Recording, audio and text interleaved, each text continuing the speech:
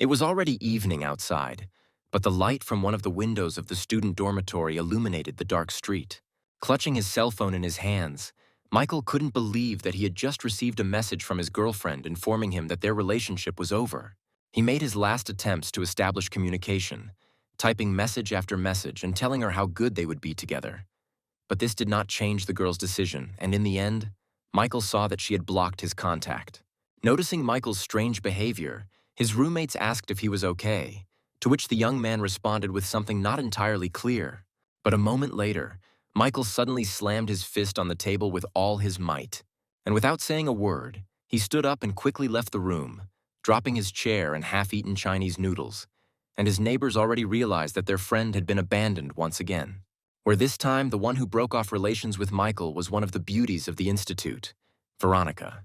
Meanwhile, Michael had already managed to get to the place where they intended to meet and discuss everything before the girl sent him a message about breaking up, where he was still lucky enough to meet the dazzling Veronica.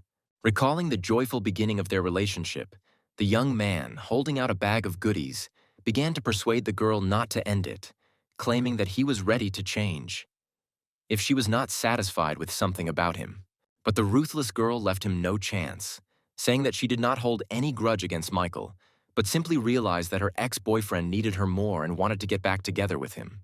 This statement deeply hurt the young man, who would have been ready to accept his imperfections, but could not believe that he had given in to another, and not the best option at that, who had already managed to deceive Veronica several times in the past.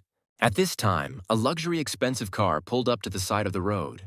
The passenger side window rolled down and the man sitting behind the wheel smugly invited the girl to get into the car.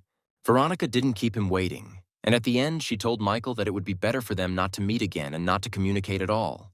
After these words, the girl got into the car and the car quickly sped away, taking with it the young man's last hopes and leaving him completely alone on the streets of the night city. After thinking for a few minutes, Michael threw out the goodies he had bought for Veronica and walked away. He walked around the city at night for a long time and finally decided to go into a supermarket. Washing down his grief with mineral water, the young man thought about why girls don't appreciate the sincerity of guys. He didn't know where to vent his anger and clutched the empty bottle with all his might. Fury and anger literally overwhelmed his entire being, and Michael decided that he would no longer behave politely and follow the lead of the girls, but would do so that they themselves would run after him. And then something happened. Some voice from outside first said that the connection of the master system was completed. Then a transparent screen appeared before the young man's eyes, on which his name was written. Information about the absence of enhancements was contained, and the account balance was listed as $90 billion. The young man, shocked by what was happening, tried to touch the screen, and at that very moment heard an indignant female voice calling him a pervert and telling him to watch his hands. Michael, who had not yet come to his senses, tried to figure out what was going on around him, and finally, he saw the displeased face of the girl, who was now saying that the young man was not quite right in the head, and the voiceover announced the name and age of this girl, and also announced that her attitude towards Michael was minus 50 points. Michael, still completely unaware, just stood there, his mouth open in surprise, and the voice continued, saying that he needed to spend money on girls, and once a girl's attitude rating for Michael reached plus 96 points, she would become his fan. The young man was even more shocked by what he heard, and could not believe that they had just given him 90 billion and told him to spend it, while the voice asked whether to launch the game, warning that this money could only be spent on girls. But after the stranger said that the master would receive back a tenth of what he spent on the girls, and that additional skills would also appear, the young man's answer was already predictable, where he immediately set his first goal. Putting on his best good-natured face, Michael told the girl not to be angry at his behavior, and in order to compensate for her bad mood, he was ready to buy her anything she wanted.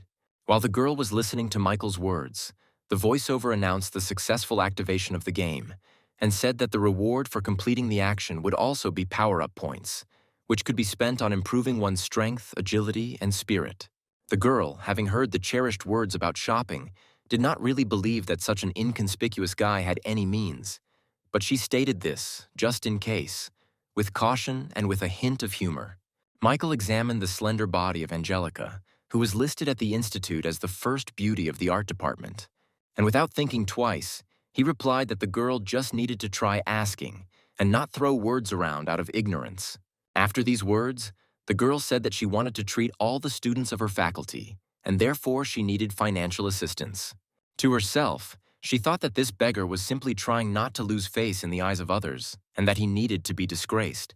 But before she could finish her thought, she received a notification on her phone that $1,000 had been transferred to her account. This made Angelica voice the amount, which attracted the attention of the supermarket customers, while Michael stood there thinking that $1,000 was not such a big amount. The pleasantly surprised girl concluded that she had come across a real rich man. Such a fat wallet was definitely not something to be missed, and Angelica had already formed a plan of action. Turning Michael's phone towards her, she quickly flicked her fingers to add herself as his friend on the social network. And then, almost coming very close to the face of Michael, who had not yet gotten used to his new role, the girl said that she wanted to take a walk with him to a certain place where she would see how long he could last. The evening city lived its own vibrant nightlife. Heading to one of the most expensive boutiques, Angelica said that she was not at all a mercenary girl, but wanted to understand how serious the young man was about her. But Michael only thought about how the more money she spent, the greater his own winnings would be. So the words about seriousness and commercialism did not bother him very much. Michael said out loud that he was ready to do anything for Angelica, and she could choose anythings without denying herself anything. They were already inside the boutique when the newly minted rich man, looking at women's handbags, suddenly heard a very familiar voice behind him. It was Veronica, standing in front of her old new boyfriend, trying on a new handbag. Michael looked closely at the face of the one who, just a couple of hours ago, had traded him for another and abandoned him alone in the middle of a dark street. Michael loved this girl, and notes of true sadness now crept into his soul. Noticing the young man's attention towards another girl, Angelica quickly reminded him of herself, saying that perhaps now was not the time since his ex was here. To which the young man replied that this could not hinder them in any way, and the girl could calmly continue choosing things for herself. Pleased with the favorable circumstances, Angelica approached the consultant with a question about the availability of a fashionable handbag for sale, which was the subject of everyone's attention at the spring show of new models. To which the consultant responded positively, saying that another girl was currently trying on the last such bag, pointing in Veronica's direction. At that moment, Veronica noticed Michael and, thinking that he was continuing to stalk her, decided to teach him a lesson by embarrassing him in front of everyone in the store by showing that he was a beggar. Turning to her boyfriend, whose name was Mason, she asked if he remembered that her birthday was coming up. To which Mason noted with surprise that the girl had celebrated her birthday only recently.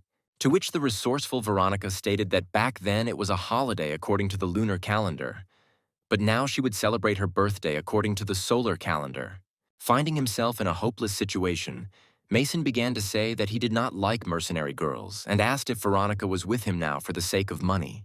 This statement took the girl by surprise, and she could not find what to answer.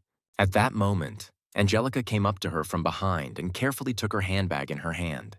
Taking advantage of the girl's confusion, Angelica took the purse with a light and nimble movement. And Michael, also without wasting time, paid for the purchase at that very moment. And while the happy girl was enjoying her new outfit, the voiceover announced 3 times that the girl's favor would be increased by 20 points. Michael was also beaming with happiness, having immediately received plus 60 points just for buying some handbag, and deciding that at this rate it would not be difficult to achieve the desired result. At the same time, he mentally noted that his personal financial benefit from the deals could have been greater. Looking at the nondescript rich man in the person of Michael, the store consultants recalled the words of the director that one should not be prejudiced against people only by their appearance. And Veronica, who had dropped her handbag, stood with her eyes lowered to the floor. Angelica, on the contrary, was happy, noting that both the bag and the guy with the money were now taken by an owner who was better than Veronica. She looked in fascination at the simple guy looking at the handbags, and again came to the thought that this jackpot could not be missed. Approaching Michael, she gently grabbed his hand and began to thank him for his generosity, calling him sweet, which the young man did not expect and was a little embarrassed. Veronica watched this whole scene with tears in her eyes, saying that the young man's behavior had crossed all boundaries. Veronica pushed Michael away and rushed out of the store. But he mentally noted that this was only the beginning. At that moment, a familiar voice announced that Veronica was the second object, and that her relationship with the master was currently -10. As Michael listened to this, He watched as Mason took off, and he ran after the girl who was rushing away from the boutique, where none of the participants in the action heard how Michael was promised a reward of 20 power-up points when Veronica's attitude towards the master reached 96 points. And Angelica, not missing her chance, clung to the young man, asking where they were going now. To which Michael, who had gotten a taste for the game, replied that it was exclusively where he could spend money, since he would never believe that a girl would be satisfied with just one handbag.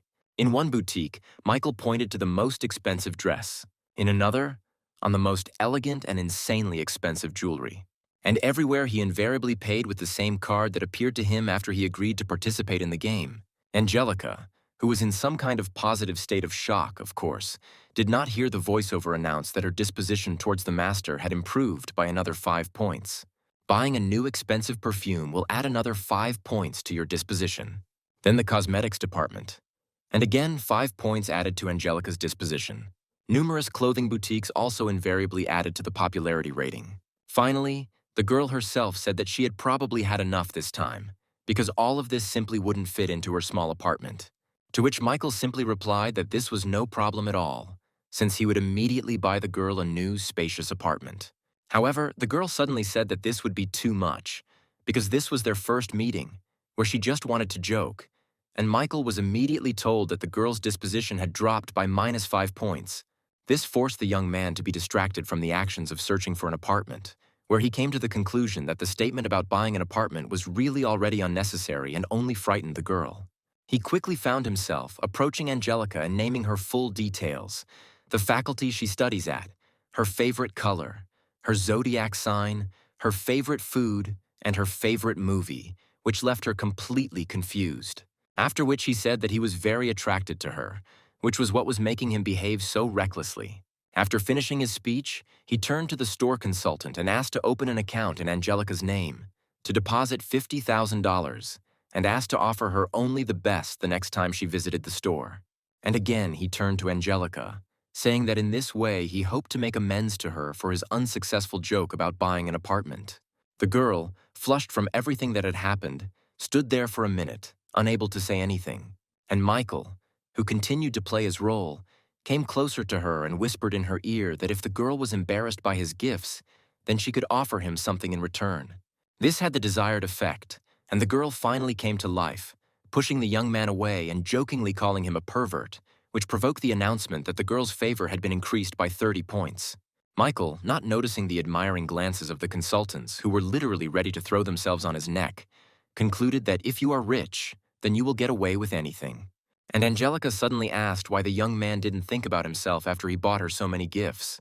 To which Michael simply and without a twinge of conscience replied that he did not have money to buy anything for himself. The dazzling Angelica gently took the young man by the hand and, saying that it was now her turn to give gifts, pulled the young man along with her, casting an enticing glance at him.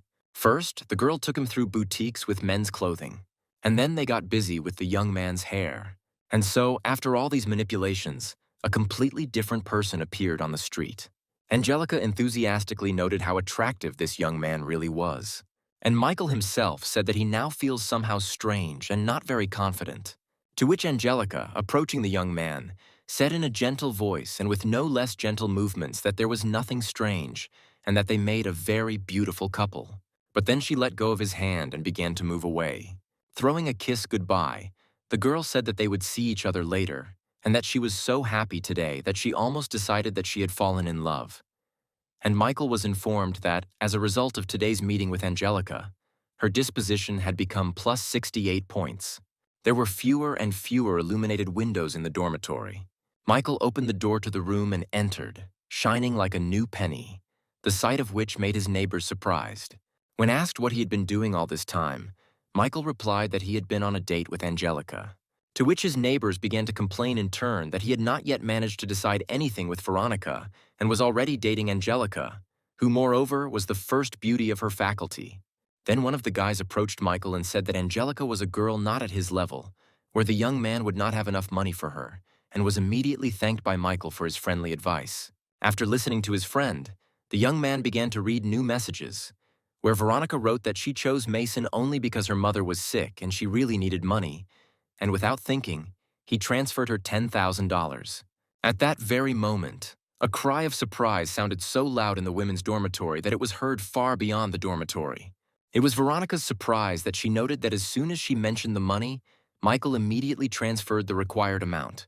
Her friend asked if this was the same Michael with whom Veronica had broken up, to which the latter answered positively and added that they needed to get rid of Mason, who couldn't even buy her a bag, and take Michael into their fold. She began quickly typing one message after another on her mobile phone. She asked where the young man got so much money, what his relationship with Angelica was like, whether he still had any feelings for her, for Veronica. Meanwhile, Michael, having heard the announcement that Veronica's favor had been increased by 5, began to think that Angelica was not as selfish as Veronica. Having decided not to answer the girl for now, the young man began to look for places where he could still spend money on girls.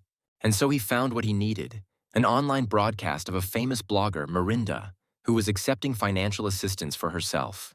Michael's joy knew no bounds, because he found himself in the right place to spend a good amount of money, which he did not hesitate to do. Having seen the transfer from a user named Lone Wolf Mirinda, without even looking at the amount, sent him words and a sign of gratitude. But when the amount was shown on the screen, not only the blogger girl was shocked, but also everyone who was watching her online broadcast. It didn't take long to receive comments from viewers, who noted the rich man's appearance there and asked him to give them some money. But instead of responding to these meaningless comments, Michael decided it would be a good idea to make another translation and pressed the corresponding button on the screen of his mobile phone. Meanwhile, in the office of the online broadcasting company where Mirinda worked, a real commotion began. The project manager literally burst into the boss's office without knocking, and with a wild expression on his face, shouted that some rich man had just transferred $1 million to Mirinda. The boss's reaction was immediate, where he suggested that it was either a scam or money laundering. Meanwhile, other girls who were also broadcasting online from this company were vying with each other to write to the Lone Wolf, telling each other how this rich man had just transferred $1 million to Mirinda. Mirinda herself could not believe that she had just received a transfer of $1 million. The director was quick to appear, and with signs indicated the boss's instructions to take this rich viewer into circulation. But Mirinda stated that she could not be told about this, since she herself would not let such a goldfish go anywhere. After blowing a kiss, the girl told the Lone Wolf to send her a private message so that he could receive the gratitude he deserved from her. But the Lone Wolf did not respond to this or any of the following messages, because Michael had long since fallen into a deep, healthy sleep. A new, clear and warm day arrived, and the first rays of the sun illuminated the walls of the men's dormitory. Having woken up, Michael lazily read the correspondence in the general chat about a certain rich man who appeared in the online broadcasts yesterday. While the young man was washing and brushing his teeth, he noted that his transfers from yesterday had not affected Mirinda in any way, because there was no announcement about her being added to the system, nor about the accrual of favor points. He was just thinking that perhaps a personal meeting was needed for the system to recognize a new girl, when he discovered a huge number of messages from various girls who offered to meet him. However, almost immediately he noticed the commotion his comrades caused when leaving the room and asked what had happened. To which they explained to him that they were rushing to an open lesson in order to have time to take the best seats, which would allow them to fully enjoy Jessica's beauty. She was an insanely beautiful girl, whom literally all the guys at the school dreamed about. And Michael also remembered this girl in great detail, the location of which was the dream of all the guys at the university. After all, Jessica was famous as a very educated and cultured girl, developing in literally all areas. She was the chairperson of the Students' Association. Her musical talent for playing the piano left no one indifferent. Jessica did not lag behind in more dynamic sports, where she diligently studied ballet and became a state champion in fencing. While Michael was going over in his head all the merits of this university beauty, he was noticed by the students sitting nearby, who assumed that he had transferred from another group since they had not seen him here before. But the young man didn't care about them. He was thinking about how to establish contact with Jessica, who always stays only in her own company, and for 3 years no one has even managed to just talk to her. And then Veronica noticed him with her neighbor, where the neighbor, whose name was Inga, noted that Michael was dressed up nicely, which was probably intended to please Veronica. And at that very moment, it was announced that Veronica's favor had been increased by 10 points. Michael glanced sideways in the direction where the girl was and noted to himself that Veronica really was some kind of superficial woman, since her disposition improved only because he dressed up a little. But throwing aside unnecessary thoughts, the young man tried to concentrate on how he could meet and add Jessica to the system. He was distracted by loud shouts from the left side of the audience. It was one of those guys who suffered from excessive self-confidence and arrogance, who loudly declared that he was now going to get Jessica's phone number. Jessica's attention was also drawn to such statements, which made her very surprised. But before she could say a word, a self-confident guy named Greg was already nearby and offered to get to know the girl better and exchange contacts. But his unceremonious actions only confused Jessica herself, while her roommate who was nearby was not very pleased with the young man's behavior. Greg, however, wasted no time in getting closer and closer to Jessica, saying that they would be a good couple and that they should start dating. But suddenly, with a sharp movement, someone's hand pulled the guy away from the girl. It was Jessica's roommate, Kate, who raised a pen over the boy's head, accompanying her actions with words that he should not dare come near her friend. Greg, looking at the sharp end of the pen above his head, began to hastily justify himself by saying that he only wanted to join the student union and that Kate had misunderstood him. Saying that this was the dumbest excuse to approach a girl, Kate sent the unsuccessful suitor away. But not even a few seconds had passed before the attention of both girls was drawn to another voice, asking Jessica to add him as a friend on a social network, which surprised them quite a bit. It was Michael, who had already prepared his phone to exchange contact information. Kate noted out loud that at least this guy was cute and sarcastically asked about his intentions to join the student society. But Michael said, as honestly and openly as possible, that he doesn't care at all about all these student associations, which prompted the question of why he needed Jessica's contacts at all. Delaying the moment of answer, the young man first said that it should be more than obvious to everyone. But without much pause, he immediately added that he just wanted to date Jessica. Jessica immediately blushed at what was said and didn't know what to answer to such frankness. Moreover, all the people in the audience were shocked by Michael's directness. The result of this frankness was not long in coming and was extremely unexpected for everyone, where the unapproachable Jessica suddenly took out her phone and said that she would not mind trying. Veronica looked angrily at everything that was happening, while Inga, standing next to her, added fuel to the fire, asking the girl if Michael should be her personal dog and run after her all the time. Meanwhile, Michael, enjoying his victory, concluded that simply being in communication was not so bad and had just borne fruit.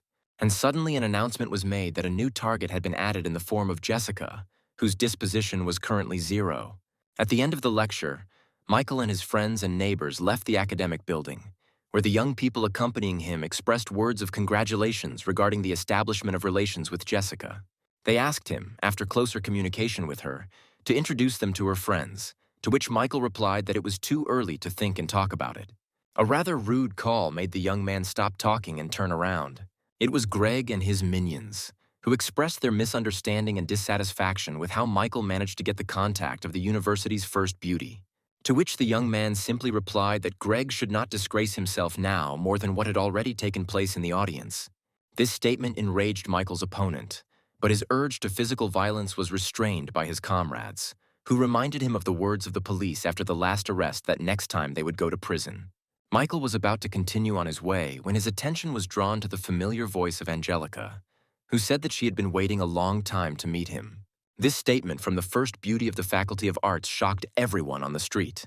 And Michael, without missing a beat, said that in order to make up for the girl's wait, he would treat her to dinner. But the girl refused dinner and asked the young man if she liked the way she looked with the things he bought her, to which Michael remarked that she looked simply amazing, especially with that handbag. Veronica listened to all this, huddled in the crowd of students, feeling the feelings of jealousy and annoyance raging inside her. Meanwhile, Angelica took Michael by the arm, and together they walked away from the walls of the university, continuing their dialogue and leaving behind the shocked crowd. And Greg, also watching what was happening, literally with tears in his eyes, wondered what was wrong with him. Veronica couldn't stop her tears either, asking herself many questions, including how Angelica was better than her and why Michael made such a choice. It was getting on towards evening, and the sun was gradually beginning to sink lower and lower. Angelica suddenly stopped her movement and, turning to face Michael, showed him her recent creation. It was a portrait of Michael, where the girl explained that she had stayed up late to finish it. She insisted that the young man take the gift, where she stated that she would not forgive him if he threw away the portrait. The young man was shocked by this attitude, because it was the first gift from a girl in his entire life. Pleased with the reaction, Angelica smiled sweetly and asked if the young man liked the portrait. For a moment, Michael simply stared at the portrait in silence, showing no emotion. But gradually, some thoughts began to form in his head. He remembered the girl's previous attention to him regarding his clothes and appearance, the blown kiss, and now this gift, and decided that these were just tricks on her part so that he would fall into her net. The young man concluded that Angelica had deliberately developed such a plan right after he had spent several thousand on her. Michael grinned evilly and concluded that he was no longer the same as before and would not fall for all these tricks. The girl, observing the changes in the young man's facial expressions, mentally noted that he did not look happy. Finally, Michael, with the most indifferent expression on his face, asked why he needed this picture. The young man's reaction greatly confused the girl, who simply did not know what to answer. And Michael suddenly abruptly closed the distance and asked how the girl intended to pay for all the gifts he had given. And at that very moment, with a deft movement, he tore the sheet of paper with the portrait from Angelica's hands. With his other hand, he stopped the movement of the girl's hand, which tried to take away the sheet of paper. Again, indecently shortening the distance, he said that he liked the girl herself more than her gift, which made her cheeks turn pink. Angelica felt how she literally dissolved in the most pleasant feelings when this young man was nearby, when he touched her. And at that moment, the voiceover announced to Michael that the girl's disposition had been increased by 5 points. Pleased with himself, Michael prepared to continue his onslaught, which was already driving the girl into ecstasy. But suddenly their almost completed embrace was broken by a guy who burst between them. He, turning to Angelica, reproached her for refusing to go for a walk with him under the pretext of going to get a manicure with a friend, while she herself was hugging some strange guy. Unable to contain himself, the young man made one complaint after another. Pointing at Michael, he stated that she only lets this guy hug her because he has money. Michael was very familiar with this behavior of the young man, and he immediately realized that this young man was a fan of Angelica. Meanwhile, the girl, enraged by the guy's behavior, began to angrily scream that he was nobody to her at all, and he shouldn't care who she hugged or what she did. But the escalation of the conflict was interrupted by the intervention of Michael, who introduced himself to the guy, asked his name, and inquired about how long he had been trying to court Angelica. The young man replied that his name was Tommy. He was also studying at the Faculty of Arts and had been trying to attract the girl's attention for more than 6 months. It immediately reminded Michael of himself, where he had been chasing one girl for 3 whole years.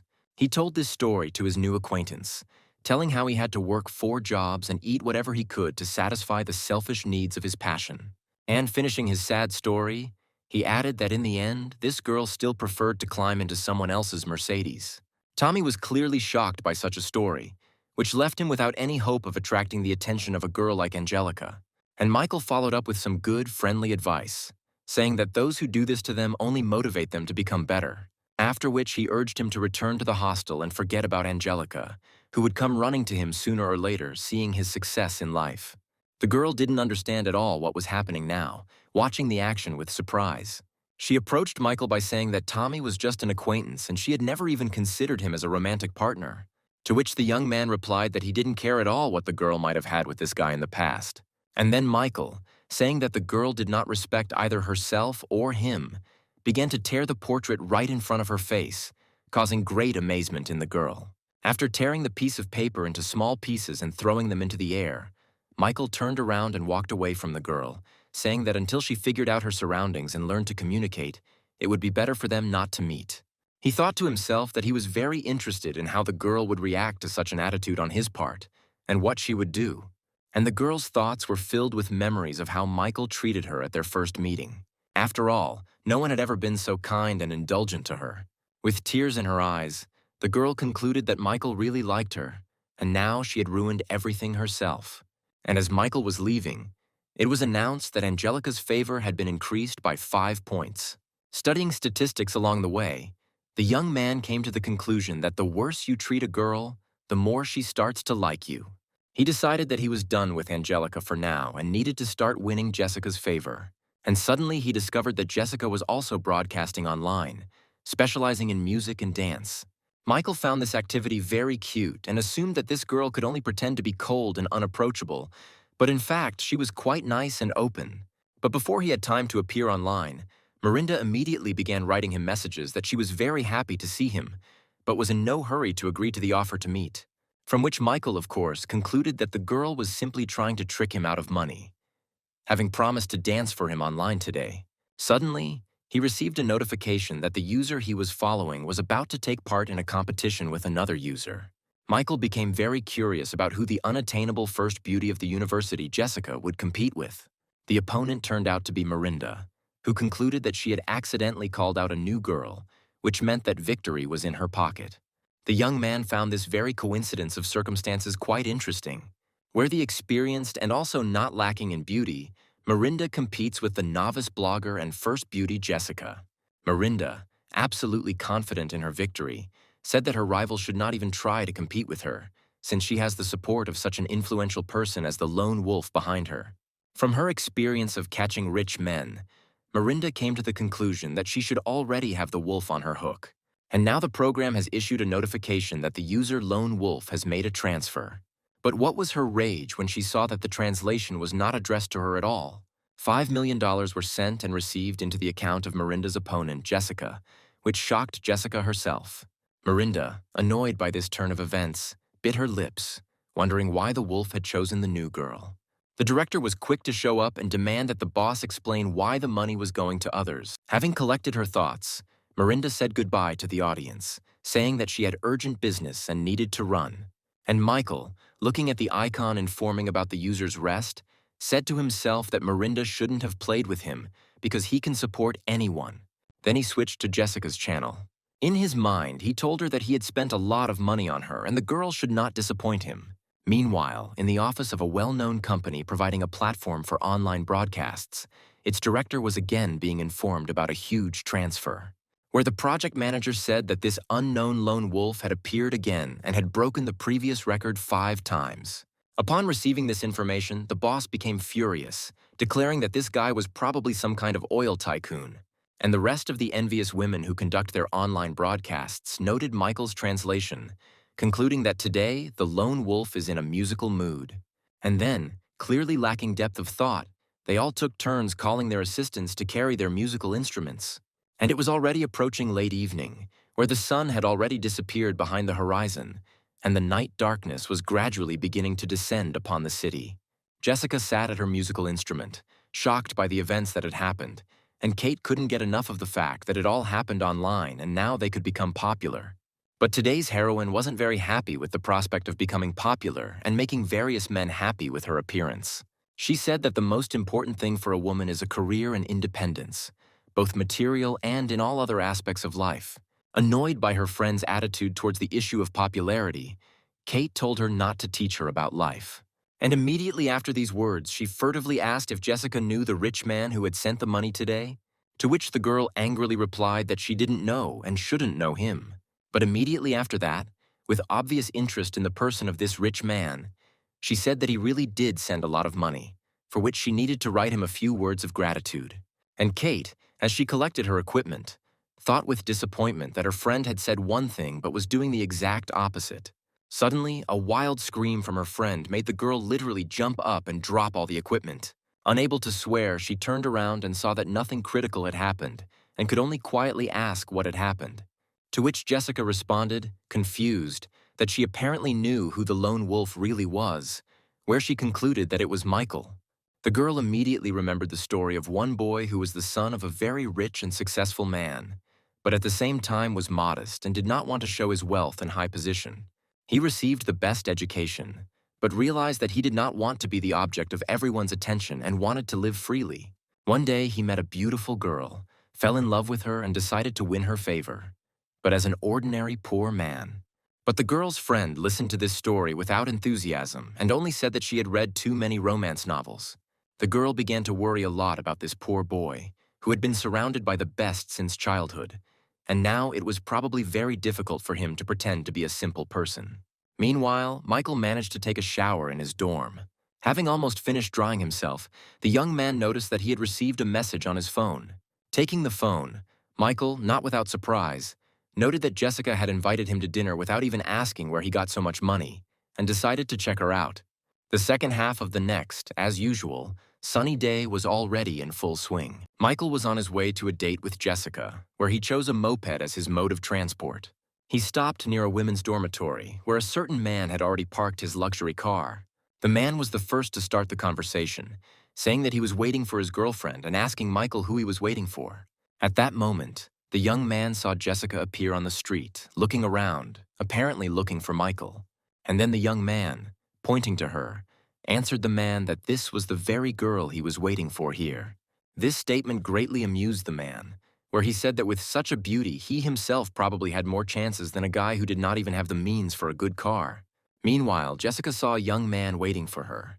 She continued to believe in her fantasy, where Michael seemed to her to be a secret rich man who was hiding from everyone. Intoxicated by her fantasies, the girl quickly headed in his direction. Meanwhile, the guy was busy telling Michael how he had to work hard, and then, maybe in 15 to 20 years, such a girl would get into his car. While this tale of success was going on, Jessica had already managed to approach Michael and take her place on the moped behind him. The man didn't even have time to understand anything before a moped rushed past him, in which a guy and a gorgeous girl rushed towards new impressions from each other. The man silently watched the vehicle as it sped away into the distance. And then emotions took over, where he fell to his knees, lamenting that his whole life, aimed at getting big incomes, turned out to be meaningless, which this situation with a beauty who sat on some moped had just shown him. Jessica didn't see herself on a simple moped. She saw an expensive bike and a prince in a white suit behind the wheel.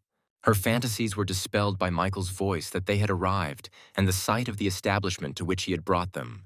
It was one of the cheapest fast food places in town, which people of Jessica's level didn't really notice. And the main dish in this establishment was spicy crayfish and shrimp. Before sitting down at the table himself, Michael placed a napkin in front of the girl, which again evoked in her the most positive emotions, based on her fantasies, where she thought that even in the image of a simple guy, he does not forget the manners instilled in him since childhood. She also gratefully accepted from him a package of disposable gloves, which are usually worn when eating crayfish and shrimp, so as not to get your hands dirty. And so, a minute later, Michael was already eating shrimp with pleasure, and the girl, continuing to live in her fantasies, noted that these were probably the smallest shrimp that he was forced to eat for her sake, so that she would not feel awkward in an expensive restaurant. And at that moment, when Jessica once again imagined a prince in the person of Michael, the latter was informed that the girl's favor had been increased by 10 points. Michael was quite surprised by the sudden addition of a location rating, and Jessica had already taken one shrimp and started cleaning it. The girl then held the peeled shrimp towards Michael's mouth and asked him to open his mouth. Giving him her almost loving look, the girl asked the young man to allow her to feed him.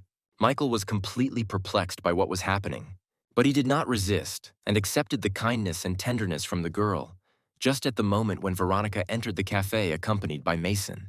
Before she could take a step, Veronica noticed Michael and Jessica sitting at the table.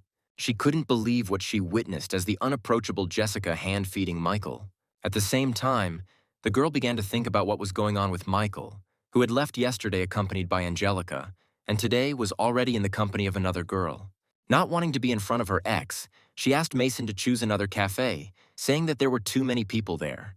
But her companion did not heed the girl's requests, correctly assuming that she simply did not want to meet with acquaintances.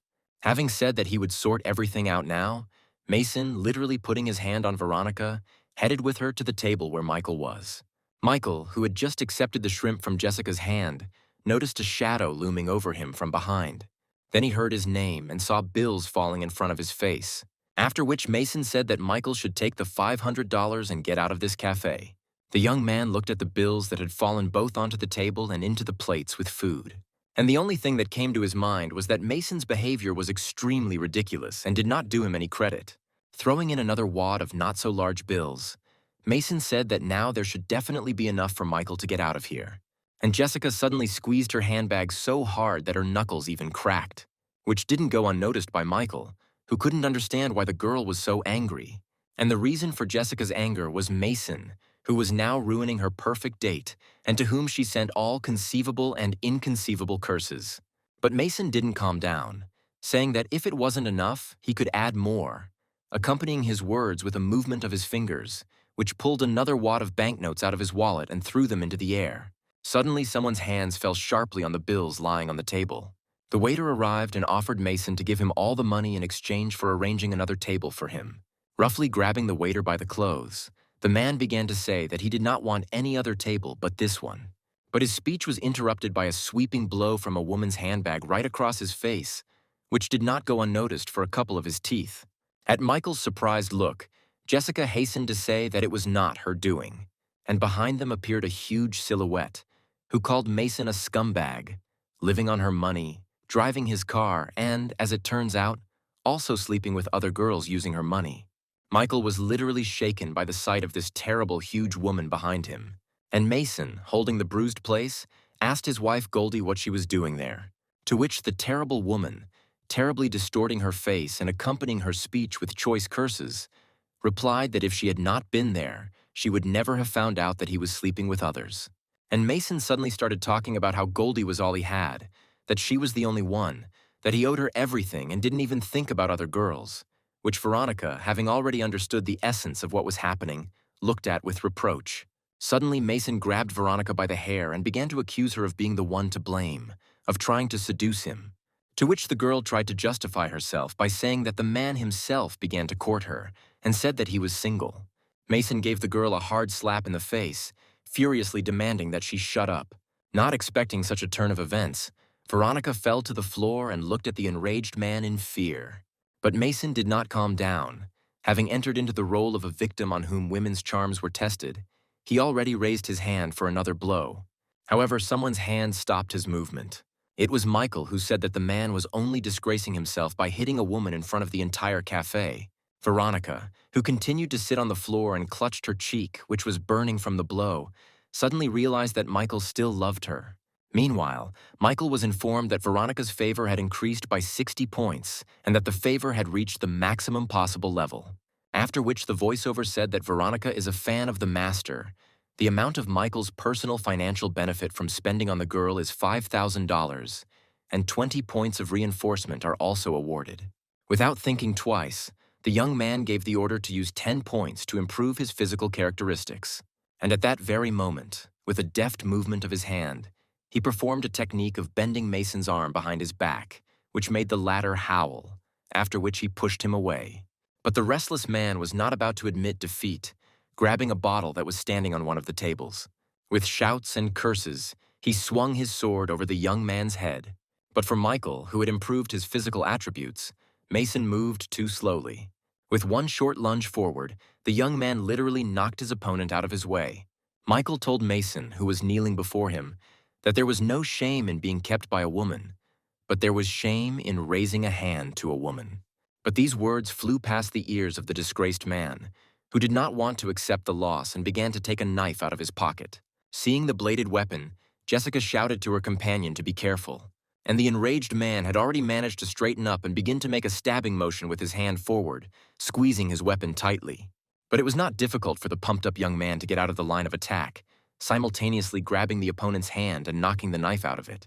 Where immediately after this, without giving his opponent a second to come to his senses and react, Michael used a technique that wrestlers call a throw over the back. The sound of the slap hitting the floor seemed to be heard even on the street, and here Mason lay unconscious on the floor, defeated by the brave young man who defended the girl's honor. The winner himself, modestly placing his hands in his trouser pockets, headed towards the exit where Jessica followed him.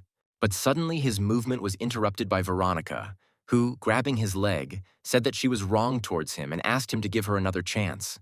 Michael thought for a moment, but quickly pulled himself together and began to speak. He reminded the girl of how he dragged her several kilometers to the hospital when she got injured.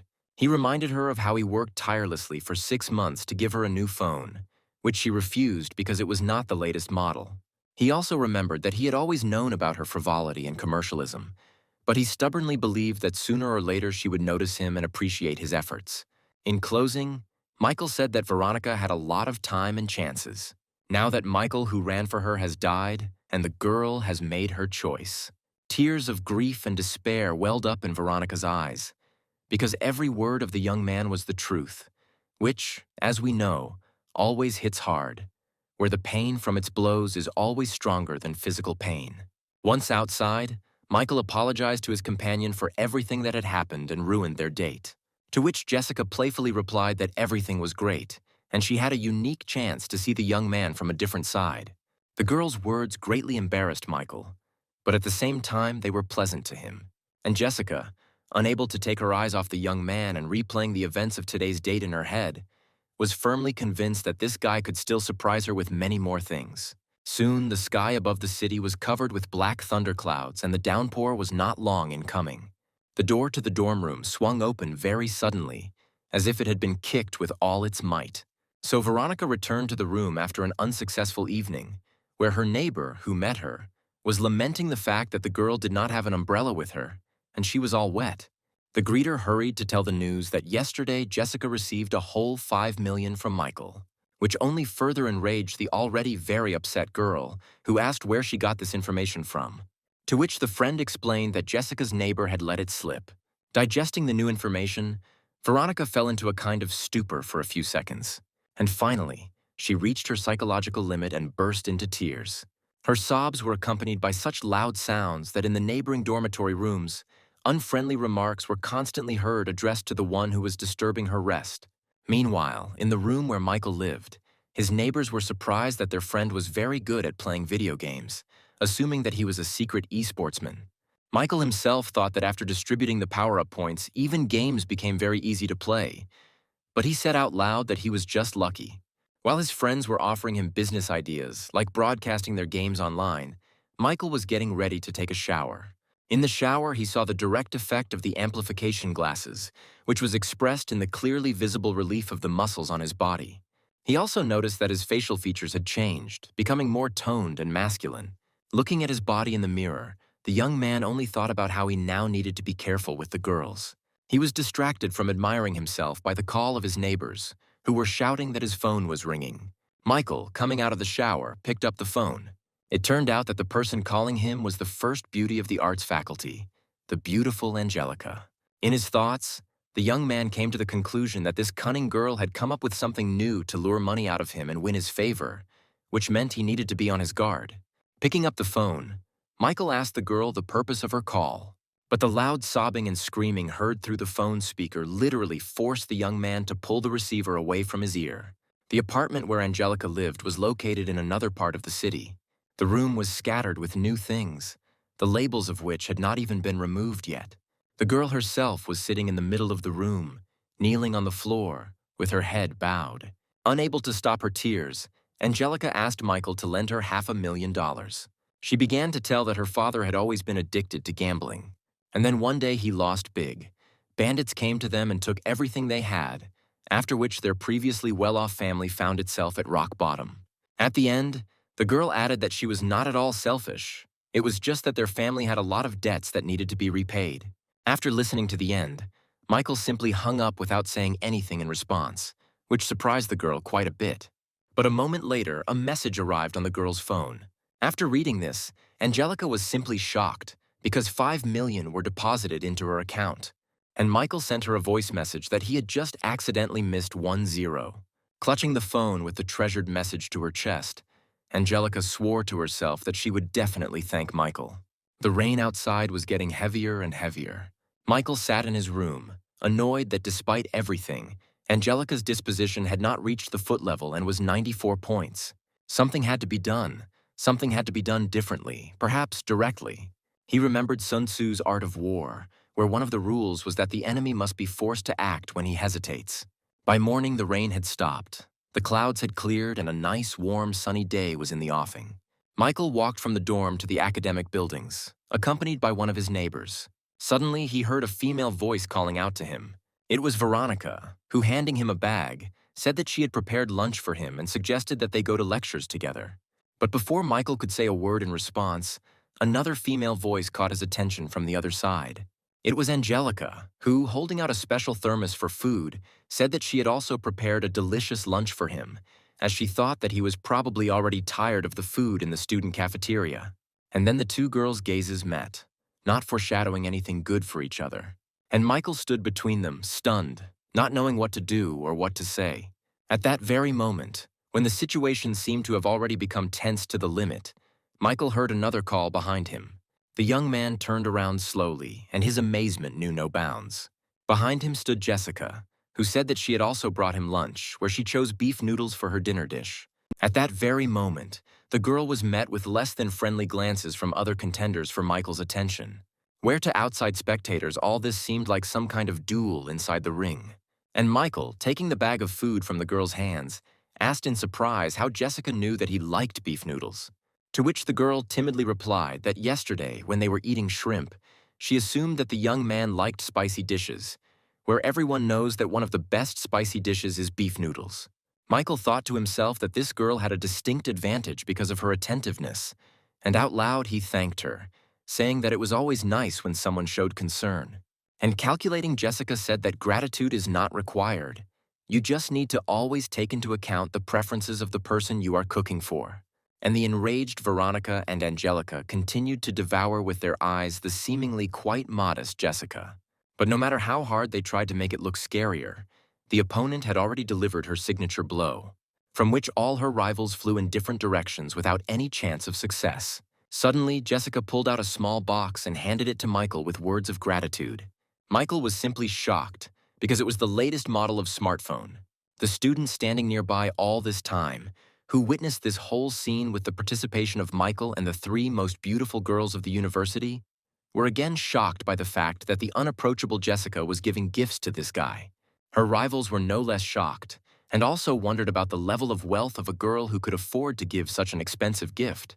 It was a control blow from Jessica that literally smeared her opponents across the floor, and the girls had no choice but to watch the departing couple. The day was just beginning, where the sun was only just gaining its height. Veronica was the first to break the silence after Michael left, telling herself that she just wanted him back but didn't understand why it had become so difficult. Angelica was much better at keeping her composure and turned to her recent rival, who had found herself in the same situation, asking her name and whether they could discuss something. To which the girl responded with a sudden outburst of anger, shouting that they had nothing to talk about and that this whole situation arose because of Angelica. But the enterprising girl, stopping this outburst of rage, said in a soft voice that they should act together, because this is the only way they can effectively confront Jessica, who is taking Michael away from them. Meanwhile, Michael stood nearby Jessica and admired both the gift itself and the personal qualities of the girl who gave it. But then he looked carefully first at the girl, and then at the level of her location in the system. And at that very moment, the realization came to him that such a low level of affection did not fit in with her actual actions, where, without information about her affection, the young man could have come to the conclusion that the girl had fallen in love with him. This means that now all this, delicious food, an expensive phone, is nothing more than bait for him. Michael came to the conclusion that this girl is really smart, and her methods are very sophisticated, where the predator allows the prey to think that she is the hunter. After thinking about it, the young man concluded that he needed to find some way to speed up the process of increasing Jessica's favor. Michael was distracted from his thoughts by Miranda's messages, who apologized for not being able to arrange a meeting with him last time. But that did not mean that she did not want to meet, which greatly amused the young man, who understood all her selfish motives. But right after Miranda's message, Michael received another one, which contained a link and password to enter the coolest chat in the city, where the most noble and wealthy people communicated. Having logged into this chat, the first message the young man received was a question about the possibility of discussing a business proposal. But Michael immediately realized that all these rich people just wanted to test him and decided to play this game with them. He wrote that he was ready to discuss any proposals from his new comrades, to which he immediately received a photograph indicating the location of a rich villa and an offer to purchase this elite property. The offer was unexpected, and the real estate in that area was indeed worth tens of millions. But Michael wrote that he could take a look at the house in a few days, after which he returned to Jessica's company. Meanwhile, in that very country villa, the following events took place. Having unexpectedly received permission to view the property, a certain man informed his companion that apparently this lone wolf was not a swindler and that he really did have money. To which his interlocutor said that this would become clear in the next 2 days, and there was no need to worry in any case, because no matter how you look at it, their team would be the winner and would either get a new wealthy partner or expose the fraudster. A few minutes later, the young man received a message on his phone with the address where the villa was located. And then the question arose in his head: how much could Jessica's position improve if he gave her such a villa? The next day, Michael and Veronica got out of the taxi and were already standing in front of the house at the very address that the young man had received in a closed chat for the chosen few. The owner of the house, accompanied by a girl, stood next to the house and looked out for a wealthy buyer. He waved his hand at the young men who had emerged from the taxi and apologized for not sending a car for them, to which Michael replied that everything was fine and the man had nothing to worry about. And the owner of the house assessed the simple appearance of the guy and the sophistication of the girl, trying to understand where this simple-looking young man got so much money. But without coming to any conclusions, the man said that he himself was a businessman, but was currently experiencing some financial difficulties and therefore decided to sell this luxurious house. After which he invited the young people to come inside, accompanying his invitation with a hand gesture. Then the standard tour of the house began, during which the owner talked about the area and other positive aspects of the house, where the owner took guests and potential buyers around all the important parts of his home, not forgetting the pool. And in the final part, he drew Michael and Jessica's attention to the gorgeous view from the window and said that if it weren't for financial problems, he would have ordered that he be buried here too. And then it dawned on the girl that her companion apparently wanted to buy this luxurious house, which must be very expensive. Meanwhile, Michael, in his simple manner, said that the house was not bad and asked the owner to simply name the amount he wanted to get for it and not bother with the presentation anymore. The owner of the house would have been happy with a sum of $50 million, but he decided to raise the price a little, leaving room for bargaining. And, of course, not forgetting to mention that some potential buyers had already expressed serious intentions to purchase the house. And so, the price that Michael heard was $60 million. With the most disinterested expression on his face, the young man said that just $60 million was no problem for him, and he agreed to buy the house. After these words, the shocked owner of the house mentally reproached himself for not naming the sum of $80 million. And his companion could not believe that there were people in this world for whom $60 million was not money. Meanwhile, Michael turned to Jessica, asking her questions about what she thought about the house and whether it was worth buying. The girl, not expecting such a question, asked a counter-question about why the young man was suddenly interested in her opinion, to which the young man replied in a sweet tone that the reason for such interest was that he was buying this house for her. The seller could now only be surprised at how this unknown rich man was buying gifts for $60 million. On the one hand, the girl was infinitely happy to hear this, but on the other hand, she thought that it was turning out to be an overly expensive gift. She immediately imagined that after such a gift, the young man could literally decide that he had become the full owner of her body, and perhaps her soul. Very carefully, Jessica began to tell Michael that she was very grateful to him for such a luxurious gift, but precisely because of its high cost, she could not accept it.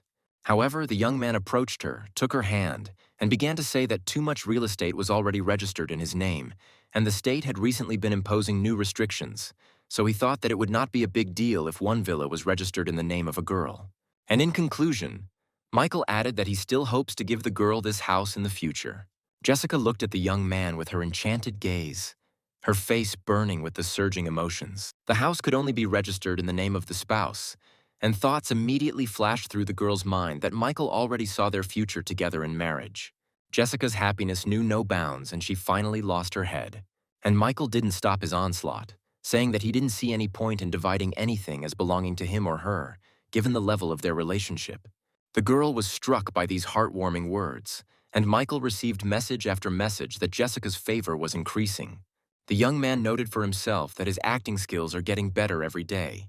At the same time, the girl accompanying the owner of the house, who apparently was connected to him by something more, timidly asked when the man would give her some similar significant expensive gift, at least in the form of an apartment. But the man, realizing that he was not financially capable of such gifts, only laughed absurdly in response. And now the moment has arrived that is so cherished by the owner of the house: the transfer of the advance payment. After the transfer, Michael, already saying goodbye, said that he would transfer the remaining $50 million after signing the purchase and sale agreement, to which the owner of the house, of course, agreed, saying that he would prepare all the necessary documents. And so the young people left this luxurious villa and its owners, calling a taxi again. The car with Michael and Jessica inside was moving towards the campus, and the young man sat and mentally calculated that as soon as Jessica's favor reached the required level, those $60 million spent on the house would turn into his personal $6 million, according to the rules of the system. But the girl had completely different thoughts, which she based on her experience of reading novels, where she believed that the next step on the part of the young man accompanying her now should be a declaration of love to her, where it won't be far to the wedding, which would be nice to hold somewhere in the Alps. And then they will have a long and happy family life together, children and a joint old age, until which they will carefully preserve their feelings for each other. All these dreams and fantasies made the girl's head spin, intoxicated with feelings. Michael's words that they had arrived at their destination abruptly brought Jessica out of her pleasant fantasies, where, looking out the car window, she saw the university buildings. Getting out of the car, the girl asked in surprise why Michael wasn't coming out, to which she immediately received the answer that he had been invited to a gaming club where he was now heading, after which the car suddenly took off, leaving the girl completely alone. This was not how she saw the continuation of today, and she stood disappointed that she had not received a declaration of love. Soon the taxi brought Michael to one of the city's gaming clubs. The comrades who met him said that they had been sitting there for a long time and had managed to lose several times while Michael was not with them. Saying that there was nothing wrong with losing, Michael said that there was no need to worry, as he was now making up for his absence. Approaching the cash register, the young man made a large order for all his friends and acquaintances in this gaming club, asking to extend the game time for everyone, bring soda and cigarettes. But the girl standing behind the cash register suddenly called him by name, where, turning his head, Michael saw Angelica, whom he did not hesitate to ask about what she was doing there. To which the girl explained that after the young man helped pay off the debts, her father founded a network of gaming clubs, of which this club is one of them. After which, the happy girl first said that everything Michael ordered today would be free for him, but then changed her mind, saying that it would always be free for him. But before Michael could say a word in response, there was a terrible roar behind him, which almost made his heart jump out of his chest, where the source of this noise was not slow to appear in the form of a big guy with a bat on his shoulder, with which he had just smashed one of the computers, who declared that he needed his money. Angelica replied that she and her father had already returned everything they owed, to which the big man said that they had forgotten about the accrued interest. But the girl was not going to give in and stubbornly defended her position, declaring that this was simply some kind of extortion. But the stubborn man suddenly grabbed the girl by the hand, saying that if there was no money, then she would go with him and work for 2 years to earn this money in his strip club. The big guy didn't even have time to understand how he suddenly lost control of the girl's hand and found himself in a not very comfortable position with his hand behind his back, where Michael, who was holding his hand, accompanied his actions with words about the man getting out of here. The girl looked at her savior with fascination and joy, saying words of gratitude. At that moment, his entire retinue rushed to the aid of their boss, which didn't frighten the young man at all, who had been pumped up by the system. He only had time to throw punches and kicks in different directions, scattering his opponents left and right, which could not go unnoticed by all the visitors of the gaming club, including Michael's friends, where Michael was the last to immediately introduce himself as some kind of hero from a computer fighting game with a perfectly set technique of strikes. It was as if they were watching real-life footage from a movie where the main character was skillfully dealing with villains, and they couldn't understand when their comrade had managed to improve his martial arts skills so much. And so, a minute later, this entire indecent company hastily retreated from the battlefield, taking with them a bunch of bruises, bumps, and broken noses. And Angelica immediately threw herself into Michael's arms with words of gratitude to her savior. At the same time, the young man was informed that the girl's favor had reached the required level, which meant that the master would receive $530,000 out of the $5,300,000 spent on her, as well as 5 power-up points. Just at the moment when Michael couldn't get enough of the award he had received, and Angelica was hanging on his neck, Veronica passed by. She got the girl's attention by calling her a lying creature. In a rage, Veronica began to accuse Angelica of breaking their agreement to confront Jessica together and of trying to seduce Michael on her own. Seeing that the situation was getting heated, Michael instructed the system to spend all the boost points on his movement speed and literally disappeared from the scene. After some time, the young man was moving around the sports ground thinking that he had already fulfilled the system's conditions with 2 girls, which meant he needed to urgently find a new girl. Otherwise, he risked being left without income and reinforcement. A light touch on the shoulder caught the young man's attention, causing him to stop his thoughts. A charming girl stood in front of him and said that there would be a track and field competition there and that the young man needed to leave the running track. All Michael did was remark on how attractive the girl was. Immediately showing his intelligence, the young man said that he would fulfill the girl's request in exchange for her phone number. At that moment, a disgruntled male voice was heard from the side, which attracted the girl's attention, where literally a second later the sweet girl was covered by a certain young man who called himself her boyfriend and rudely suggested that Michael get out of here. Michael, looking closely at this guy, was thinking in his head that his face looked very familiar. And then Michael remembered how this guy had beaten him up because of a girl back in his school years. He beat him when Michael refused to do his homework for him. He also beat me just like that when there was nothing else to do. Only one thought flashed through the young man's head, and that was the thought that the world is small and the law of the boomerang works. And while the girl was leaving with her boyfriend, the system announced to Michael that a new object named Christy had been added with a disposition level of -5. And upon reaching the required disposition level, the owner would receive, as always, 10% of the investment and 22 reinforcement points. Which couldn't help but please Michael, since 22 points of reinforcement already sounded quite serious.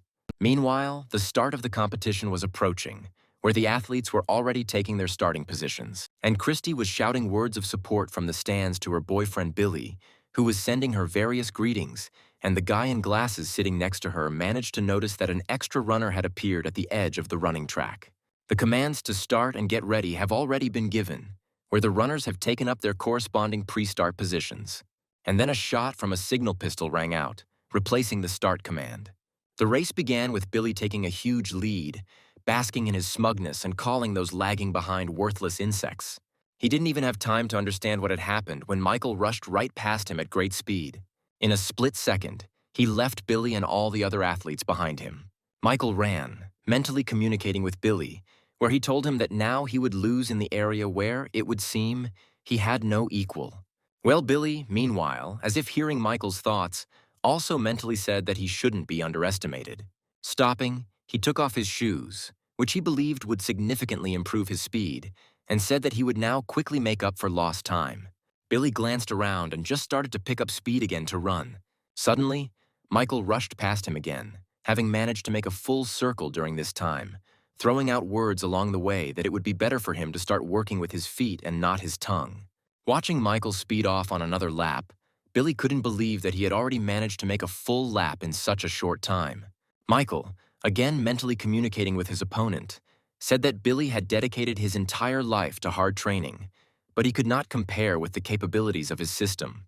Meanwhile, the commentator of the sporting event, noticing Michael's speed, began to shout loudly that he had never seen anything like this before, and that even their current champion was unable to withstand such speed. And so, less than a minute after the start of the race, Michael crossed the finish line, becoming its winner. Christy was so surprised that she couldn't believe that her boyfriend had lost. Well, Michael was already grabbed by the crowd of fans and thrown into the air, while the commentators said that they had all just witnessed the birth of a new champion. When the crowd of fans finally left Michael alone, he was approached by a track and field coach who, after first noting the young man's extraordinary abilities, invited him to join the national team.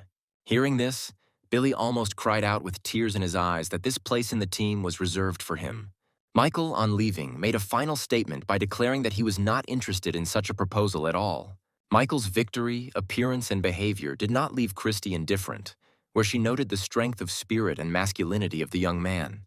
Billy's question about the essence of the girl's thoughts, voiced with a very displeased intonation, brought Christy back to reality.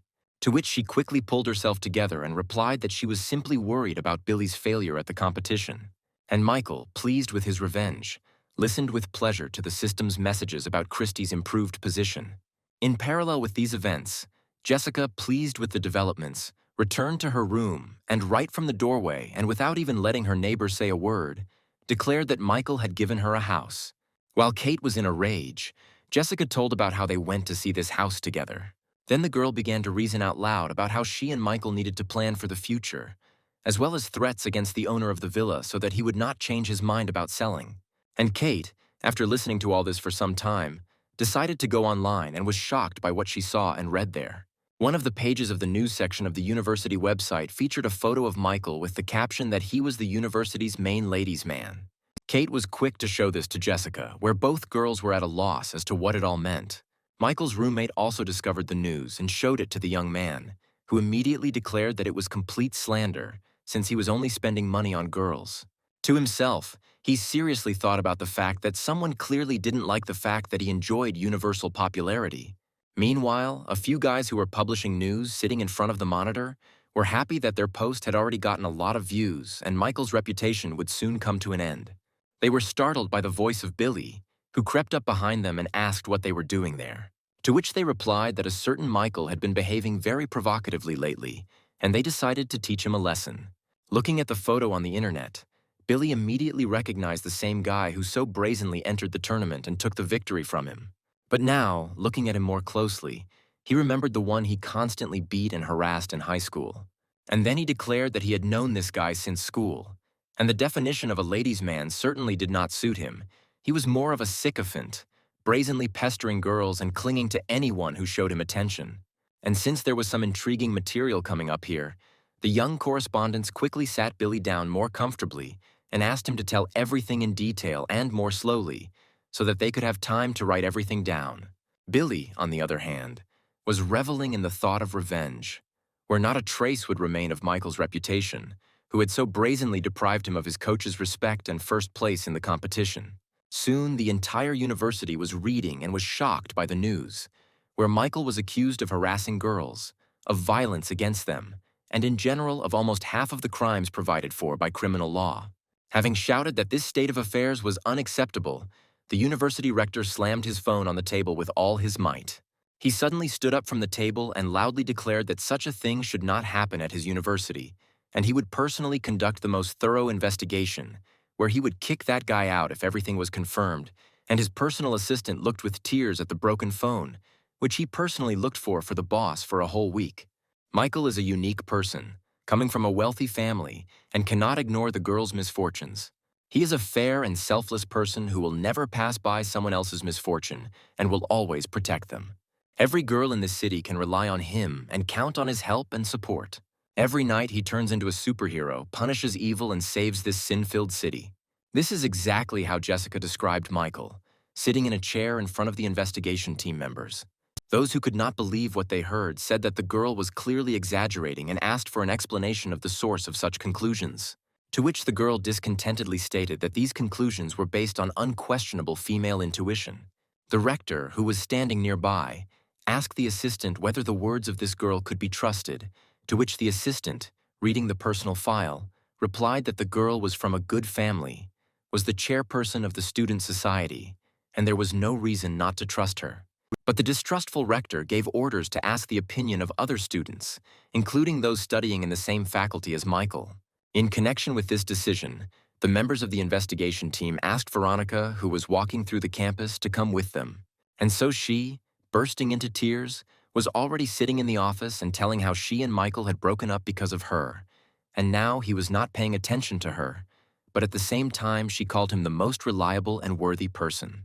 Where the investigation team member, having handed over the napkins, was very surprised that despite the fact that the young man had rejected the girl, he still continued to be a good person for her. The rector watched the girl's words about Michael silently from behind the glass, and then, without saying a word, he turned around and left the room, leaving his assistant alone and with a feeling of not understanding what was happening. Lighting another cigarette, the rector stood and thought that there was a high probability that Michael had been slandered and that he was actually a good guy. He was distracted from these thoughts by Angelica and her father, who approached him and he asked them how he could help. To which they, unfurling a poster that said Michael was innocent, said that this guy had helped their family a lot, and they had come to support him, where Angelica also studies here, only in a different faculty. This state of affairs could not leave the rector indifferent, where absolutely everything spoke in Michael's favor. Having said that he would certainly sort everything out immediately, and having thanked Angelica and her father for their participation, the rector said goodbye to them. And then he decided to visit the internet himself, where he could read independent and objective comments from people who were not interested in the outcome of the issue.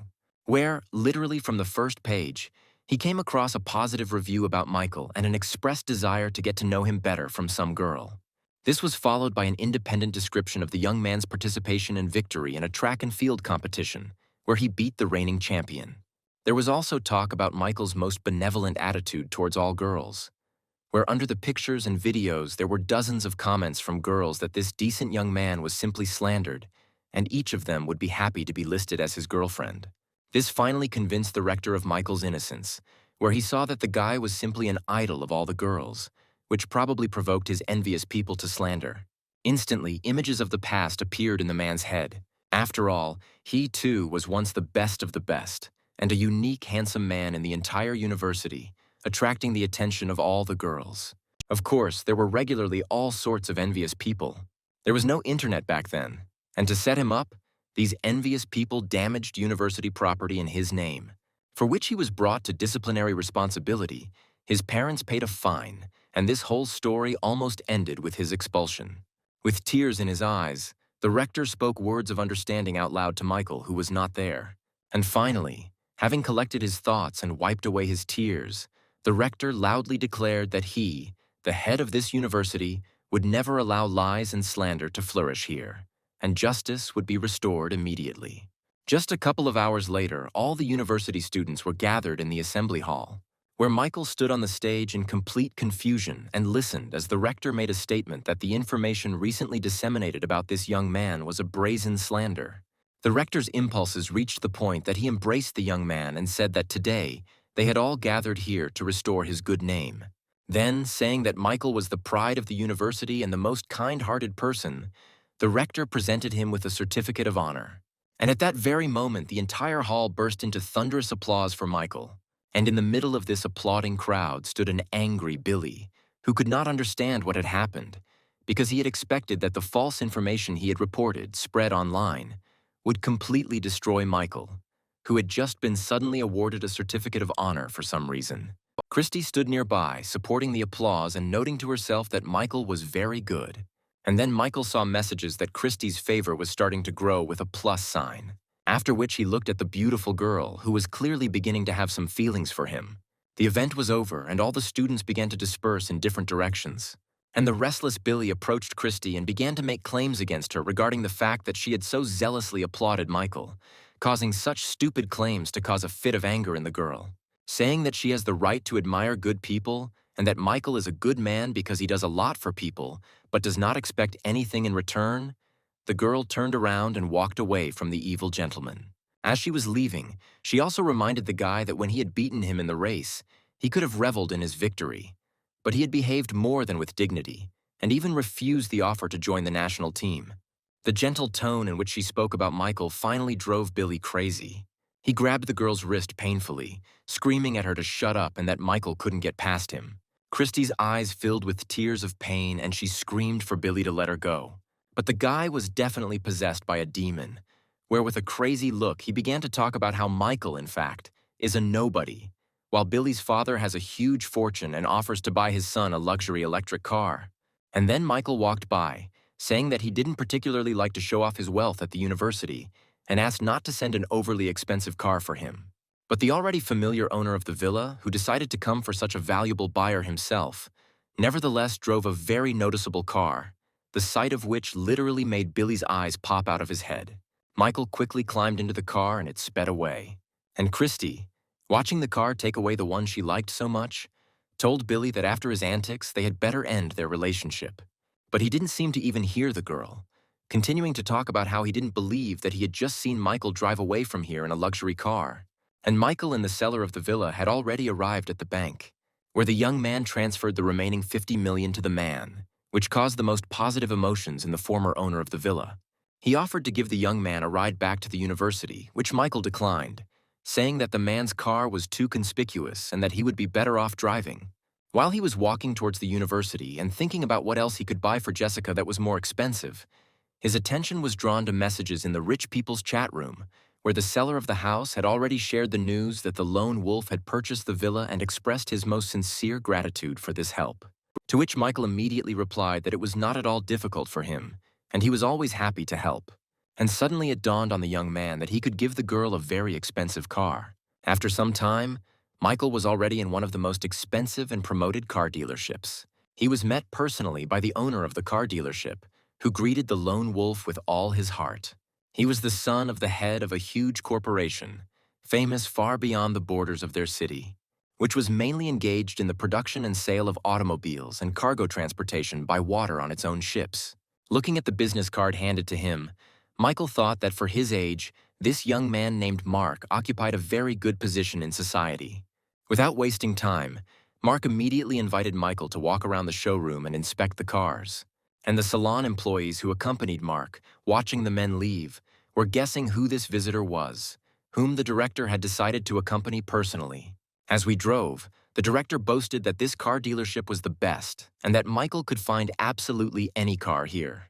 Hearing this statement, the young man looked at Mark, after which, in his simple manner, he said what kind of car he would like to buy.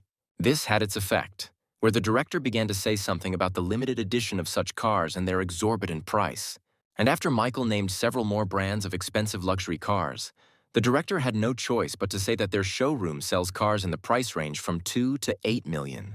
To which Michael stated that, in all likelihood, he would not find anything useful here and needed to head elsewhere.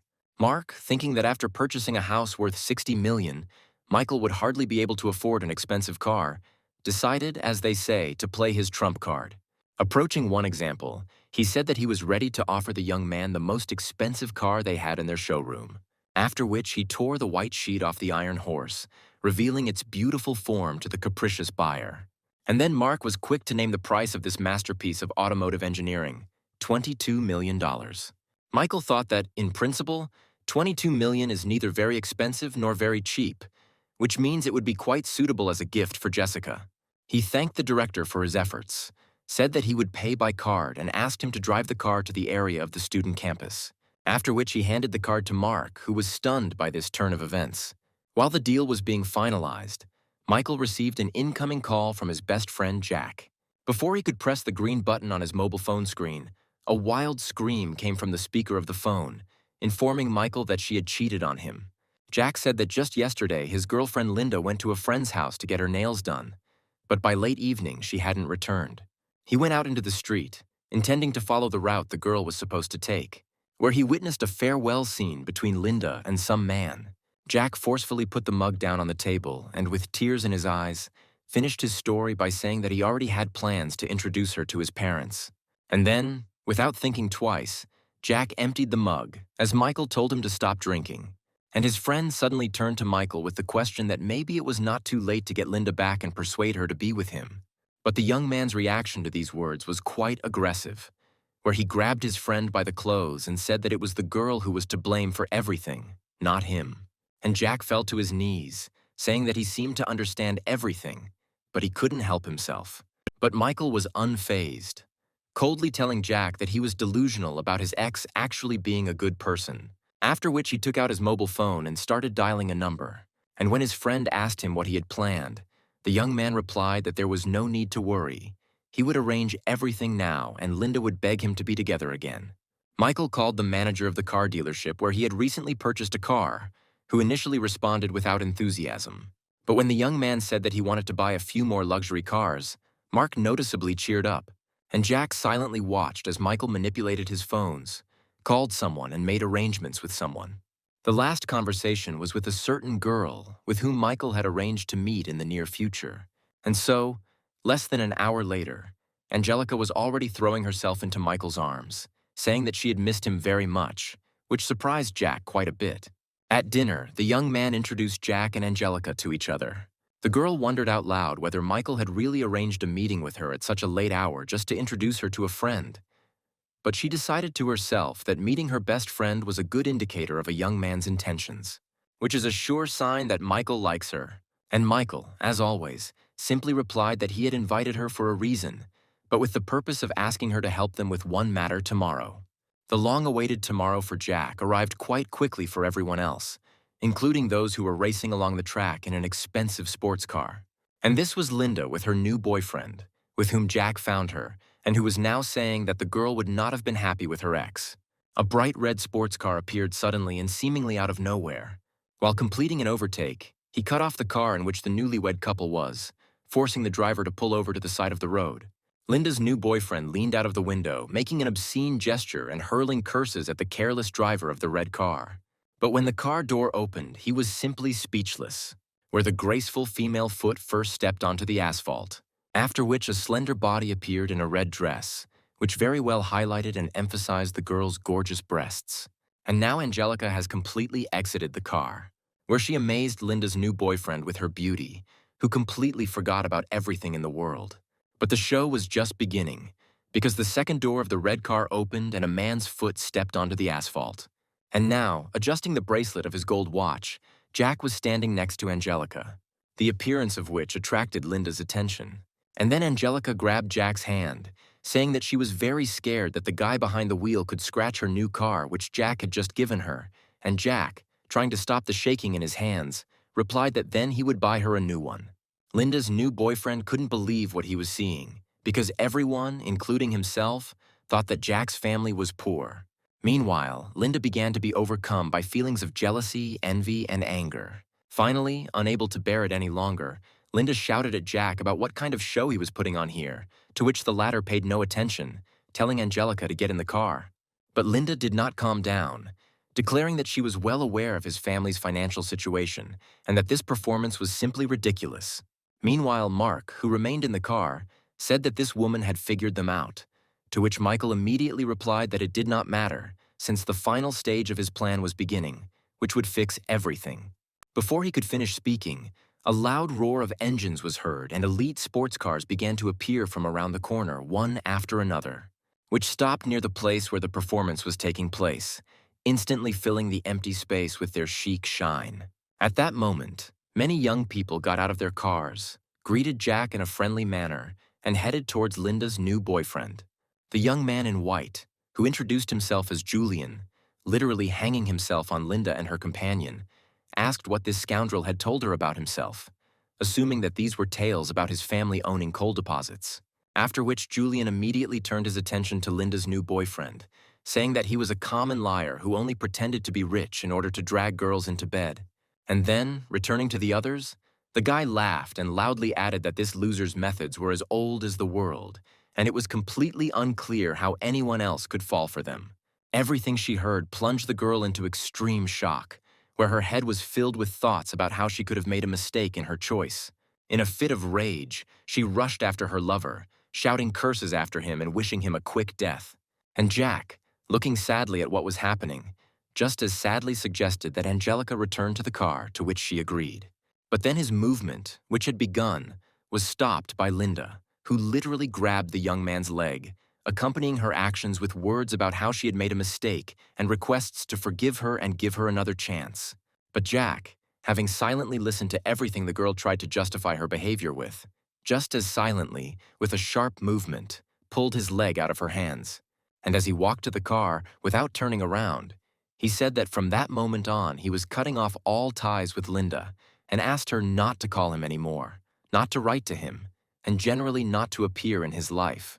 And Linda's new ex-boyfriend, who tried to quietly disappear from the scene, didn't notice how he bumped into someone. It was Michael who said that he couldn't just leave here because he would now give him 100 slaps in the face for his friend.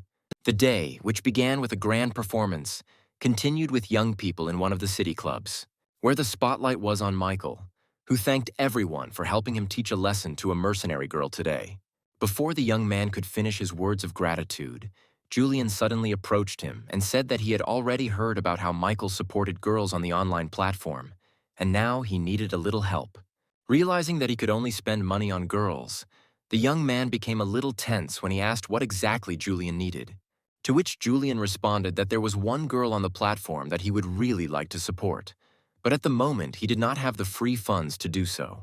Hearing this, Michael on the one hand relaxed, and on the other hand realized that this was a great opportunity to spend money on girls, and at the same time strengthen his position in the company of these rich boys. Here Mark intervened in the conversation, saying that there was no need for a lone wolf to support who knows who on the platform, and addressed some not very flattering words to Julian, and told Michael not to take the request seriously. Having listened to everything the young people said, Michael suddenly put his glass down on the table with force, which attracted the attention of the entire group of young people, who became wary in anticipation of what might happen now. But Michael, unlocking his phone, rolled it across the table towards Julian, saying that while he was going to the toilet, he could spend money on the right girl. The young man never expected such a turn of events, where he would be so easily trusted to manage other people's money at his own discretion. And a satisfied Michael went to the restroom, thinking that it would have been much worse if his company had asked him to pay the bill. There was a big guy standing next to Michael in the restroom, who was quite surprised when he saw the person standing next to him. Without further ado, the big guy gave Michael an approving gesture, which greatly surprised the young man, who did not understand what kind of attention this guy was giving him. Upon returning to the hall, Michael's eyes were met with a picture where everyone who was in their company had gathered around Julian, shouting and giving advice in turn about how much more money needed to be transferred. He somehow managed to squeeze through the dense rows of spectators to see what was happening, and Julian, who saw him, literally begged for salvation and asked that the lone wolf take the phone as soon as possible. Having fulfilled his requests and looked at the balance, the young man noted out loud with disappointment that he had been gone for quite a long time, but the guys were only able to spend 20 million. This did not go unnoticed by the company, which immediately once again asked the question of who this lone wolf was and what was the state of his family. And Julian himself, wiping his forehead, sweaty from the strain, said that he himself spent no more than several tens of thousands of dollars at a time, but several million was too much. Michael suddenly said that perhaps 20 million was not serious and the amount should be increased to 60, which completely shocked his new friend. Julian hurried over to Michael and, grabbing his hand with the phone, declared that the girl on the platform was definitely not worth it and there was no need to spend so much money on her. After all this, Mark came up to Julian and said that there was no point in testing the lone wolf. Such people just need to be respected. After which Julian, raising his glass, asked Michael for forgiveness for his behavior and placed himself at the latter's disposal at any time of the day or night. And the girls watched the young people's conversations from the side, noting that the lone wolf must have a strong influence, since Julian himself, whose family is very famous in the city, pays him signs of respect. Suddenly, Michael was attracted by a message that arrived on his mobile phone. Having read it, he quickly said goodbye, and suggesting that they continue another time since he had urgent business, he left the club at a measured pace. Looking after the man leaving, someone dared to say that Michael simply did not want to pay the bill, to which he immediately heard in response that a person who calmly spends millions in a couple of hours is definitely capable of paying the bill. As he walked down the street, the young man typed a message to Mirinda, who wrote that she had returned to the city, agreeing to her offer to meet. Michael waited a long time for this mercenary girl to ask him for a meeting, and now it was time to get points, favor points, boost points, and cash bonuses from what he spent on her. The next day, Mirinda, who had just stepped off the plane, walked and mentally prepared herself for the fact that this was just a date, and she would be able to extract more money from the lone wolf. After all, she had absolutely everything a man could dream of. After the meeting, Michael and Mirinda headed to the nearest cafe. There they chatted over coffee, where Michael was constantly distracted by his phone, where Veronica was constantly writing to him, asking for forgiveness. Because of this, he often simply did not hear what the girl was telling him, and repeatedly asked her to repeat what she had said. Of course, Mirinda was very angry that the guy was not focusing his attention on such a beauty as her, and she thought about getting up and leaving. But at that very moment, she remembered her boss, who would definitely not be happy if the lone wolf was missed.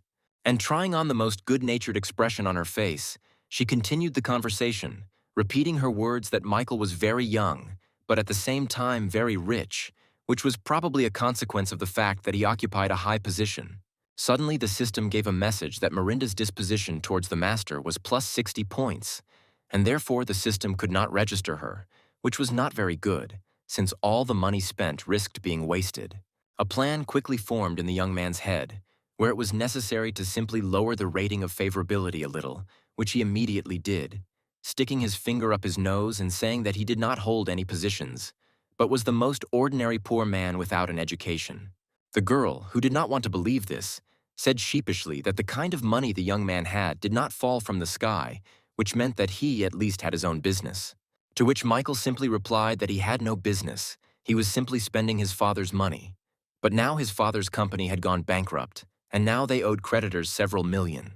And then, taking the girl by the hands, Michael added that he actually met her in order to ask her to return part of the money that he sent her through the online platform. This state of affairs, of course, finally drove the girl crazy, where she screamed that Michael was not a real man and only behaved like a rich man, although in fact he was a beggar, and the system immediately notified the young man about a significant decrease in his location rating. Taking out her phone and searching for the right contact in her address book, Mirinda said that she was just wasting her time with him here, while the system, meanwhile, continued to send messages about the rating decrease. Finally, the girl dialed the right number and asked the man who answered, whom she called Jim, to pick her up from the cafe where some pervert was harassing her. And Michael, watching the girl's actions, mentally concluded that he had met girls greedy for money before, but one like Mirinda was hard to find. And then Jim didn't keep us waiting, and upon entering the cafe, he immediately started shouting for his girlfriend to be left alone. The girl, seeing the savior and his joyful face, immediately rushed towards him, lamenting about how the pervert grabbed her hand behind her back. But instead of embracing Mirinda, Jim suddenly walked past and moved on, where he approached Michael and, firmly shaking his hand, was happy about such an unexpected meeting, and asked the young man, who did not understand what was happening, what he was doing here. Seeing that Michael didn't recognize him, Jim reminded him that they had been drinking together at the club with Julian yesterday. And then Michael remembered this guy, also expressing his joy at the meeting, and his new friend expressed regret that yesterday they were not able to have a proper walk, and therefore today he is treating, where Michael's refusal he will not accept. Mirinda looked at everything that was happening with a shocked look. She could not understand how a man like Jim, whose family was at the very top of the rich, could suddenly be so kind to the poor Michael. The girl tried to approach him and say a few words, but Jim rudely interrupted her speech, saying that the lone wolf was a very close friend of his good friend. And then he said that this guy had more money than all the rich families in the city could ever dream of. Mirinda glanced sharply at Michael and suddenly realized that his words about poverty were nothing more than a test. Having concluded that she needed to somehow rehabilitate herself, the girl approached and timidly asked Michael for forgiveness for her unworthy behavior. And Michael, listening at the same time to the system's message that Mirinda had been added, answered her that he forgave her, since the girl was simply still young and stupid, which couldn't help but please Mirinda, who expressed words of gratitude, and the system began sending messages about adding favor points. Michael thought to himself that it was not for nothing that the girl went to work in online broadcasting, because as long as the client had money, her affection would gush out like a fountain, which would only benefit him personally. At this point, Jim intervened in the conversation, angrily declaring that the lone wolf had already spent many millions on her, and she invited him to such a worthless cafe. After which he stood up and approached Michael and said that they needed to go to one of the best restaurants in the city, where, as they had already been told, he would treat them, to which the lone wolf, of course, agreed. After watching the guys get settled into the car for a while, Mirinda decided not to miss the opportunity and announced that she was going with them. As they were heading to the restaurant, the girl decided to make up for lost time and strengthen her connection with the rich young man by hugging him tightly and taking his arm. In a gentle voice, she asked if the lone wolf felt any more anger towards her, where Michael, without looking up from his phone, said that of course not, and Mirinda managed to note that he was going to go online broadcasting. Once on the site, the lone wolf chose his next victim in the form of a beautiful dark-haired girl, and Mirinda had no choice but to silently watch Michael's actions, waiting for them to continue. And what followed next plunged Mirinda into horror. However, she was not the only one in shock. The girl participating in the online broadcast, having seen the size of the transfer, could no longer utter a word. She fainted right in front of the cameras, leaving the film crew with no choice but to call the doctors. Well, Mirinda was literally tearing her hair out, thinking that those 3 million that the lone wolf had just transferred could have gone to her. But suddenly, looking at the attractive young man, she began to feel something different. Where Michael appeared before her as a very, very sexy young man, where the peak of this occurs just at the moment when he spends money.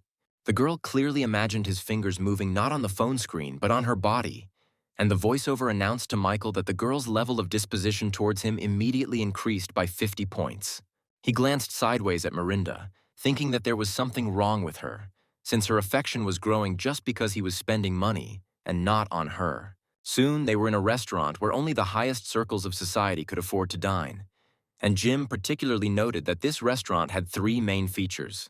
Michael quickly guessed the first 2, naming the unusual kitchen and unique design, which earned him praise from his newfound friend, who did not keep the guests waiting. And, pointing to one of the gazebos, he said that the third distinctive feature was that girl playing a musical instrument, who is the daughter of the restaurant owner and has unique beauty. Hearing voices, Jessica looked up and saw Michael standing nearby. And the lone wolf himself never expected to meet his other girl in the restaurant. And the first thing that caught Jessica's eye was how tenaciously some pretty girl grabbed Michael's hand. At the same time, it was announced that Jessica's favor had been reduced by 5 points, and the girl herself, in a fit of rage, even broke her musical instrument. She cast a saddened glance at Michael, after which, unable to bear the tension of the overwhelming feelings any longer, she rushed away with tears in her eyes. There was very little time left before he could receive the so-called cashback and booster points, and Michael decided that it would be stupid to lose all of this now, and so he rushed after the girl. Possessing extraordinary abilities, he instantly caught up with Jessica, blocking her further path. And the girl immediately began to accuse him of playing with her feelings, where tears flowed from her eyes without stopping. The young man quickly tried to figure out what to do in this situation so as not to lose all his favor points. Deciding to risk everything, he asked the girl if she knew about the very first rich man in their town. But the offended girl said that now they were talking about his betrayal and not about who had how much money. But the young man, lighting a cigarette, said that he was that very famous rich man about whom so many rumors were circulating, which managed to attract the girl's attention to his words a little. Exhaling smoke, Michael asked her if she ever wondered why he lived such a simple life in such a state. And without waiting for an answer, he said that in their family there has been a tradition for centuries, whereby a young member of the family, upon reaching the age of 18, must spend $10 billion in a month in order to then inherit the entire fortune of $100 billion. It is for this reason that he diligently spends money, investing in some incomprehensible projects that do not promise profit, spends huge amounts of money on charity. And to finish his fictitious story, Michael said that the girl who came with him was involved in online broadcasting, and he, fulfilling his duty to spend, sent her a huge amount of money, which of course attracted her attention to him. Without even giving the girl time to come to her senses, the young man took her hand and said that no one knew his secret, and he did not expect her to understand. He was simply tired of living secretly and wanted to share it with at least someone. Without adding anything else, Michael turned sharply and walked away from the girl, who was shocked by such details of the life of a lone wolf. Jessica's mind, having come to its senses a little, began to formulate conclusions that she was wrong to doubt this young man, because he was only trying to get an inheritance and was not cheating on her. For a few more seconds she looked at the back of Michael as he walked away, but with words for him not to leave, that she was wrong.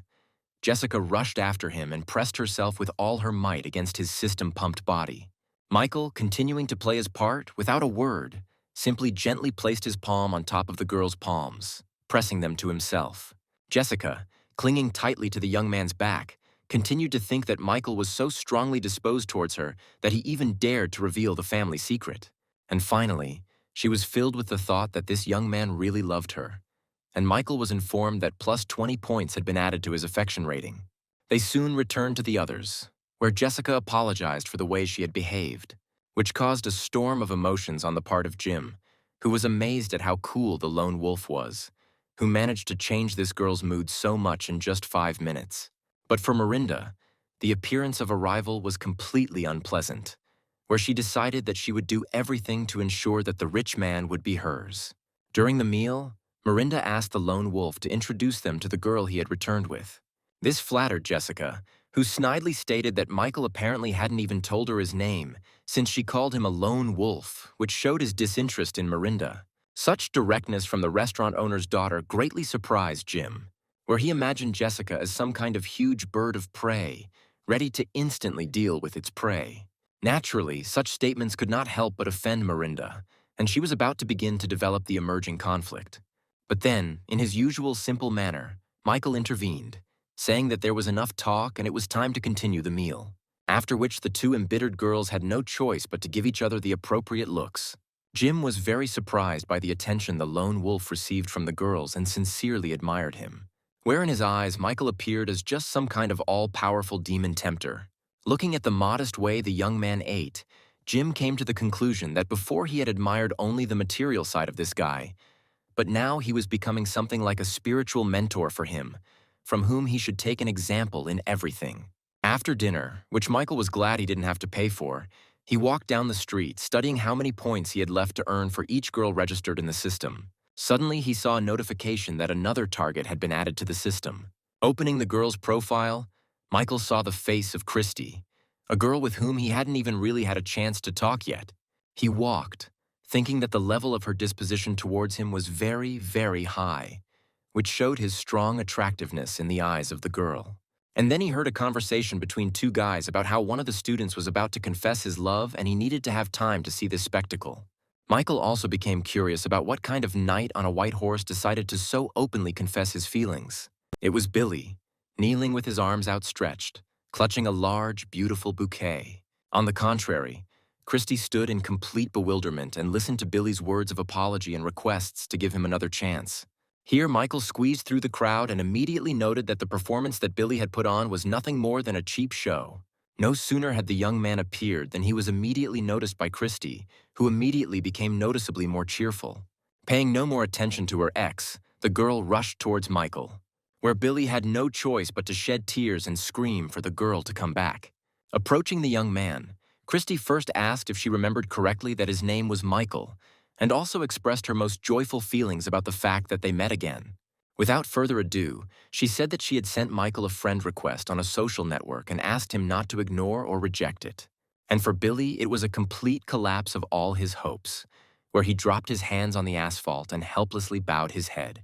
Gradually, he began to be overcome by rage, where he decided that he would not accept this state of affairs and would take revenge on both Michael and Christina. And Michael, as if hearing Billy's bad thoughts, suddenly turned his attention to him. Coming closer, he told Billy in a hypothetical manner that he now thinks badly of both him and Christy, does not understand how this happened and cannot come to terms with what happened.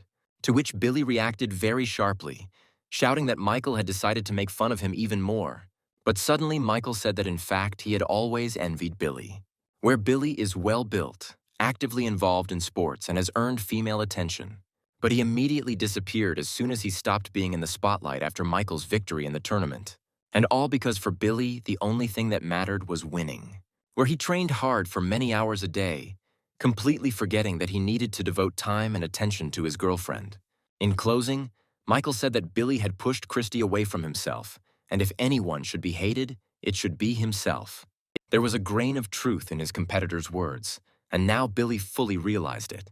And the crowd immediately picked up Michael's words, and shouts could be heard from everywhere, where people came to the conclusion that Billy himself was really to blame for the fact that his relationship had fallen apart.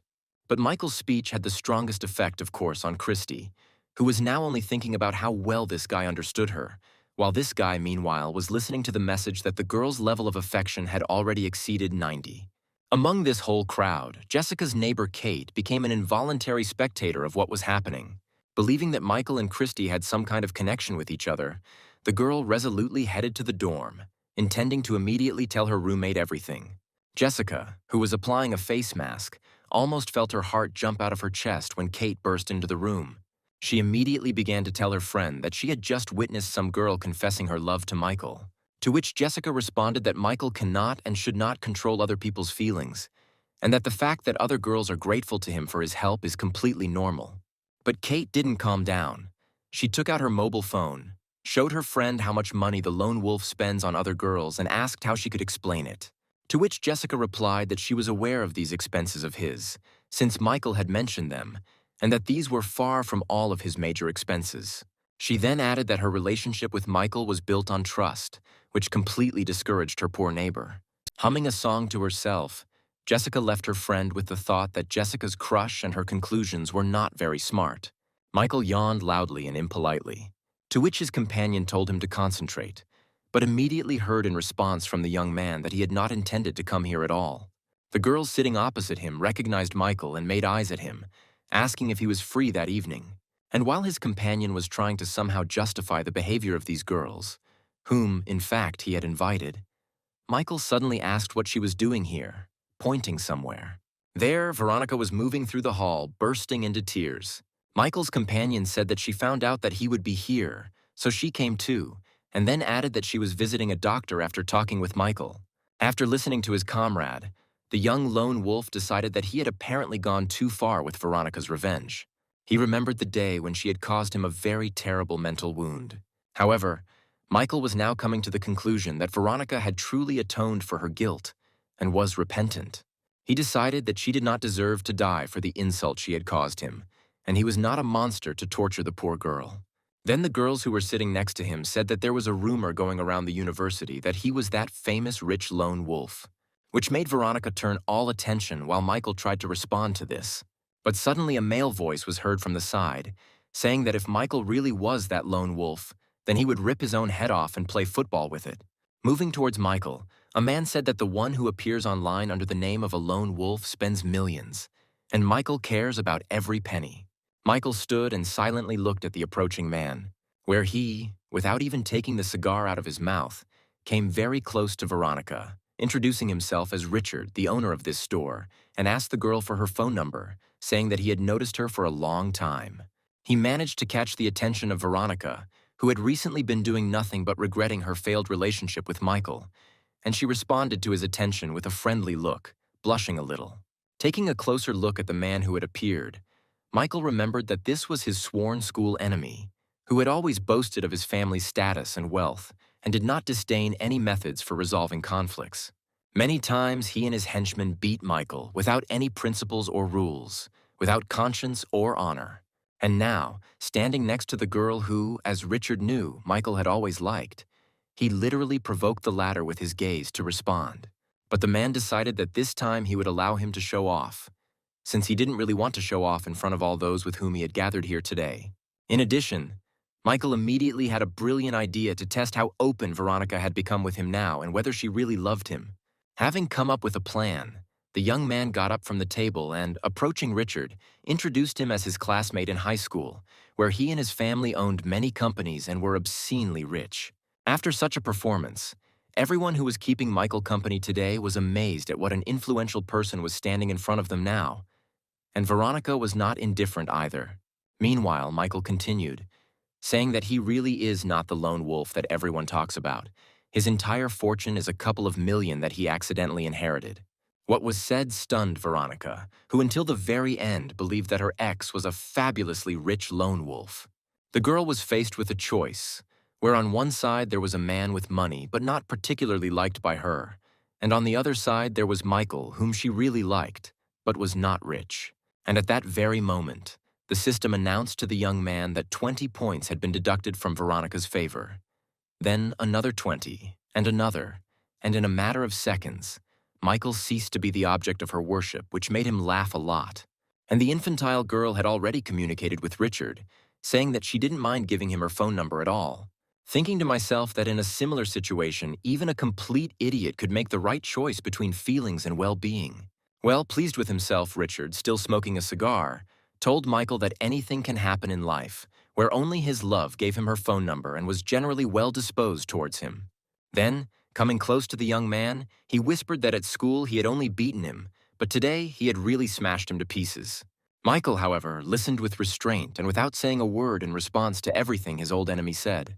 Having finished his bragging, Richard approached one of the store employees and said, pointing to Michael, that today this young man made him very happy, and besides, they studied together, and therefore everything should be free for him and his company. However, this gesture, like the words spoken earlier, did not produce the desired effect on Michael, and he laughed with all his might, where people from his company became alarmed by such a sharp change in mood and asked if everything was okay with him, to which the lone wolf waved his hand and said that everything was fine with him. He just finally put everything in its place in his head, where the young man came to the conclusion that he gave Veronica a chance to fix everything, but she stepped on the same rake again, could not overcome her greed and again chose money, where from this moment on he will not believe a single tear, a single word of this girl, because she does not deserve it. With these thoughts, Michael decided to interrupt his stay in this store and headed towards the exit. At the exit, he met Richard again, who said that their class meeting would take place tomorrow and that Michael could come there too. After listening to his old enemy, the young man began to think that this meeting could be an excellent opportunity to get even and find new objects for the system. Turning around, he thanked Richard for the invitation and said that he would definitely show up at this meeting. And so the next day arrived, where all the seniors were already gathered at the table, and Richard, in his usual manner, said that no one should deny themselves anything today since he was paying the bill. After which he was showered with compliments and words of gratitude, in response to which he said that his former classmates should not forget to mention all this when Diana came to the meeting. Michael, for now, silently watched what was happening, noting to himself that this peacock Richard did not miss a single opportunity to stand out. And then the doors to the room opened and Diana appeared on the threshold, immediately apologizing for being late. She explained her delay by saying that her personal driver was currently on vacation, and getting here by taxi turned out to be a little longer than she was used to. Michael was mesmerized by this beautiful girl who had been his only ray of light throughout his high school years. Literally everyone at school wanted to date her. Such a mysterious and insanely beautiful girl. Without wasting a minute, Michael approached Diana, who had just managed to sit down at the table, and invited her to add him as a friend on the social network, which did not go unnoticed by Richard, who, of course, was not very happy with Michael's actions, where he decided that he needed to humiliate him again, like yesterday in the store. Meanwhile, Diana immediately agreed to add Michael as a friend, while trying to remember what kind of guy he was. At that very moment, the system announced to him that a new object had been added, where upon reaching the required level, the young man would be awarded 35 power-up points, and knowledge of 4 languages would also be added. And while everyone was whispering that Michael had changed a lot since school and had become cooler, some girl suddenly said that he wasn't cool at all, since he asked to be friends with the offspring of rich people and then stalked them. After which this girl said that all those with whom Michael now communicates are real scumbags and have deceived many girls, where apparently their classmate has become the same. The young man sitting next to Michael shouted that the girl was talking complete nonsense and that she would do well not to disgrace honest people. But she got even more carried away, shouting that one of those rich boys had played with her and then abandoned her, exchanging her for another. Now her heart is broken and Michael is going to sell Diana's contacts to one of those rich boys and she's going to suffer too. And while the girl continued this performance, the system announced one message after another to Michael, where each time the level of Diana's disposition towards him fell lower and lower. And then Richard added fuel to the fire, saying that if Michael was so short of money that he was resorting to such indecent ways of earning money, then he would find work for him. But the young man had long since realized that this girl and Richard had conspired and were acting together to destroy his reputation, which could not be ignored, since such rumors quickly spread. Michael took out his cell phone and wrote a message to Mark, asking him to bring the one he had bought as a gift for Jessica to the reunion. And so the official part of the meeting came to an end, where some thanked Richard for his generosity, while others discussed where to continue this evening. And Richard himself, casting sidelong glances at Michael, thought that now he would not be able to look anyone in the eye again, which meant complete victory over him. Thinking that his rival had been eliminated, the young man approached Diana, offering to become her personal driver for the day and give her a ride home. But suddenly one of the parking attendants called out to him and asked Richard to move his car, to which the latter reacted very violently, saying that he had paid for parking and was not going to move his car until he wanted to. To which the parking attendant replied that according to the rules, payment from regular guests only gives them the right to a space until 9 o'clock in the evening, and after 9 o'clock, priority goes to clients with VIP status. Richard had no idea that there could be someone here who was higher in status than him and drove a more expensive car. And so, approaching his car, he leisurely leaned against it and decided to wait for the one who, in the opinion of the parking attendant, was a VIP client. And then a red sports car drove up, and upon seeing it, Richard immediately noted that it cost more than $20 million, where he personally could only see similar cars at exhibitions. And as soon as the car stopped, Mark, who was known throughout the city as one of the richest people, got out of it. And so Richard immediately breathed a sigh of relief, where he was incredibly glad that he had not started a conflict over a parking space, risking a quarrel with such a respectable person as Mark. But suddenly, in front of everyone, Mark walked up to Michael, shook his hand in a friendly manner and handed him the keys to the car, where the young man immediately hugged the new arrival in a friendly manner, thanking him for being able to come at such a time, to which he immediately received the answer that they were friends, and it was an honor for Mark to drive a car to his friend. Naturally, all this did not go unnoticed by Richard, who was shocked not only by the fact that this very expensive car belonged to Michael, but also by the fact that a person like Mark was so polite to his classmate and carried out his orders. And only now has it begun to dawn on everyone that Michael is not as poor as everyone thought, and he certainly has no need to hang around with the rich and sell someone's contacts. And at that very moment, everyone turned their attention to the girl who was trying to humiliate the young man by telling tall tales, and began to express their dissatisfaction with the deception. Diana was not far behind the crowd, concluding that Richard and this girl had apparently conspired to slander Michael. Meanwhile, Michael himself, accompanied by Mark, approached his old enemy and introduced him to the one who had just driven his luxury car.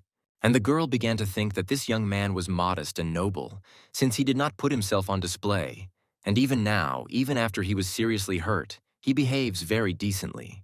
And while the system was announcing to the lone wolf that Diana's favor had been increased by first 5, then another 10, and then another 10 points, Michael, without missing a beat, offered the girl a ride, to which the beauty, of course, agreed, being completely charmed by the behavior of this young man. In a matter of seconds, they were comfortably seated in Michael's car and quickly left the company of their former classmates. And Richard, listening to the conversations behind his back that concerned him, could only cast angry glances in the direction where the luxurious sports car had just disappeared from view, taking with it all his plans for tonight. An expensive red sports car raced along the illuminated night streets of the city, standing out sharply from the crowd of other cars. Only now did the girl begin to think that, under the influence of emotions, she had acted very recklessly by getting into the car of a young man who was essentially a complete stranger to her. And the driver of the car, Michael, unexpectedly turned to the girl, where he said that he couldn't help but notice a keychain in the form of a character from one of the popular cartoons. Surprised, Diana literally screamed, asking again if the young man really knew who this hero was and was watching this cartoon series. To which Michael replied that of course he watches this cartoon all the time, and this is his favorite hero since he has the coolest abilities, to which the girl immediately agreed, explaining that she has also been watching this series for many years. After this was said, the young people looked at each other, which caused a very awkward pause. But after a few seconds, they were both laughing at their stupor after discovering the same hobby. Looking at the girl's face, Michael was surprised that she could be so active and cheerful, where it turned out that her regularly detached and indifferent facial expression was nothing more than a mask or some kind of defense mechanism. Looking at this joyful and happy face, the young man really wanted to protect this girl all her life, so that she would always smile like that.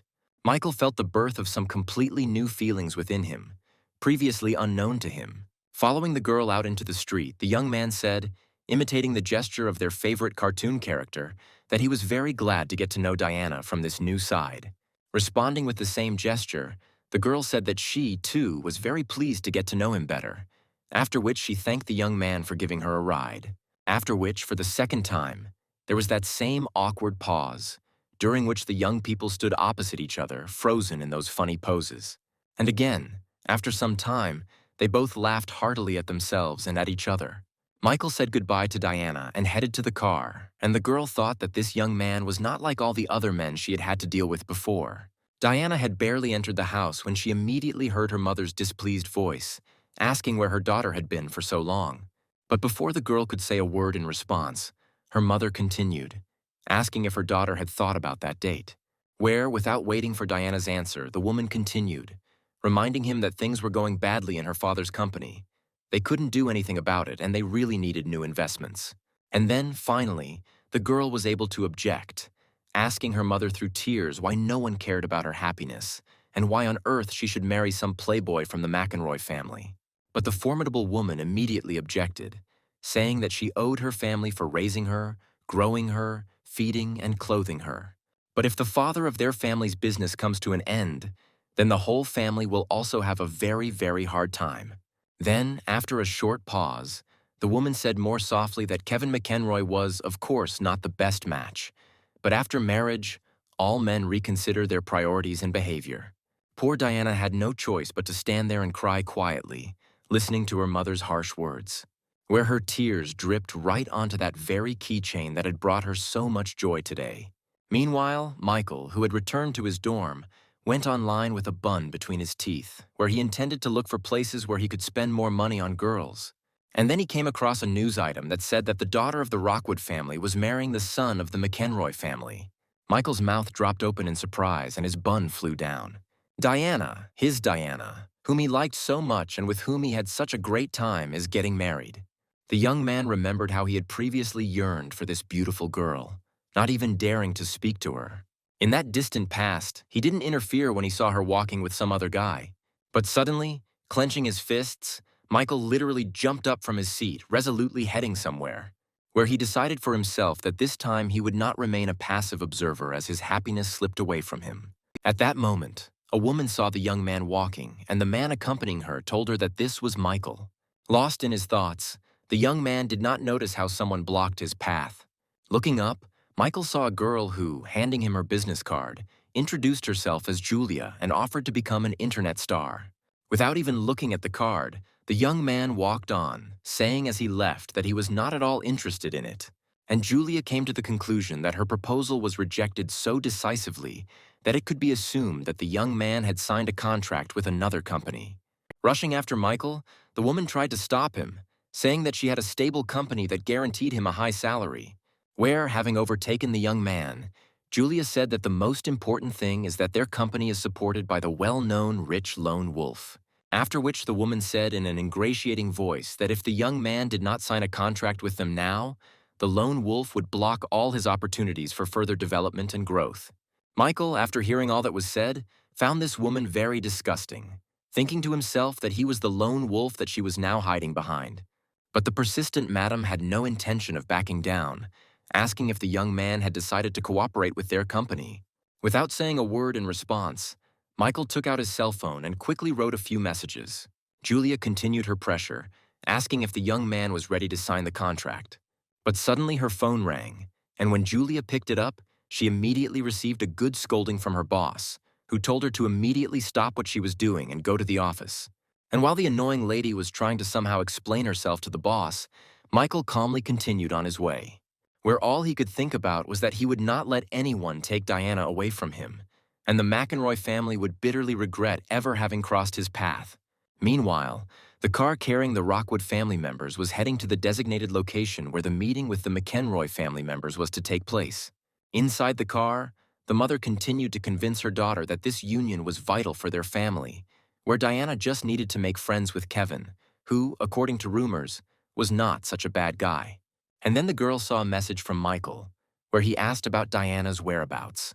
Having replied that she had come to meet the McEnroy family, the girl also gave the young man the exact address, to which he replied that he would be there soon. While Diana was texting, she remembered Michael's face, who had recently driven her home from her high school reunion. There was no point in even thinking about it, since Michael was much more attractive than the one they wanted to introduce her to today. And then Diana's father intervened in the conversation, telling his daughter that he had never asked her for anything, but now he really needed the girl's help. The girl looked at her father and wanted to say something, but the words stuck in her throat. The girl took a deep breath, sighed heavily, and said that she agreed to help her father and meet with Kevin McEnroy. And so the car drove up to the appointed meeting place, where they were already waiting at the entrance to the business center. The greeter said that Mr. McEnroy was already waiting for them and asked them to follow him to their office. And as they entered the building, David McEnroy's assistant, glancing sideways at Diana, concluded that the daughter of the Rockwood family was indeed a rare beauty. And he even feels sorry, realizing that very soon the young gentleman, with his habits, will leave nothing of this beauty. And then Diana, who was walking behind everyone, suddenly stopped, directing her gaze somewhere downwards. And her attention was drawn to the briefcase dangling in her father's hand, making her wonder why such a pile of documents was needed for a simple acquaintance. And so the doors to the office space were opened, and the assistant obligingly invited the Rockwood family to come in. Inside the room, Kevin and his father David were sitting at a table, where the latter warmly greeted the guests, telling them not to be shy, as they were practically one family now, and ordered an assistant to serve tea. During this short period of time, Diana managed to notice an agreement lying on the table, where she could clearly read the word, marital. The girl immediately realized that this was not just a meeting to get acquainted. Her father had something bigger planned. The McEnroy Family Corporation is one of the largest in their city and controls many areas of business, including supporting shadow projects. This multi-million-dollar company is headed by David McEnroy, who is famous for being willing to do anything, even deceive, in order to make a profit. And now this man approached Diana, noting out loud that she had grown into a very stately and attractive girl. To which Diana, observing etiquette, responded to the man with words of gratitude, discreetly typing and sending Michael a message that she was in office number 305. The tycoon's son Kevin didn't keep him waiting. He came up and after greeting him said that after seeing the girl once in a photograph, he lost the ability to sleep, thinking about her all night long. Tearing her hand away from the not particularly pleasant and sweaty palms of this vile man, Diana somehow squeezed out words of gratitude in response to what was said. And the plump son invited the girl to come over and sit down, trying to put his hand on some part of the girl's body. And so he reached his goal, where instead of putting his hand on Diana's back or lower back, he unceremoniously grabbed her right at the butt of her support. Having shouted that such behavior was completely unacceptable, The girl turned around sharply and hit the pervert on the arm, calling him a vulgarian. And then the girl's father intervened in the situation, sternly telling his daughter not to dare insult her partner's son. Diana was filled with anger, where she really wanted to say a lot to her father, but she couldn't, and out of helplessness she only clenched her teeth tighter. The girl's father then turned to David, asking for forgiveness for her and saying that she was simply an unreasonable child who would be a good match for his son, to which Mr. McEnroy immediately replied that it was time to start studying the documents. And so the whole company sat down at the table, where the assistant was explaining something about the documents, and Kevin couldn't take his eyes off Diana. And suddenly the assistant said that, in accordance with the agreement, the McEnroy family company transfers $100 million to the Rockwood family company to purchase 20% of the shares, on the condition that Diana becomes Kevin's wife. The shocked girl listened as the assistant added that the tranches would be in stages, with the last one coming when Diana gave birth to an heir. Snatching the paper from the assistant's hands, the girl, quickly reading the lines, shouted that there could be no talk of any marriage, and especially no talk of children. Putting aside her reading, Diana looked at her father with eyes that instantly became wet, accusing him of deceiving her and trying to sell her daughter. The girl's mother approached her and tried to calm her daughter down, but Diana shouted that she was not going to calmly watch as she was being sold. Through tears streaming down her face, the girl said that she did not understand her parents' actions simply because of some problems with the business. And then, in another fit of rage, Diana shouted that it was no secret to anyone that Kevin was a pervert and a drinker, and she would never marry him. And immediately after these words, the girl's father rose from the table, walked up to his daughter, and gave her a good slap in the face. Holding her cheek, which was burning with pain, Diana looked through tears at the face of her father, who had raised his hand to his daughter. But he did not even think of admitting his guilt, where he called his daughter a spoiled child who thinks only about herself and not about her family. Looking at her father with a disappointed look, the girl said that under such circumstances, it was definitely not she who was thinking about her well-being. And then the girl's mother intervened in the situation again, saying that her father was doing all this only for the good of their family, where she again tried to say that if their business fell, their family would fall too. But Diana cut her off, saying that if their company was going through difficulties, then why shouldn't their family unite and overcome them together, where it was not at all necessary to sell their daughter? And suddenly the girl's mother fell to her knees in front of her, lamenting that she was begging her daughter to accept the stated conditions. This greatly surprised not only Diana, but also everyone else present in the office. Demanding that her mother stop humiliating her, the girl asked her to rise from her knees, but she refused, saying that she would continue to stand there until Diana agreed to the marriage. Realizing that she was now being put in a completely hopeless situation, Diana tried to find some words, but could only make some isolated sounds. The future groom also joined in the persuasion, saying that the girl should not have brought her mother to such a state, and that he really liked her, and that he would be a good husband for her. And so Diana realized that apparently this was her destiny, where being born into a family like Rockwood initially imposes on the child a responsibility to the family, where now she will be forced to voluntarily enter this cage, where there will be a lot of money, but there will be no freedom. Having lost all will to resist, Diana said that she agreed to her family's conditions and again asked her mother to get up from her knees. At that very moment, her parents' mood changed, where her mother called her a good girl, and her father admitted that he had overreacted, but only because he loved his daughter very much. Well, David, lighting a cigar, laconically said that since there were no more objections, he proposed to complete the deal, which the head of the Rockwood family supported with great pleasure, immediately grabbing his briefcase. And the head of the McEnroy family added that the sooner the contract is signed and the wedding takes place, the sooner the money will be deposited into the account. Kevin didn't care about contracts. All his perverted attention was focused on the beautiful girl, where all he did was imagine how much fun they could have with her in bed. This is how the deal for the sale of the daughter was concluded at the table, where the subject of today's deal, Diana, did not return to the table and stood to the side, quietly accepting her fate. But suddenly, from a powerful blow, the entrance door to the office shattered into small pieces. Both Diana and all the other people gathered in the office turned their heads sharply in the direction where the crash was heard, and Michael, who appeared on the office threshold in a more than impressive manner, asked who the fearless groom was. When Diana saw her savior, her face immediately brightened, and hope began to glimmer inside. The groom didn't keep us waiting, and expressing his incomprehension of where this impudent fellow had come from, rushed towards Michael with the intention of striking him. But as soon as he was at arm's length, the overweight groom was met with such a blow that the pervert flew back several meters, throwing chairs around with his bulk.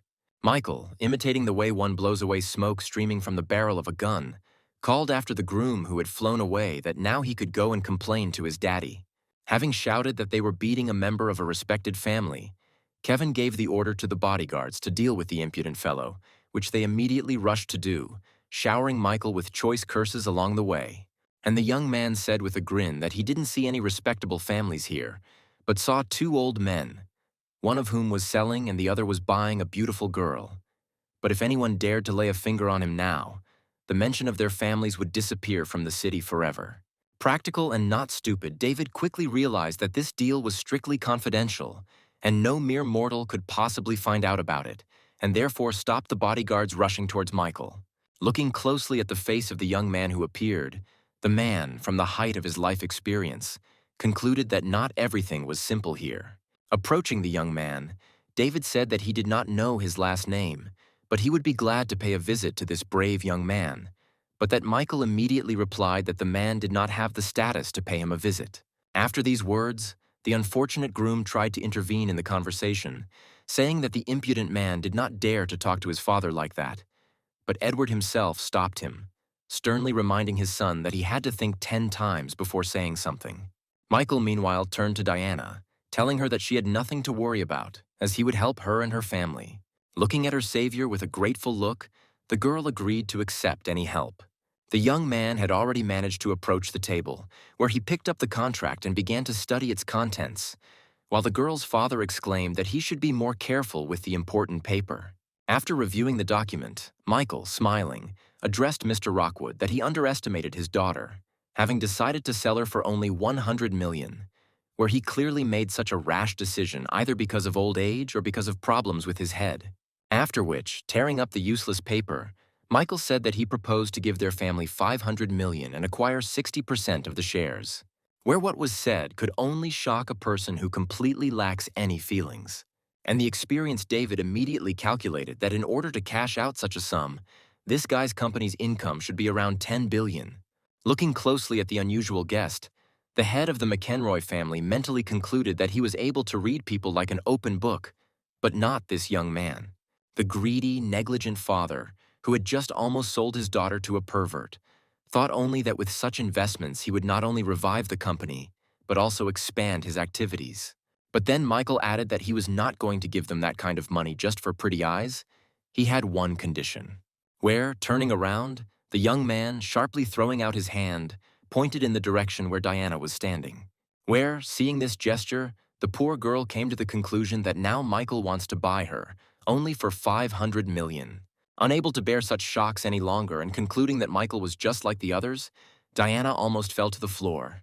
Thinking that this seemingly normal guy also perceived her as a commodity, the girl began to cry again, and again the salty liquid dripped right onto her favorite keychain. But what Michael said next stunned the girl, because he said that his condition was that these 60% of shares be registered in Diana's name. And as soon as this is documented, the promised $500 million will immediately be credited to the account. Everything she heard reverberated inside the girl in wild waves of joy, and for the second time today she found hope. After all, everything that happened once and for all unlocked all the locks and opened the way for her to the cherished freedom and happiness. Diana came to believe that real superheroes exist, and Michael was one of them. And while all these thoughts were running through Diana's head, whose face was now filled with tears of happiness, the system announced to Michael that the girl's favor had increased by +10, and by another +10, and more. In the shortest possible time, a new contract was prepared, which the McEnroy family assistant provided to the girl for review and signature, where Michael had to help a discouraged Diana sign a document, saying that from that moment on, no one could tell her what to do. And as soon as the signature was put, the girl's mother, having received the message, loudly announced that $500 million had been deposited into their account. Diana's joyful father approached the young man and asked if this was really the only condition, to which Michael replied that he did not understand what he was talking about. But deciding to teach his unscrupulous father a lesson, The young man leaned over and whispered in his ear that he only thought about the prosperity and decline of his company, and if he suddenly tried to force Diana to do something she did not want again, he would show how thin the line between these words was. After which Michael approached the girl and, saying that they were finished here, suggested that they leave this nasty place. But then David appeared on their way and apologized to the young man on behalf of his son, where the head of the McEnroy family was impressed by how this young man easily transferred $500 million, which only a few people in the world could afford, where the man concluded that the young man was very influential, and therefore it was not worth starting a fight with him. Of course, the groom, whose wedding had just fallen through, was dissatisfied and began to scream at the top of his lungs that the uninvited guest had started it first. However, his father's slap in the face loudly interrupted the speech of the wayward offspring, where, against the backdrop of the departing couple, David shouted that it was high time to give this shameless boy a good spanking. After leaving the office, Michael and Diana got into the young man's car parked nearby, where the girl was finally able to thank her knight. But the young man, trying to turn on the radio, carelessly said that there was no need for gratitude, since this was not the first time. And then Diana remembered the events of one late evening when she was returning home on a bicycle along the dark streets, where at some point she was surrounded by a crowd of bandits, who first asked if the girl had any money. But without waiting for an answer, they immediately indicated the true purpose of their attention, where they said that they also accept in kind. Diana didn't even have time to understand anything when someone suddenly rushed at one of her offenders, knocking him down and shouting at the girl to run. Trying to hold back the robber, the guy shouted for the girl to run quickly and without looking back, which she successfully did, while the gang took out their anger on the nondescript savior. At that time, the girl was too scared, and it was already quite dark outside, so she didn't even know who saved her. When Diana brought the police to the scene, all that was found there was her bicycle, on which, apparently, the bandits also vented their anger over the lost prey. Now, sitting in Michael's car, the girl said that she no longer had any hope of ever meeting her savior, where she would never have guessed in her life that it could be Michael, and the system had already begun its announcement of an increase in location. Michael looked at the girl, ready for a kiss, spellbound, listening to how his benefit from spending on this girl was 50 million, 35 points of reinforcement were added, and knowledge of 4 languages. Where, after hearing all this, the young man seemed to freeze in place from surprise. But when Michael came to his senses, he was very surprised that everything happened so quickly, and that he didn't have to invent anything or resort to any tricks, which overall was not bad at all, considering that the girl was now ready for real intimacy. Michael immediately remembered himself from the distant past, where he told himself that he would not let him down. He would not miss his chance, since now he had the strength and opportunities with which he would show his feelings. Lost in these thoughts, the young man did not notice how he found himself very close to the face of the girl he had saved twice, where only a few centimeters remained before their lips touched. However, the beautiful ending of today's events was unceremoniously interrupted by the young man's phone ringing. On the other end of the line was Jessica, who informed the young man that she had already moved into the villa, and then asked if he knew what would happen tomorrow. Thinking that the girl had called at the wrong time, Michael nevertheless said that he remembered her birthday and had even already prepared a gift. However, the girl asked him to do without expensive gifts this time, since there would be a lot of not very wealthy classmates at the party, whom she did not want to put in an awkward position. To which the young man replied that in that case he would have to think carefully about what to give her, where he imagined that instead of this expensive car, he would show up for his girlfriend's birthday in a house bought for 60 million with some nondescript painting. This is not how he imagined his appearance at this rich girl's party. Only now did Michael realize, glancing sideways in the direction where Diana was sitting, that she hadn't said a word and hadn't even asked who had called him. Deciding that it would be better not to hide anything, the young man said that a classmate had just called him and invited him to her birthday party, after which he asked Diana to join him, where Michael figured out that if he asked her to go, it would eliminate all suspicions, but if she agreed, then something would have to be thought up. However, the girl declined the invitation, saying that tomorrow at home there would be a large-scale discussion of today's events with a clear head, and there would also be a celebration with Michael's friends, whom she did not know. Diana thought to herself that some questions were better left unanswered, so it was better not to ask. The young man said that he was very sorry that she would not be able to go with him, since the girl would outshine everyone there, to which she replied that next time she would definitely accept his offer. The young man himself, who seemed to be showing politeness, was inwardly glad of the refusal, since consent would have been much more problematic. Diana was lost in her thoughts, concluding that rich and successful men always have various beauties hanging around them. But no one could take this gentleman away from her. Saying goodbye on the street, Diana once again thanked her savior, apologizing at the same time for the fact that he had spent so much money for her sake. And the resourceful young man, approaching the girl, said that if she was so worried about it, she could always share a percentage of the profits with him. However, instead of answering, Diana suddenly approached Michael and kissed him on the cheek, after which, the girl, already leaving, turned around and said that this was his percentage, where with these actions she left her mark on Michael, which means that now he belongs to her.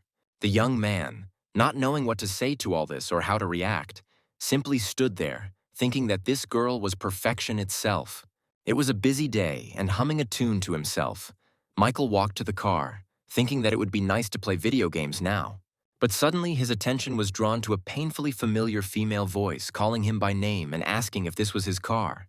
Turning around, the young man saw Veronica standing in front of him in the company of her friend. Without saying a single word to the girl, Michael quickly got into his car, and pressing the gas pedal to the limit, he quickly left the place where he had said goodbye to the wonderful girl, which a minute later became the place where he met the one whom he could no longer respect. And then her good friend, who was standing next to Veronica, concluded that it seemed that Michael had lied about his poverty last time, simply testing his love, which immediately reached the girl who had missed her chance, who remembered how she behaved then in the store, choosing the latter between sympathy and money. Tears of despair immediately appeared in her eyes, where Veronica now fully realized that she had completely ruined everything. Throwing herself on her friend's neck, she screamed hysterically that this time Michael would definitely not forgive her. And her friend, in a not at all friendly manner, agreed that now Veronica had no chance. But at least she could try herself. What she heard made the girl very angry, and she grabbed her friend by the hands and screamed, asking since when had she suddenly become interested in Michael. To which the now ex-girlfriend replied that he was attractive, rich, and she saw no reason to deny herself the opportunity to be with him. And then the girl added that, apparently, Veronica was simply boring him, but her friend could easily please him, which finally enraged the girl who had made the wrong choice. Jumping up to her friend, she called her cheap, reproaching her for trampling on their long friendship with her selfish interests. But the attacked girl did not remain in debt, and grabbing Veronica by the hair, returned her insult, adding that it was not she, but Veronica, who jumped on Richard's fat wallet. After which, mutual insults and threats of physical violence rained down on both sides, and clumps of hair flew in all directions.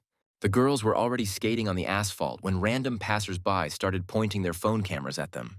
When the fight was over, Veronica slowly trudged down the street, lamenting that she had now lost everything, both her boyfriend and her friend. Remembering her beloved, the girl thought that the more beautiful he becomes, the more they move away from each other.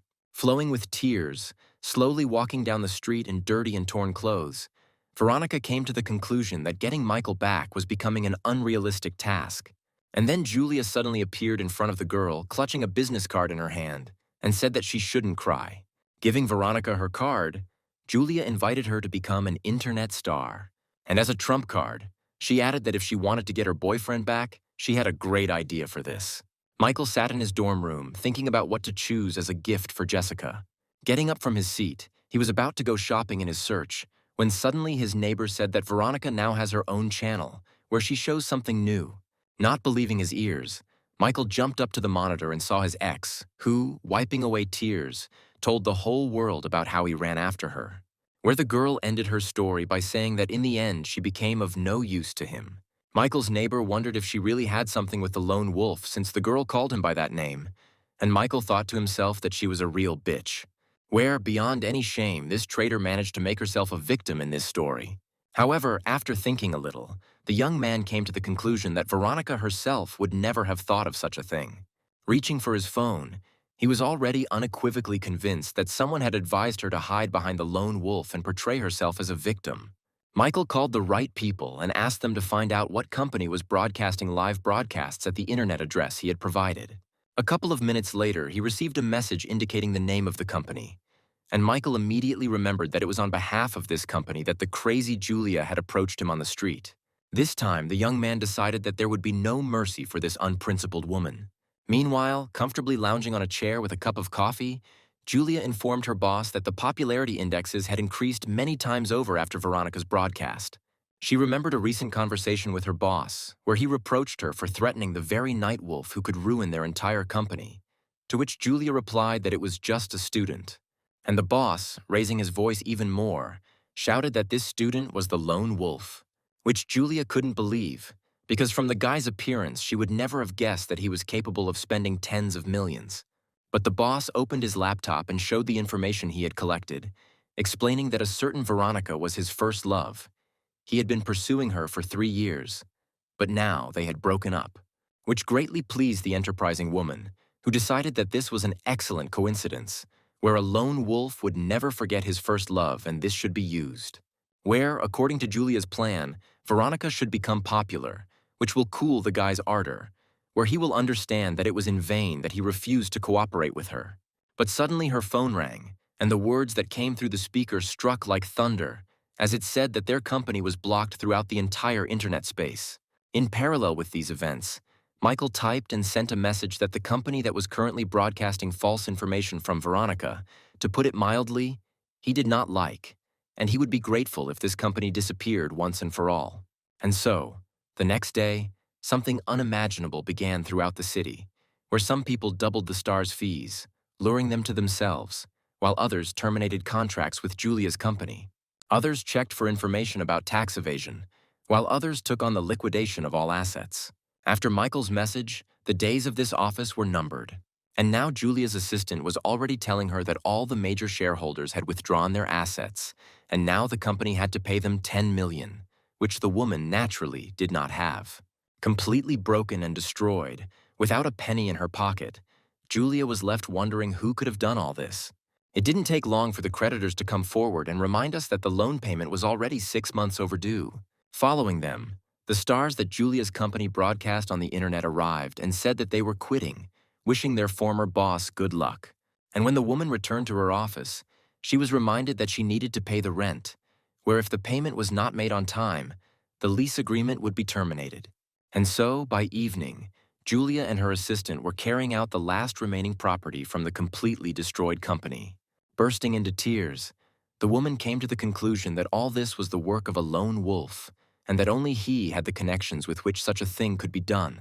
Michael, reading the message about the complete liquidation of the company, smiled and said to himself that he would somehow need to thank those to whom he turned for help in this matter. After which, the young man got into his luxurious car and decided that it was time to sort out a gift for Jessica, since there was less and less time left before the start of the holiday. But suddenly a sharp blow to the side window literally made the young man jump in surprise. It was Julia who said that she had made a mistake, that she would be smarter next time, and asked the lone wolf to give her at least some chance of survival. Michael was in complete shock, because suddenly the system announced that a new object in the person of Julia had been added. Making a more than serious face, the young man said that it was only a warning that the woman should never catch his eye again, after which he pressed the gas pedal and the car took off, leaving the ruined woman completely alone and with the thought that this lone wolf is very handsome and courageous, where she was especially turned on by the rudeness on the part of the young man. Michael, in the car speeding away, could only be surprised at how the system announced an increase in Julia's affection, which was completely absurd in such a situation. Jessica's guests admired her new villa, making various guesses about how much such a property might cost. The heroine of today's celebration herself walked timidly among the guests, constantly answering the questions that were voiced, that she is not the daughter of a secret billionaire. But suddenly one of the guests asked if this villa really belonged to Jessica, where the girl explained her doubts by the fact that she and her father were present at the auction, where the house was bought by a certain man who has no relation to Jessica's family. Kate, who was also present among the guests, stood up for her friend and told Patricia, who was Jessica's sworn enemy, that the latter was not going to deceive anyone here. But suddenly Patricia had support in the form of a certain young man who said that he also knew about the sale of the house to that man, since he was present at his daughter's birthday, which became the reason for the purchase. At that very moment, rumors began to spread among the guests that Jessica was, in all likelihood, just the kept woman of the gentleman who had bought the house. But suddenly someone put a document on the table with a loud bang, certifying the right of ownership of this villa. It was Kate who crossed her arms in victory, telling everyone that the name of the owner, Jessica, could be seen right now in this document, which immediately silenced their opponent who had lost this fight.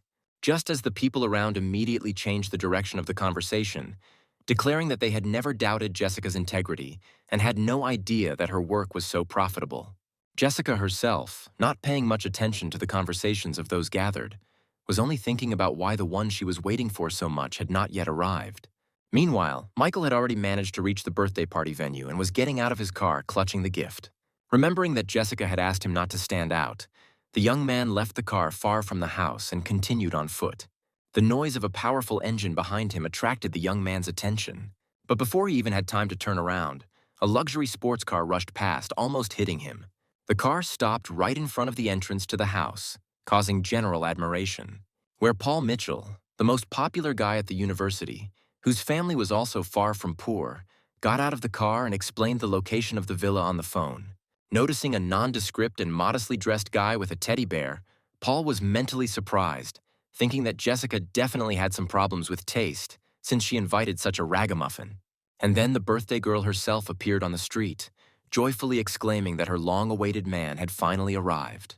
To which Michael and Paul turned around respectively, where each of them took what was said personally.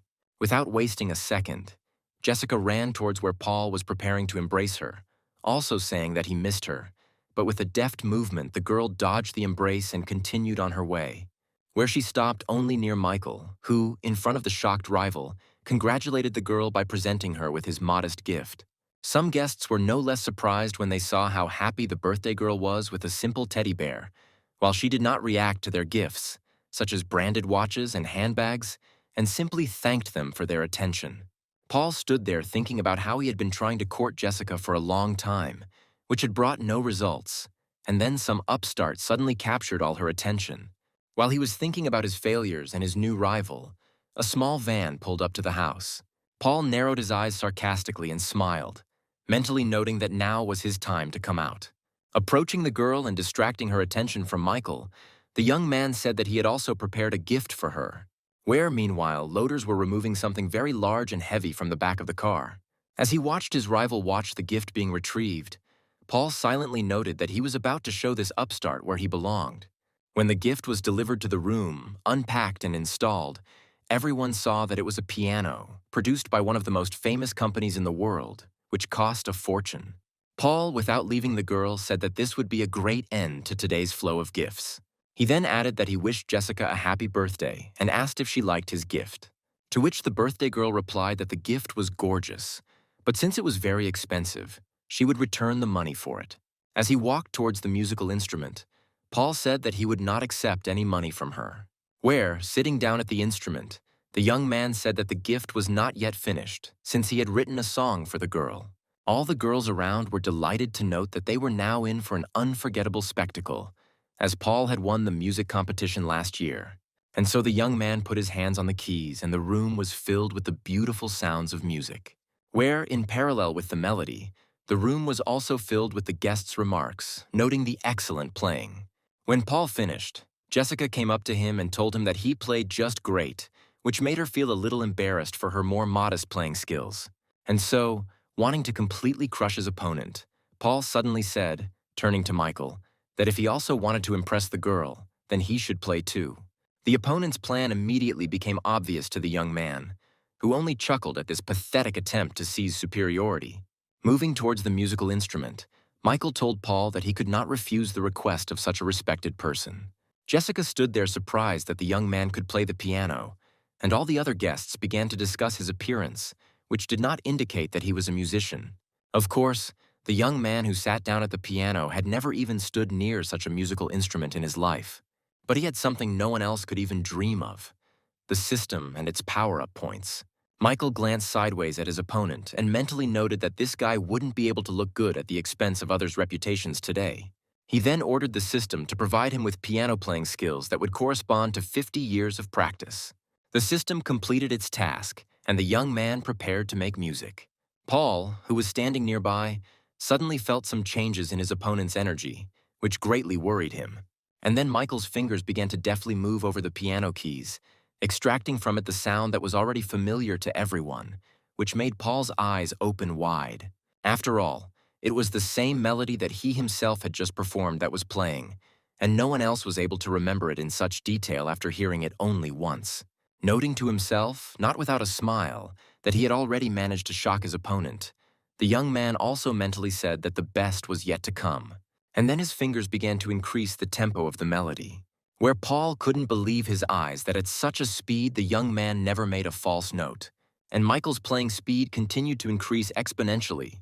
The guests at the festival began to feel as if it was not just one person playing, but a duet, and that the performer had not two, but four hands. Where one of those present had already managed to mention that this was a long-lost art of speed playing, which was possessed by a single maestro of the distant past, where teaching such a practice has always been famous for its particular cruelty towards the student. And once we master the skill, every note of the music literally hits the very hearts of the listeners like bullets. And now, finally, the final chords of the piece were heard, and Michael, exhaling, removed his hands from the keys of the musical instrument. All the guests at today's event stood with their mouths open and looked in amazement at the one who had just managed to amaze them all. Michael, standing up from his seat, took a cigarette out of the pack and lit it from the hot strings of the instrument. And the young man headed straight towards his opponent today. Giving Paul a friendly hug, Michael said that he was actually playing well, where he just needed to practice more, then success awaited him in the future. After which, with one deft movement, the young man placed the cigarette he had lit into his opponent's mouth. And moving away from him, he said that the piano is an instrument for expressing feelings and not a way to compete and seek favor. Without saying anything in response, Paul remained standing where Michael had left him, with a cigarette in his mouth and a feeling of complete defeat. And finally, all the viewers burst into thunderous applause, beginning to note that they now understand why Jessica is so nice to this nondescript boy. The hero of the occasion and the musical confrontation, looking at Michael, came to the conclusion that she was incredibly lucky with him, where he is not only rich, but also very talented. And while the young man was sitting on the couch and drinking juice, the system announced to him that the girl's favor had been increased by 5 points. Immediately after that, the system reported that the level of location had reached the required limit, where the young man was awarded all the promised bonuses. And from that moment on, Jessica becomes Michael's devoted fan. And the last thing the young man heard in this advertisement was the amount of his personal benefit from the expenses incurred on the girl, which amounted to just over 7 million, which could not but please the young man, where he noted that after all, this villa was not purchased in vain. After hearing all about bonuses and accruals, Michael sat and thought about where he should spend his boost points. He was distracted by a familiar female voice, which uttered words of surprise at the young man's talents. Clinging to the young man's body, Jessica said that she was very happy that he was next to her today. And the resourceful Michael immediately replied that the girl could consider the musical masterpiece as his second gift, and now he was very interested in how she would thank him. And only Paul sat quietly to the side, thinking that today he had suffered a defeat on all fronts. Suddenly, those present perked up and the news spread throughout the hall that Melanie Stone herself had arrived for the celebration, to which Michael and Jessica responded by interrupting their dialogue. And then in the passage appeared the figure of that very girl whose appearance had caused such a great stir. Melanie Stone was considered the most beautiful woman in their entire university, where she also served as the president of the student union. But she was even more famous not for her appearance, but for her disdainful attitude towards the male half of the planet's population, where for this reason, most assumed that Melanie preferred girls when it came to personal close relationships. Because of this, and also due to the rather close relationship between Melanie and Jessica, many were convinced that they were a loving couple. But in reality, the situation was somewhat different, where in early childhood Melanie was attempted to be raped. The attacker did not have time to carry out his plan, as the police, who were called when they saw the maniac dragging the girl into the bushes, neutralized him. Little Melanie remained safe and sound, but suffered mostly psychological trauma. But it was from then on that she hated all men very much. As Melanie moved around the room, Jessica asked Michael a provocative question about who was prettier, she or Melanie, to which the young man, showing maximum tenderness, replied that Jessica was the most beautiful of all the girls in the world. To himself, he thought that he would, in principle, like to stay away from Melanie since there was definitely something wrong with her head. Because now he needs fans, and not those who could potentially deal with him. And suddenly Jessica called out to her friend, saying that she was late and inviting her to come over, which did not really inspire Michael, who did not want to cross paths with this girl. Coming closer, Melanie apologized to her friend for being late, explaining it was due to heavy traffic jams in the city. Jessica, firmly grasping Michael's hand, immediately introduced him to her friend as her boyfriend. After exchanging greetings, Melanie was the first to start the conversation, asking if he was playing now, to which the young man answered in the affirmative, feeling extremely awkward next to this girl. But instead of words of delight, the evil girl said that she had already heard about how Michael was jumping around the university from one girl to another, where he was certainly talented in the game, but led an immoral lifestyle, which rolled like a blade across the young man's body. Of course, Michael was very indignant at what was said, but Jessica calmed him down, saying that Melanie had a sharp tongue, but a kind heart. And at that moment, the system made itself known, announcing that Maloney had been added as an object, where the current location level was about 80 points, which finally drove the young man crazy, where he complained that the system apparently broke down, last time connecting some pervert, and now this killer of the male spirit. Beside himself with rage, Michael kicked the floor, mentally lamenting that he had just exchanged a few words with Melanie and immediately earned minus 80 points. But Jessica looked on in surprise. Having calmed down a little, Michael, casting a sideways glance at Melanie, noted that he was, after all, turning into a womanizer, where even now he is attracted by the beauty of this girl who is evil towards men, which, however, the young man immediately wrote off as the fault of the system, because of which he pays so much attention to the opposite sex.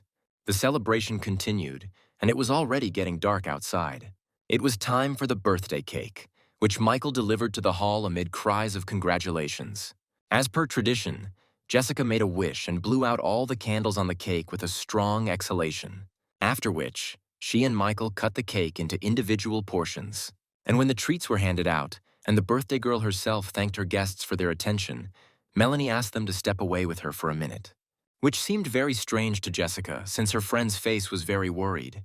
Their conversation took place outside, under the bright light of a huge moon, where Melanie, without preamble, advised her friend to stay away from Michael, which provoked Jessica to ask the logical question, why?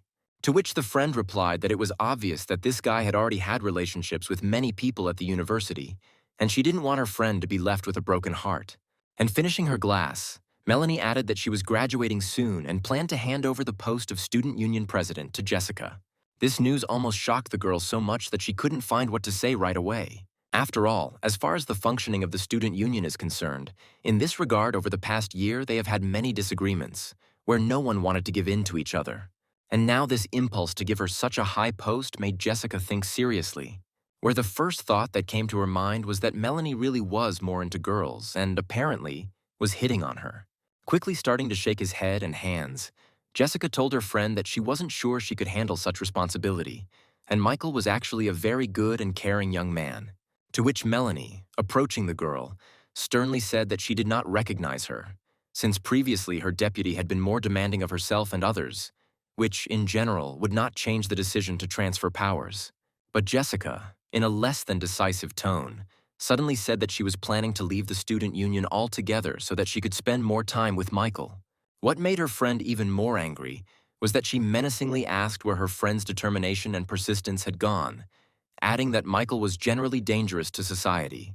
At that very moment, the system announced to Michael that Melanie's level of affection towards him had dropped to minus 90 points, causing him to almost choke on a piece of cake. He looked at the girls standing on the balcony, not understanding how he could have earned minus 10 points when he was simply eating cake.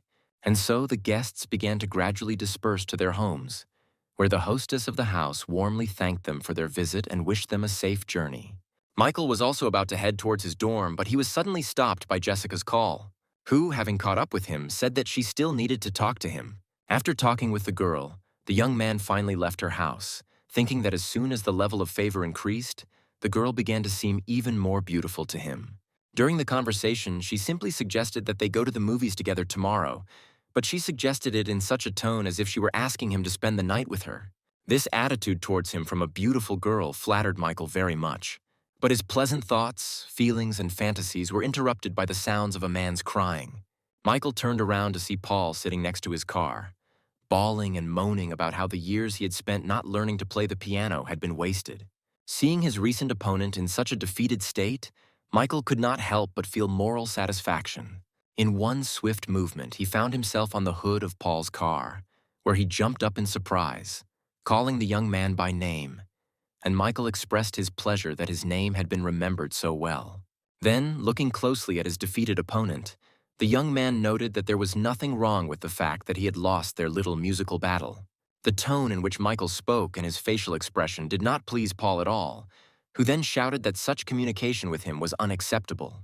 Jumping off the hood of the car, the young man said that of course Paul was right, after which he headed towards his car, noting that he was so full that it was hard to walk. But the young man, excited by the confrontation, did not calm down, saying that he was ready to admit that Michael had surpassed him in playing the piano. But, immediately taking out the key to his car, he continued that in terms of security, Michael is far behind him, where probably he is not able to pay even for a taxi home. But the young man, who was no longer interested in further confrontation, simply walked up to his car, opened the door, and began to get inside. Clutching his car key so tightly that it shattered into several pieces, the young man stood and watched silently as his opponent got into a car that cost about 5 times more than his own. But then his feelings got the better of him, and Paul fell to the ground, cursing Michael and trying to figure out where he got such an expensive car. Michael himself had long been immersed in thoughts about what kind of movie he and Jessica would watch tomorrow. And then his attention was drawn to Melanie standing on the side of the road. The night was quite cool, and it was clear that the girl was literally shaking from the cold. However, Michael concluded that it was none of his business, and this crazy girl could die of cold, but it would not affect his feelings. With these thoughts in mind, he drove past, leaving Melanie all alone in the middle of the street on this cold night, and believing that now a few more points of favor would disappear, which was of no concern to him. But suddenly the young man, looking in the rearview mirror, pressed the brake pedal, where in the reflection he saw how several strong guys approached Melanie and began to pester her. Having surrounded the girl from all sides, the bandits took turns asking questions about why such a beauty was standing there alone at night and offered her their protection. Where one big guy, attracting Melanie to himself, said that they would not take money from her for security, but would prefer other ways to pay. However, neither the number of villains nor their intentions frightened the girl at all, who shouted for the bandits to leave until she called the police. But what Melanie said didn't have any significant effect on the guys, who only laughed loudly and unanimously in response to her words. And apparently, the leader of these bandits began to approach the girl, saying that with such a stubborn character as hers, their pleasures would only become more fun. But before he could finish his thought, a sharp pain pierced his entire huge body. The reason for this was a precisely aimed kick from Melanie to the place that the robber planned to use for pleasure, which all his henchmen looked at with horror. And while the man was screaming in pain, holding his injured area, and his team was trying to help somehow, Melanie quickly broke out of the encirclement and ran away. Noticing that the nimble prey was hiding from them, the wounded man shouted for the others not to let it get away. And then several robbers rushed after the girl, shouting threats of violence if she did not stop immediately. Looking back to assess the distance the bandits had approached, the girl thought that they were like a pack of hyenas, and if there had been a little less of them, then with her hand-to-hand combat skills, she would have given them a good beating. Since Melanie was looking back, she didn't see Michael suddenly appear in her path, and she crashed into him with all her might. Looking at the out-of-breath girl, the young man asked if everything was okay with her, to which Melanie said nothing, only mentally asking herself what this guy was doing here. During this time, the girl's pursuers managed to catch up with the young men, and having surrounded them, slowly tightened the ring. The angry gang leader, still holding on to his injured spot, menacingly announced that the girl would have to work for all of this until the morning. Melanie looked at this man with genuine disgust, thinking only that it was simply impossible to be so disgusting. She then turned her attention to Michael, concluding that if it weren't for him, she would have run away long ago and would be safe. Well, Michael, turning to the hooligans, said that in today's reality, laws already rule, and suggested that the attackers get out of his sight within the next 2 minutes. However, the leader of this gang smugly said that he was the law here, and the defender would be in great trouble now. In the next couple of minutes, The quiet, cloudless night was well diluted by the sounds of blows, falls, and cries of pain. And finally, in the middle of the street, only Michael remained standing from the male half, examining his fallen opponents. Shaking his palms together, the young man, looking at the lying leader of the gang, said that he should have listened to his advice, after which he turned to Melanie again, asking if everything was okay with her. But suddenly the system announced that another 5 points had been subtracted from this girl's favor, which was a real shock for Michael. Looking at this strange person, the young man could not find an explanation for what was wrong with her and what he had managed to do wrong to her, because he was only saving the girl. Melanie remained silent for now, fixing an extremely unfriendly gaze on her savior. However, Michael gave the girl an equally angry look, where he mentally said that he had just saved her. But her affection not only did not grow, but also fell, which seemed to him the height of absurdity. And so, the first to break the silence was the rescued one, where she pointed to the lying robbers and said that all this made no sense. In an icy tone, she said that she would not fall for these outdated methods, as others had fallen for. Where Melanie drew a logical chain from the moment when she stood at the bus stop and was accosted by bandits, to when Michael suddenly appeared, supposedly to save her. After which she headed towards her savior, standing on the hand of one of the robbers along the way, and said that Michael's plan to seduce her had completely failed. And so, finally, finding herself face to face with the young man, Melanie said that he had overestimated himself and underestimated her. Suddenly, the girl grabbed the young man by the t-shirt with a sharp movement. Pulling the hero towards her, she shouted that Jessica was ready to leave the student union for him, and he suddenly decided to hit on her friend. After which, throwing the young man away with a rude gesture, Melanie, leaving, added that she really found Michael disgusting. For some time, the young man stood in the middle of the road, trying to somehow digest what had happened. But unable to bear it, he literally grabbed his head, screaming into the void and thinking that this girl had a real persecution mania. Calling out to Melanie as she left, the young man tried to explain that everything was completely different from what the girl had imagined. But in response, she only heard that if he didn't come to his senses and start behaving normally towards Jessica, then she would find him and cut off one known place, which finally dissuaded Michael from the need to somehow contact this abnormal woman. He let the girl go, leaving him standing among the bandits lying on the ground with mixed feelings. But then one of the robbers began to come to his senses, raising his head and trying to figure out where he was and what had happened. But at that very moment, Michael was overcome with rage, where without even looking down, he made a sharp kicking movement with his foot, where the bandit's head was unlucky enough to be in its trajectory, shouting that Melanie was just an ungrateful bitch. Without even noticing that he had just knocked out one of the bandits again, the young man turned around and walked away, cursing the girl he had saved along the way.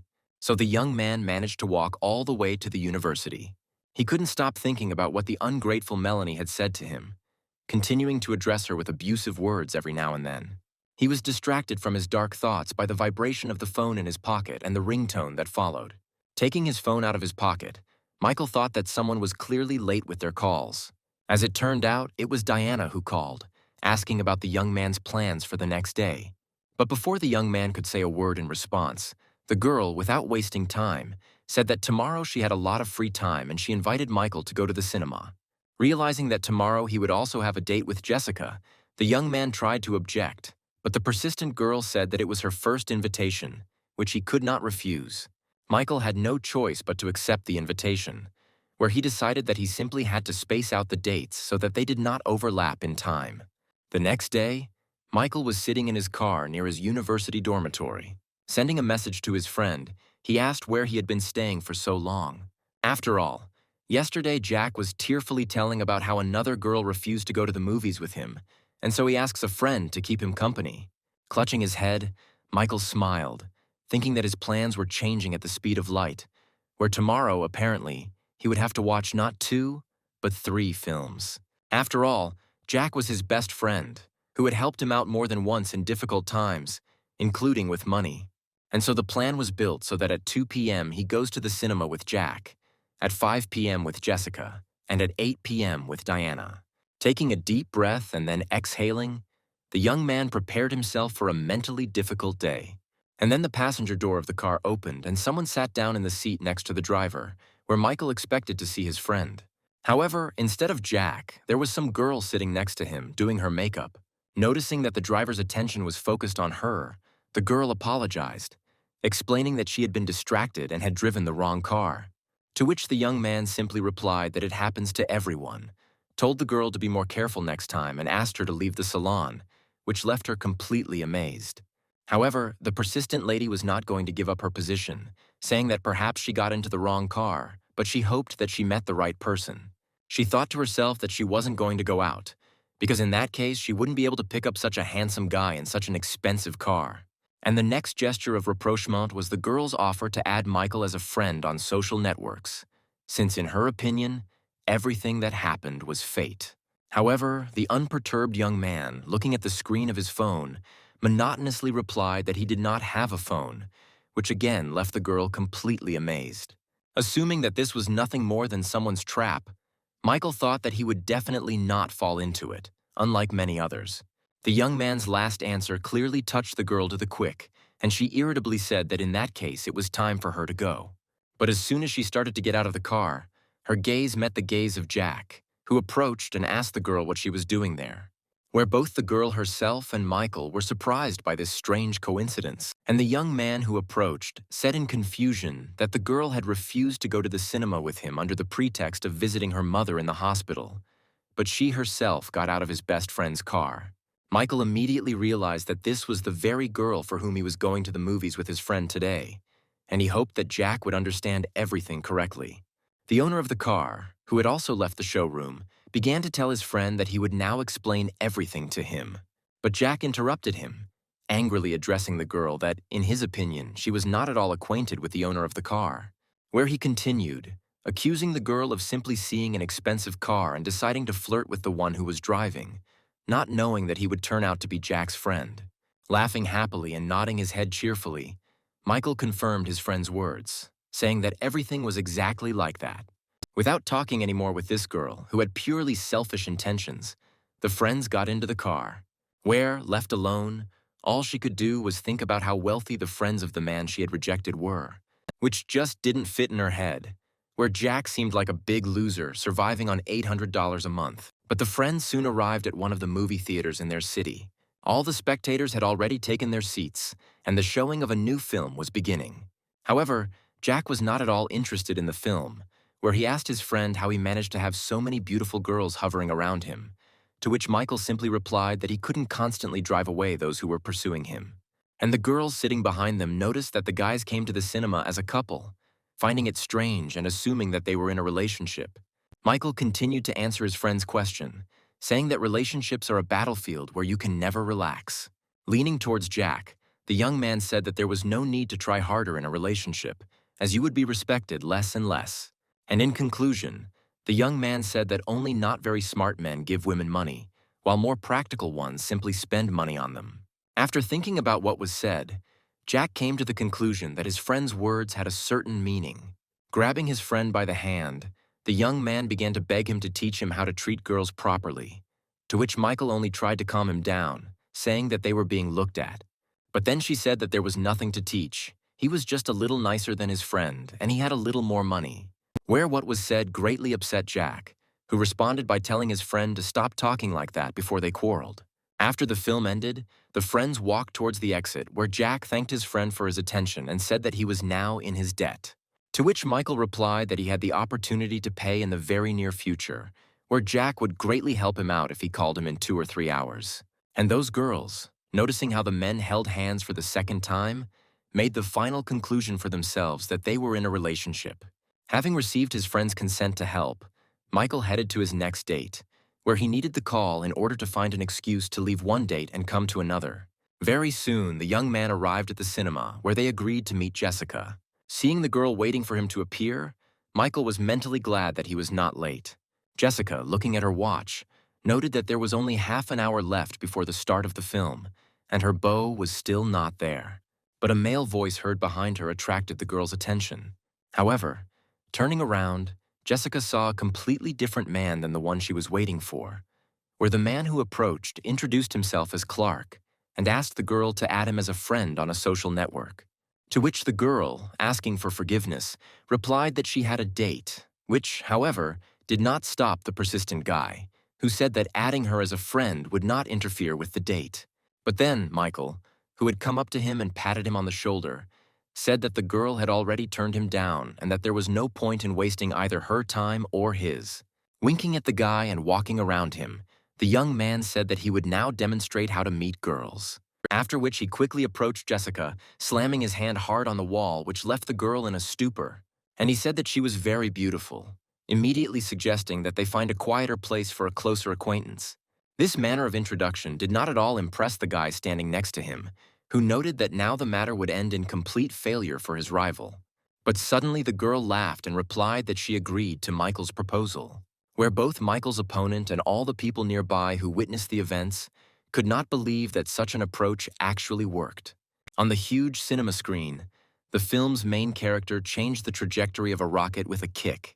But Jessica didn't care about the twisted plot, where she looked sadly in the direction where her companion was sitting. And finally, she asked the young man if he was even interested in watching the film, since she saw that he was constantly busy with his phone. To which Michael quickly found his voice and replied that he simply had some minor problems at home. And then the girl had a thought that, most likely owning such a fortune, her boyfriend and his family most likely experience constant pressure, which is incomprehensible to such simple people as she. Remembering the way he played, Jessica concluded that all other people only see his talents, but do not fully realize the effort it took him to achieve such results. Where in an aristocratic family, through blood, sweat, and tears, he had to study a huge number of disciplines, in each of which he was obliged to become the best, where the young man never complained about this difficulty and simply silently carried this burden within himself. And then tears appeared on the girl's face, where she felt guilty for forcing him to watch a movie with her, while he, perhaps, just needed some other kind of rest. Overcome by emotion, Jessica placed her hand on top of Michael's, where this sudden gesture of hers caused no small surprise in the young man. And when he turned around, he saw the tear-stained face of his companion, surprised by the tears, since they were watching an action movie, not a melodrama. Completely bewildered by what was happening, Michael did not know at all what to say or how to comfort the girl. When the movie ended, Jessica and Michael were walking down the street, where the girl suggested that they go and sit in some cafe, as she thought the young man was hungry. And just as Michael began to answer something to his companion, suddenly a mobile phone melody was heard from his trouser pocket. In an instant, a picture flashed before the young man's eyes, where a couple of hours ago he asked his friend to call, where, having taken out his phone, the young man was convinced that his friend had fulfilled his promise and fulfilled it at the most opportune time. After answering the call, Michael greeted his friend, but suddenly shouting into the phone that everything was so serious, the young man said that he was leaving immediately. After hanging up, the caller himself had absolutely no idea what had just happened. Michael, having apologized to the girl, said that he needed to leave, since his friend had gotten into some kind of trouble, to which Jessica responded with understanding. As Jessica watched the young man go, she thought that he was a very noble man, since he was rushing to save his friend at his first call. Well, the noble man, finding himself in the car, marked himself as a genius, mentally telling himself that now he could head out on a second date. The young man arrived at the house where Diana lived when it was already dark outside. Having sent the girl a message that he had arrived, he immediately read the reply where Diana informed him that she was already coming down. While Michael waited, his thoughts were focused on the fact that it was incredibly difficult to juggle several fronts at once, and that such situations should be avoided in the future. But then a pleasant female voice distracted the tired gentleman from his thoughts, where, turning around, Michael saw in front of him the charming Diana, who had taken a coquettish pose and was apologizing for being a little late. Seeing the image of his new companion today, Michael was speechless. Looking at the girl, the young man mentally noted that she was simply an incredible beauty. Wherever she chooses whatever style of clothing she wears, everything will suit her. In his thoughts about the girl's beauty, the young man lost touch with reality, which Diana quickly restored by asking if he was ready to go, to which her gentleman responded positively. And as they headed to the car, Michael thought that if today's date went well, then he could well count on a closer relationship. Soon the couple were already in the cinema, where they both watched the film with fascination and interest. The logical continuation of this wonderful evening was a visit to one of the best cafes in the city, and the young people finished their date well after midnight, where Michael parked again in the same place where he had picked up the girl a few hours earlier. Having thanked the young man for the wonderful date, Diana wished him a safe journey home and headed towards her house. But before the girl had even taken a couple of steps, Michael suddenly called out to her. Very embarrassed, the young man, using an old, hackneyed but still effective trick, asked the girl for permission to go up to her for water. Where on the one hand, this state of affairs made Diana very happy. But on the other hand, the girl did not know whether it was worth inviting the young man to her place now. But then, after some 10 to 15 minutes, Michael was already taking a shower in the apartment of his second companion today, where the owner of the apartment herself sat on the sofa hugging a pillow, unable to understand what was happening to her today, where she had never behaved like this before. After all, Michael only asked to go up for a drink, but in the end she leaves him with her for the night because it is already quite late to go back. These thoughts made the girl feel very ashamed of herself, where, for some reason, she gave the young man permission to stay. And then her thoughts went further, where she thought about what if suddenly intimacy happened between them, where she caught herself thinking that she was not at all against it. But at that very second, Diana covered her face with a pillow, mentally scolding herself for these vulgar thoughts. And when she removed the pillow from her face, her gaze fell on the movie tickets sticking out of Michael's clothing pocket. Having taken them out, Diana discovered that there were not 2 tickets, but 4, immediately concluding that the young man had managed to go to the cinema with another girl. A few minutes later, Michael emerged from the shower, drying his hair and telling the shower owner that he was finished. And almost immediately, his gaze fell on 4 movie tickets lying on the table. Well, Diana, sitting on the sofa, said menacingly that these 4 tickets fell out of the young man's pocket, where she thinks he went to the cinema with another girl. Without giving Michael a chance to say a word in response, the girl immediately added that he had become a part of her life. But if he didn't like her and wanted to date others behind her back, he could say so right away and get out of there. Michael tried to say something in response to this claim, which, although it was a guess, was a correct guess. But the girl suddenly stood up abruptly and, pointing to the door, demanded that the young man leave her apartment, where, following the girl's words, the system announced that the level of disposition had dropped by -10 points. But not even a couple of seconds had passed before the system was activated again, announcing a decrease in the location level by another -10 points. Michael knew something had to be done urgently, otherwise the object could be lost forever. Where, without thinking twice, he told himself that he had been preparing for a situation like this, and now it was time to act. Looking at the girl with a very sad look, the young man quietly said that he was very disappointed that 2 extra tickets could so seriously undermine his credibility. To which the very angry girl replied that she was not going to discuss it at all. Then, taking out his cell phone and dialing Jack's number, Michael handed it to Diana, saying that she could ask this guy if he had been to the movies with him today. There was no categorical reaction from the girl, which meant she was ready to accept the information. And on the other end of the line, Sleepy Jack was asking his friend why he was calling so late and if it was his. But instead of his friend's voice, he heard a female voice introducing herself as Diana, who asked if he had gone to the movies with Michael today. To which the still not fully awake young man replied that he had indeed gone to the cinema with his friend, because Inga, whom he had invited earlier, had refused him. And only after finishing the story did Jack have an epiphany about who was talking to him on Michael's phone at night. Looking at his mobile phone, the young man literally shouted questions into the receiver one after another, where he was interested in where the girl got his friend's mobile phone from and whether they were together at such a late time of day. After which, words of surprise were heard from the phone speaker that they were together at such a time. After apologizing for disturbing her, Diana hung up, looking at the young man getting dressed and wondering if she could have been mistaken or if Jack was simply covering for his friend. But then she remembered that she knew the very same Inga that Michael's friend had mentioned, and she quickly found and dialed her number. And when Inga answered, Diana asked, essentially, the same question regarding Michael and Jack's trip to the cinema. To which the girl replied that Jack had indeed invited her to the cinema, but she had refused him, where he then drove away with a guy in a red sports car. And if only she had known that Jack had such rich friends, she would never have refused him. Realizing that the circumstances were now on his side, Michael asked whether the girl had verified his integrity or whether he should show her the history of payments on the card. But without giving Diana a chance to say a word, the young man said that he was very disappointed in her and headed towards the exit. Diana tried to shout after him that she was wrong and would never do that again. But Michael had already left the apartment, slamming the door effectively as a final blow. And only when he was out of sight of his second companion of the evening, He breathed a sigh of relief, noting that he had just walked along the very edge. One of Michael's hardest days was over and a new day had arrived, where the sun was already high above the university. After writing Michael an apology message, the girl received a response in which the young man took all the blame on himself, saying that he simply needed to tell her everything right away, which touched the girl in love. And when the system announced that all of Diana's favor points had been returned, the young man was finally able to breathe a sigh of relief.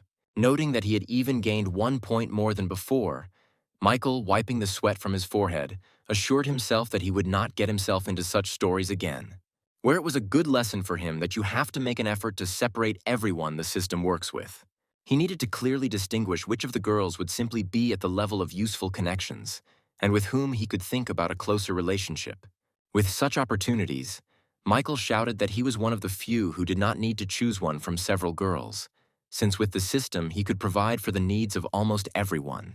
As he walked down the university corridor, he suddenly overheard a conversation between freshman girls who were saying that a certain Paul Mitchell, a top basketball player, had organized and sponsored a basketball tournament, which they had decided to go and watch. Hearing the familiar name, Michael was surprised that this crybaby was called the strongest basketball player. And without thinking twice, the young man decided to attend this event, immediately heading towards the gym. The game was already in full swing, and the hall was simply overflowing with both fans and fans of Paul, who shouted at the top of their lungs that they loved their idol and wanted children from him. But Michael saw some kind of pretense in everything that was happening. While the young man was thinking about his own business, two very attractive girls standing nearby noticed him, where Veronica only managed to notice that Michael was present in the hall, while Angelica had already jumped up from her seat, heading towards the object of her affection. The young man and the girl were already greeting each other warmly, and Veronica could only be angry at her own sluggishness. But before any conversation could begin, Michael's attention was suddenly drawn to a touch on his shoulder. Turning around, the young man saw another object of his system, the athlete Christy, who concluded out loud that Michael also liked basketball. Watching as Michael was surrounded on all sides by the most famous beauties of the university, the freshmen standing nearby quietly shared gossip about what was happening and discussed the girl's appearance. At that moment, Jessica appeared in the hall, accompanied by Melanie, where the latter, upon entering, managed to express a complaint to the guys, pointing out the inadmissibility of discussing the beauty of girls. Walking a little further, Melanie noted that it smelled terribly of sweat, to which her companion said that this was, after all, a sports competition. And so, having received another serve, Paul suddenly saw that Michael was in the hall, where he was furious that he was constantly surrounded by the most beautiful girls, who, for some reason, did not pay any attention to such a handsome man as Paul himself. Noticing that Jessica had also appeared in the hall, Paul decided that this was his chance to take revenge for his defeat at the girl's birthday party, where the young man thought to himself that he had been playing basketball for more than 2 years and Michael would never beat him. With these thoughts in mind, Paul threw the ball with all his might in the direction where Michael was standing. However, the young man's reaction, pumped up by the system, was more than excellent, where he immediately noticed movement on the left. With a light and calm movement of his hand, Michael stopped the ball from moving. Looking menacingly at Paul, the young man asked how he should interpret this gesture, perhaps as revenge for losing the musical battle. To which Paul smugly replied that Michael thought too highly of himself, thinking about some kind of revenge, and he suggested a one-on-one basketball match. Throwing the ball back, the young man said that he would be happy to join in the game. And Paul, getting ready to catch the ball, noted that judging by the throw, his opponent had never played basketball in his life. But as soon as the ball touched the young man's hands, he was literally blown away along the trajectory of the ball. Such was the force of the throw. Watching what was happening, Jessica enthusiastically noted that Paul himself, the captain of the team, was unable to receive a serve from Michael, and Melanie, in her usual manner, noted that men can only rely on brute physical force. Meanwhile, Paul was trying to get to his feet while his teammates were asking him if he was okay. Casting an evil glance at Michael, the young man wondered how this seemingly nondescript guy could possess such incredible strength. Well, Michael himself had already approached his opponent, who was on all fours, saying that he was ready to play 5-on-5, where he would be able to assess the level of all the team players. Such a bold statement left no one in the room indifferent. But most of all, Paul was surprised, who noted that all the players were his people, as were the judges, which Michael knew very well, but he still decided to play. However, this state of affairs, in general, suited the university's first basketball player, since in fact his opponent would not be playing 5-on-5, but 1 against 9. And so the teams were formed, the players took their places, and the game began. When receiving the serve, Paul would rush like a hurricane to the hoop, giving instructions to everyone to clear the way for him. His thoughts were only about how he would now crush Michael, that he would rehabilitate him in front of Jessica, who would see what a worthless person he was. And his opponent stood nearby, surrounded by players from Paul's team who were trying to deprive him of the opportunity to maneuver. Looking at everything that was happening with a cold gaze, Michael mentally chuckled at this whole staged game. And now he has already turned to the system, asking to use a certain amount of reinforcement points to develop his basketball playing skill equal to 30 years of experience. Meanwhile, Paul had already reached the opposing team's backboard with the hoop, where he was only thinking about what a beautiful ball he would now drop into that basket. With a triumphant cry, the young man soared into the air, swinging the arm holding the ball sideways and upwards in order to effectively lower the ball into the hoop. But just a few centimeters from the target, the movement of his hand with the ball was stopped by someone's hand. The ball went wide, and Paul couldn't believe that Michael had just stopped him from scoring. The spectators were no less surprised, and the fact that Michael was able to block the team captain's attack caused a stir. While the three who were trying to block the enemy stood there with a confused look, trying to find out from each other how Michael was able to escape, where he seemed to disappear from their surroundings and appear in another place. Paul, who had already managed to land after an unsuccessful throw, stood and looked at Michael with a confused look, trying to understand at least something of what had just happened.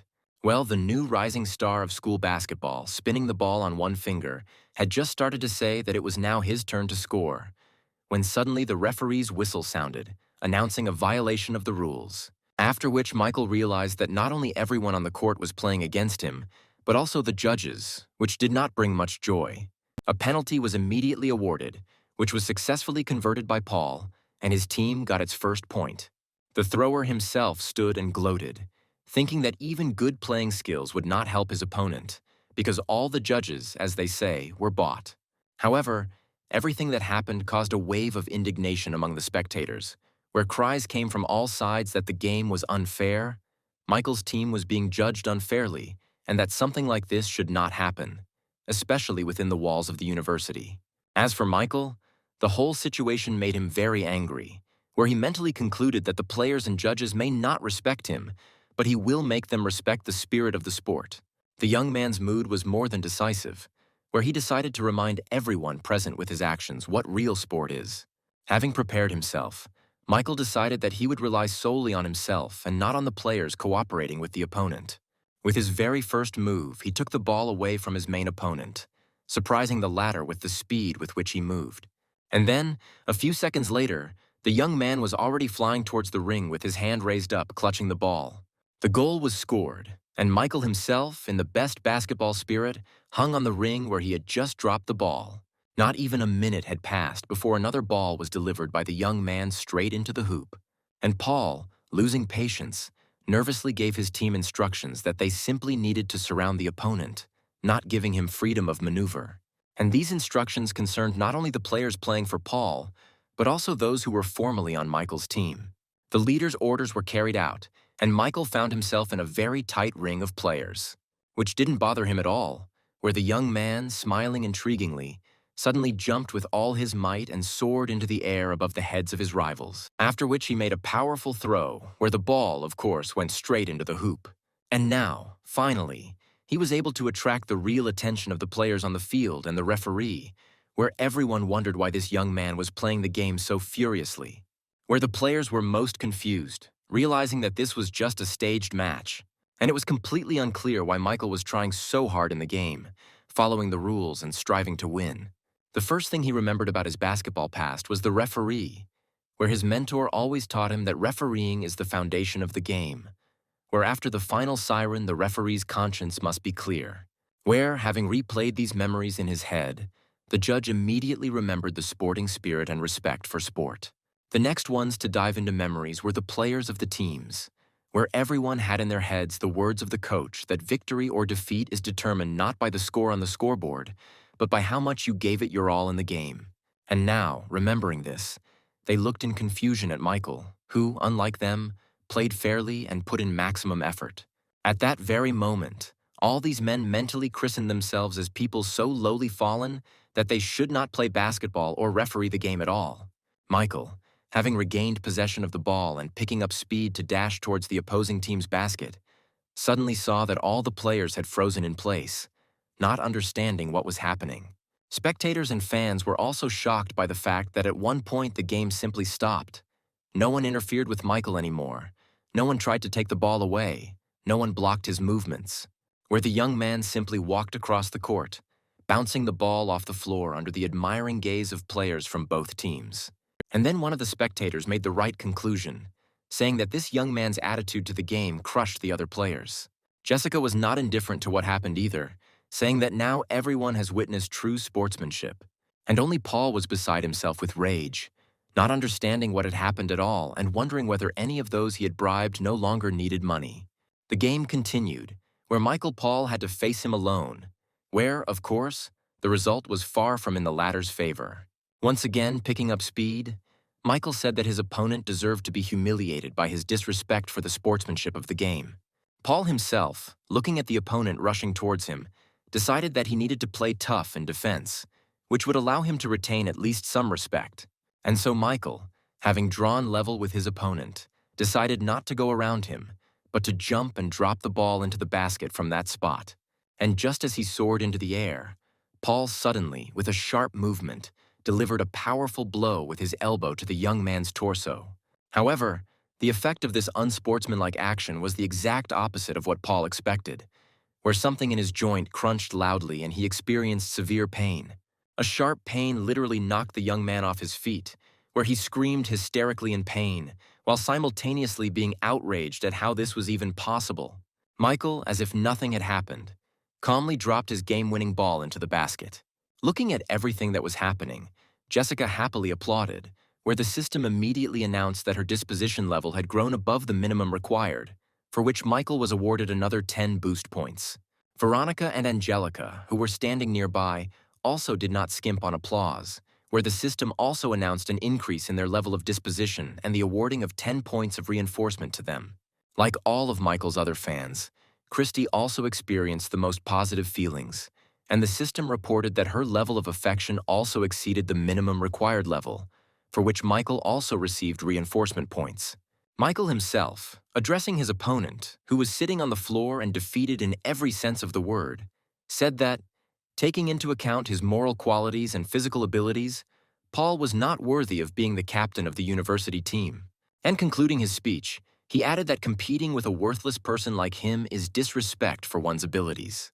But all Paul was capable of in this situation was to shout back that his opponent was simply an arrogant jerk, and that sooner or later he would take revenge on him for all the humiliations. Meanwhile, Christy, standing next to the fans who were actively discussing the events of this unusual match, tried to see where Michael had gone, who had just been on the field, where she wanted to offer him a drink after a difficult game. And then Christy's attention was drawn to Jessica, who was standing nearby, also clutching a bottle of water in her hands and looking for her lover with her eyes, where in the end all 4 girls, with water in their hands, were left with nothing, since Michael never appeared in the hall again. He used the second exit from the gym to leave the university walls unnoticed, where, having avoided a collision with 4 objects of the system at once, Michael breathed a sigh of relief, noting that if he had not managed to escape, then the choice between who to take water from could have led to complete failure. Soon the young man reached his room in the hostel, where he took a shower with great pleasure after a difficult and intense game, both physically and mentally. Suddenly his attention was drawn to the illuminated screen of his mobile phone. Michael picked up his phone and saw that he had received notifications that someone named Mickey Sullivan wanted to add him as a friend and had sent one message. Having read the contents, Michael burst into wild laughter as this Mickey asked if the lone wolf needed a wife. Catherine Sullivan was known as the youngest actress to play a leading role in a global blockbuster and an incredibly beautiful girl. However, quite recently, a scandal broke out where her reputation was seriously tarnished, and she was threatened with a fine of $30 million. Having told all this, Mickey added that this girl was his sister, and he contacted the lone wolf in the hope of help. Taking a sip of coffee, Michael inquired as to why his family was related to him, since he had offered his sister as a wife, to which Mickey quickly explained that he wrote it simply to attract attention, since he thought that such a rich man as a lone wolf would not respond to his message at all. After which he added that this whole scandal around his sister was simply a setup aimed at extorting money. And finally, after a short pause, Mickey asked if the lone wolf would like to buy out his sister's house. Thinking about what was said, Michael noted to himself that he had indeed thought about investing his new personal savings in real estate. In addition, the young man thought about the character of Catherine, who apparently must have huge demands like all movie stars. And that's all he needs, because according to the rules of the system, the more money he spends on an object, the larger the sum that will be at his disposal. And so, having finished his thoughts, Michael replied that he was ready to help, but in any case, he needed to look at the house first, which could not but please Mickey. He quickly pulled out his phone from his pocket, saying that he would now arrange a time, thinking to himself that the lone wolf was indeed a very rich and worthy man. Mickey immediately remembered how the lone wolf transferred millions to girls from online broadcasts, and if he liked his sister, then the future of their family would be secured once and for all. At the same time, in one of the cottages on the outskirts of the city, Catherine was talking loudly on the phone, where the girl told her invisible interlocutor that she would not date that man, since there were not the most pleasant rumors about him. And when the conversation was over, the girl forcefully put the phone on the bed and began to vent her anger on the pillow, cursing the men who only think about her body. When the rage subsided, the girl fell exhausted onto the bed, thinking about what she should do now, because she had to somehow pay off the 30 million, which, of course, they were ready to give her, but on the condition of a very close personal relationship. Putting her hand on her head, Catherine sadly said into the void that she only wanted to act in films, which was not difficult at all. Her sad thoughts were interrupted by the ringtone on the phone that was lying nearby. As it turned out, it was her brother who called and happily announced that he had found her a sponsor, which did not make the girl very happy, as she decided that Mickey had apparently taken up pimping, selling his sister to rich people, which she then told her brother. What was said could not help but hurt his feelings, where he said that he was trying for her sake, and the sponsor would be a lone wolf, about whom there are so many rumors, and who is ready to buy the girl's house. Listening to her brother's explanations, Catherine, of course, imagined the image of a lone wolf in a very peculiar way, where any rich man seemed to her like a not very pleasant-looking, overweight adult man. Where, after introducing another candidate, the girl literally screamed into the phone that her brother was making fun of her and that as soon as he appeared before her eyes, things would not be easy for him, which caused the young man to even drop the phone. However, quickly getting ready and picking up his cell phone, Mickey told his sister to trust him, since the lone wolf was very cool and would be with her very soon. After finishing the conversation, Catherine was again visited by unbridled rage, where she literally banged her head on the bed and screamed that no man could be trusted, not even her own brother. And so, throwing her hand up, the girl screamed that even if she was threatened with death, she would never go to bed with a man for money. Well, Michael had already arrived at the house where Catherine lived, immediately noting its excellent location, where the villa he had bought for Jessica was located very close by. Approaching the front door, the young man pressed the doorbell, and Catherine noted with displeasure that the new sponsor had arrived so quickly for her body. The girl walked towards the door at a leisurely pace, cursing out loud both her brother and the one who was now standing behind the door. Opening the door, Catherine began to say in the most unfriendly tone that such a grown man should already learn patience. But when she opened the door completely, her speech suddenly stopped, where, instead of the one she expected to see, there stood before her a young and rather attractive young man, who, having greeted the girl, said that he was a friend of her brother. While Catherine was at a loss, not knowing what to say, Michael walked inside in a friendly manner and without invitation, apologizing along the way for disturbing her. Of course, the girl could not help but note all the positive aspects of the fact that the lone wolf turned out to be not what she imagined, where she first met a wealthy man at such a young age and with such a pleasant appearance. Michael, having already comfortably settled himself on one of the sofas, in a proprietary manner invited the girl to stop being embarrassed and sit down as well, causing her considerable surprise with his behavior. Thinking that the young man had already begun to take charge of the place that he had not yet bought, Catherine nevertheless kindly offered to inspect the house, to which Michael replied that he already saw that the house was good. After which he added that the most important thing for him now was not the house. After which thoughts flashed through the girl's head about what this guy was trying to hint at now. But the young man didn't even think of hinting, saying directly about his desire to be Catherine's lover. Where immediately after these words, the system announced that a new object had been added. Where upon reaching the appropriate level of disposition, which was now in the deep minus, the young man would receive 30 points of reinforcement, acting skill, and the usual percentage of what was spent. What Michael said was not voiced by chance, where he specifically decided to check how the girl would react to his words in order to understand her true essence and mood. Of course, Catherine took the young man's words as an attempt to take possession of her body, but mentally calling him not the most flattering words, the girl decided that now she would give him a test. Taking on a businesslike air, Catherine said that the young man was quite straightforward, but she agreed to be his lover, where she, of course, had some conditions, the first of which was the purchase of a car for her worth at least 10 million. In second place was the purchase of an apartment in one of the city's elite skyscrapers, and the last point the girl named was the sum of 500 million, which the young man should invest in her, of course, as an actress, and not as one might think. Michael's reaction to what was said was far from what the girl had expected, where he, delighted with such simple conditions, asked if just one apartment would not be enough and offered to buy an apartment for the parents as well. To which Catherine responded with complete incomprehension as to whether this guy was all right in the head.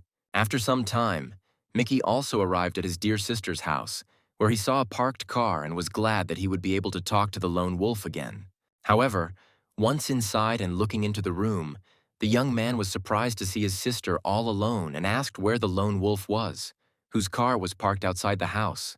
To which the sister replied that if the brother meant that red sports car, then the lone wolf had given it to her, which left Mickey completely amazed. And Katrin added, confused, that the lone wolf not only gave her this car, but also gave her money as an advance payment for a house. This also could not fail to please the young man, who immediately inquired about the amount. Where a second later, Mickey was practically screaming as he read the account statement on his sister's mobile phone screen, which showed the amount of 100 million. All this could not but please the young man, where he concluded that the lone wolf really liked his sister, since he had not even bought a house yet, but had already laid out about 120 million if you count the cost of the car. After which all his thoughts began to revolve exclusively around the fact that his sister definitely needed to marry a lone wolf. The girl herself sat and remembered how the young man asked her to be his lover. Here Catherine could not understand herself, thinking that she should have been angry at such words. But he was able to surprise her by immediately giving her a car and transferring 100 million to her account, where with all this, he didn't even try to pester her or hint at physical intimacy. Of course, this attitude won over Katrin, and thinking about the lone wolf, she came to the conclusion that he was not so bad, and the system immediately announced to Michael an increase in Katrin's level of favor by plus 30 points. Very soon, the university celebrated the end of its studies and graduation. After the official ceremony, Melanie met with Jessica, who again started talking about how her friend should stop communicating with Michael, since after graduation she would not be able to protect her. To which Jessica countered by saying that he wasn't as bad as he seemed, but her friend continued to insist, citing a recent situation where a whole crowd of girls were waiting for him with water after a game. But the girl objected again, saying that she saw it perfectly well. But in Michael's favor, she could say that he did not accept water from anyone, but simply left, having done the right thing. Then Melanie decided to use her main trump card, telling how Michael, after her friend's birthday, staged an assassination attempt and rescue, trying to drag her into bed in this way. After hearing this, Jessica said that it was probably high time for her friend to see a therapist and, in general, reconsider her biased attitude towards the male half of the population.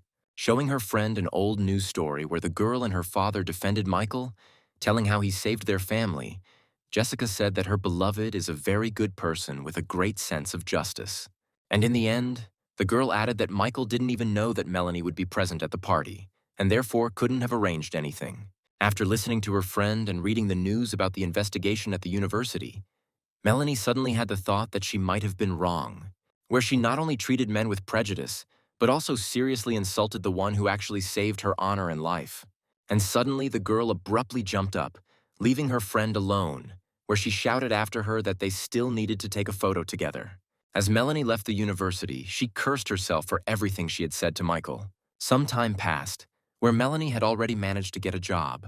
Sitting at her workplace, the girl only thought about the fact that quite a lot of time had passed since those events. But she was still ashamed of her behavior, first of all in front of her friend. Every now and then she remembered the situation when Michael stood up for her, only to be subsequently insulted by her.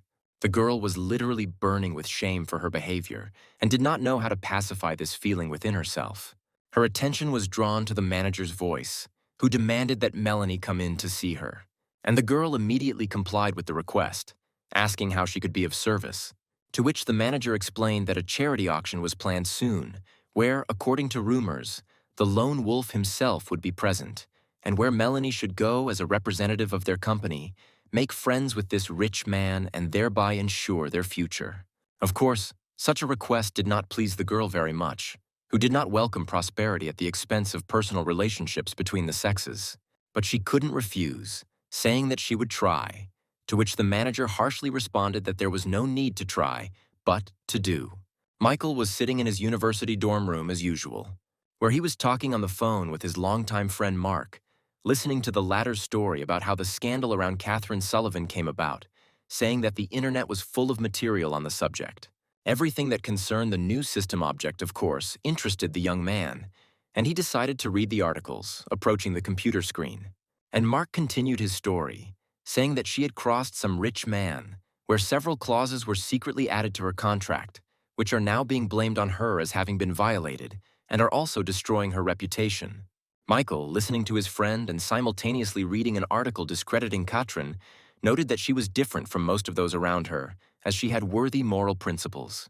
And Mark had already changed the subject, saying that if we were talking about the environment and high society, then a charity auction would soon take place, where the cream of society would be, and where a lone wolf would certainly come. The word auction appealed to Michael, where he noted to himself that it looked like a place where you could spend a lot of money and was worth visiting. But before taking part in it, the young man had to do one more very important thing.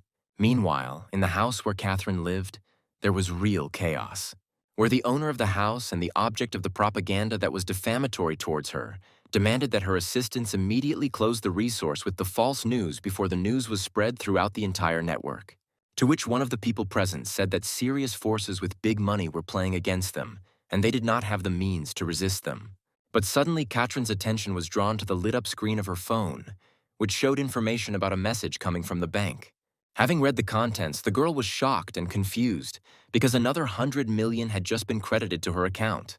Catherine immediately realized that the lone wolf saw the information war unfolding, and realized that her side might not have the resources. This gesture of goodwill on the part of the young man touched the girl to the quick, and the system immediately announced to the sponsor an increase in the level of favor of the object. And then came the day of the auction, where the organization of the event was at the highest level and where only the richest and most famous people of the city gradually came. Those who arrived earlier were already inside and waiting for other guests to arrive and the event to begin. Julian, who was also there, asked Mickey what had changed his mood so much, to which the latter replied that now everything would be fine with his family, since his sister had established a good relationship with the lone wolf himself. And then all those present spoke out regarding the mysterious person of the lone wolf, who really managed to surprise many people. And Julian, after listening to Mickey, noted that this explains why Catherine started a war with such influential people, since the support of a lone wolf costs a lot. While the rest of those present were asking Mickey to introduce them to the lone wolf, Paul, who was in the same company, suddenly decided to leave their company. When asked where he was going, the young man waved his hand and replied that he simply needed to go to the restroom. In fact, Paul didn't go to the bathroom. He just moved around the room and thought that Mickey and his sister wouldn't be worth it without a lone wolf and a little finger. The young man's thoughts also revolved around the fact that today's auction was simply a distribution of spheres of influence for the next decade, where everyone came here in search of influential partners, and where a lone wolf would have a significant influence on the balance of power. In fact, Paul had been collecting information about this mysterious person for a long time, and he had no doubt that he had managed to create a high-quality psychological portrait of a lone wolf, where, in his opinion, a lone wolf should be a wise, far-sighted, charismatic, and at the same time reserved man of venerable age.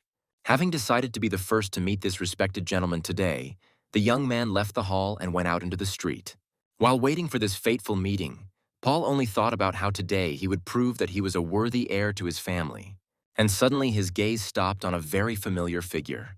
Where Michael stood near the entrance to the gala event, Paul immediately noted his very modest attire. Michael himself believed that he had spent a fortune to acquire this suit and everything that went with it. With a shudder in his body, he recalled how he tried on these new things in one of the city's expensive salons. And I noted to myself that spending my own money wasn't such a great pleasure. And only now, when Michael looked at everyone who was at the entrance, he noticed one oddity. The guards who carried out the access control wore exactly the same suits that he was wearing. At that very moment, the young man heard a familiar and repulsive voice that greeted the basketball star and asked why he had decided to retrain as a bodyguard. While Paul was making assumptions about Michael not having enough money, the latter replied that he had been invited there and that they were not in a relationship to discuss each other's financial affairs. Thinking to himself that the security would throw his opponent out, Paul said out loud that he was also invited and suggested that they go inside together. And so, when they approached the entrance, the security guard demanded that Michael show a written invitation, which he, of course, did not have, which greatly pleased his longtime opponent, who began to add fuel to the fire, saying that such an important person was probably invited without an invitation. And to top off the bullying, Paul said that there is no shame in working as a security guard, but there is shame in pretending to be someone you are not. At that moment, some car drove up to the entrance, from which, shining in her indescribable beauty, came Melanie, who had arrived here on the instructions of the manager to make friends with the lone wolf.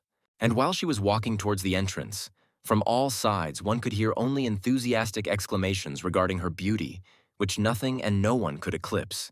The beauty herself did not stop thinking that she did not like this assignment at all, but she still had to fulfill it and ensure a comfortable life for her company. And then the girl's attention was drawn to the men's conversation, which was taking place in raised tones, where, turning around, she saw Michael, whom the security guard was reproaching for trying to get into such a serious event without an invitation. To which the young man once again emotionally responded that he really did not have the necessary piece of paper, but that did not mean that he was not invited. But the security guard said that all guests had been given invitations, and Paul added that only very important people, such as his older brother John Mitchell, the head of the largest internet broadcasting corporation, could be there without an invitation. After which the young man, with a clearly mocking intonation, asked Michael what corporation he was the head of to come here without a written invitation. But then Melanie intervened in the conversation, saying that Michael had arrived with her, after which she handed over her invitation card, which contained an entry with the participant's last name and a +1.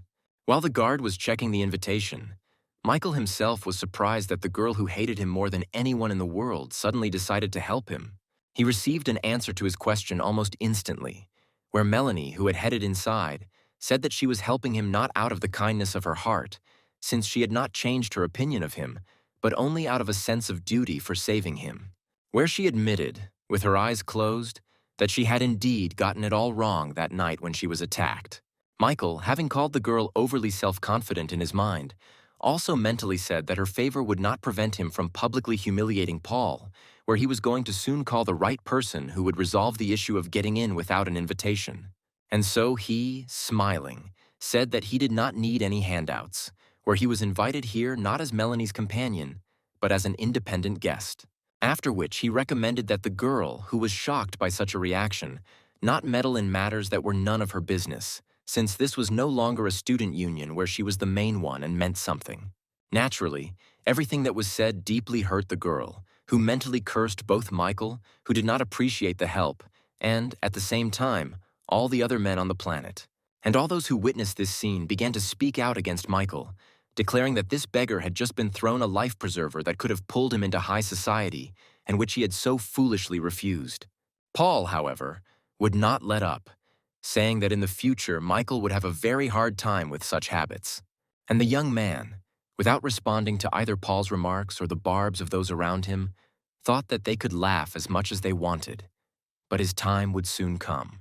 Julian, who had come out of the room, noticed the crowd that had arisen around Michael.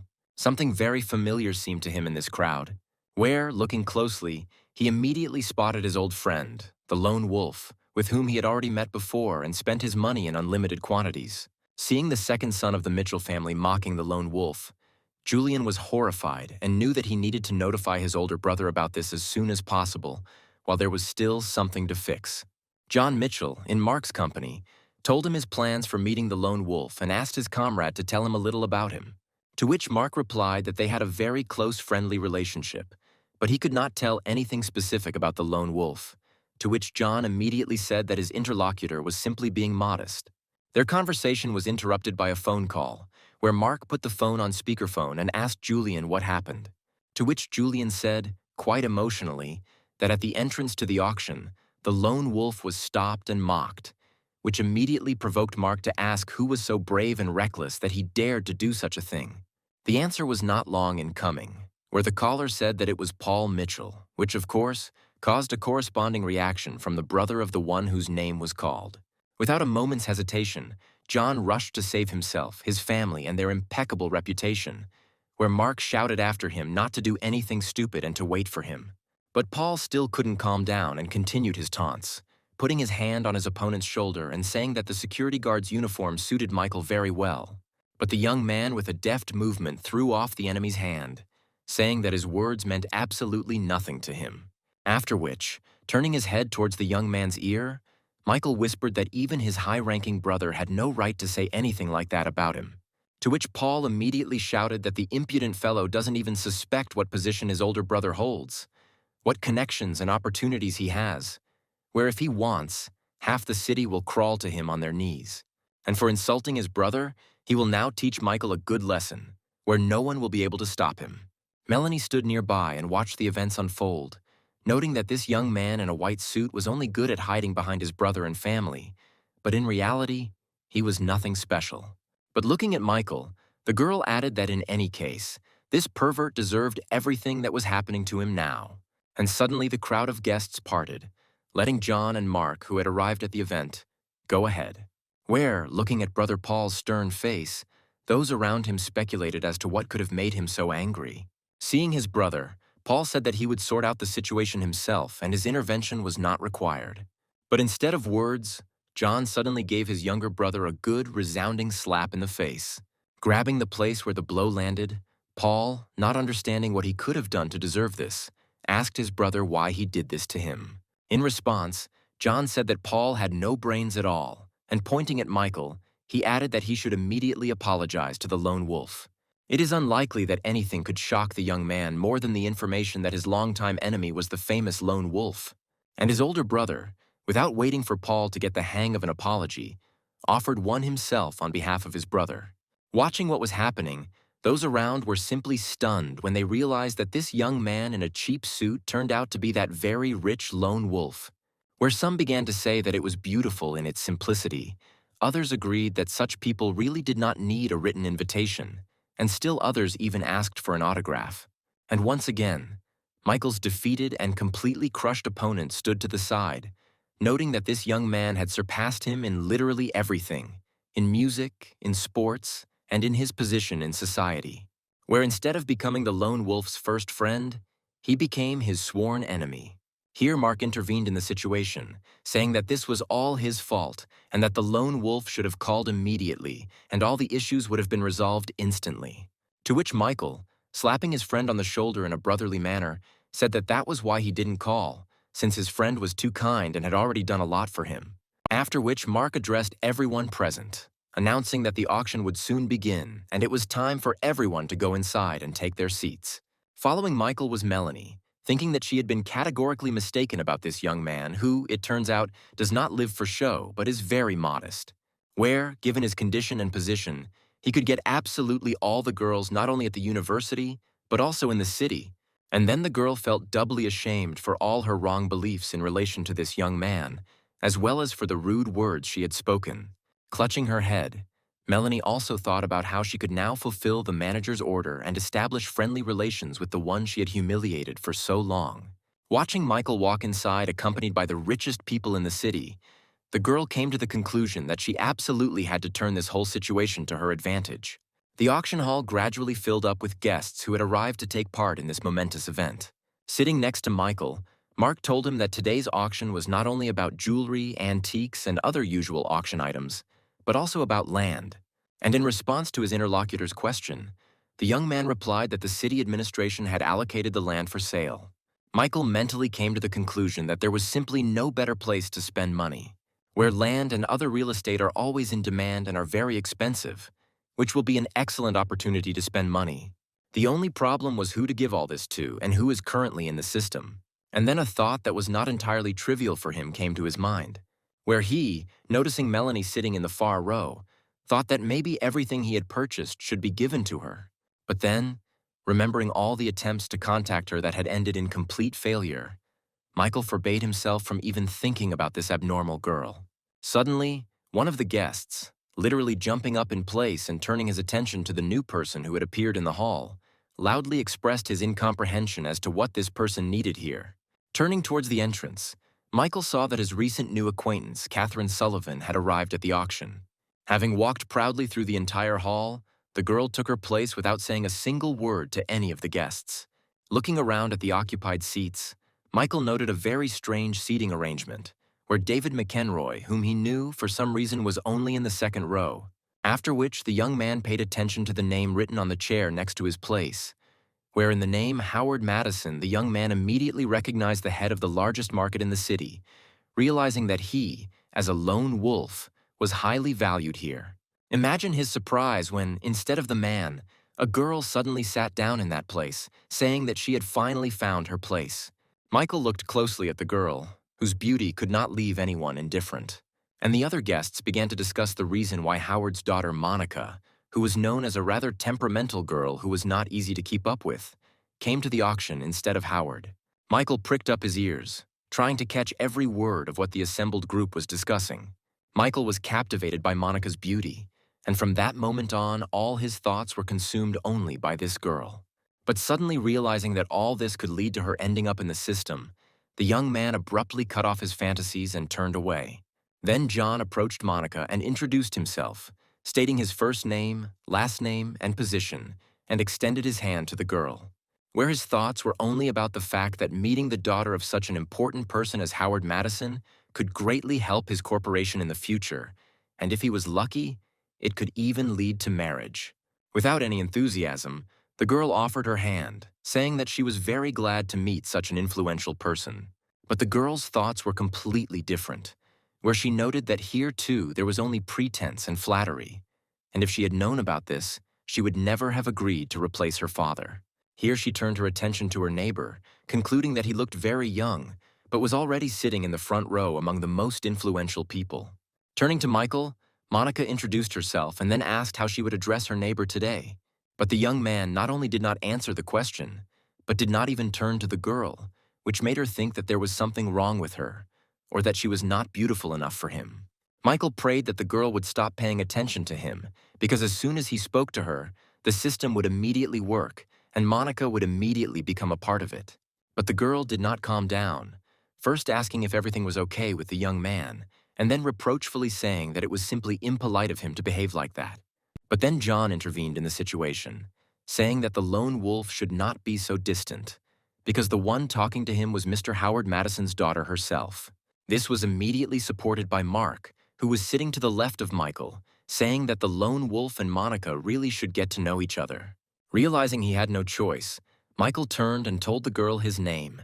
And while she was thinking about the reason why this young man did not express a desire to get acquainted with her, the system had already announced that a new object in the person of Monica had been added, where, upon fulfilling the usual conditions, 35 reinforcement points would be awarded, the skill of handling firearms would be added, and the standard 10% of the money spent would be returned. Where Michael had no choice but to accept, with inner rage, that the system had worked again. Well, Monica, looking closely at her new acquaintance, noted to herself that he was a rather unusual person, and she would remember him. And so the auction began, where its host, attracting the attention of all the assembled participants, announced the first lot. It was a luxurious necklace with a huge blue diamond encrusted in it, symbolizing eternal love. As soon as the host finished presenting the first lot to the participants, the auctioneer immediately announced its starting price of $120 million. Many of the girls present at the auction literally began to shed tears, blaming their fathers and husbands for the fact that they do not earn enough. Well, those who could afford to fight for possession of this rarest decoration took turns raising the stakes. After another participant named the amount of 150 million, Michael entered the game and immediately doubled the bet, announcing the amount of 300 million. This could not fail to impress everyone present in the hall today. The young man's neighbor was no less surprised than the others, casting another intent glance at this obviously rich young man. Even the auctioneer himself was in a state of shock for a while, as it was the first time he had ever seen someone double that amount. But finally, having collected his thoughts and remembered his duties, the auctioneer declared Michael's bid accepted, asking if anyone would offer more. The men sitting in the room were silent, unable to beat this bet and thinking about how upset their wives would be. And those who were careless and showed up at the auction with their significant others were already beginning to experience their completely unhappy emotions. Meanwhile, the auctioneer had already counted out the amount offered by Mr. Lone Wolf 3 times, and as expected, struck his gavel on the podium, announcing that the necklace had been sold. Well, when Michael paid for the purchase, he gave orders to send this jewelry to the actress Catherine Sullivan. Melanie, who was in the hall, noted with some annoyance that such an expensive gift had suddenly gone to an actress who had recently caused a big scandal. The system began to announce the addition of affection points, and Catherine's brother Mickey could not be happier that the lone wolf was showing such affection towards his little sister. The recipient herself could not understand why this young man, who was obviously only accustomed to playing with the hearts of women, was showing her such a sign of attention. However, the girl quickly overcame this momentary weakness, ordering herself not to succumb to the rich man's charms. Squinting, Catherine noted to herself that it would definitely not work to buy her from Michael, where if he wanted to try to do it, then she would take everything from him. While all these thoughts were running through the girl's head, the presenter began to announce the next lot. It turned out to be one of the most expensive pianos, made of crystal, at which only one famous musician sat and played, performing the national anthem at the opening of the Olympics several years ago. Once the presentation of the lot was finished, the host took on the role of auctioneer and started the auction by naming the starting price of 30 million. Everyone who was interested in buying this unusual musical instrument immediately began to place their bids, each time raising the price by 5 million. One of the auction's honored guests, who, like Michael, sat in the front row, smugly outbid all bids. But even he couldn't sit still when the lone wolf announced that he was raising the stakes to 200 million. Ignoring those who were shocked and even unhappy with his bets, Michael thought about how much Jessica would like this musical instrument. However, the young man's joyful thoughts were interrupted by someone's voice announcing a new bet of 210 million. Michael turned to look at the one who had the courage and money to outbid him. This person turned out to be the daughter of the head of a large company developing mobile games and applications, Brenda Carter. Looking intently at his sudden opponent, the young man named a new sum of 300 million. But the girl was clearly interested in taking the piano home with her today and immediately countered with the sum of 310 million. The young man didn't really like this confrontation, and he even frowned, throwing a not very friendly look at Brenda. And so, with the most serious expression on his face, Michael immediately raised the bet to 190 million, indicating the amount of $500 million. This statement created a real sensation in the hall, where no one expected that the lot could be valued at an amount that was approximately twice its real value. For the second time that evening, the auctioneer was in a completely confused state, where he could not understand the quirks of these rich people. But his duties had to be fulfilled, and so the man offered to raise the stakes, starting the countdown. When Michael's bet was announced for the second time, the room remained deathly silent. And finally, the auctioneer announced the sale of the lot, which was accompanied by a not very kind expression on the face of Michael's opponent. Having said that the next lot was going to the disposal of Mr. Lone Wolf, the auctioneer thanked him for his participation. When the man finished, Brenda, clearly hurt, made a sarcastic remark, loudly noting that it was pointless to buy something you didn't even know how to play. Michael did not ignore this taunt directed at him, asking the girl how she could reliably know about his lack of playing skills.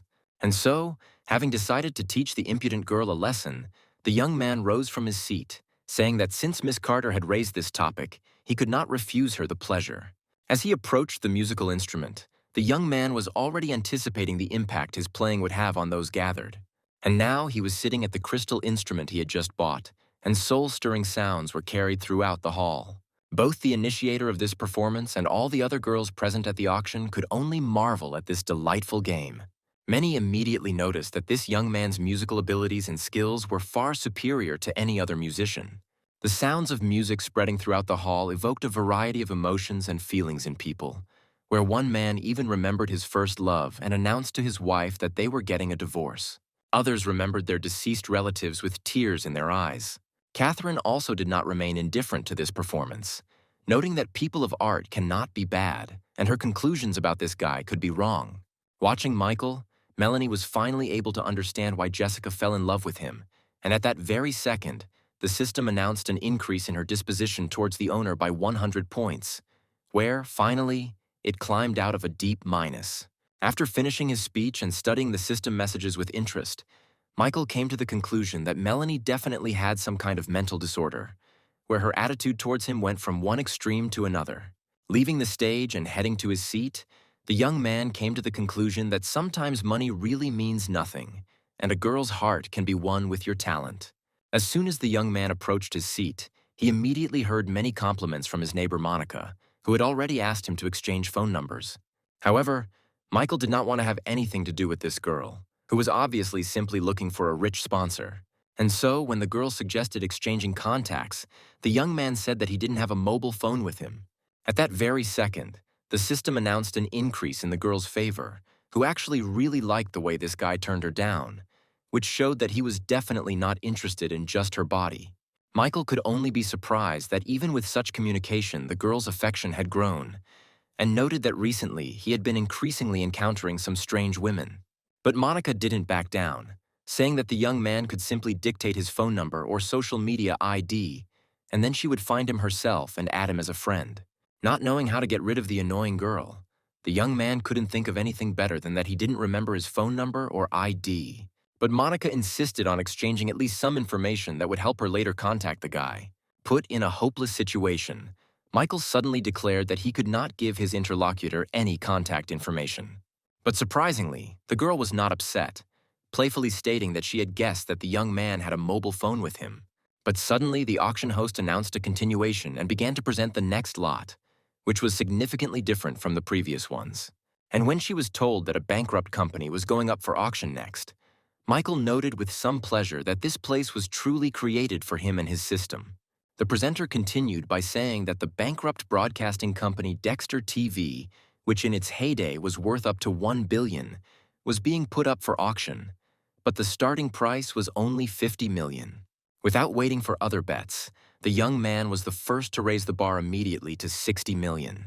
However, after his bet, the hall suddenly became silent, with none of the participants attempting to make any more bets.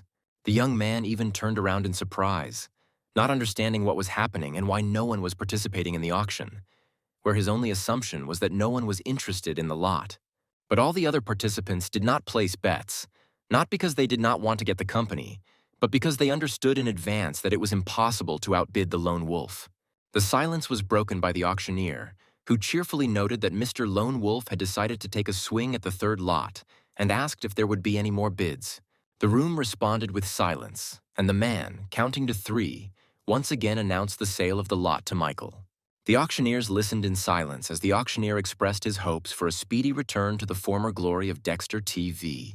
Also present at the auction was David McEnroy, who had just received word that information had been dug up on Michael and was now wondering how useful it could be. In order to find out what he had managed to find out, the man even left the room, calling his informant and ordering him to tell him everything immediately.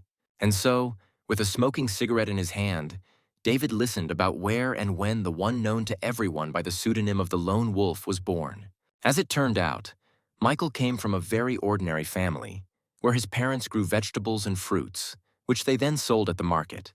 The young man received his first education in a very ordinary, one might say, village school. This was followed by training in the same ordinary secondary and high schools. But the informant said that what surprised him most was the bank account this guy owns, where there are not more than 50 people in the world who have such privileges. David didn't miss a single word of what the informant told him, listening greedily about how a man from a simple family owned an account that had no limits or restrictions. The man understood perfectly well that a commoner could not have such outstanding talents or such enormous financial resources. Therefore, all this information was fictitious, which meant that Michael's family, who had connections in the government and intelligence agencies, had incredible influence. So the man gave his informant the order to stop probing immediately before they themselves became targets. Moving nervously along the corridor, David lamented that he had almost climbed into something he shouldn't have. And John Mitchell, who was watching him, noted to himself that the information about the lone wolf that the head of the McEnroy family had received had clearly shocked the man, which led to certain thoughts. Meanwhile, the auction ended and all its participants gathered to take part in the ceremonial reception. And so, information began to spread among the guests of the auction that Mr. Lone Wolf came from a very influential family. Here, Julian approached Mark, who was in the company of his close friends, and was in a hurry to share new information. He said that Mr. Lone Wolf is a descendant of one of the 4 secret families that have the greatest influence in their country, and the appearance of one of the members of such a family in public can only mean that his family has decided to change the world order. Breathing a heavy and simultaneously relieved sigh, the head of the car dealership noted that this explains a lot about the lone wolf's behavior. Michael himself, moving around the room and listening to all these speculations about his identity, humorously noted to himself that his father was the simplest fruit seller.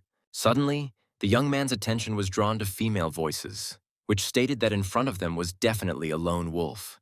Just a moment later, Michael found himself literally surrounded by a crowd of girls who were vying with each other to dictate their phone numbers, addresses, inviting him to visit or just go for a walk.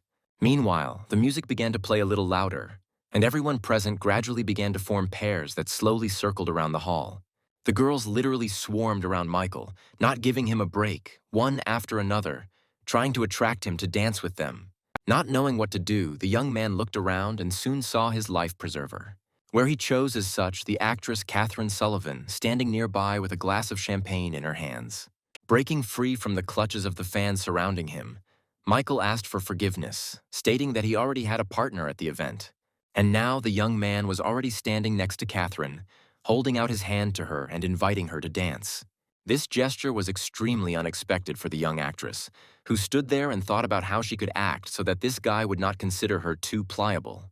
She even blushed a little, remembering the gift he had given her today, and deciding that it would be somehow wrong to refuse. And as soon as she extended her hand to the young man, he suddenly pressed the girl to himself, hugging her around the waist. Finding herself very close to her partner, Catherine tried to express indignation regarding his actions, but resourceful Michael immediately said that for her sake, he had refused almost 24 girls, and therefore did not intend to wait.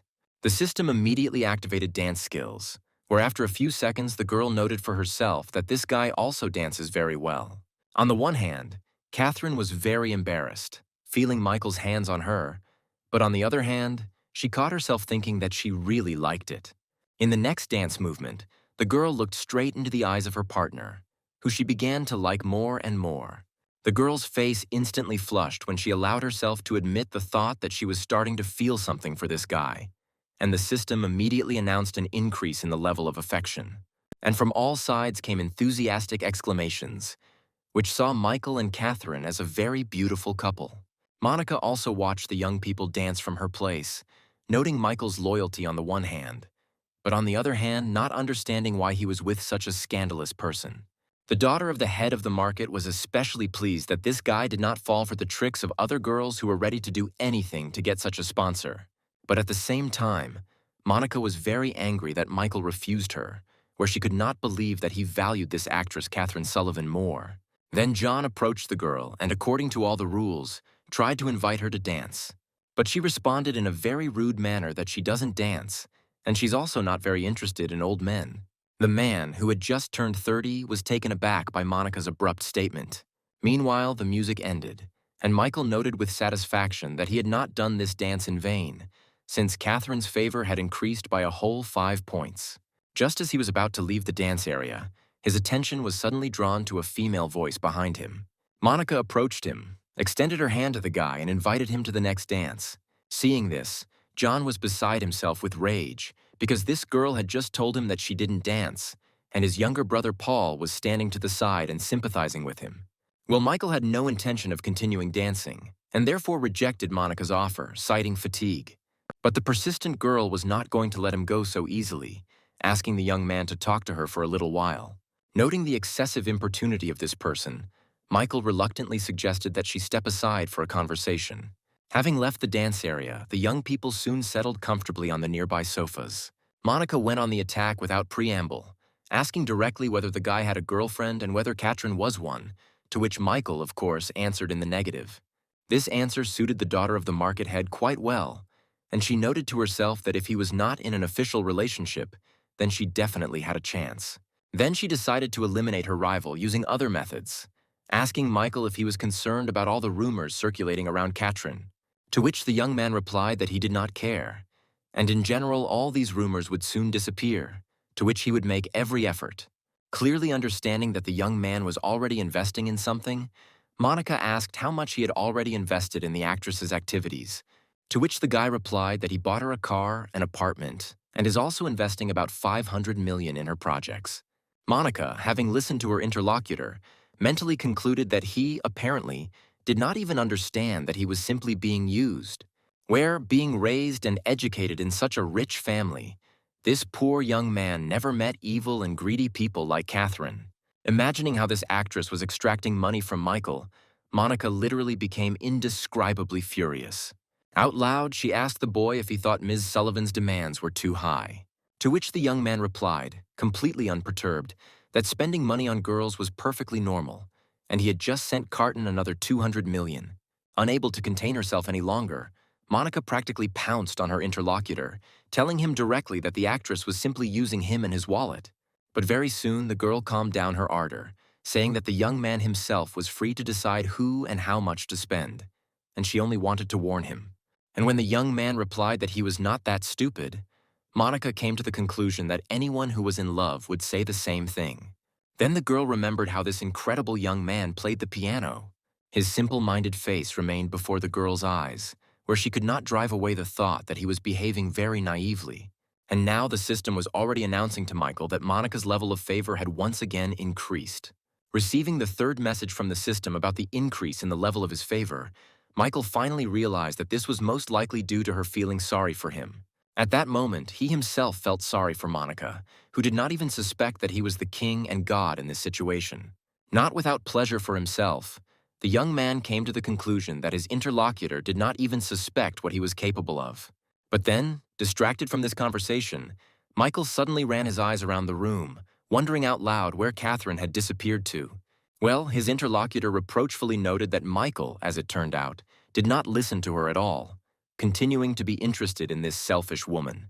After these words, the young man's mood changed dramatically, where he said in a cold voice that he had heard everything that was said perfectly well, but sincerely hoped that Monica would not speak badly of Katrin anymore.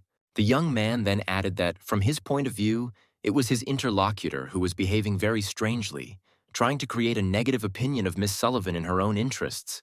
When Michael finished speaking, Monica stood up abruptly, thinking that in this world everything had turned upside down and kindness was mistaken for self-interest. Without saying a word goodbye, the girl left the young man, thinking that she was no worse than Katrin and sooner or later Michael would date her. The object of her interest himself thought that this girl was very hot-tempered, and therefore it would be better to stay away from her. After some time, guests and auction participants slowly began to leave the event that was ending. Many people said goodbye to the lone wolf in a very friendly manner, inviting him to visit, and the girls continued their attempts to seduce the rich man. When the handshakes were over, Michael remembered that his car now belonged to Katrin, and so he took out his phone to call a taxi.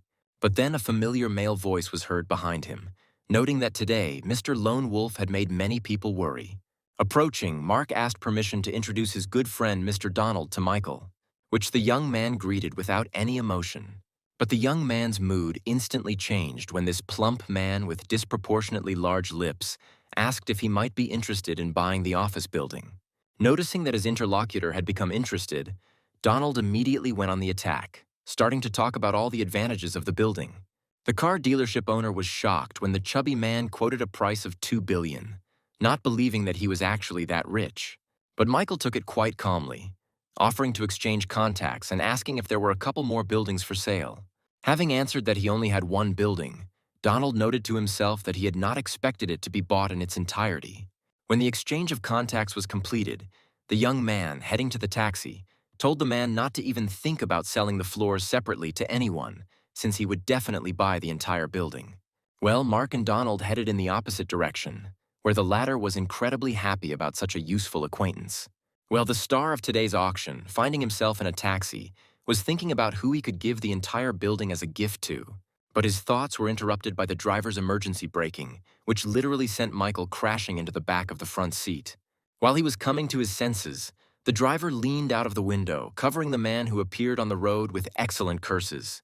Having seen and immediately recognized Melanie, the young man decided that the girl had completely gone crazy. But then she walked around the car, approached the rear passenger door, and brazenly sat down in the passenger compartment next to Michael. Such a decisive and unceremonious action caused bewilderment in both the driver and the passenger. But Melanie coldly told the man to stop staring at her and just keep moving. The car started moving, and Michael continued to stare with an uncomprehending gaze at the fellow traveler who had suddenly appeared next to him. The girl tried to gather her courage, thinking that she couldn't fail the very first task at her first job. Having not waited for any action from the girl, the young man, thinking that as soon as he got rid of one crazy woman, another one immediately appeared, tried to speak first. But then Melanie interrupted him, saying that her company really needed investment, and then began to talk about the successes they had already achieved. Without letting the girl finish, Michael asked if he understood correctly that she had decided to resort to his help. Melanie replied that to some extent this was true, but in addition, these investments would also be beneficial to Michael himself. Obviously taking advantage of this situation, the young man did not calm down and again asked whether the girl was really asking him for help. Unable to withstand this moral pressure, Melanie angrily shouted, declaring that she really was asking him for help.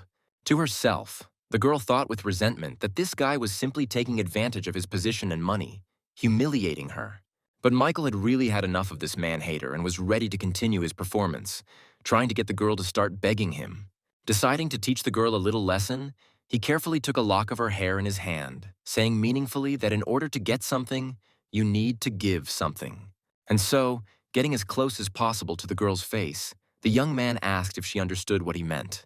Periodically watching the scene in the rearview mirror and hearing everything the young man said, the driver noticed his low moral qualities. But Melanie's patience came to an end, and with a sharp movement of her hand, she shouted that she would never sleep with Michael. And now she was absolutely sure that he was deceiving Jessica. But the young man, clearly prepared for such a reaction, suddenly declared that the girl had too high an opinion of herself, since he was not at all interested in such cold and angry partners as she. These words clearly had an effect, which was immediately evident from the confused look on Michael's companion's face. However, she quickly collected her thoughts and continued the attack, asking for clarification on what was meant here. But Michael quickly changed the subject, saying that the girl had too high an opinion of herself, because for some reason she decided that he would become an investor in her company when they had only seen each other a couple of times, and even then they had not parted on the best of terms.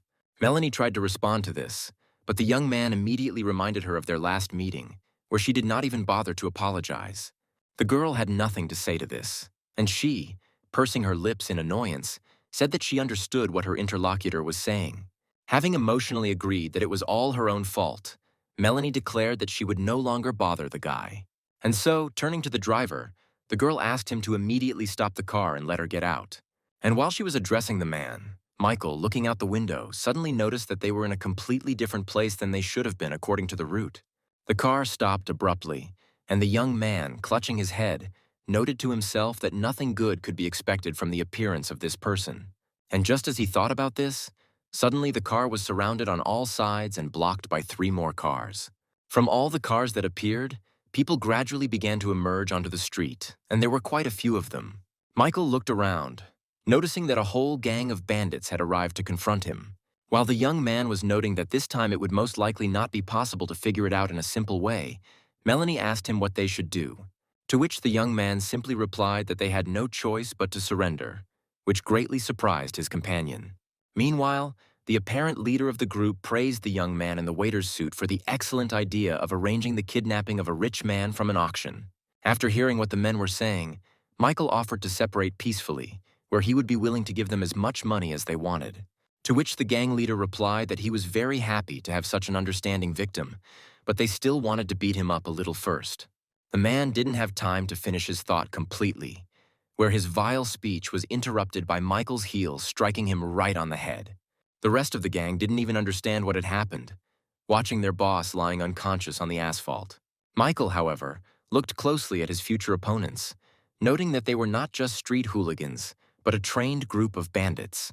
And now this group has already rushed forward with the goal of dealing with the impudent young man who dared to raise his foot against their boss. But the system did its job, and Michael's pumped-up body easily repelled attacks and dealt counterattacks. Here, one of the participants in the battle drew attention to Melanie standing nearby, offering to grab her, which would help calm the ardor of their victim. Having already experienced a kidnapping as a child, the girl became furious when she heard the men's words about her captivity.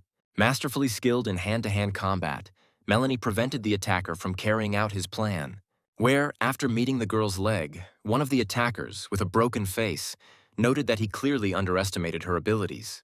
Michael, while continuing the fight, at the same time assessed the situation, deciding that it was necessary to end all of this as quickly as possible.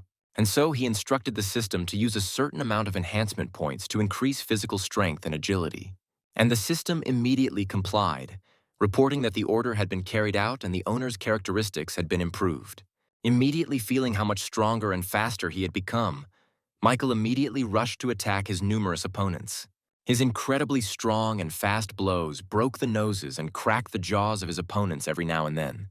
One of them tried to shout something, but his impulse was interrupted by a powerful blow to the groin area from Melanie, after which the girl walked away, showering the man with the most unflattering words along the way. However, the recent waiter at the auction came to his senses rather quickly, abruptly rising to his feet and snatching a knife. And now he quickly rushed in the direction where the girl who had humiliated him was heading. Melanie didn't have a chance to react, but when she turned around, she saw someone's hand stop the deadly blow, grabbing the knife right by the blade. Michael, who appeared in front of the former waiter, noted that attacking a girl from behind with a knife was not at all nice. Well, the victim herself, who miraculously escaped death, stood and watched as blood flowed from the hand of her savior. And the young man, adding that he would now teach the villain a lesson, dealt him a powerful kick. Soon it was all over, and the surrounding area was littered with the bodies of the failed kidnappers. When none of his opponents were left standing, Michael turned his attention to Melanie, whose body was visibly shaking. And suddenly the girl threw herself on the young man's neck, thanking him for saving her from the killer. Michael, who had never expected such a violent reaction from this cold girl, was extremely surprised. But a second later his face changed, where he noticed that this man-hater had another gentle and fragile side. Hugging Melanie, the young man calmed her down and asked the girl not to take seriously everything he said in the taxi. And when he noted that his companion was a very good person, Melanie, who was pleased to hear such a compliment, looked up at her savior. The young man continued, returning to the question of investing and promising to think about it and visit their office in a few days. Without taking her eyes off her savior, the girl mentally concluded that this guy just wants to look heartless and callous, but in fact, he is very gentle and caring. The girl took his wounded hand in hers, thinking that this was not the first time he had saved her. And while Michael was assuring her that it was just a scratch, Melanie suddenly pressed his palm to her cheek, and the system announced an immediate increase in her disposition level by 30 points. The police soon arrived at the scene and detained most of the criminal group. Michael was telling one of the law enforcement officers about what had happened when suddenly a familiar female voice said that only a couple of hours had passed since they had parted, and he had already gotten into trouble. Turning and looking at the one who spoke these words, the young man could not believe his eyes. After all, standing in front of him in a police uniform was that very same daughter of the market's head, Monica Madison. The man who approached the girl reported that one of the criminal group members had died, and many of those detained were wanted, one even on the federal level. Monica stared at Michael, repeating in her head everything her colleague had just told her. Playing with the knife in her hands, the girl mentally noted that it was impossible not to fall in love with a man like Michael. Seeing another girl hovering around him, Monica was no longer surprised that he attracted so many women. At the same time, she was very irritated by the fact that no sooner had one of his fans, like Catherine, disappeared than another had already appeared. And so the government representative said that the young people would need to go with her to the station to give evidence. Melanie was questioned first, and the policeman explained that she could now go free, but would have to appear whenever necessary, including in court. Overjoyed, the girl asked where her companion was and why he had not yet been released. To which the man explained that their captain was still working with this guy and it was unknown when he would be released. Then Melanie categorically stated that if they don't let him go, then she won't go anywhere either. Leaving the girl alone, the policeman walked away, mentally noticing that the captain was doing something strange, where for some reason she not only decided to personally work with this guy, but also turned off all video surveillance in the office, which suggested that she had a personal interest in this matter. Well, Michael, who was sitting in his office at that time, was mentally outraged about the handcuffs put on his hand, taking it as revenge for the fact that he refused her at the auction. But then the door opened and Monica entered the office, immediately handing her night guest a bag of food. While eating his noodles, Michael noted that he would never have guessed that his friend worked in the police and even ran a precinct. To which the girl replied that she did not see anything unusual in this, where immediately after this, the system announced that the location of this object had increased by 5 points. Michael did not understand at all why this strange woman's favor was suddenly growing, and decided that he needed to get out of here as quickly as possible. Having decided to act, the young man showed the girl a handcuff, asking why the crime victim was handcuffed and when he would be released. But Monica was in no hurry to free him, approaching the young man and noting that he was, of course, a victim, but nevertheless killed a man.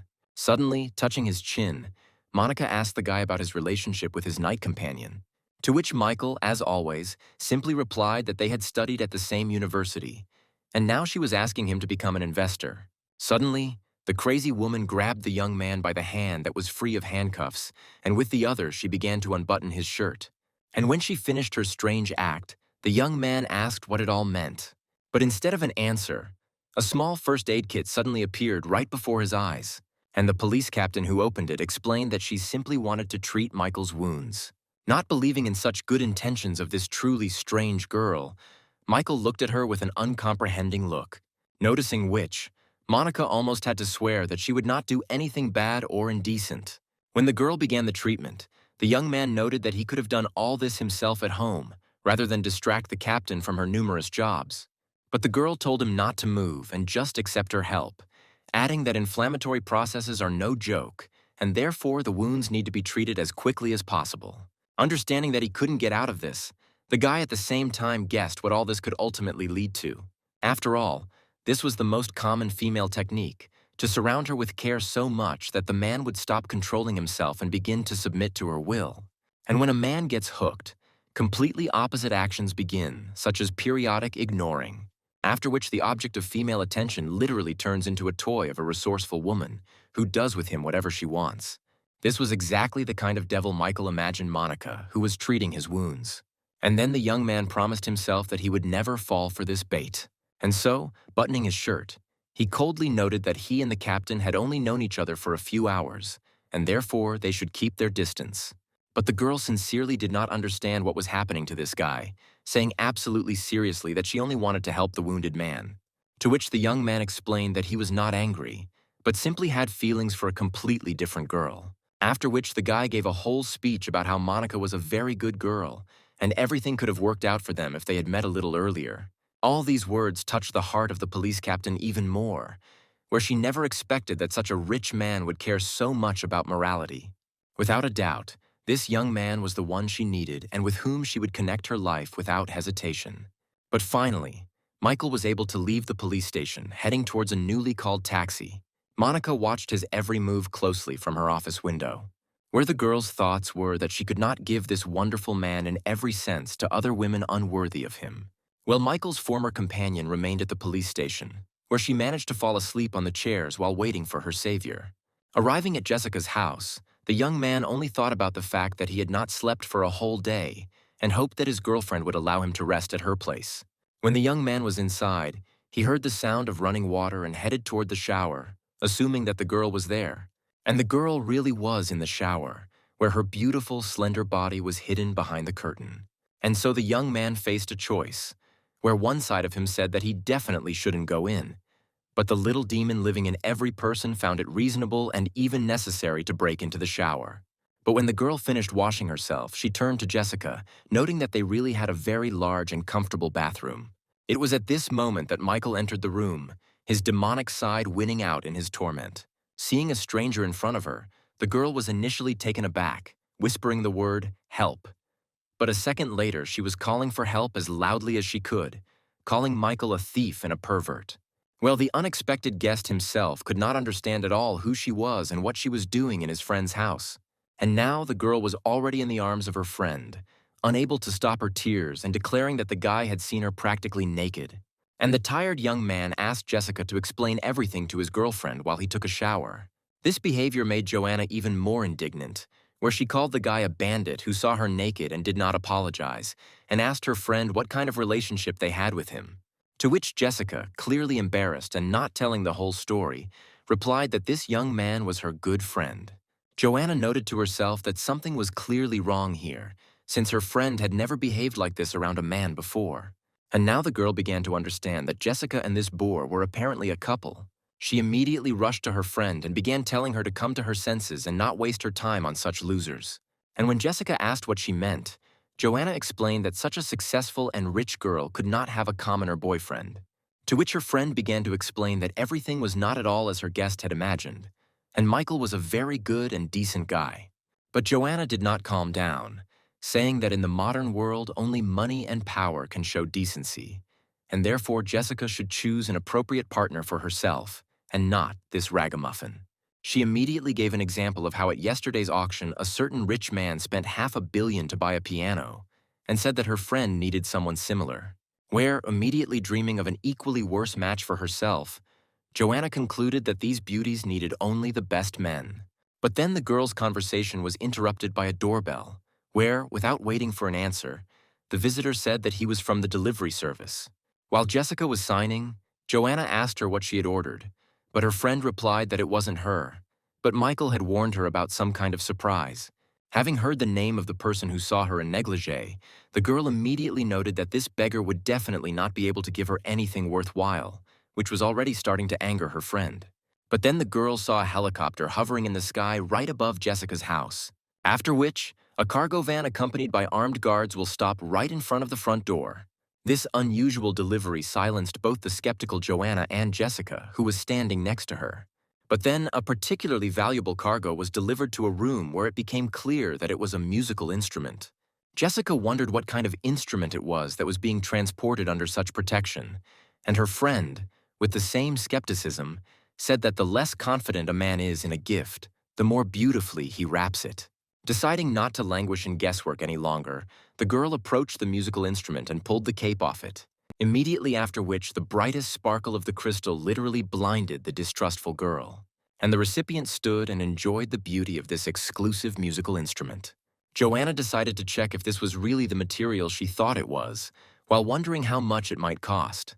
Remembering the simple appearance and clothes of the young man, like those of her guards, the girl began to wonder whether she had made a mistake in him.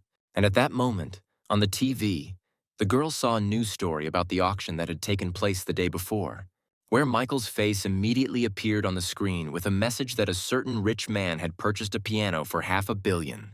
Joanna was truly shocked to hear that it was this ragamuffin who had bought such an expensive instrument.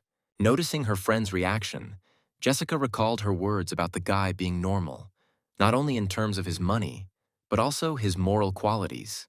A male voice, which came from behind him and announced the delivery of his purchase, attracted the girl's attention.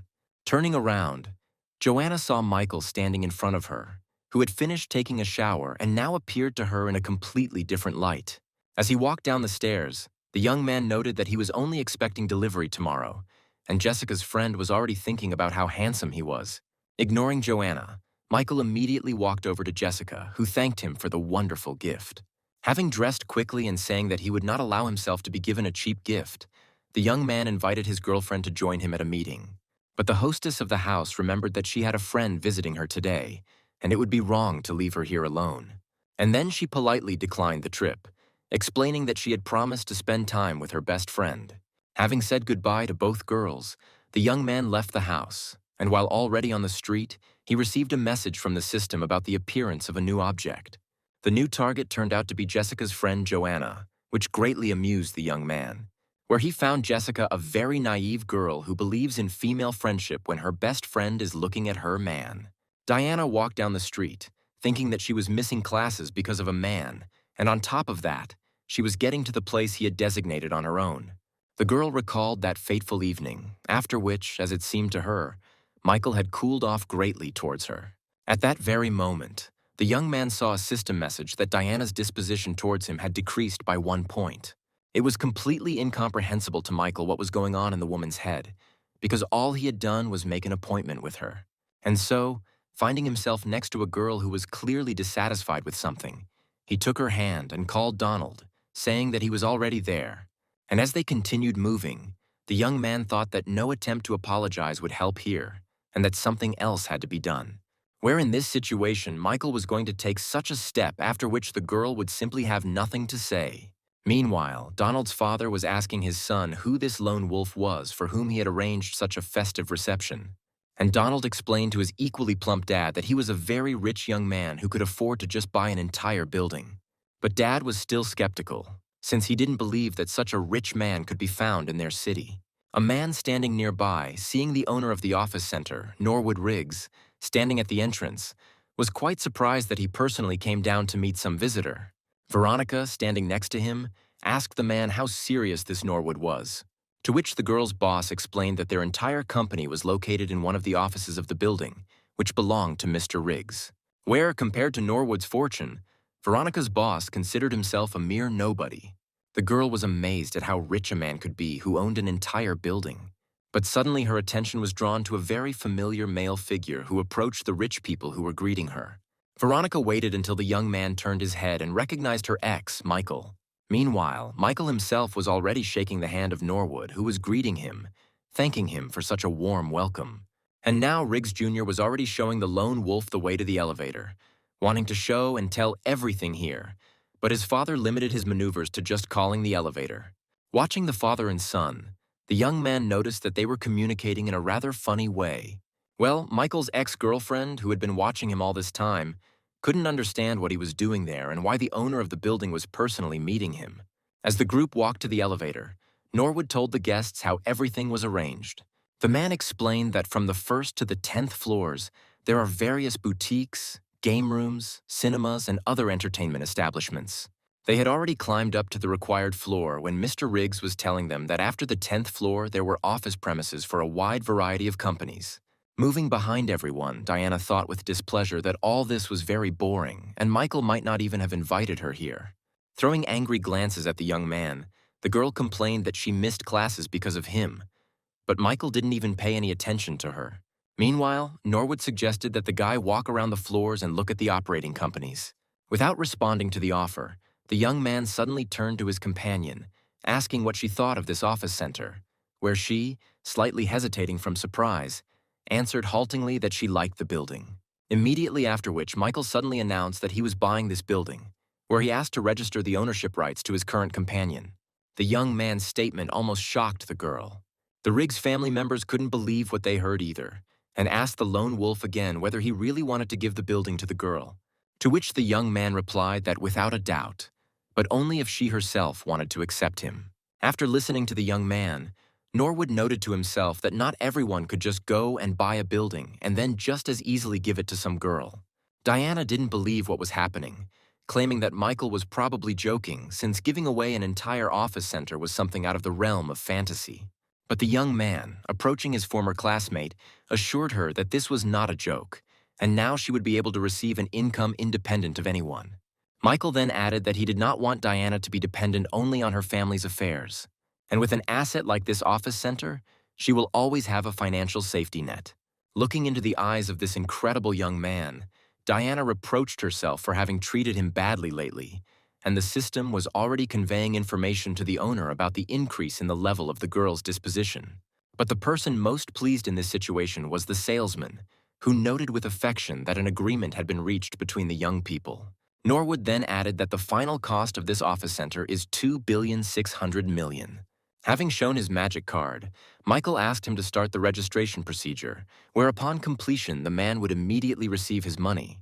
It didn't take long to get all the paperwork done, and Mr. Riggs was already congratulating Michael on his purchase, to which he explained that he was only paying the bills, but that Miss Rockwood would become the owner of the building. And now, the entire hired staff of the office center, who were transferred to its new owner along with the building, were already greeting the lady in unison. Watching her subordinates, the girl began to feel like a big boss. Only now did she understand this taste of power and realized why her father spent so much time in his office. Diana suddenly felt how strongly this intoxicating feeling of power could affect a person.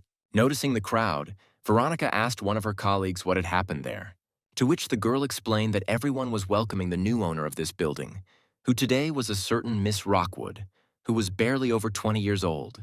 But despite all this, someone else acquired the building and gave it to her, which certainly doesn't happen every day. Finishing her explanation, the girl wanted to ask Veronica something, but suddenly noticed that she was no longer nearby. Running away somewhere to the side to hide her tears from everyone, the girl thought that all this should have become her property. But having replaced despair with anger, Veronica firmly decided for herself that Michael would be her boyfriend again, no matter what it cost her. While already in the subway car, Diana asked the young man why he didn't drive his own car, to which Michael had to explain, trying to get out of it, that it was sometimes useful to take a break from the car, and besides, he wanted to spend more time with his companion.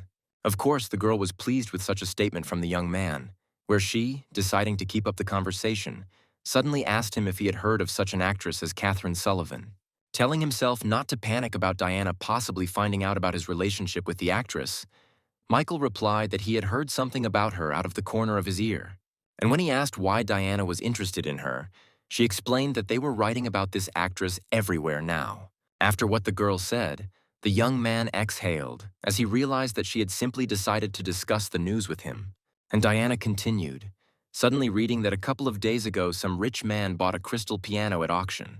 Michael didn't know what to say when his interlocutor called it downright stupidity to buy some musical instrument for such a crazy amount of money. Only now did the girl notice that her companion was all wet, where he explained that it was really hot for him here. Having reached the right station, Michael said goodbye to one of his many girlfriends. Only when he found himself completely alone was he finally able to relax completely. As he continued to move, the young man wondered whether Diana was really just reading the news, or whether she knew something and was trying to check him. Then one of his neighbors called him and recommended that the guy quickly come to the dormitory and see how the former student had been standing near the entrance for more than 6 hours waiting for someone. Melanie was indeed standing at the entrance to the men's dormitory, and behind her they could only whisper that she had already received her diploma and that her presence here was completely incomprehensible. People also discussed what kind of amazing person he was who made her wait so long. Melanie herself looked at the display of her mobile phone for the umpteenth time, noting that it would soon start to get dark. But Michael was still not there. And then the girl remembered recent events, where she, waking up in the police station, discovered that Michael had already left it. And now she, without understanding the reason, came to the place where she could definitely meet him. Melanie didn't understand her feelings, where she felt somehow hard from the fact that she didn't see her savior. And then the thought flashed through her head that she was falling in love with Michael, which she immediately drove away, reminding herself that he was her friend's boyfriend. Meanwhile, Michael himself appeared in the crowd, wondering if this girl had come here because of him. Melanie, meanwhile, was trying to convince herself that she had come solely to not miss out on such a rich investor. And then she saw her savior, where at that very second she forgot about everything she had just been thinking about.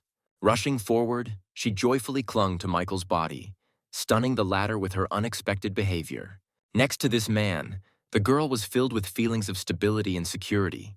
The young man tried to free himself from these embraces, but the girl began to beg him to let her stay close for just a little while longer. Michael's roommates watched the scene in amazement, unable to believe that such an unapproachable girl as Melanie would throw herself into the arms of their neighbor. At that moment, there was a clap of thunder, then lightning flashed, and a couple of seconds later it started to rain. All the spectators on the street scattered, the luckiest of whom had an umbrella with them. Michael, turning to his new admirer, suggested that they also leave the street and take refuge in some warm and dry place.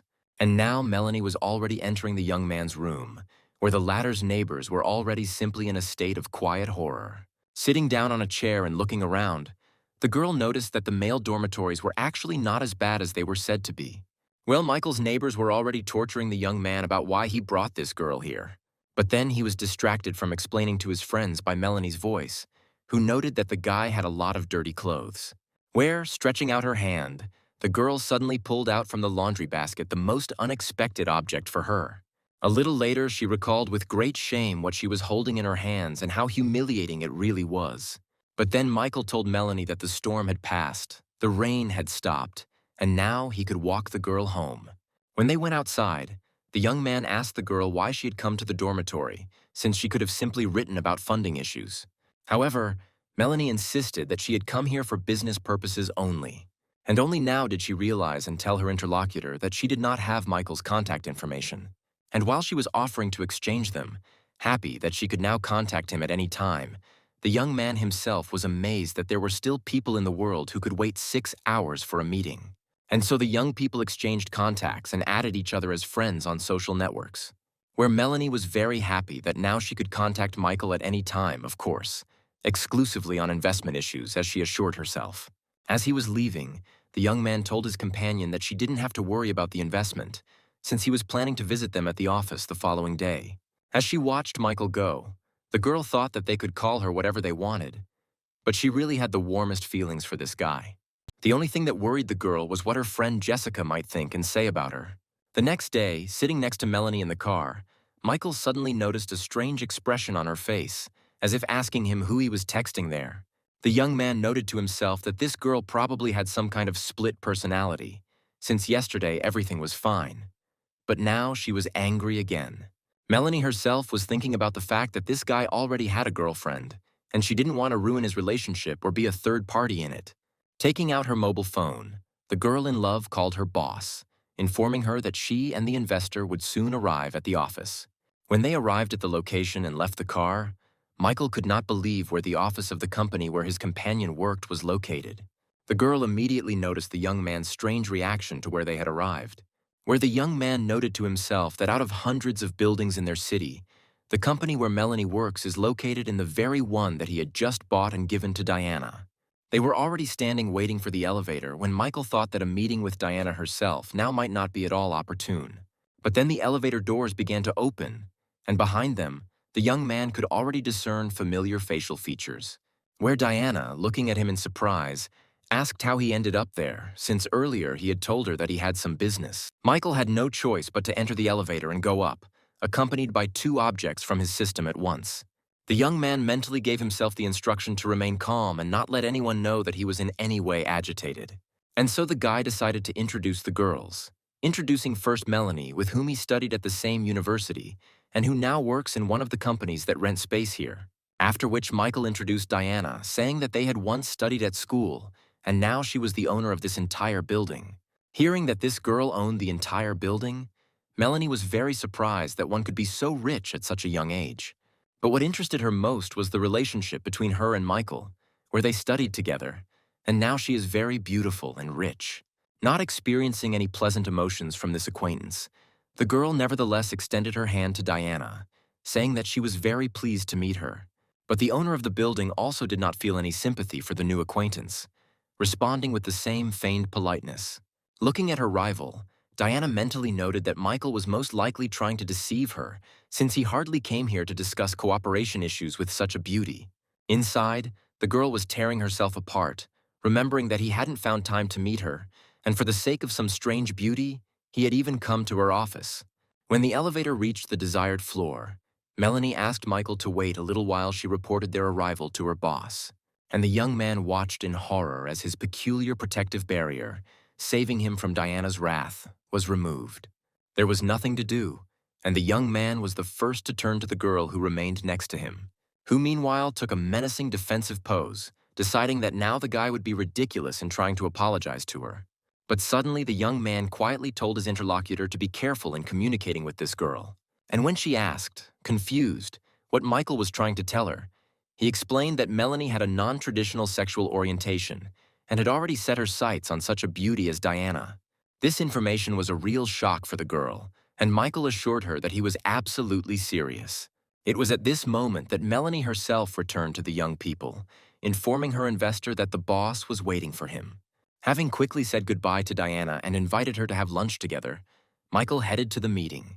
Watching the young man leave, the owner of the office center, who of course did not believe his story about Melanie's orientation, was already making plans about how she could verify what he had said. And then she remembered one of her former admirers, whom she had once blocked, and who was supposed to study at the same university as Melanie and Jake. When Billy pulled out his vibrating cell phone, He was incredibly surprised to see that it was Diana Rockwood herself calling him. And so the young man, without knowing it, was helping his enemy, confirming that Melanie really does love girls. He told his interlocutor a sad story from her childhood, where she was kidnapped by a maniac. It was after this incident that the girl became cold and even aggressive towards the male part of the planet's population. Diana listened to Melanie's sad story with interest and sympathy for her suffering. In conclusion, Billy embellished the events, saying that, according to rumors, she had turned the female half of the student community into her personal harem. The information received generally pleased Diana, who immediately exclaimed that in that case Michael had not deceived her, and there was definitely nothing between him and this beauty. But as soon as Billy heard this name, his mood immediately changed. But he didn't have time to say another word, as Diana hung up and blocked his number again. The owner of the office center herself came to the conclusion that Michael did not lie to her, and Billy, who spreads gossip, should continue to be blocked. Meanwhile, the boss of the company where Melanie worked presented her activities to the investor. All this information about annual turnover, profits, new technologies, and other related information seemed incredibly boring to Michael. And then at some point, his patience came to an end, and the young man interrupted the company director's speech. Having said that, in general, everything was clear to him. The young man asked her to indicate the amount at which the girl valued her campaign. This was rather strange behavior on the part of such a rich man, which at first made the woman wary. But at the same time, she noted that a rich man of such a level could well afford to go beyond the ordinary in such negotiations. With the thought that no investor had ever offered more than 100 million before, the boss named the figure of 1 billion. After which, observing the investor's reactions, the woman again became wary, thinking that apparently such a sum was too much for this guy to handle. But suddenly Michael took on a completely different, carefree look, where he reproached his interlocutor for wasting his time on some unnecessary figures, while the question was only about some billion. Such a statement could not leave the campaign boss indifferent, because it is not every day that you meet a person who does not consider a billion as money. Meanwhile, Michael continued, stating that he would buy 49% of the company's shares. But in order to do so, the woman would have to do something for him. The last words spoken by the investor, his mysterious tone began to lead the girl to certain thoughts, where the first thing that came to her mind was that this young man wanted to have an intimate relationship with her. She was much older than the guy, which at some point confused the woman. But a second later, she thought that the rich have their own quirks and was not at all against fulfilling his request. But the girl's playful mood instantly dissipated when the young man who approached her suddenly said that his condition was that all these shares would pass into the possession of Melanie. The girl, who had just managed to make coffee, suddenly saw Michael coming out of her boss's office, surprised at how quickly the meeting went. When the young man caught up with her, the girl asked him how everything went, to which the young man replied that Melanie was a very talented employee and would soon be promoted. Having quickly noted that it was too early for her to even dream of a promotion, the girl suddenly asked the guy what he was going to do next. And when her interlocutor asked what she meant, Melanie explained that she was not stupid and saw everything perfectly well. And now she was interested in who he would choose between her friend Jessica and the owner of this office center. Where the girl was interested in this question not so much for the benefit of her friend, but for her own sake, since she also had feelings for Michael. But suddenly, completely unexpectedly, the young man replied that he did not have to and did not want to choose, since he needed both girls at once. It was a shocking statement, to which Michael's interlocutor did not know how to react or what to answer. And when she asked the young man again about what he had said, he once again stated that he needed both girls. Finally, it began to dawn on Melanie that Michael was not joking at all, and she, beginning to experience mixed feelings, tried to reproach him. But the young man interrupted her, saying that it was enough for her to pretend to be such a good girl who just yesterday was in his arms, forgetting about her friend. Then the young man said that he was truly flattered by female attention, which he did not hide. And so, unlike Melanie, who is afraid to tell him about her feelings, he is more honest with others and with himself. And now he turned his back to his interlocutor, saying goodbye that he would wait until she decided to tell him something. Soon the young man went down to the first floor and came out onto a busy city street. Only here he was able to enjoy this pleasant feeling of superiority over this, at first glance, very correct, but equally in love with him girl. Melanie herself, after hearing this, stood there with a mug of coffee, thinking that she had indeed behaved completely incorrectly, condemning this guy when she herself had designs on him. The girl was brought out of this stupor by colleagues passing by, who informed her that the boss was calling everyone for an urgent meeting. When Melanie heard the word urgent, she immediately realized that it had something to do with funding issues in the meeting that had just taken place. Well, the company's employees, gradually taking their seats in the auditorium, shared their opinions in low voices about the reason for the meeting, where someone even suggested that the company had gone bankrupt and was closing. Melanie, who had taken one of the seats, was also very nervous, because such meetings, as a rule, did not bring good news. But then the woman appeared in front of her employees and announced that, as of today, Melanie Stone would be appointed her deputy, which was a shock not only for Melanie herself, but for everyone who was present at this meeting. Not all of the company's employees were happy with the fact that the deputy's post was taken by some young girl, who, moreover, had not even worked for the company for a year. But the boss was adamant, and, accepting a document from one of her assistants, explained that Melanie had done more for the future of their company than all the other employees combined. While demonstrating the agreement, the woman announced that it was this girl who attracted investments of $1 billion, and also became the owner of 49% of the shares. And when she finished speaking, she noted to herself that if she were younger, she would definitely be a competitor to this young lady in the race for such a rich man. The employees were already discussing how rich and influential their colleague Melanie was, and why she invested $1 billion in a company that wasn't worth even half that amount on its own. At this point, the meeting ended, where the boss announced as a farewell that, given the receipt of funds, everyone would receive a bonus by the end of the year. While everyone was leaving, Melanie herself, for whom everything that was said was as much of a surprise as for everyone else, stood in complete bewilderment, mentally wondering why Michael did all this for her. And then the girl remembered how her last conversation with Michael had gone, where he essentially directly stated that he knew about her sympathy for him, and a new idea immediately formed in the head of the woman in love, according to which this guy had been in love with her for a long time. With affection, she came to the conclusion that, of all the candidates, Michael, in all likelihood, wanted to choose her. And so, on the wings of love, the girl rushed out of the office, thinking only about the fact that she absolutely had to meet Michael, and the system began to issue messages about the increase in her level of disposition. And while the girl was running, her disposition level continued to increase every second until it reached the minimum level required to receive rewards.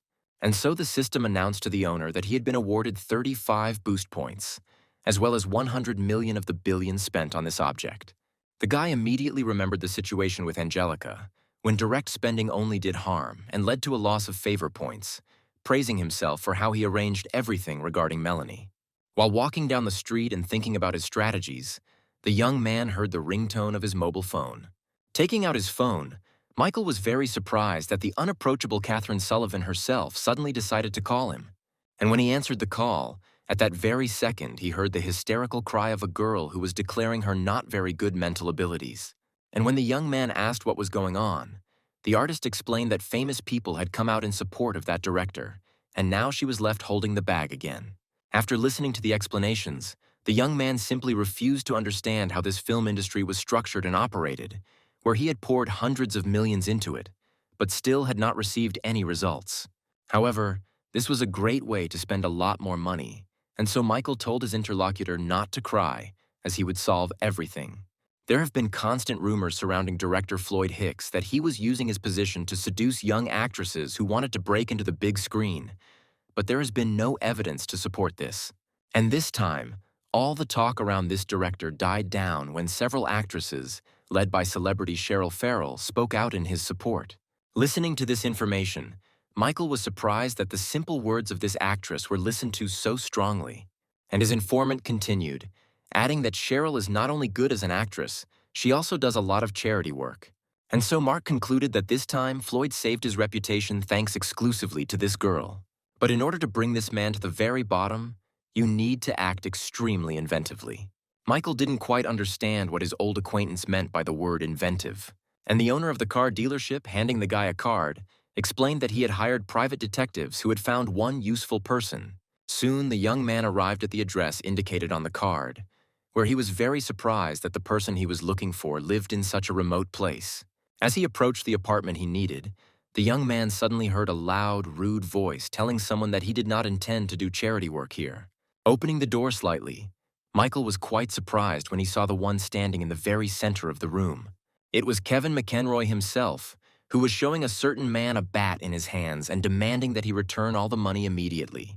In response, the unsuccessful director Wally Fox asked the gentleman to give him another chance, where his next creation would definitely become a box office hit. But Kevin clearly had no intention of believing the man, saying that he would not give him any more money, and there were rumors that Wally had managed to cross someone in the film industry. However, the director did not despair and asked to be given at least one more chance to make the film.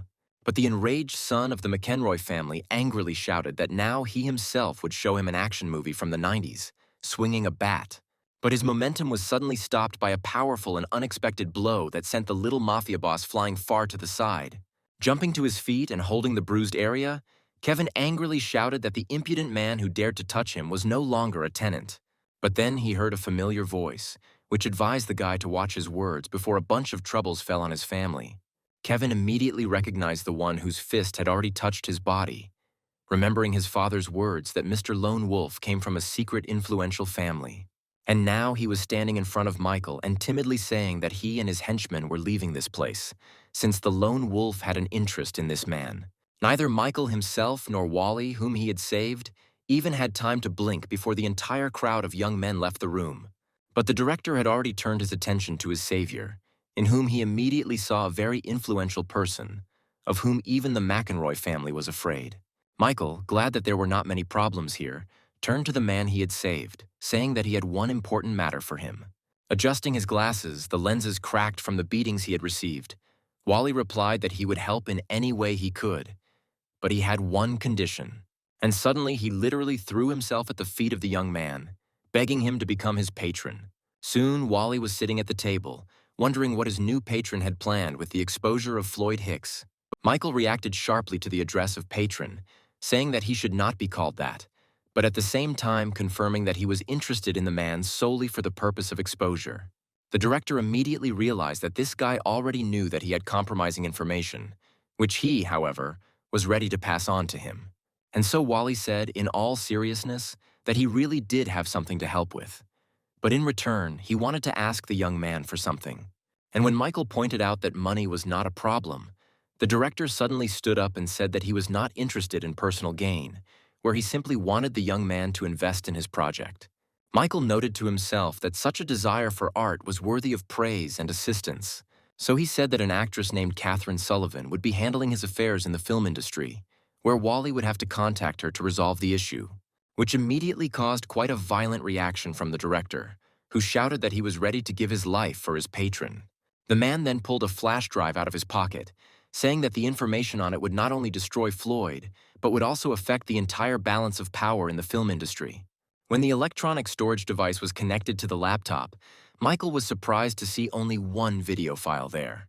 But when Wally started the video recording, the young man immediately understood everything, seeing director Floyd in the same bed in the company of his defender Cheryl.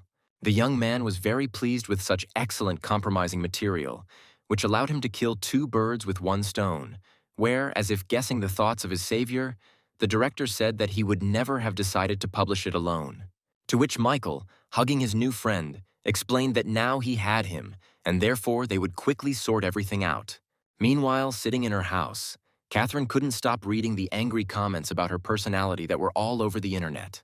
Already realizing that she would most likely have to leave the film industry, the girl threw her mobile phone aside. But before she could sink into her sad thoughts, the means of communication that had been thrown away suddenly came to life, attracting attention with a belated ringing. Answering the call, Catherine heard Michael's familiar voice, who, having made sure that she was at home, said that he would come to her soon. Turning off the connection, the actress sadly thought about the purpose for which this guy suddenly decided to come to visit her, and even asked if she was alone. And the first thought was, of course, that her sponsor couldn't stand it and decided to take advantage of her beautiful body. Catherine greeted her guest dressed appropriately and invited him to come in, while thinking that this lustful type was no different from other men. However, the girl was very surprised that another man arrived to see her in the company of her sponsor. Immediately deciding that Michael was either planning a night of love for three or simply wanted to set her up with this not very attractive man, the actress loudly began to complain about the guy bringing a stranger. Not understanding at all why the girl had such a violent reaction to his visit, The young man introduced her to director Wally Fox, explaining that with his help, they would move Floyd. Immediately after which the girl's mood changed dramatically, where she mentally scolded herself for thinking badly about Michael and timidly greeted her new acquaintance. Catherine also noted that it was quite pleasant to feel cared for and to have a loyal and reliable person nearby who did not need only her body. When the actress finished getting acquainted with the video compromising her enemies, Michael said that he was allocating $2 billion for current expenses and the organization of a film production company.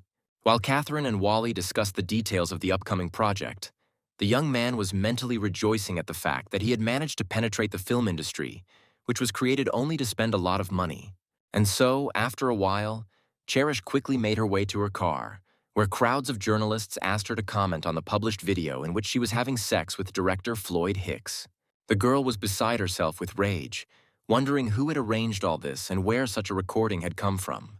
At the same time, police burst into the room where Floyd was having fun with another victim of his debauchery, and where he was informed of his arrest in connection with numerous allegations of sexual harassment. And when handcuffs were fastened on the man's wrists, he finally realized that his career and quiet life were over. Once the enemies were dealt with, Catherine held a press conference at which she decided to convey important information to the public, where she talked about how, together with director Wally Fox, they had founded a new film production company and would soon begin working on new projects. But what shocked journalists most was the investment amount of $2 billion announced by the actress. Michael watched everything that was happening from the shadows on the screen of his mobile phone, comparing himself to some kind of gray cardinal, secretly ruling the world and overthrowing monarchs with one snap of his fingers.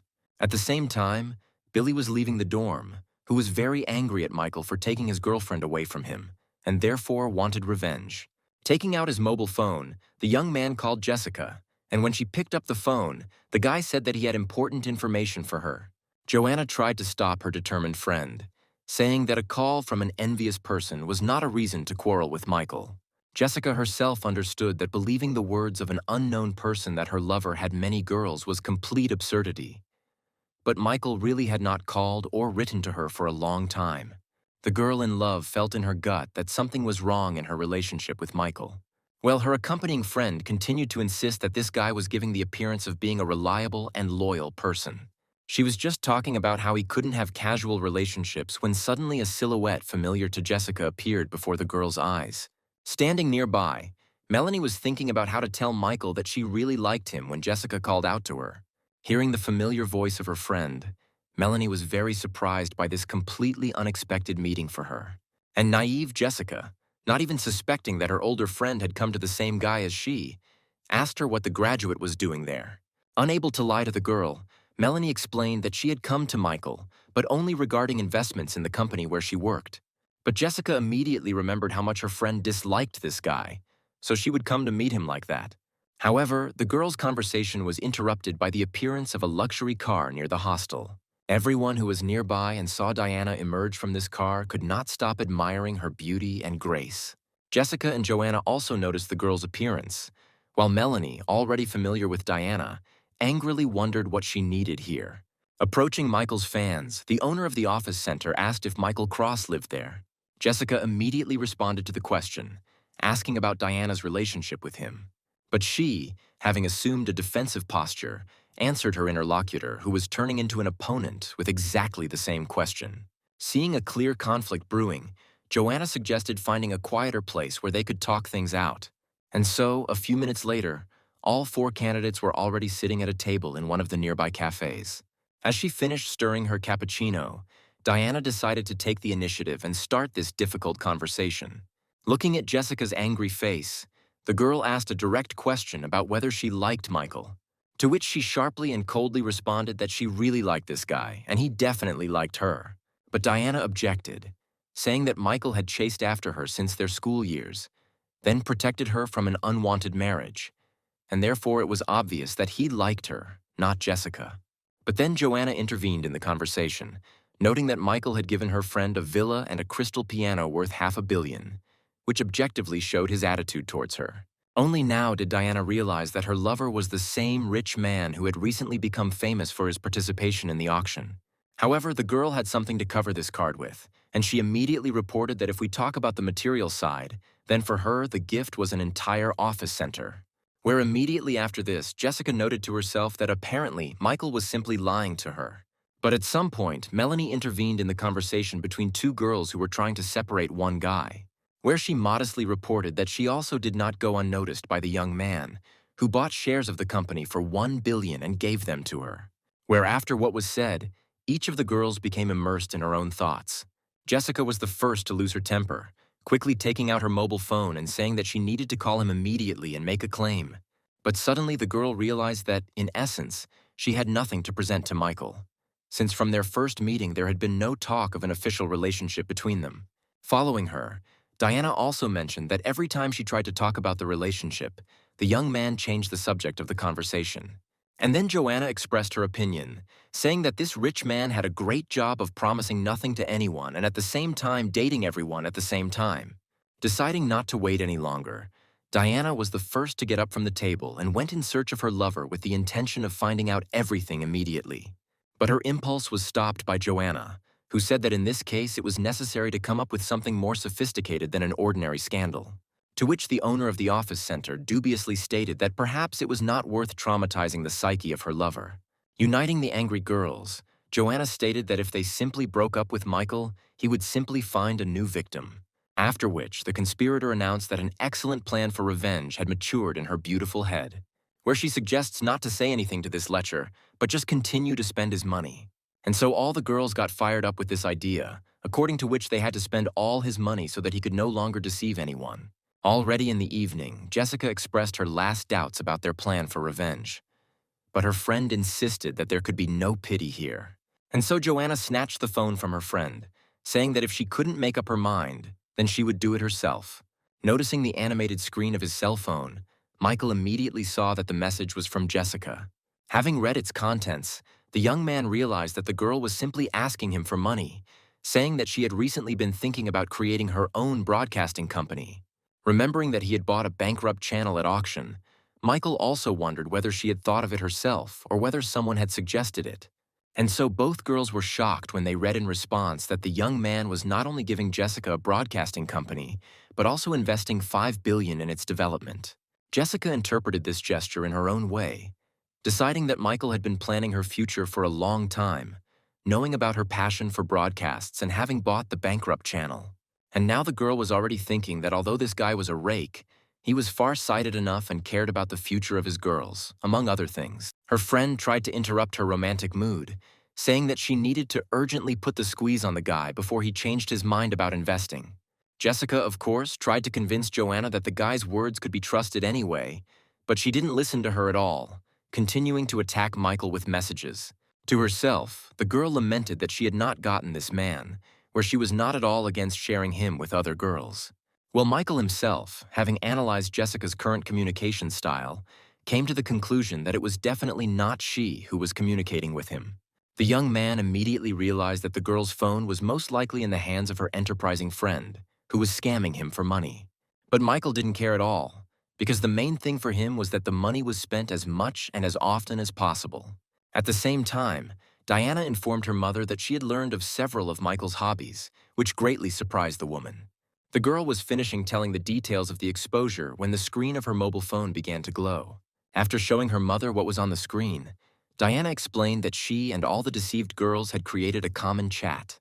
And while she was reading the message about Jessica getting $5 billion and a broadcasting company, angry that she hadn't gotten anything yet, her attention began to be drawn to the woman sitting next to her, who told her surprised daughter that their entire alliance against Michael was nothing more than a deception. And so, remembering her sad past, the mother told her daughter that she and her father came from different social circles, where she had to make a lot of effort in order to marry him. The woman then reminded them that although their family was rich, they were still far from Michael's level. And as we know, all influential and rich men will always be surrounded by female attention, which does not give a reason to retreat and give such a value to rivals. Diana tried to object, but her mother immediately noted that despite the assertions of all her companions that Michael was a scoundrel, not one of them had ever ended their relationship with him, where each one hopes that the others will do just that, and in the end, only one will remain next to this rich man. The experienced woman's arguments were not without meaning and greatly inspired the almost desperate girl. And Mom kept adding fuel to the fire, saying that it was her daughter who should get Michael, thereby ensuring the best future for herself. And so the determined girl decided that she was leaving this coalition and ending the Cold War against her lover. Sitting on his bed, Michael took out his mobile phone, which unexpectedly received a late message. The young man immediately saw that the message came from Diana, where she asked him for forgiveness for something. Having compared all the oddities that he had managed to notice in the girl's behavior today, Michael began to guess that they had most likely found out about each other's existence, which meant that countermeasures had to be taken. And so Diana noted with horror that Michael himself was calling her, where her mother recommended that she answer the call as soon as possible. Having accepted the challenge, the girl greeted her lover in the most tender tone. And the resourceful young man said that he was calling to talk about investing in a broadcasting company that belonged to his good friend. When the conversation was over and the mother asked Diana about what Michael had said, the girl relayed the gist of their conversation. This was joyful information, where the woman emphasized that under such circumstances, one can safely say that her daughter occupies a special place in the guy's heart. And Diana herself, having put everything that happened together, happily stated that Michael definitely liked her. With tears in her eyes, she reproached herself for having conspired behind his back with other girls when he was being as open and honest with her as possible. And so she told her mother through tears that she had acted simply terribly and really wanted to atone for her guilt before the guy. Suddenly, Diana's face seemed to brighten as she decided to definitely pick out some kind of gift for Michael. The man, handing Jessica another folder of documents, said that she only had to sign one more thing. And when this was done to her, he congratulated the girl on the fact that she had become the full owner of the broadcasting company. As Jessica dug into the report, she sadly noted that the company was deeply in the red, and if Michael had not invested the money, things would have been very bad. The girl also noted that the young man, although flighty, was a very reliable and caring person. And so she came to the conclusion that for everything he had done for her, she needed to properly thank the guy. There was an unprecedented excitement in the car showroom due to the fact that quite rare and expensive cars were on display. As Jessica passed one car after another, she wondered which one Michael might prefer. And suddenly she noticed how her new friend Diana was examining the interior of one of the cars. Having looked around the salon and raised her head, the owner of the office center also noticed one of her companions in the activities against Michael. Confused about why Diana had come to the exhibition, Jessica greeted her friend. And when the newly minted owner of the broadcasting company asked who her friend was choosing the car for, she explained that it was her father's birthday and she had come for a gift. And when Diana asked whether Jessica herself had come here to choose a gift for Michael, she, very embarrassed, said that it was her father's birthday too, and she wouldn't choose a car for that scoundrel. And now both girls were laughing at such an unusual coincidence of their father's birthdays. But then their attention was drawn to another familiar female voice, asking what they were doing here, where Jessica and Diana turned around and saw their third companion, Melanie, in front of them. And of course, when asked what she was doing there, the girl said that she had come for a gift for her father. And so all three girls, very embarrassed, joked about this mysterious coincidence, where all their fathers had the same birthday.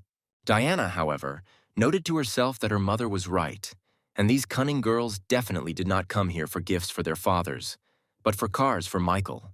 Just like her. The owner of the office center also noted that Jessica's financial capabilities were definitely better than hers, since she had recently received a whole bunch of money for the development of the broadcasting company. And therefore it was necessary to urgently ask for help, for which the girl used her phone. The mother who answered the call, after listening to her daughter's arguments that she didn't have enough money to buy a car, calmed her down, saying that she would sort everything out now. And so she invited her manager, whom she immediately instructed to transfer money from the reserve account to her daughter. And when the man tried to object, saying that the amount had been set aside for the wedding of the lady's son, the woman said that there was no point in arguing here, since the primary goal was to get Michael, and not to marry off her son. Where, with tears in her eyes, the woman said that all this was only for the prosperity of their family.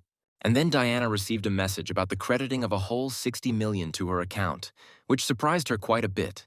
The girl, with tears in her eyes, noted that she had been wrong about her parents having a priority over her brother.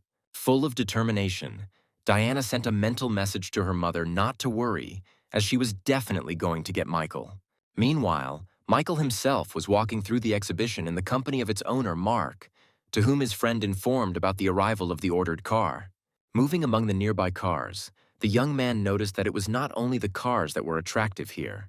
Looking at another beauty standing next to another cool car, the young man thought that before he would not have dared to even just go into such a salon. And suddenly he saw Diana and Jessica standing to the side, very surprised that they knew each other and were even here together. But he was completely thrown off track when Melanie, who had gone to get some water, appeared next to his two friends. Having a strong sense of smell after the kidnapping that happened to her, the girl immediately felt that someone was looking at her.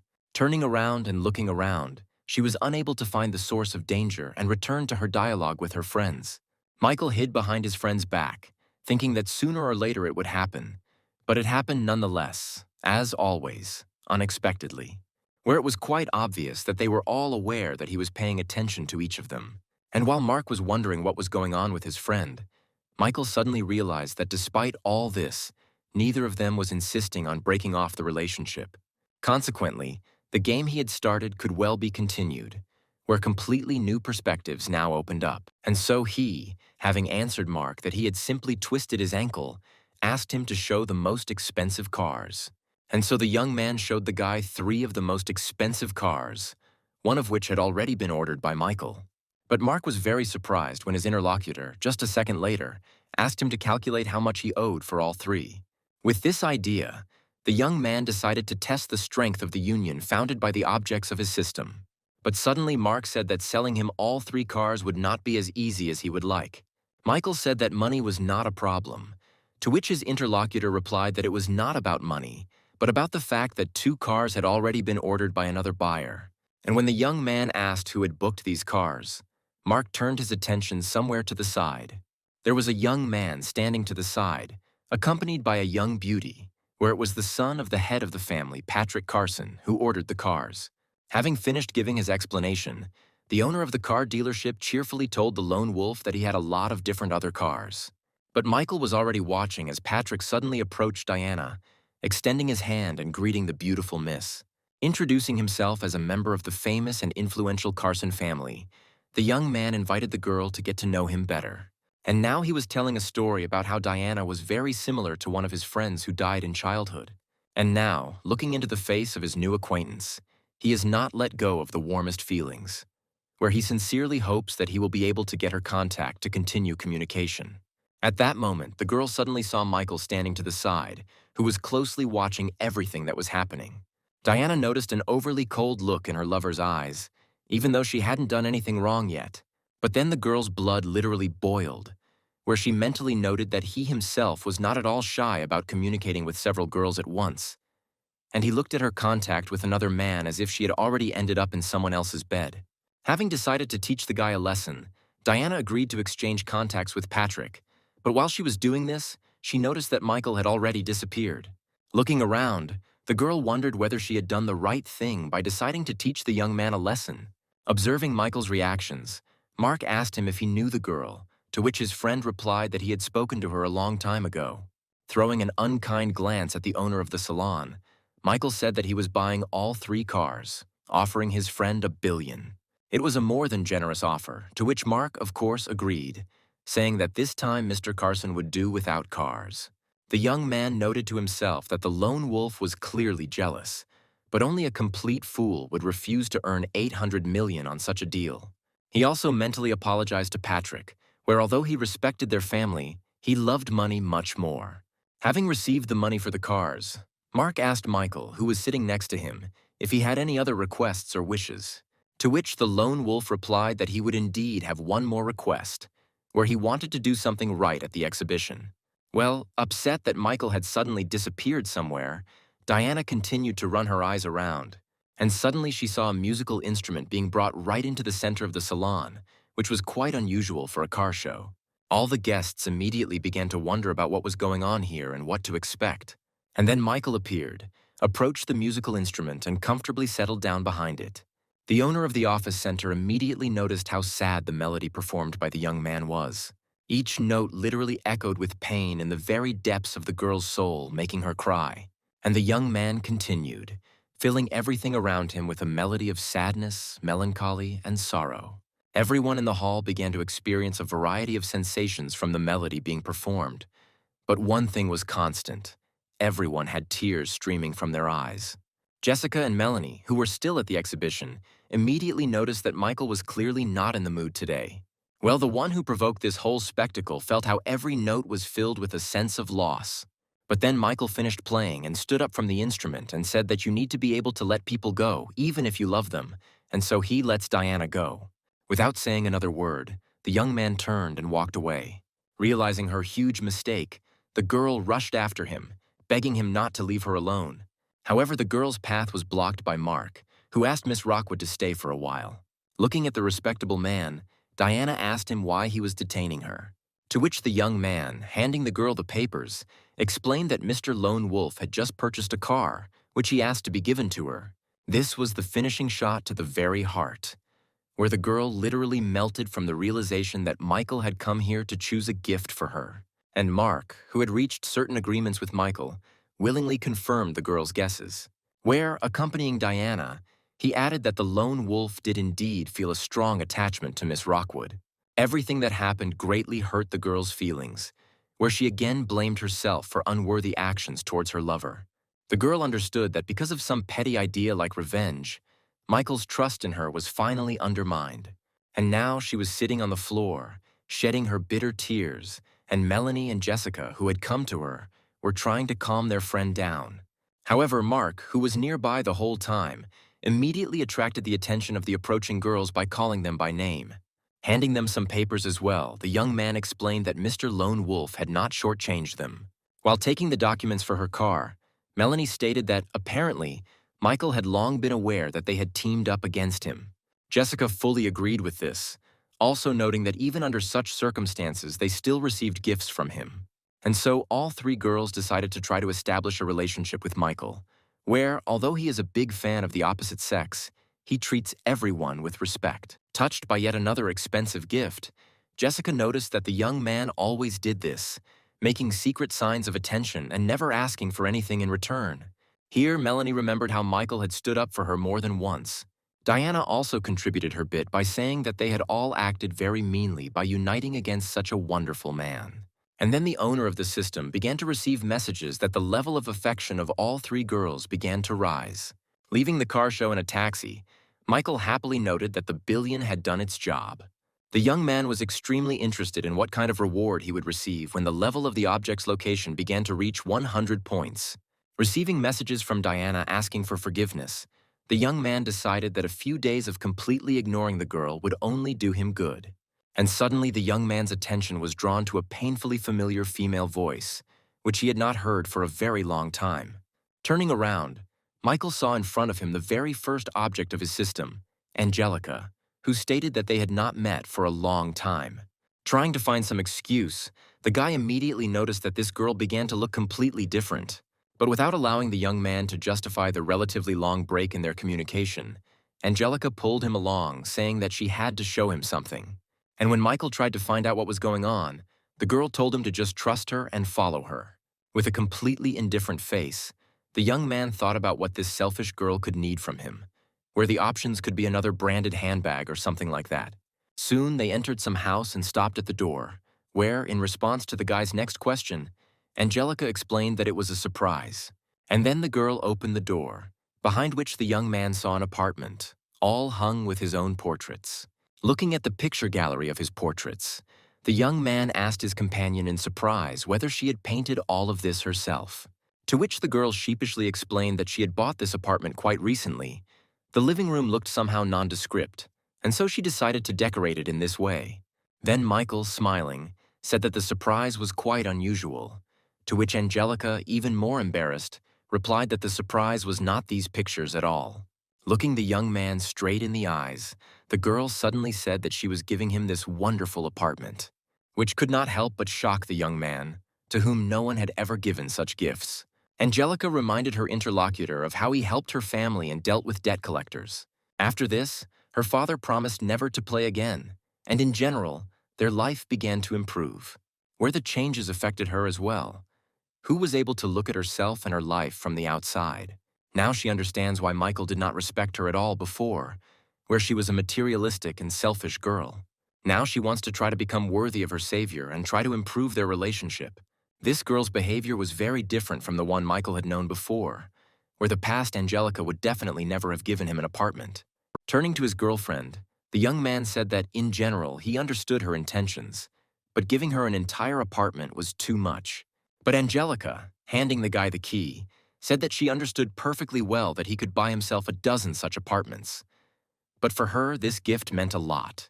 Looking at the key in his hand, Michael finally understood the reason why the girl had not contacted him for so long, preparing this surprise. The newly minted owner of the apartment also noted that of all his girls, Angelica was in the most difficult situation at the time of their meeting. The girl's decision to give him an apartment certainly didn't seem very well thought out to him, but it certainly corresponded to his wishes. And so, after thinking for a moment, Michael said that he accepted this dear gift. Then one of his neighbors called him, inviting him to sit in a cafe and celebrate the upcoming holidays. And now he was already turning to the girl, asking her if she would like to join him at a meeting with friends in a cafe, where Angelica, of course, happily accepted his offer under the system's message about increasing the level of her location. To herself, the girl was glad that she was not indifferent to Michael, who decided to introduce her to his close circle. The young man himself understood perfectly well that this girl might not be as simple as she seemed, and watching her preen, Michael mentally addressed a request to her not to let him down. While in the taxi, Melanie tried to figure out what to do next, remembering what an expensive car Michael had given her. But then the driver announced that they had arrived at the designated location, saying that payment could be made by scanning the code. And as soon as the girl brought her mobile phone up, she suddenly saw Michael standing nearby in the company of some girl. A taxi service car also pulled up to them and they settled in. Melanie recognized one of the most outstanding beauties of the art department almost immediately, and now she was giving the driver orders to follow another taxi, saying that she would pay double the price. Some inner feeling in the girl told her that something very important was about to happen. But she was very surprised when she saw that Michael and his companion had simply arrived at the cafe. Leaning against the window, Melanie watched the couple's every move as the driver tried to get her attention so she would pay for the ride. Hearing the man's requests, the girl apologized and transferred the money by scanning the code, after which she got out of the car and headed to the same cafe, deciding to continue surveillance. Michael's friends greeted him loudly, noting at the same time that the girl accompanying him looked very familiar. As the couple approached, the young people had the opportunity to examine her more closely. And now the guys were amazed that their friend was once again accompanied by one of the most famous beauties of the university. Meanwhile, Michael approached his friends and apologized for their delay. Observing the rules of decency, the young man decided to begin by introducing the girl to his roommates, whom she must have seen many times at the university. And the guys, who had only seen Angelica from afar but had never spoken to her, introduced themselves to her one by one. Then Michael tried to introduce his current companion to his friends, but the guys immediately stopped him, saying that there wasn't a single person at the university who didn't know Angelica. But one of the young man's neighbors asked a provocative question about what kind of relationship he had with the girl. This was clearly not expected by those to whom the question was addressed, nor even by the other guys nearby. Angelica was the first to speak, noting that she herself did not yet understand what kind of relationship there was between her and Michael. She also noted that she had been chasing him for a long time and even gave him an apartment, but he had not yet reciprocated, which shocked all three guys. And so they all agreed that their friend Michael was a real demon tempter.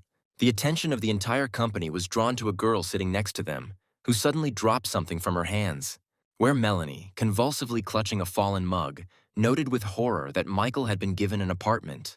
The girl blamed herself for the fact that for everything this guy did for her, she never thanked him. Where now his opinion of her will definitely be completely ruined, and the girl who is now with him will gain an advantage. Realizing that Angelica could pose some serious competition, Melanie decided to write about it in the general chat. And so the dinner was over, where, having asked for the bill, the young people suddenly found out that it had already been paid by a girl from their company. And when everyone asked why she did it, Angelica explained that she was simply happy to spend time in such pleasant company and decided to treat the guys. Michael tried to say something else, but the girl asked him to stop, saying that this was the least she could do to thank him for his help. And so, having said that she still had things to do at the internet cafe that she managed, Angelica said goodbye to the guys. Analyzing the behavior of this girl, Michael noticed that she managed to intrigue him without irritating him. Watching her rival go, Melanie noted that this was a very worthy opponent, since not everyone could come up with and implement this kind of manipulation. And if at first glance the girl assessed Angelica as not the strongest opponent, basing her judgment only on her appearance, now she has significantly raised her level. Meanwhile, one of Michael's neighbors asked the latter how he managed to attract such beauties. To which the young man explained that even if he told his interlocutor about this, nothing would come of it. And suddenly Michael's neighbor noticed that today Angelica appeared before them in a completely different light, and therefore Michael should be very attentive and sensitive to her. After listening to his friend, the young man replied that he was not one of those who could allow himself to break a girl's heart so easily. Continuing their simple dialogue, the friends soon found themselves on the street, where, unexpectedly for both sides, a meeting took place between Michael and Billy, who called Jessica and informed her about his enemy's promiscuous relationships. Without saying a single word to each other, the young people went their separate ways, where the wily Billy mentally gloated over the fact that Michael had no idea who was causing him problems. At that moment, a luxury business class car suddenly braked next to the young people, and then Diana appeared on the street looking more than serious, so one could think that she was going to at least beat someone up well. When he saw the charming girl whom Billy had once tried to hit on, he couldn't take his eyes off her. And when she headed towards where Michael was standing, the young man again mentally gloated, believing that now the girl would give his enemy a good thrashing. But suddenly, contrary to all expectations, Diana threw herself into Michael's arms, declaring that she had made a mistake and begging him to forgive her. Michael's friends standing nearby could not believe that as soon as their friend broke up with one girl, another one immediately hung around his neck. Billy couldn't understand what was happening either. He didn't believe that this formidable girl was behaving so strangely. Meanwhile, Michael, responding to Diana's argument that she had deleted Patrick's contacts, said that he had no claims against her, since they were not connected in any way, and she was free to do whatever she wanted. To this, the girl explained that she had come to the exhibition that day in order to buy a gift for Michael. And so, having handed the young man the key to the very same luxury car in which she had arrived here, the girl asked him to accept it as an apology. Billy, watching what was happening, mentally noted that this girl didn't even deign to look at him, but was giving such a car to some Michael. Well, the recipient himself stood by the car and, looking at the key, thought about how Diana had learned to curb her character and draw the right conclusions. But continuing his game, the young man said that although he accepts the gift, it does not make any fundamental changes in their relationship, since it is now difficult for him to believe the girl's words. Then something happened that no one expected, where Michael loudly told Melanie to stop hiding, come over and get into the car so that he could drive her home. As she approached, the girl noted that she felt a little uncomfortable, since the young man should have given Diana a lift, not her. To which the young man explained that the car now belonged to him. Therefore, he himself decides who he gives a ride to in it. Having said that the guy's position was completely understandable to her, the girl opened the door and sat in the front passenger seat. And as soon as she slammed the door, Michael pressed the gas pedal to the floor, causing the car to take off with a screech. Left alone in the middle of the street, Diana silently watched the expensive gift she had given Michael recede into the distance. At that moment, Billy approached her, deciding to take advantage of the situation and declaring that this guy who treated her like that behaved extremely disgustingly and was unworthy of a girl. But Diana suddenly demanded that the young man shut his mouth, saying that he could not even imagine how much good Michael had done for her. Dumbfounded by such a statement, Billy tried once again to influence the opinion of his interlocutor, but she, in an even harsher and colder voice, cut off his speech, saying that her relationship with Michael was none of the young man's business.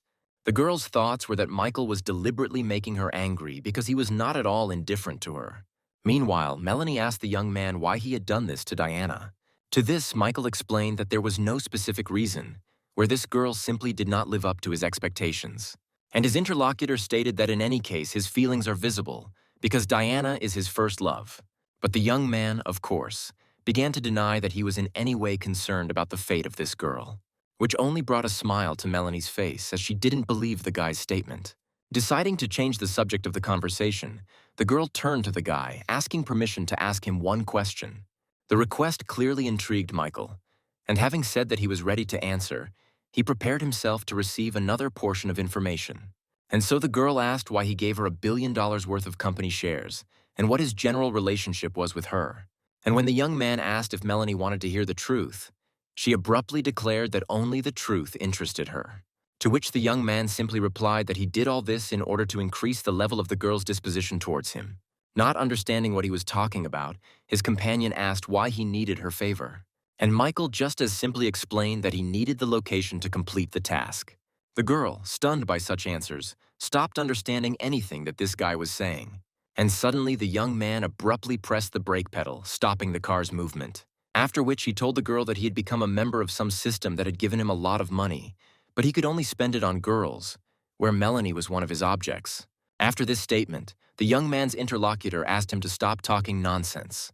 Realizing that no one would believe the truth, Michael changed his position, saying that he spent money on the girl only because she was beautiful and he wanted to get her into bed. This explanation was closer to reality, where the girl mentally noted that this could well explain everything. And Michael was amazed at the girl's reaction, where just recently she could have castrated him immediately for such statements. But now she looks very interested. And so Melanie watched from the window of her home as Michael's car drove away. The girl blushed deeply, thinking that this guy was always talking nonsense, which meanwhile he regularly got away with. While washing the fruit, she thought that for the money he spent on her, anyone would have been in his bed long ago. And so she came to the conclusion that this guy was pursuing some completely different goals than just dragging her into bed. Then the girl received a call from Diana, to whom Melanie immediately informed that she and Michael were no longer together, since he had driven her home and then left. The caller then asked her friend to tell her about the essence of their conversation on the road. In particular, she was interested in whether Michael had talked about her. And Melanie told everything they had talked about, including the young man's answer to the question of why he had given her $1 billion stock. And then Diana realized that she too had wondered about the young man's investments, which obviously would not pay for themselves. And now there are suggestions that this guy is running some kind of big game of his own, which began with large investments in female bloggers. He then invested money in the Rockwood family's projects, bought a bankrupt broadcasting channel, an office center, and made other investments. On the one hand, all this looks like waste, but on the other hand, it could well be part of some global strategy. And then Melanie realized that their company had recently begun testing a new artificial intelligence. And Michael could have invested because he saw potential, where Diana immediately confirmed her interlocutor's guess. And now the girl openly stated that all these excuses about sexual interest were nothing more than a cover for Michael's true plans. This young man is very smart and cunning and can change the world, where he clearly should not be underestimated. As the conversation ended, Diana suddenly received a message from Jessica, who asked her to rent out space in her office center in order to locate the office of her new broadcasting company there. Having answered her friend with consent, Diana immediately returned to her thoughts about how Michael had planned all this a long time ago. At the same time, Michael himself sneezed and thought that someone was definitely remembering him, because after the system was strengthened, he practically stopped getting sick. Having collected his thoughts, the young man attracted the attention of all his roommates by saying that he had important information. And when everyone had stopped what they were doing, which for the most part were computer games, the young man announced that he was moving. At that very moment, everyone in the room threw themselves at his feet, begging him not to rush into moving until he taught them how to attract girls properly. To which Michael replied that to do this, first of all, he needed to become as handsome as he was. At the same time, while at Jessica's villa, her friend Joanna happily stated that all preparations were completed and they could begin recruiting people to work for their broadcasting company. To which the girl said no less joyfully that the first person she would hire was Joanna herself, who would get the position of executive director. After which, Jessica said that it would definitely take some effort to find people who would conduct live broadcasts. And while her friend was talking about the possibility of looking among her familiar presenters, the girl remembered that she had a contact with a former employee of a bankrupt broadcasting company. Loudly ordering the young man to get out of her life, the woman splashed all the water in her glass in his face, which, however, did not anger the guy at all, who calmly said that he himself did not particularly want to continue to maintain this relationship. Julia was already shaking all over from the mere sight of this guy, but his last words only added fuel to the fire. She reminded the young man that she had supported him for several years, but he replied indifferently that now the woman had no money, and therefore she no longer interested him, since she was not able to give him the kind of life he was accustomed to. And now he was already turning around, leaving the cafe and throwing in a farewell that he had paid today's bill, since he believed that his ex simply didn't have the money for it. While the guy was leaving, the woman could hear the whispers of other cafe patrons who had become unwitting witnesses to this scene and who felt sorry for the middle-aged woman. Completely broken and destroyed on all sides, the woman mentally noted that she was not very old yet, and perhaps she would still find an opportunity to improve her affairs. And then Jessica, who called her, suddenly offered Julia to take part in the development of a new broadcasting company. In his sleep, the young man heard a key turn in the door lock of his apartment. Quickly opening his eyes and sitting up, Michael immediately realized that someone had decided to illegally enter his home and rob him. And now he was standing next to the front door, armed with a glass vase and prepared to defend his property. And the door opened, where a second later Angelica appeared on the threshold, almost hitting him right on the head with a vase. Putting his improvised weapon back on the table, the young man, while getting dressed, reproached the girl for coming without warning. To which the girl, closing the front door and apologizing, explained that she did not expect to see Michael here and came to make the home a little more comfortable for the time when he decided to move in. And when Angelica turned around, she noticed with pleasure that this guy simply had a great body. And then, as if reading the girl's thoughts, Michael noticed that she had seen him with a bare torso, where now their position should be equalized. Blushing a little and looking thoughtful, Angelica said that if her interlocutor really wanted this, then she would find it possible to do it. After listening to the girl, Michael said that he was speaking absolutely because he was already quite an adult man. Deciding to see who would win this game, the girl grabbed the bottom of her t-shirt and began to take it off, where, seeing this movement, Michael was horrified, stopping the guest and saying that he was just joking. In response, the girl cheerfully told her interlocutor not to worry so much because she was also joking. When this confrontation was over, Angelica changed the subject, saying that she had brought the young man breakfast. And while she was setting out the dishes she had prepared for her, Michael approached the girl from behind, noticing that just a couple of minutes ago she had said that she had not even guessed about his move. After which the young man, placing his hand on the girl's tummy, asked who she was bringing breakfast for if she thought the apartment was empty. Angelica did not answer this question, thinking that she had done a lot of work that should bear fruit, and Michael was already looking at what had been prepared. The aromas of the dishes prepared by Angelica awakened a strong appetite, and the girl herself stated that she could cook a lot of things and was ready to do it for the young man every day. Such a statement could not leave the guy indifferent, where he would not mind at all receiving such a delicious breakfast every day. And so, sitting at the table, he was already offering the girl to hire her as a housekeeper, where he was ready to pay her a lot of money. To which Angelica stated that she did not need any money since she was ready to do all this completely free of charge. As Michael continued to enjoy this delicious breakfast, he mentally noted that a beautiful girl who cooked delicious food really attracts attention. Where the young man appreciated her skills in flirting and capturing a man's interest, the young man was distracted from his breakfast and his own thoughts by his mobile phone starting to ring. And the young man was called by Catherine Sullivan, who once again asked him for help. Talking on a wireless earpiece, Michael asked what was wrong, asking the girl to hurry up and citing his busy schedule. To which Catherine replied that she really had no one else to turn to for help. And so the girl said that she and director Wally Fox had everything ready to start filming. But the company they were working with unexpectedly refused to continue collaborating. Hearing Wally's name, the young man asked the girl who he was.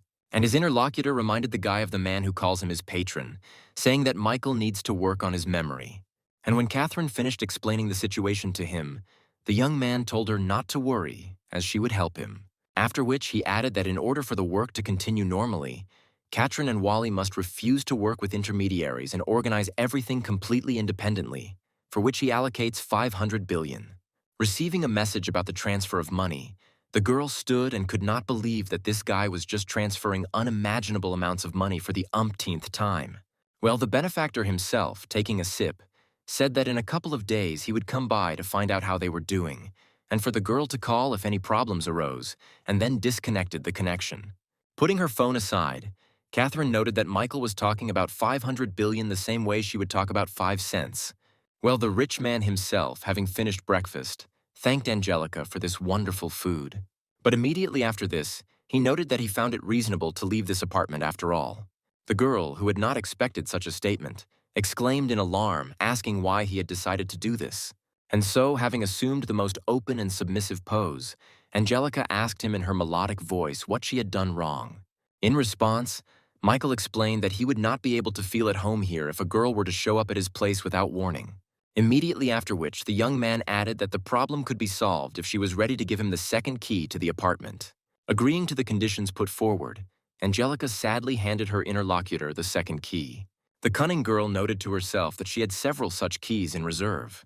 But Michael, as if reading her thoughts, suddenly said that he understood perfectly well that his morning guest might still have the keys, but if she didn't respect his privacy, he would simply move out.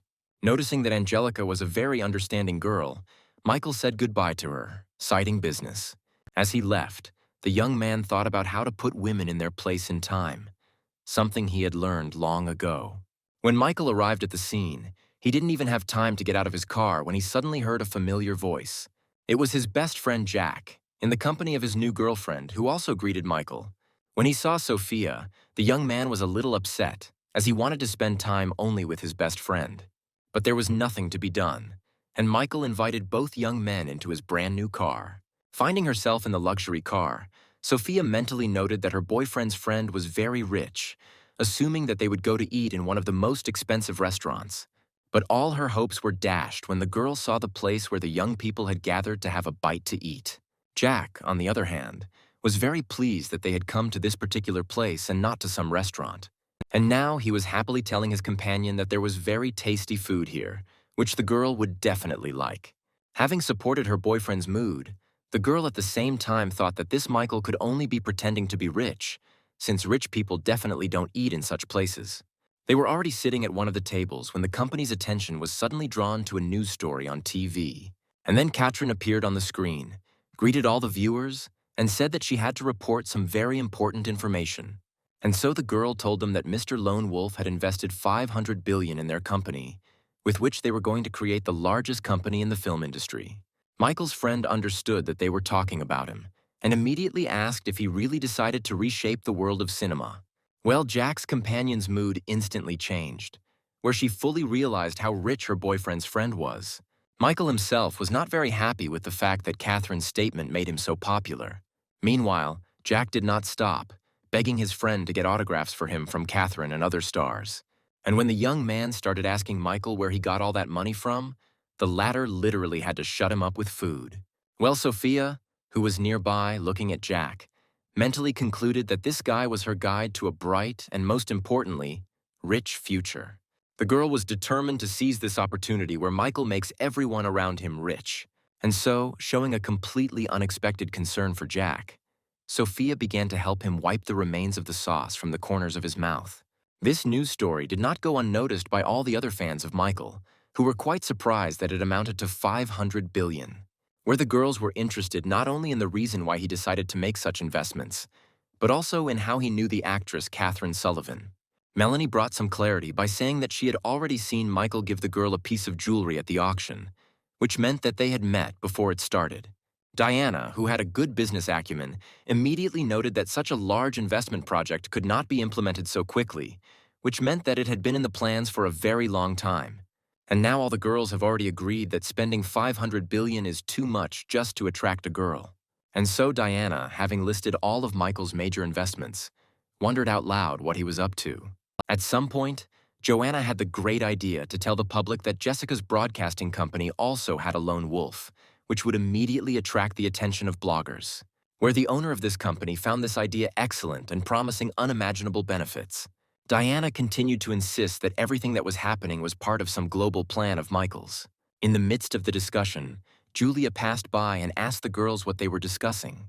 Jessica explained to her that they were simply listening to a speech at a press conference by actress Catherine Sullivan, in whose activities Mr. Lone Wolf had invested a lot of money. And as soon as the woman heard this nickname, her face immediately changed dramatically.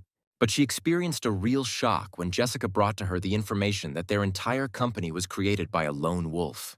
Having calmed down a little, Julia suddenly announced that she would like to quit this job. Without understanding why this woman had suddenly made such a decision, Jessica began to persuade her to stay, saying that she was ready to raise her salary, and also convincing her that with the support of the lone wolf, their future was secure. But Julia explained that the reason for her departure was the lone wolf himself, who had already ruined her company, and now his anger could also affect Jessica's activities.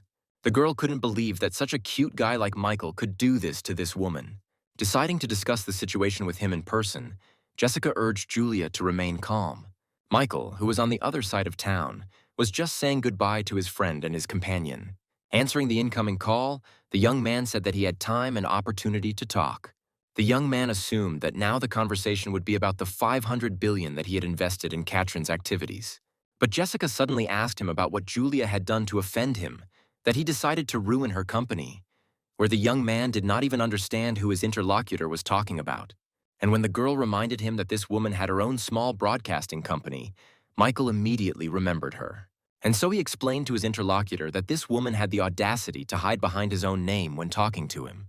After this, Jessica began to beg Michael to forgive his offender, where she is ready to apologize right now. The young man did not resist, deciding that she could also be useful if she understood her mistakes. And Julia, using her employer's phone, immediately apologized, promising to help Jessica with her business. When the conversation was over, Julia felt a sense of relief in her soul, which only made Jessica happy.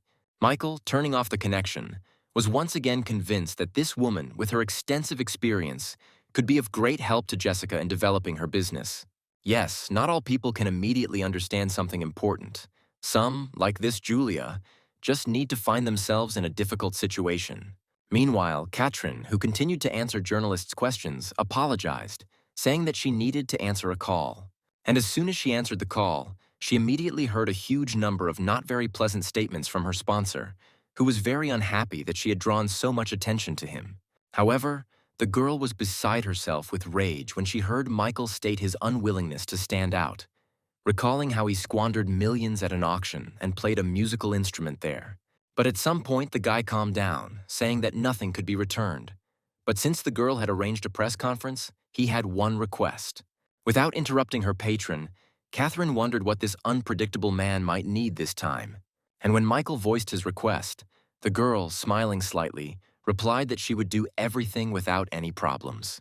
And now she's back to addressing reporters and viewers, saying it was an important call from her lone wolf sponsor. At that very moment, all the participants of the event perked up, guessing that something very important was about to be said. And Catherine announced that Mr. Lone Wolf had acquired the Dexter TV company, which would resume its operations in the very near future. Where Dexter TV begins close cooperation with the film company Best Cinema founded by her. The announced news had an immediate effect on people's minds, where girls working in other broadcasting companies immediately began to discuss their transfer to Dexter TV, where even with the payment of a penalty to their previous employer, they would earn much more.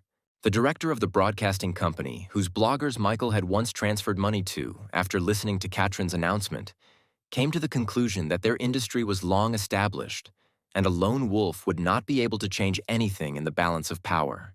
But then an assistant burst into his office and shouted hysterically that most of the employees had submitted resignation letters, which was a shock for the boss, where he immediately came to the conclusion that the lone wolf had the intention of reshaping this entire market. Well, Jessica was over the moon when Catherine announced her national broadcasting company, to which Diana once again noted that her assumptions about Michael's well-thought-out strategy were fully confirmed. This guy really acts as some kind of gray cardinal, where all his previous actions that seemed absurd now take on a specific meaning. At this point, Joanna entered the conversation and also stated that all of Michael's actions were explained by his desire to invest. And right after that, Diana said that in that case he was not spending the money to attract more girls. Where Melanie and Jessica left off, concluding that he simply deemed them most worthy of being part of his plan. And now all three girls were asking themselves the same question, where they wanted to understand whether Michael had any real feelings for them. Diana was the first to break the silence, saying that at the moment no one was clear whether Michael liked any of them. But under any circumstances, she decides to stay by his side until he makes his own choice. The other girls just looked at each other after what was said. Julia diffused the situation by saying that men value strong and self-sufficient women, and suggested that everyone return to work. Everyone agreed with this argument, deciding that the one who would bring him the greatest benefit and advantage would stay with Michael. The man who approached Veronica gave his address and last name in order to receive a postal item, and now the girl was already showing him the parcel that had arrived, offering to help him unpack it. But then she was greatly frightened by the loud cry of a colleague, who, without hiding her emotions, said that the actress Catherine Sullivan had just announced the receipt of investments of 500 billion. Having heard the reason for such a violent reaction, Veronica noted that this was most likely a publicity stunt, since this actress had recently been involved in scandals. But her interlocutor did not agree, saying that a very big and famous person was standing behind her. Continuing to open the parcel, the girl even cut her finger when her colleague called the man a lone wolf. And now Veronica's colleague was already praying that she would also meet such a rich man on her path. Well, the man receiving the parcel immediately joined the conversation, recalling that he had seen the moment when the lone wolf transferred huge sums of money to female bloggers.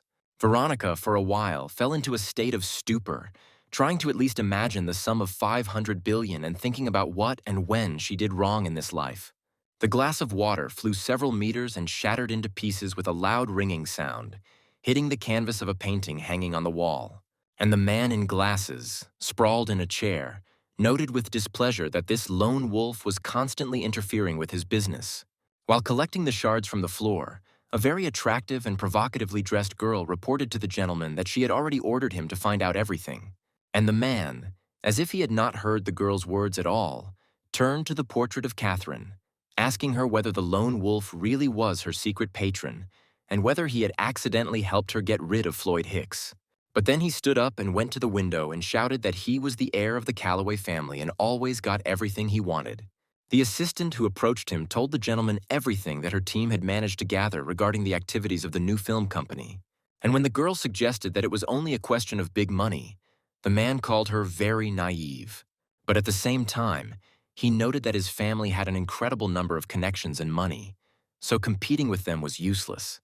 Continuing his thoughts out loud, Adam said that most likely his opponent understands all this, but definitely has some kind of secret side plan.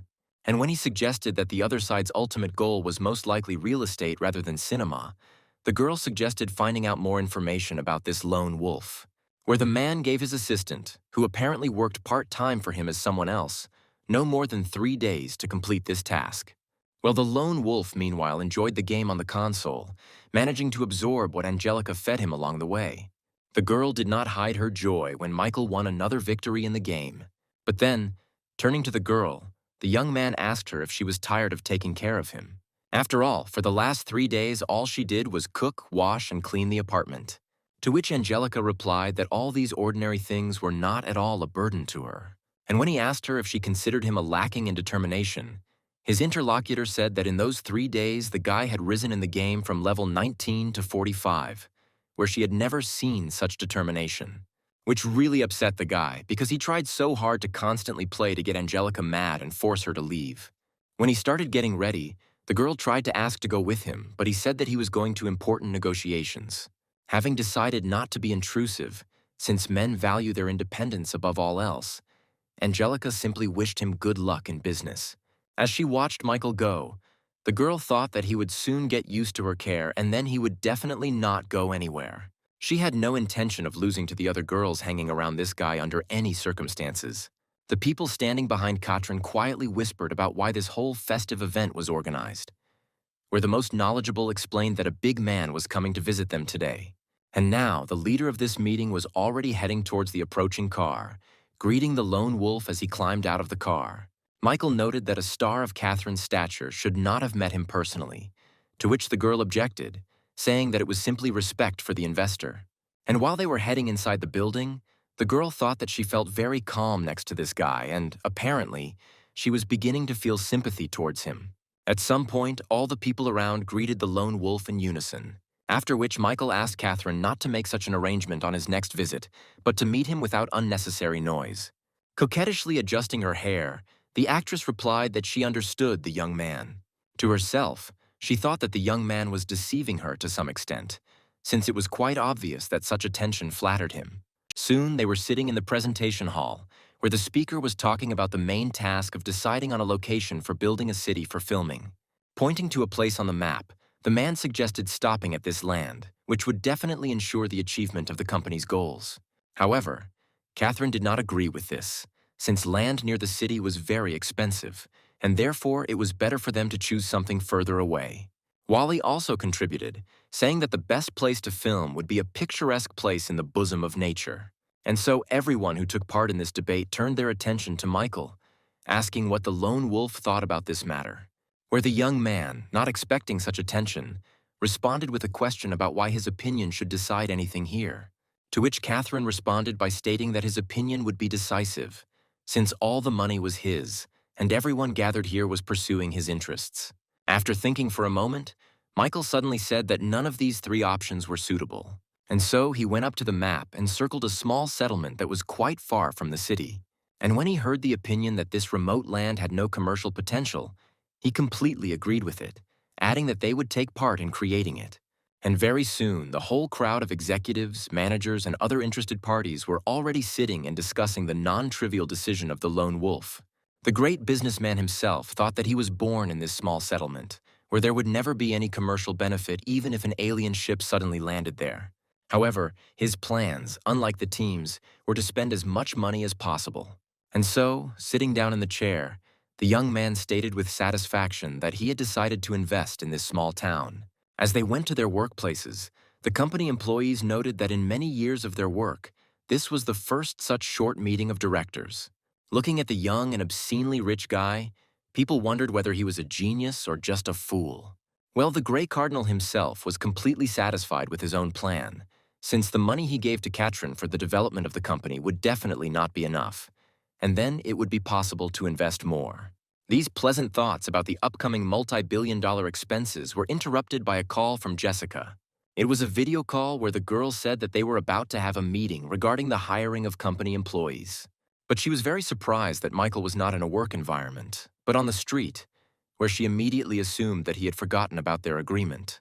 The young man managed to get out of it by explaining that he had better reception outside. The guy concluded to himself that he had indeed completely forgotten about this agreement. Believing Michael, Jessica said that after Katrin's conference, her company was in demand. But some problems had also arisen, where one of the main problems was the question of how to distribute the income received between bloggers and the company. Then employees from a variety of services and departments joined the conversation, using terminology that immediately gave Michael a headache. Here, Julia joined in to convey the information, saying that the income needed to be distributed equally, since from her past experience she knew that any other deviation would lead to losses. And suddenly at that moment, Michael came to life when the word that was so cherished for him, losses, was heard. When he asked the woman to repeat what she had said, she explained that the company was only just getting back on its feet, and any wrong steps could lead to its complete collapse again. But the young man, on the contrary, needed to organize everything so that the companies would operate at a loss. And so he declared that the company should give at least 80% of its profits to presenters and bloggers. Where, from such a statement, all the participants of the meeting fell into a state of complete stupor. Well, the leader himself continued, saying that Dexter TV should become the #1 broadcasting company in the entire country, so that everyone could earn money from them. He then added that his goal is to capture the entire market and popularize their company in the shortest possible time, where there is no need to worry about money, since he has more than enough of it. And when he finished his long and shocking speech, he turned to the participants of the meeting with the question of whether there would be any objections. But, as expected, not a single objection was received to the lone wolf's arguments. A few minutes after the meeting ended, Jessica noticed her phone vibrating, where, upon opening the received message, the girl discovered that another $5 billion had appeared on her account. Well, the founder of two companies, aimed only at waste, was very pleased that he could now spend an unimaginable amount of money, where he would then receive his well-deserved reward. A man sitting near Jessica asked the girl why her face literally started to glow, to which she, not without pleasure, told about the latest transfer from the lone wolf in the amount of $5 billion. Everyone who was still in her office could not believe that their company had just received another round of support, and in such a large amount. And so the man who turned to Jessica mentally noted that at first he had strong doubts about the company's future. But with such support, they certainly had nothing to fear. Julia was also lost in her thoughts, thinking that she knew about the wealth of the lone wolf, but she had not even thought about how great it was. Jessica herself also thought about Michael, only not about his money, but about his mental abilities, recognizing him as a real genius. Looking at his frozen face on the screen after the end of the video call, the girl could not understand why he transferred the money not to the company account, but to her personal account. The answer came by itself, where Jessica decided that Michael did it to increase her authority among the employees, after which the warmest feelings overwhelmed the girl, who was ready to hug and kiss her sponsor non-stop. At the same time, Michael suddenly realized that he had accidentally transferred the money to Jessica's account, and not to the company's account. While he was thinking about how to explain all this to her, His phone beeped again. Having read the message from the one to whom he transferred 5 billion, where she sincerely thanked her dear man, the young man could not understand what kind of outburst of tenderness this was. But in essence, this did not change anything, where Michael was only interested in this girl spending as much of his money as possible. Because once his minions spend a ton of money and destroy the business, they will rely on him even more. Jessica herself left her office and went to another part of the premises rented by her company, where the majority of employees worked. The girl loudly announced that their company had received new investments in the amount of 5 billion, which would become their main capital for development.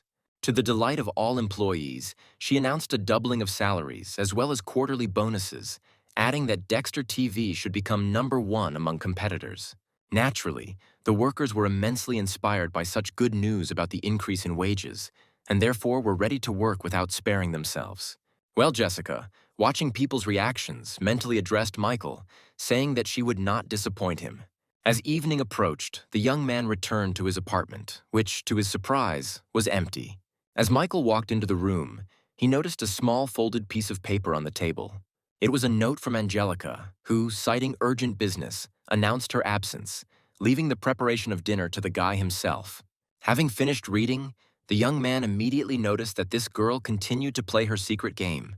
After all, it was quite obvious here that at first she had shown constant concern for him for some time, to which he should have become accustomed, and now she had stepped aside so that the young man would experience discomfort from her absence. But at the same time, the guy noted that despite all these attempts to get him, he does not feel any negative emotions towards Angelica. Having settled comfortably on the sofa, the young man suddenly felt how calm he felt now. But after not staying in that position for even 5 minutes, Michael suddenly assumed a sitting position, deciding that he needed to visit his parents. And now he was already sitting on a high-speed train taking him to his small homeland, where he was exhausted from the heat and stuffiness. However, the railway did not deliver him directly to his home, where the young man had to travel the next part of the journey by bus. And so, finally, he left the no less stuffy interior of the bus, noticing that before the road home seemed much shorter. The young man could only explain his feelings by the fact that his lifestyle had changed greatly recently, where he had become increasingly accustomed to comfort. However, today he could not make the entire journey in his luxury car, as his parents and everyone who knows him would immediately have a lot of questions. While Michael was walking, lost in his thoughts, his attention was drawn to a car that stopped nearby. Behind the wheel was one of Michael's former classmates, Spencer Fry, who asked whether his friend was still studying or had already found a job. When the young man replied that he was studying at university and had come home for the holidays, Spencer invited him to get into the car and talk. Once the young man was inside, he began to play the role of a poor guy who was very impressed with such an expensive car. This clearly flattered her owner, who noted that no one really needed her education, where his employment in the fish business brought in a very solid income. And while he continued to brag, Michael continued to pretend that he was very impressed with the achievements of his former classmate. Suddenly, the attention of the young people was drawn to a beautiful girl who appeared on the road. Michael literally stared at this beautiful creature, where the girl seemed very familiar to him. And so his memories moved to the distant school past, where in this beauty the young man finally recognized his old friend Kiara Larson. Spencer, who also noticed the girl, could not help but notice that old man Larson's daughter was becoming more beautiful every year, and he was not at all averse to getting her for himself. Pressing the gas pedal, the young entrepreneur drove up to the lonely standing girl. Well, Kiara, through the lowered window, noticed Michael sitting in the passenger seat and was very happy that he had returned. Well, Michael himself simply could not take his eyes off this charming girl, who possessed some special, natural, and very attractive beauty. And so he got out of the car and, as he had done many years ago, patted the girl on the head, asking if she had done her homework. To which Kiara indignantly responded that she had long since graduated from school and was no longer a little girl to be ruffled on the head. Here Spencer, who had also left the car, joined the conversation and immediately began to offer the girl to become his wife, where she would not need anything. But Kiara turned away and declared that the groom was not at all to her taste and was also overweight. But the guy did not give up, saying that he was even ready to lose weight to achieve his goal. The girl then stated that Spencer, who was older than both Kiara and Michael, was already too old for her. And while she was saying this, the system announced to Michael that a new object had been discovered, which, however, could not be tied to the owner, since it already had too high a location level. The young man was very upset that the system was unable to link a new object with which he could spend some more money. This beautiful girl seemed to Michael like a kind of precious stone. But the financially interested young man immediately decided that he simply needed to lower the level of the object's location, which he had already had to do before. And then he suddenly started to support Spencer's position, urging Kiara to think about his offer and not to play hard to get, since this guy had already reached great heights. And as Michael continued to elevate his comrade, the girl's favor immediately began to decline. Well, Spencer himself, who never expected such support, thanked the guy for his words. He noted to himself that education had definitely benefited him, as Michael had become very accommodating. Kiara couldn't believe what she heard from Michael, where the system gave him one message after another, informing the owner about the decrease in the level of the object's location. And finally, the girl's location reached 0, and the system announced the addition of a new object, which made the guy very happy. And the girl, upset by the young man's words, turned around and ran away with not very flattering words addressed to Michael. The young man mentally apologized to her, also mentally explaining his behavior by the fact that for completing the task with this object, he would receive a considerable amount of money in the form of reinforcement points and new skills. After saying goodbye to Spencer, Michael finally made it to his parents' house, where he couldn't understand why no one was answering his knock or opening the door. But then his attention was drawn to a neighbor who asked the guy to come to her. As the boy approached, the woman, whom everyone here called Aunt Laura, said that the boy had better go back to where he came from. Without understanding at all what the woman was telling him, the young man asked her to tell him what was going on. And Aunt Laura explained that Michael's father had run away, taking Kiara's mother with him. And after that, the boy's mother had apparently returned to her parents' house. The thing is that Michael's father and Kiara's mother were in love with each other since school. But Kiara's mother's parents were unhappy with Michael's father's financial situation, and so they married her off to a son of the Larson family. However, after Kiara was born, everyone around her noticed that she looked nothing like her father. Thomas Larson then ordered a DNA test, the results of which were disappointing for him. And just as he wanted to find Michael's father, he discovered that he had run away with his wife. This information shocked the young man so much that his face literally distorted, where the first thing he noticed was his family connection with Kiara. The woman who sat down next to the guy, who was crouched in amazement, confirmed that Kiara was Michael's half-sister. But then a new terrifying thought struck the young man, where he himself had just led everything to the system connecting him with a new object, which turned out to be his sister. And so the young man began to slap himself in the face in order to somehow punish himself for such vulgarity, where Aunt Laura interpreted this in her own way, saying that the guy was not guilty of the sins of his parents. Having thanked the woman for everything, Michael turned around and went somewhere, where Laura shouted after him not to do anything stupid. Watching the young man leave, the woman noted that such a strong sense of responsibility for his parents' actions would definitely not benefit him in the future. Well, Michael walked and thought that since Kiara was his little sister, he would not allow anyone to hurt her, and especially would not give her to this arrogant Spencer. At the same time, Kiara herself was hanging washed clothes in the yard, thinking about what had changed Michael so much, where he suddenly began to support that arrogant guy who wanted her as a wife. The girl's thoughts were suddenly interrupted by a strong kick to the front door, accompanied by the curses of a heavily drunk man. And then, staggering from side to side in the courtyard of the house, Thomas Larson appeared, drinking and cursing everything and everyone in this world. Looking at her drunk father with a frightened look, the girl carefully said that he should not abuse alcohol so much and so often. But the enraged man suddenly grabbed the girl by the hand and gave her a good slap, shouting that she was not his daughter. The girl protected herself from the blows of her fake father as best she could, and suddenly someone's voice was heard behind the man, demanding that he stop. Turning his head, Thomas saw Michael approaching, menacingly noting that this scoundrel Cross had come to him himself. As he approached the man, the young man noticed that he was so drunk that he mistook him for his father. And so, under the influence of the firewater, Thomas, obsessed with a thirst for revenge, grabbed the sickle and rushed at Michael. Already frightened, Kiara, noticing this jerk, shouted at the guy to be careful. But Michael didn't need any help, advice, or tips, because his body and skills were improved by his system. Without even blinking an eye, the young man effortlessly stopped the movement of his armed hand, squeezing it so hard that the enemy dropped the sickle. And now the drunk and enraged man was already kneeling in an immobilized position, which deprived him of the opportunity to perform any further actions. However, this did not dampen Thomas's ardor at all, who continued to shout that he would kill his enemy. And then Michael turned to him, saying that he could scream and swear as much as he wanted, but he was not his father and was not guilty of anything.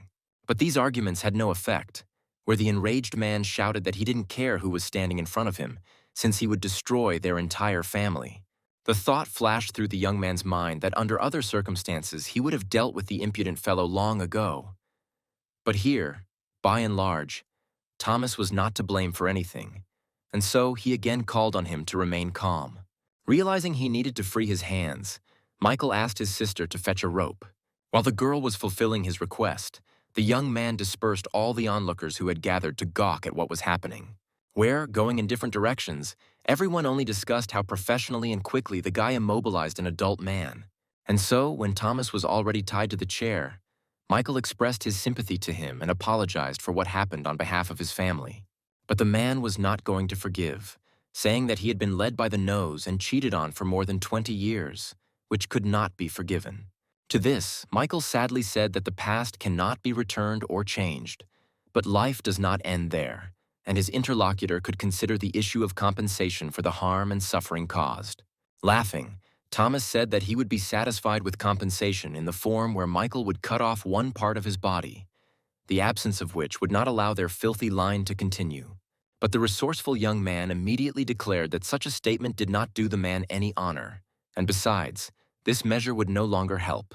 And when the man asked what he meant, the young man simply turned his gaze to his sister, who could well continue his lineage. Thomas had nothing to say to this, and taking advantage of his confusion, Michael suggested considering the issue of financial compensation, to which the man first shouted that no amount of money would bring his wife back, would not turn the girl standing next to him into his own daughter.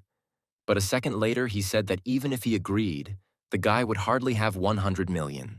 But after this, the young man perked up, took out his mobile phone and said that if Thomas gave up his plans for revenge, he would have 100 million. His opponent could not believe that this man from a poor family was actually offering him such a huge sum. Michael didn't say anything in response, simply showing his interlocutor the screen of his mobile phone, which displayed his bank account. Beginning to realize that this guy was not joking and he really did have 100 million, Thomas thought about it. After all, this opened up completely different prospects for him, where he could marry again and have his own children. Where now before him, still a fairly young man, stood the choice between a new life in happiness or a new life in prison. As if even sober, Thomas asked Michael if he was joking about the money, and the guy confirmed his intentions, saying that he would send this money to the account of Kiara, who, although not his daughter, would repay him with kindness, where every year for 10 years he would receive 10 million. And when Thomas asked why not the whole amount at once, Michael explained that it was his insurance against a possible change in the man's plans.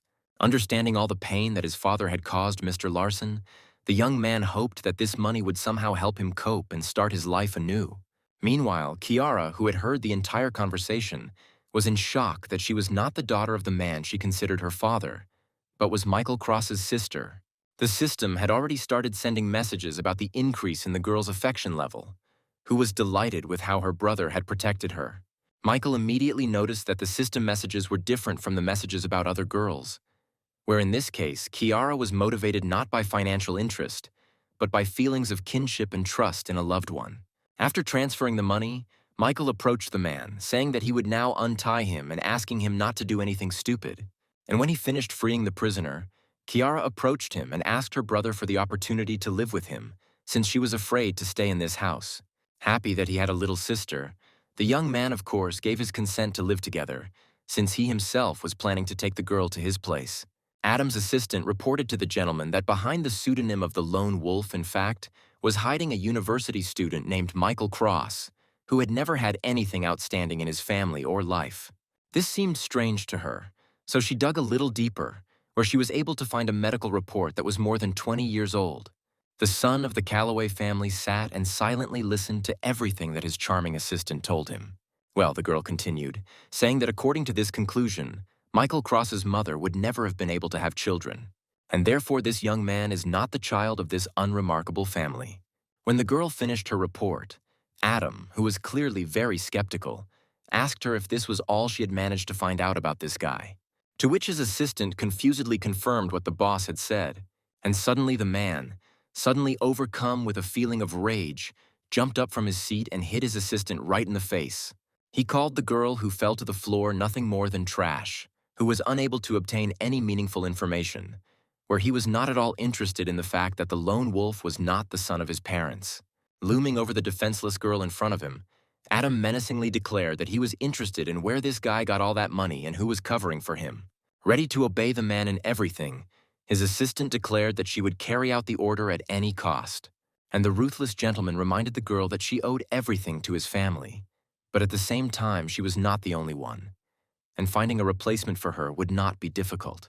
And so he let his assistant go, ordering her to keep him constantly informed of events. As Michael approached the shower, he told his sister that he had brought a towel and some clean clothes left by his mother, which he would leave at the door. The girl, taking a nice hot shower, thanked the young man for his attention and care. Exposing her beautiful face to the warm streams of water, the girl thought about how she was no longer needed by anyone, neither her father nor her mother. However, now she has an overly rich brother, whose wealth raises a lot of questions, as his family are fruit merchants. As she turned off the water, Kiara thought that if this guy who had treated her so well had gone down the wrong path in pursuit of money, then she should help him. Meanwhile, Michael, once again unable to get through to either his mother or father, sat and thought about how his exemplary parents had run away, leaving him with a lot of problems. Then Kiara came out of the shower and told her brother that she had finished her water procedures. While she was drying her hair, Michael looked into her clear and beautiful eyes, which attracted him greatly. Having shown the girl the place where she would sleep, the young man was about to go to his room, but the girl unexpectedly grabbed him by the clothes. In a timid voice, she asked her little brother to spend the night with her in the same room, where she was even willing to settle on the floor. Looking at the girl and exhaling heavily, Michael agreed to fulfill her request, deciding that it was normal for brother and sister to sleep almost together. Having already settled down on the bed, the young man still could not believe that he had a younger sister. The next day, Catherine, accompanied by bodyguards and company employees, had already arrived at the place where the company was buying land. When she left the train carriage, she immediately noticed that she found herself in some kind of backwater. The girl was met by a man who introduced himself as a representative of the administration of their town and greeted the guest. Having thanked him for the warm welcome, the actress headed to the car prepared for her. And so, very soon, the girl arrived at a plot of land where heavy machinery had already begun to work. The man accompanying her reported that the development of new company lands had already begun in this area. Meanwhile, a man standing in the crowd took out his mobile phone and called the person who had sent him to control the situation. David McEnroy was not without joy when he heard the report that the company had already begun to develop the land. Having finished the conversation, the man turned to his assistant, ordering him to begin implementing their plan and buy out the neighboring lands at an inflated price. As the man with glasses walked away, the calculating man mentally addressed the lone wolf, saying that he did not want to cross his path at all, but simply saw a way to make a little money. Meanwhile, the assistant to the head of the McEnroy family, having left the boss's office, took out his phone and made just one call. But after this call, a real chain reaction followed, where some people called each other passing on important information and reporting that they were already sending their people to buy land. Meanwhile, Michael sat in the watermelon patch, noting that his parents had abandoned the entire harvest. It was here that he received a call from Catherine, who told him the sad news that all the land they were going to buy had suddenly skyrocketed in price. However, for the young man, this was not bad news, as it opened up the prospect of spending even more money. Where his interlocutor decided that he had not heard what she had said, calling it very good news. And Michael corrected what he said a little, explaining that he simply meant that he could easily deal with this problem. But suddenly, when he tried to transfer money to Catherine, he received a message from the system that this operation could not be carried out. He tried to do it again, but the system again refused, saying that the owner had his own benefit from the activities of the film company and therefore was suspected of money laundering. Having started looking for a way out of the current situation, the young man found nothing better than to transfer money through his beloved sister, where Kiara, noticing her brother's gaze, asked him who he was talking to now, to which the young man explained that he had spoken with actress Catherine Sullivan, with whom he is not in a romantic relationship. However, the girl did not believe the young man's words, believing that he was aiming far above his head, despite the fact that he was not at all poor. Picking up the theme, Michael noted that the film company was buying up land in their city, where they could now make good money from it. Kiara was interested in how one could make money from land in an unpopular town like theirs, to which the young man explained that there was a lot of land in their city, which his little sister could buy and then receive income from the fact that the film company would use it. Assessing the prospects, the girl thought that even though Michael was now providing for her completely, she should think about the future. And now she has already agreed to the proposal, saying that she will immediately talk to the head of the city. And Michael himself, watching his sister, thought that it would be nice to have such a wife and settle here, far from the bustle of the city. While he was lost in his fantasies, many expensive luxury cars began to stop right in front of him. And then a girl who appeared from one of them noted that this was the first time she had found herself in such a wilderness. Seeing a young man in front of her, the girl approached him and asked if he was Michael Cross. When the young man confirmed his identity, the girl introduced herself as Elizabeth Carson. But the young man did not at all understand what this girl meant when she said that they had not met for the first time. Unable to remember the circumstances of their first meeting, Michael said the girl must have been mistaken. To which the clearly upset girl capriciously stated that their first meeting took place at a car show where she was in the company of her brother. Recalling that day, the young man noticed that there really was some girl with Patrick. And Elizabeth, watching the young man's thought process, thought that the lone wolf's reputation as a ladies' man was definitely not confirmed, because he didn't even pay attention to her. And so Michael asked the guest what brought her here, to which the girl matter-of-factly asked whether a lone wolf always talks about business in the middle of the street. After thinking for a moment, the young man decided that the neighbors really didn't need to know about his affairs, and then he invited everyone to follow him to his parents' house. When the young people had disappeared from prying eyes and ears, Michael again asked the girl to tell him about the purpose of her visit, to which the charming girl expressed the assumption that the lone wolf was clearly planning to make some good money, which only made the young man laugh, who was only focused on spending as much as possible. But the categorically minded Elizabeth immediately declared that he could deceive others, but not her. And then she recalled that loud statement by Catherine about the unthinkable amount of investment. But the company is headed by an actress who knows absolutely nothing about running a business. But now that everyone has started buying up land here, the secret plans of the lone wolf are becoming clear, where this is definitely some kind of deceptive maneuver. After mentally laughing at how cool he seemed in the eyes of this girl, Michael asked her how his plans could concern Elizabeth. And the girl looked intently at this strange young man, who continued to remain calm even when his plan was revealed. After all, even her influential brother would immediately abandon his plans, and therefore it is definitely impossible to quarrel with a lone wolf. And so Elizabeth declared that she had come here on behalf of their family in order to discuss the possibility of doing business together.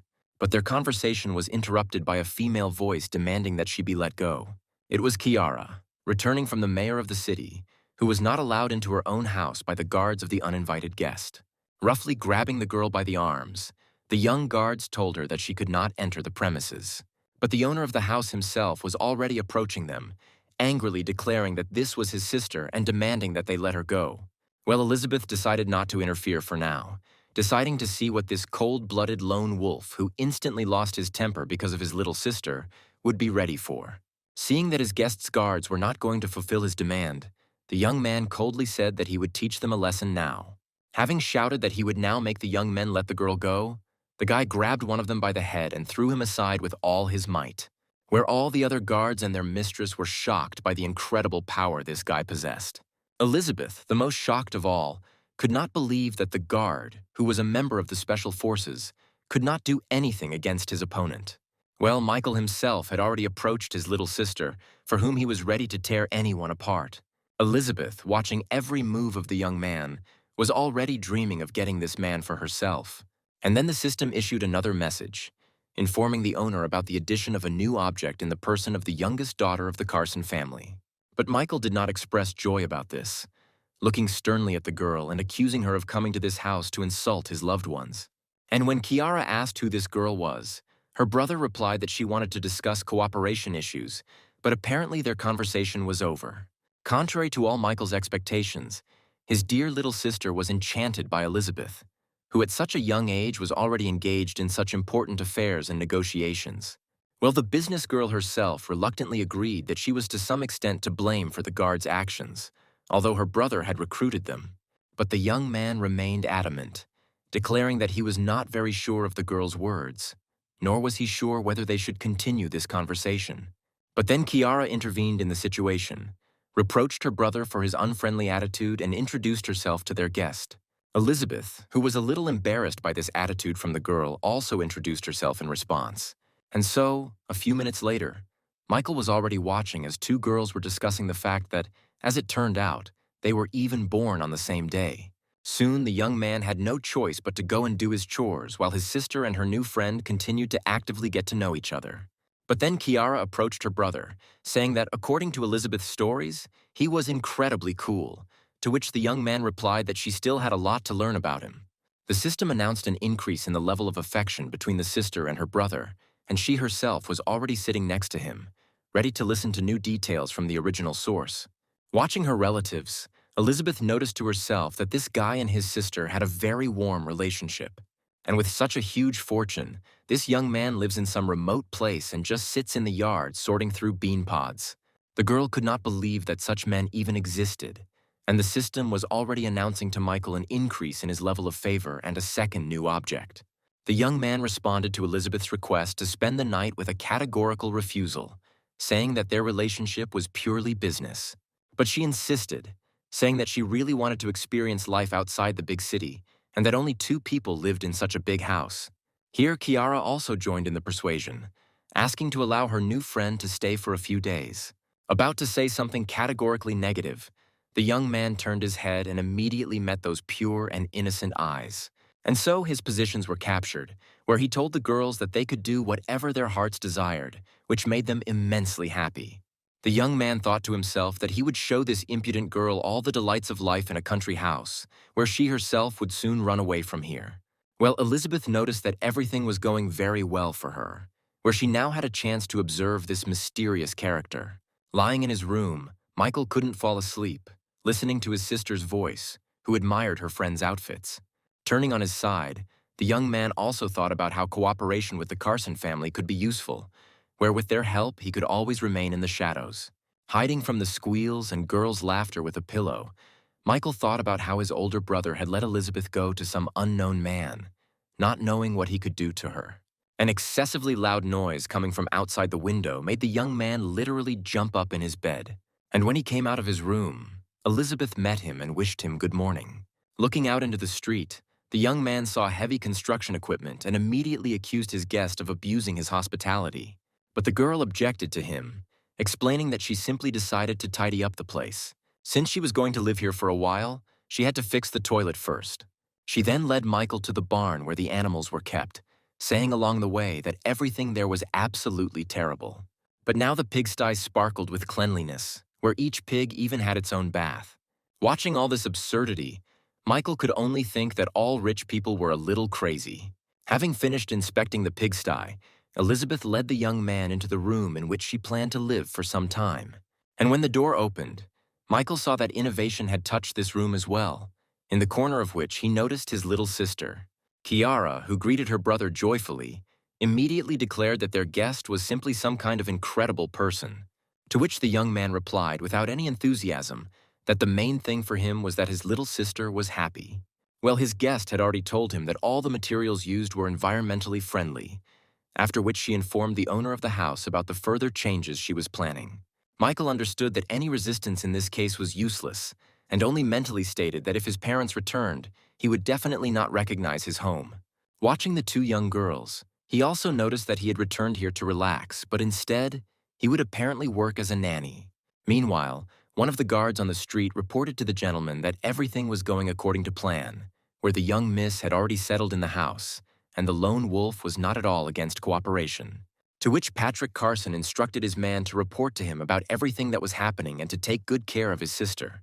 When he finished speaking, a female voice coming from behind him asked if everything was okay. Turning to face his interlocutor, Patrick replied that it couldn't have been better, since a lone wolf doesn't miss a single skirt. And Victoria Melton, standing next to him, noticed the high determination of her interlocutor, who did not hesitate to use his sister as bait. And now they were already discussing together that after the unification of the Carson and Calloway families, this dissolute lone wolf would not have the most enviable end. And so the girl said that since everything was going according to plan, it was time for her to enter the active phase of the game and fulfill her role. And just as she decided to leave the young man, he suddenly stopped her movement, asking where she was going in such a hurry and whether she really didn't like the wine. To which Victoria replied that the wine was more than fine, but its taste would be much sweeter when they celebrated the victory. And so, moving along the corridor, the girl thought that if Mr. Lone Wolf was even half the same as her recent interlocutor, then he would definitely not be able to escape her charms of seduction. The people gathered at the Cross family home were actively discussing the fact that Michael had suddenly started living with the Larson family's daughter. But then the gates opened and everyone saw Michael himself coming out into the street, but only accompanied by a completely different girl. Standing next to him, Spencer was extremely unhappy that this guy was getting all the female attention. But then he turned to his former classmate, asking if he wanted to go out into the city in the evening and relax a little in a cafe. Turning to his interlocutor, the young man asked what the reason was for this, to which Spencer explained that something like a reunion of their school alumni was expected. Seeing no reason to refuse this guy, the young man agreed to go to the meeting, saying that he had plenty of free time. To himself, the young man thought that these meetings were usually created in order to brag about one's achievements to another. Having finished the dialogue, Michael and his companion continued on their way and soon found themselves in the middle of a cornfield. Asking her companion why they had come here, Elizabeth mentally hoped that he would not do anything indecent to her away from people. It seemed to her that Michael had brought her here for a reason and had some secret, vulgar intention. She imagined the most terrible pictures when she heard the young man's words that she stayed to live with him of her own free will, just as she came here with him today, also without coercion. The girl was already prepared for the worst when suddenly Michael threw her a basket, telling her to fill it with corn cobs. It was a complete failure, where Elizabeth never expected to hear something like this. Picking off one ear after another, the girl was very happy that she was finally seeing that same corn appear from the cans, and her companion gloated, thinking that now this soft-handed girl would definitely curse everything in the world. But Elizabeth did not at all give up on the work, which she liked more and more. Having finished with the corn, the young people switched to harvesting beets, where the next step for them was the need to wash the vegetables they had collected from the ground. While Michael was busy washing, Elizabeth, sitting on the stones, noted that life in the countryside was very interesting, and she no longer wanted to study and return to the city. Where after these words, the young man noted that his plan should have worked a little differently. Suddenly, the attention of the young people was attracted by a female voice calling for someone to help. Turning around, both Michael and his guest saw a girl trying to escape from the strong young men. Running for her life and oblivious to what might be beneath her feet, the victim of the attack tripped over a rock and hit the ground with great force. The men who quickly appeared nearby laughed at the girl's pose and sarcastically asked her why she had stopped running away. The girl tearfully begged to let her go when one of the pursuers had already approached and put his hand right on her head. Roughly grabbing her by the hair, the man told her that she should be a good girl and follow them. But then someone's voice behind them demanded that they let the poor girl go. It was an enraged Elizabeth, who called unworthy men the most humiliating names, which she accompanied with obscene gestures. Watching the girl, Michael chuckled, noting that she certainly had plenty of courage, since she didn't have a single guard with her, after which the young man turned his attention to his pursuers, where he immediately found it strange that he had witnessed this scene when he had finished work and left the cornfield. Nevertheless, he decided to intervene, telling the attackers that it was time for them to run wherever their eyes looked.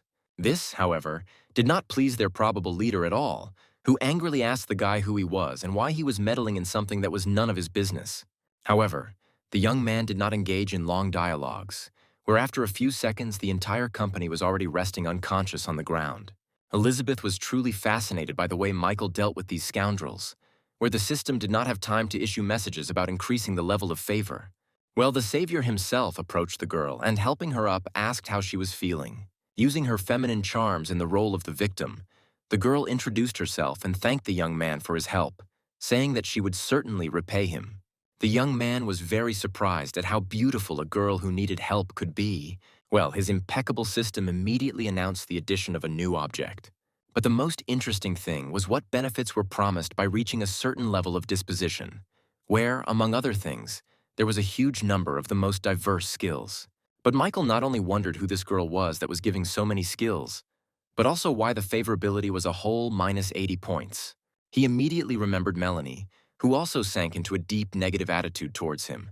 But even she did not hate him so much. At the same time, thanks to the system, the young man understood that this girl could pretend as much as she wanted. But he already knew that she had appeared here for a reason. Then Elizabeth approached Victoria and asked the girl why these guys were following her. To this, the victim explained that she simply owed them a large sum of money. And so she told her fictitious story, in which her father spent his entire life in prison, and her mother at some point became very ill.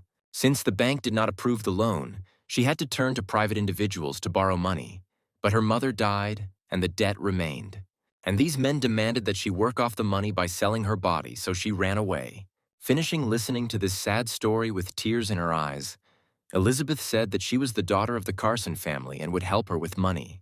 But Victoria refused help, saying that she would solve all her problems herself and that she just needed a little more time. And her interlocutor admired the strength and determination of the girl, who clearly was not looking for easy ways. Michael was closely watching the dialogue between the two girls, and skeptical notes had been creeping into his gaze for a long time now. Looking at Elizabeth, the young man noted that only such an inexperienced person as she could believe in this hackneyed, absurd, and obviously fictitious plot. But at the same time, the guy decided not to expose his new acquaintance for now, deciding that she could entertain him quite well. The young man also found it necessary to find out who was behind this girl, and so he instructed Elizabeth to take the girl they had rescued into the house, treat her wounds, and help her get herself in order. But looking at the happy daughter of the Carson family, Michael noted that she herself would also benefit from a shower and change of clothes, so as not to look like a pig after a mud bath. Having decided not to put off his plans for later, the young man suddenly turned to Victoria, saying that he could offer her a job. Casting a not very interested glance at the lone wolf, the girl began to say that she did not yet know what to answer to the offer.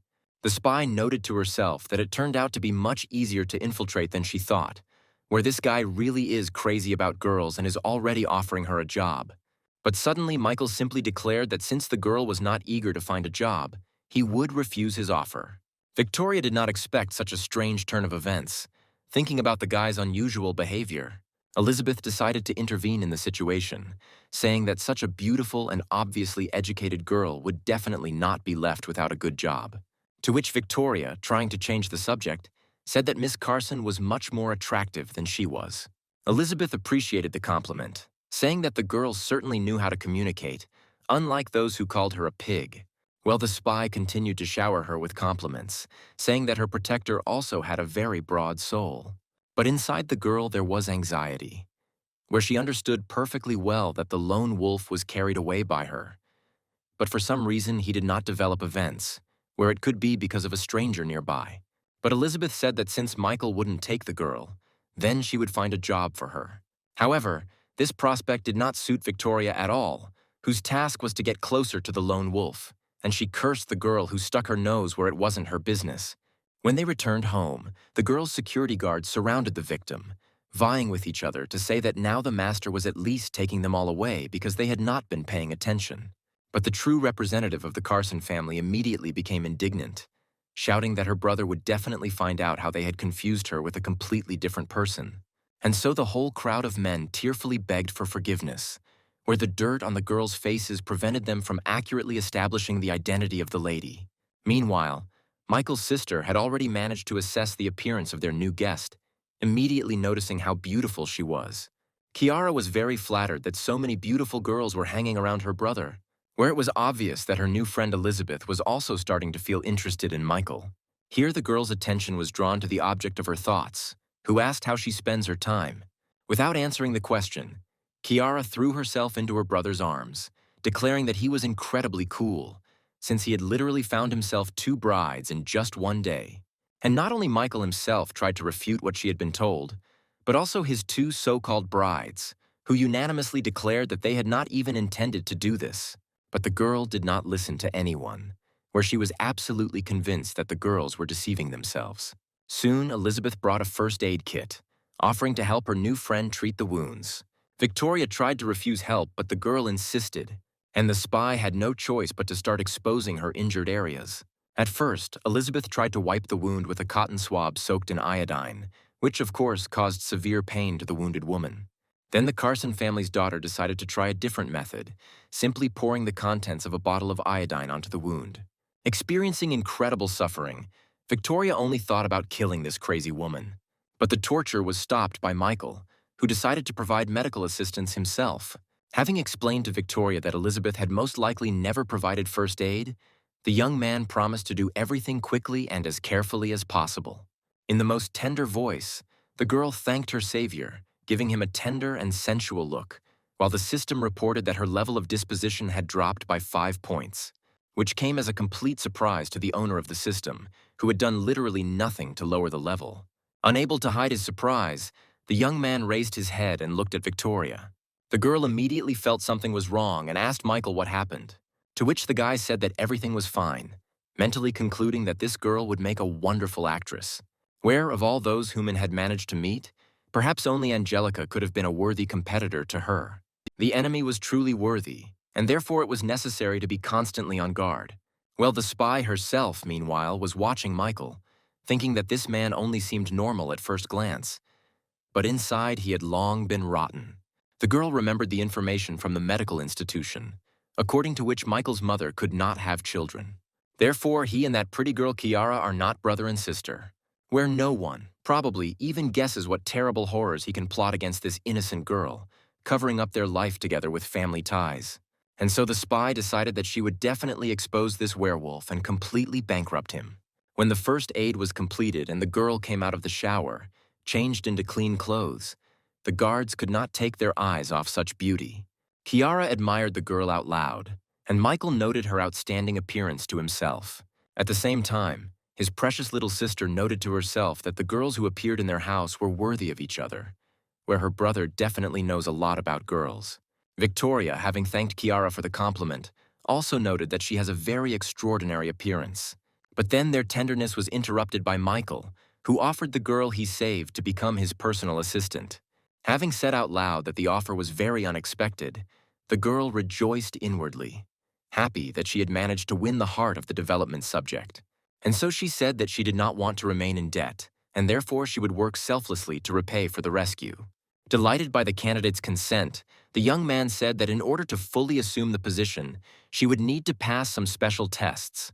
The very word special already made the girl nervous, where the only thing that came to mind was physical intimacy. And now the girl's guesses began to find confirmation, where Michael told her to follow him. As Victoria walked up the stairs, she thought that everything was moving too fast, but she had to go through this to become a trusted person. From a very early age, she was chosen by the family she served and underwent many of the most grueling trainings. And everything she had to go through over the years was only for the sake of loyalty to the Calloway family. And so now the girl was ready to give herself entirely, no matter what this dirty pervert would come up with. When they were alone, Victoria dared to ask what task the gentleman had prepared for her, to which he asked to provide him with the girl's bank account number. Thinking that this was the way a lone wolf decided to find out her information and past, the girl took out a mobile phone from a hidden place on her body. She had nothing to fear, since before this mission all the information about her life had been corrected and replaced with false information. But then something happened that she could not have expected, where the spy was informed about the receipt of 100 million into her account. Now she couldn't understand what all this meant, where this money could be a test or allocated for current expenses. Finally, Michael explained that the girl's task was to spend 100 million in 24 hours, and if after 24 hours her balance was 0, then the test would be considered passed. Victoria was shocked again, not understanding how 100 million could be spoken of as $10. However, the lone wolf was not a simple man and could not do anything without some hidden meaning. Michael's behavior was so out of the ordinary that the spy could not get her thoughts in order, not understanding at all what she should do. But then the young man began to move away, saying that tomorrow he was expecting the results of the work done. Turning around for a second, the young man added that the girl should not tell anyone about this task, otherwise the mission would be considered a failure. In his mind, the guy noted that some 100 million confused the girl, and his personal assistant should not pay attention even to 100 billion. Hearing footsteps behind her, Kiara turned around sharply and saw her beloved brother. She, of course, wanted to know what task he had given their guest, but Michael immediately stated that this information did not concern the children. Switching the conversation to business, the young man asked his sister how things were with the land, to which she explained that they just needed to find those who wanted to sell it. After which the curious girl asked Michael where he was going. And while he was answering the girl, Victoria thought about what she had just heard about buying land. After all, it was definitely somehow connected with the project to create the largest film company. And then it dawned on her that the purchase of land in the north was just a deceptive maneuver, where he was preparing to buy up all the land at bargain prices in the south. In this way, he will sow real chaos in the world of real estate, where many people will lose their money and businesses by committing suicide. Pleased with herself, Victoria mentally concluded that this time the lone wolf's plans would not work out, since two powerful families had united against him. Meanwhile, Kiara begged her brother to take her to the city, and when the young man asked for what purpose, she modestly explained that she really wanted to buy some new things. Michael immediately realized that this was the influence of Elizabeth, whose clothes his sister saw and, of course, also wanted to expand her wardrobe. The young man saw no problem with spending money and allowed the girl to go with him, saying that he would pay for everything. But then the attention of the brother and sister was drawn to the appearance behind them of the daughter of the Carson family, who said that she also wanted to go to the city with them. Looking at the girl, Michael decided that it was quite possible to take her too, which would only increase his expenses. And now he had already switched his attention to Victoria, thinking about taking her with him too. And so the girls, overwhelmed with emotion, ran out of the car and headed towards the first shop. Michael approached the spy who remained in the car and told her to come with them. And when the girl asked, he explained that she should carry his sister's purchases, since he had hired her as a personal assistant after all. And so the young man, in the company of three beautiful girls, was already walking through the shopping center, urging his little sister to buy everything she liked. The still very shy girl looked at herself in the mirror, trying on one dress and then another. Noticing that his little sister liked something, Michael immediately noted that it suited her very well, and now he called the seller, saying that they were buying both of these dresses. In the handbag department, the young man couldn't help but notice that his little sister had excellent taste, and now he was demanding that each option be brought in 2 colors, saying that he was buying everything. And so it continued in every department that his dear little sister was brought to. At some point, Kiara stopped her brother, saying that they had bought so much that they would not be able to carry it for several years. Michael tried to justify himself by saying that despite all the purchases they had in their hands, they didn't have a single bag, to which his sister immediately recalled that Victoria was the one carrying all the bags. After this, the young man immediately approached his assistant, sarcastically asking if she was tired, where, of course, she replied that her job was not difficult. And Michael said that even if the girl was tired, it wouldn't change anything, since she had to prove that she could be useful. While Victoria was mentally telling herself to remain silent and patient, the young man gave the order to take all the things home, since they had an event planned. While accepting the boss's order, the girl only thought to herself that the moment would come when she would be able to deal with this impudent fellow. 2 guys standing near a cafe were quite surprised when a car similar to the one they had only seen on TV stopped next to them. The door opened and 2 indescribable beauties came out onto the street, who instantly won the hearts of the guys. But then, following the girls, a young man came out of the car who seemed very familiar to the guys. Coming closer, Michael smiled and greeted his former classmates. Having recognized the guy, the young people were shocked that it was he who arrived in this expensive car and in the company of such beauties. But then someone's arrogant voice pointed out that this luxury car did not belong to Michael. It was Spencer, who immediately reproached the young man for trying to create the appearance of wealth in front of his comrades by renting this car. Listening to everything Spencer said, Michael could only sigh heavily, where he couldn't just go and show everyone his true wealth. Here another character entered the conversation and said that there was no need to pounce on a person who just decided to play a little. Turning around, Michael immediately recognized another of his classmates, Andrew, who was always getting into trouble at school. And now this much better-looking young man was immediately surrounded from all sides, surprised at how much he had changed. Of course, Spencer was the one who showered the official's son with compliments the most, while Andrew himself, listening to him, pretended to be modest. But then the young man's gaze stopped on the 2 beautiful creatures who accompanied Michael. When Andrew asked to introduce the girls to him, Michael started with Kiara, explaining that she was his little sister. After which the young man introduced Elizabeth as his sister's best friend. And when Michael asked whether the guys would mind these girls joining their company, he, of course, did not hear a single objection. While Michael and his companions were heading inside the cafe, Andrew, who was walking behind them, was thinking about which of them to choose for himself, or whether he should take possession of both of them at once. However, the young man immediately noticed that this scoundrel had his eye on his sister and was ready to repel attacks. Soon, a luxurious table was set, and everyone who had gathered for the meeting today took their seats at it. Turning to Michael, Andrew asked about his plans after he graduated from university, to which the young man, who was most interested in the food here, explained that he hadn't really thought about it yet. To himself, he thought that his occupation of spending a lot of money on women would not be the worst thing even after graduation. But at the same time, the young man noted that such a monotonous life could soon become very boring to him. And so he, pouring himself some water, said that it was possible to go on a trip, since he did not want to waste his life going to work.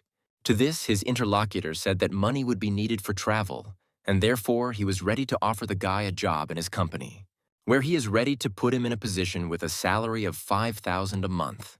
After these words, Elizabeth, who was taking a sip, choked hard and spat out everything she had tried to swallow. Using a napkin, the girl apologized, saying that the water had gone down the wrong throat. After which, she thought that offering a lone wolf a job and $5,000 a month was incredible stupidity. Michael thanked his interlocutor for such a generous offer, which he refused, explaining that he did not want to work at all. Laughing, Andrew took the boy's position, saying that everyone has their own plans for life. Here, one of the girls present at the meeting asked the guy what kind of business he had, to which Andrew explained that he owned a small construction company, which was a natural extension of his passion for architecture. At this point, Spencer entered the conversation, noting that the construction industry was currently undergoing major changes due to the well-known lone wolf, where Andrew's business was definitely expected to take off. Upon hearing the mention of the lone wolf, one of the girls immediately perked up, asking if the owner of the construction company knew this rich man. To which Andrew immediately stated that, of course, he had met this guy a couple of times and had coffee while discussing joint projects, where immediately after these words, everyone present unanimously began to declare that he was very lucky, and his future was definitely secured from such a partnership. And while all these discussions were going on, the lone wolf himself sat trying to hold inside himself everything that he had managed to eat. The guy who claimed to be acquainted with the lone wolf could not even imagine what a clown he now looked like in the eyes of some of those present. And then he noticed how one of the girls who came with Michael was looking at him and laughing. Deciding that she simply liked him, Andrew turned to Elizabeth, asking why she was smiling so mysteriously. Of course, the girl did not name the real reason for her laughter, simply saying that she remembered a funny incident from life. Then, turning her attention to Michael, who had decided to try to stuff another piece of meat into himself, the daughter of the Carson family noted that a man of such stature would not even pay attention to a buffoon like this Andrew. But then she grinned, deciding that if the lone wolf himself wasn't interested in bringing this guy down, then she certainly wouldn't miss her chance. Not knowing the girl's thoughts, Michael was a little embarrassed when he saw her looking at him with a smile that definitely did not bode well. After some time, Andrew, believing in himself, his strength, and his attractiveness, approached Elizabeth with a proposal to exchange contacts. And when the girl coldly asked him why he needed it, the young man explained in a sweet voice that he simply wanted to get to know her better. In response, Elizabeth asked the admirer why he even thought he was worthy of her attention. The viewers watching the events unfold mentally noted that the girl was treating the guy extremely harshly. However, the young man was not going to back down just like that, declaring that the girl had too high an opinion of herself, to which he immediately received the answer that she did not have as high an opinion as the guy himself, who clearly overestimated his strength and capabilities. This statement deeply offended Andrew, who was about to say something completely unpleasant in response. But his impulse was stopped by the appearance of the manager of the establishment where they had dined that day. The young man was greatly surprised by the appearance of the manager, who was deigning to give his personal attention to very rare and most important guests, to whom even Andrew's father did not belong. And so this high-ranking man bowed to the young girl, asking for forgiveness for the fact that they did not prepare everything in advance, since they did not know that the lady would arrive in their small town. Elizabeth, saying that no apology was necessary since she herself did not know that she would be dining there, dismissed the man. The unlucky suitor watched this whole scene with great surprise. And all the other participants in the meeting were already starting to put this puzzle together, where they immediately remembered that Elizabeth bears the last name Carson, and the chain of these hotels and restaurants belongs to this influential family. And now everyone was simply shocked that the daughter of the Carson family had just dined with them at the same table. And then her friend approached the girl and asked if she really was the daughter of one of the richest families, to which Elizabeth explained that she simply did not want unnecessary attention. Michael watched with a bored gaze as everyone gathered gradually came to terms with the truth. Well, Andrew, who had tried to establish a close relationship with this girl, was now trying to put everything that had happened into his head. Meanwhile, a joyful Elizabeth grabbed Michael by the arm and suggested that they leave this place and return home. Andrew was truly amazed that some Michael Cross had managed to hook the heiress of the richest family, who, leaving the class reunion, shouted at the manager to put the entire bill in her name. When the young people were near their car, Michael reproached Elizabeth for putting on such an unnecessary show, but the girl said that it was for his sake, since she did not like the way Andrew treated the guy at all. Then the girl received a call from Victoria, who was waiting for the young people, where the daughter of the Carson family explained that they were at an event and would return soon. After finishing the conversation, the spy thought about the reason why she was not invited to this event, where Michael could suspect something. But a second later, Victoria noted that in principle, she could find out all the information, right down to how much and what dishes the guy ate for dinner. Adam was taking a bath, assisted by two beautiful girls massaging his body, when suddenly his mobile phone rang. He was quite surprised when his agent told him about the task of spending 100 million in one day, where Adam regarded this approach from the lone wolf as a test of trust. After getting out of the bathroom, the man calmed Victoria down, saying that he would send people to help her spend this amount, after which he praised the girl for the work she had done, which pleased her very much and even brought a blush to her cheeks. At the same time, Michael was driving, taking the girls home from the high school reunion, when suddenly his phone rang. Slowing down a bit, the young man answered the call where Catherine was calling him again. The girl was hysterical, stating that she was sleeping only 4 hours, but the problems were not getting any better. And when the young man asked her to calm down and explain everything in detail, the actress said that land prices had tripled and now she couldn't buy it. To which the young man replied that the growth was, of course, large, but in general the problem was solvable. However, Katrin did not see any way out of the current situation, and therefore simply listened to what her sponsor would offer. And Michael said that if someone is trying to profit from them, the easiest solution would be to change their location. The cleaning ladies sitting on the landing were discussing the fact that in the last week, 6 people had already jumped out of their office window trying to speculate on the land and suddenly losing all their money. And while they were sharing the horrific details of what was happening, right behind their backs, the 7th bankrupt speculator flew down. Meanwhile, Michael happily noted that they had managed to bring down real estate prices in the shortest possible time.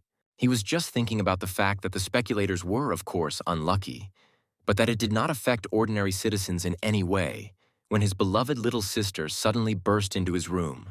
Without hiding his rage, Michael shouted that the girl should not burst into his room like that, where he might not be dressed. To which Kiara simply replied that they were strangers, not a guy and a girl who barely knew each other, but relatives. When she finally got her brother to stand up, when he asked her what had happened, she explained that one of the neighbors was having a grand wedding. The young man could not understand at all how the girl found out about the wedding and what relation this could have to them. But when they found themselves outside, Kiara showed her brother the huge number of cars, which only happens at weddings. But then the girl noted that none of the moving cars were even decorated for the holiday. Well, the next surprise was that this whole line of luxury cars suddenly turned towards their house. When the cars stopped, Victoria appeared from the first one, unloading some kind of bag and placing it next to her. Turning to Michael, who was nearby, the girl reported in a satisfied voice that the task he had set for her had been completed. Pointing to the parked cars, the spy said there were 10 very expensive luxury cars there. She then introduced the numerous staff she had hired who would take care of all the housework and chores. And finally, moving the bag to Michael's feet, Victoria added that these were documents for 100 properties she had purchased. The young man could not believe that this girl had managed to acquire such a huge amount of real estate in one day. However, without showing his emotions, the young man asked in whose name all the purchases were registered. To this, the girl, not without pleasure, stated that she had founded a company called Photon, to which she had made all the purchases. And so, handing the young man a package of documents, The spy added that all he had to do was sign all these documents to gain full rights. Pretending to study the documents he had received, the young man noted to himself that the girl was very capable, where in just one day she had managed to found a company, which clearly indicated that she had received help. And so, having said that they would talk about the documents later, Michael asked Victoria to follow him. Having started moving, the girl was worried that her employer might suspect something, since it would really be impossible for her to cope with such a task alone. When they were alone, Michael asked the girl if she knew why he had secluded himself with her. And when she replied that she had no idea about it, the young man turned around and, holding out a folder with documents, said that she would become the owner of the company she founded and all its assets.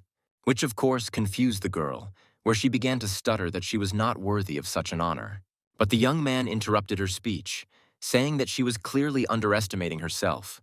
But when his interlocutor asked him to explain why she had been given such an honor, Michael suddenly declared that he simply liked her very much. Playing her role wonderfully, the girl portrayed strong embarrassment, closely bordering on pleasant emotions that every girl would experience when a man expresses his sympathy. Well, Michael, who was playing his game, immediately approached Victoria, saying that he was ready to give her 100 million and 1,000 times more. Taking timid steps back, Victoria said that her boss must be joking since they had known each other for no more than 2 days. But then Michael made a very compelling argument, saying that he would never trust 100 million and give the company to someone he doesn't have any feelings for. Meanwhile, the girl ran out of room to retreat and her back was pressed against the wall. And when she tried to object again, the young man suddenly hit the wall with his palm, saying that she could accept his feelings as love at first sight. Soon the young man's second hand was on the wall, surrounding the defenseless girl, where immediately after this gesture, Michael announced that she was now appointed to the position of his assistant. But then, abruptly removing his hands, Michael declared that the girl had passed all his tests. When the guy was far enough away from her, Victoria breathed a sigh of relief, as she had already managed to think that he would now force her into physical intimacy. At that very moment, the girl was distracted by the signal of her mobile phone, which, as usual, was in one of her intimate places. When Victoria read the message informing her that 1 billion had been credited, she immediately asked her boss to explain what it all meant, to which Michael cheerfully replied that this was the next task for his new personal assistant, where she had to spend this billion in a week.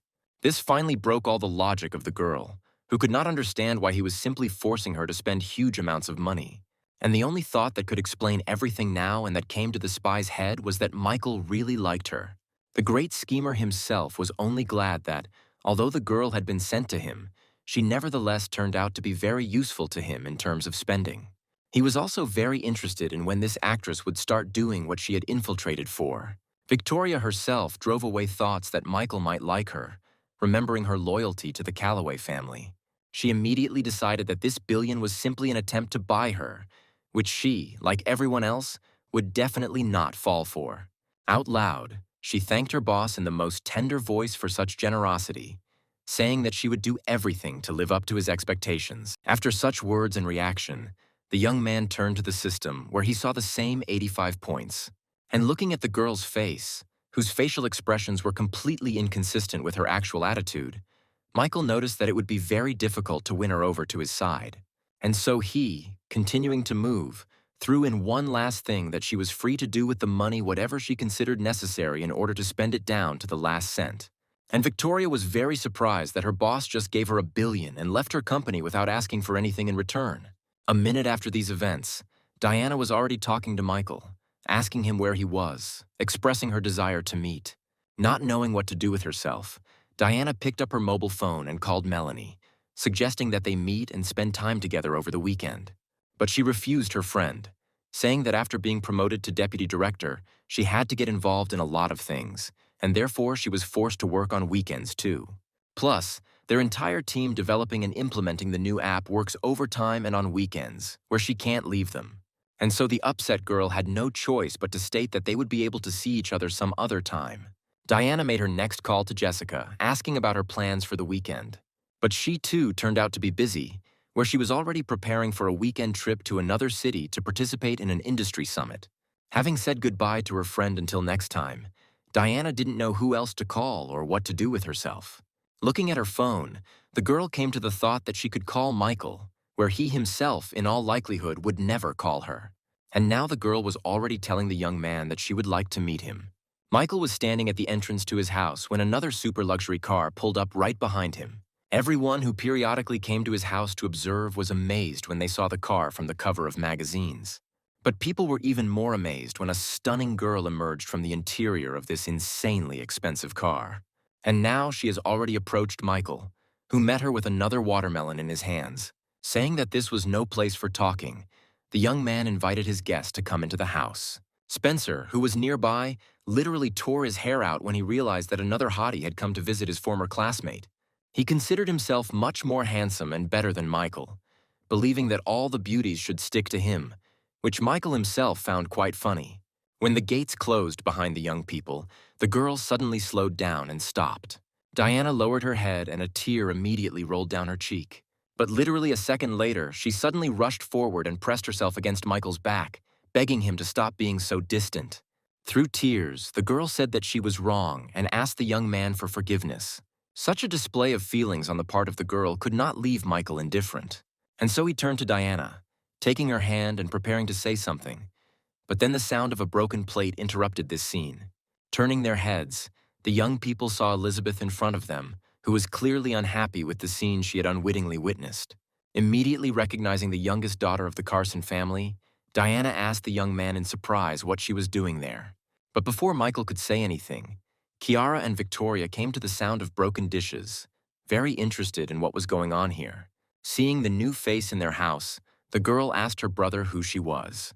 Well, Diana herself already recalled her mental suffering, where she naively believed that Michael was experiencing the same. But as it turned out, all this time the guy lived in this house and was surrounded by 3 beauties. Having collected his thoughts a little, the young man said that now he would introduce everyone to everyone. The first person he introduced to Diana was Elizabeth, whom, as he already understood, the girl definitely knew from afar. After which the girl was introduced to his younger sister Kiara, whose existence he had only recently learned about. Then it was Victoria's turn, whom he introduced to his guest as his personal assistant in business.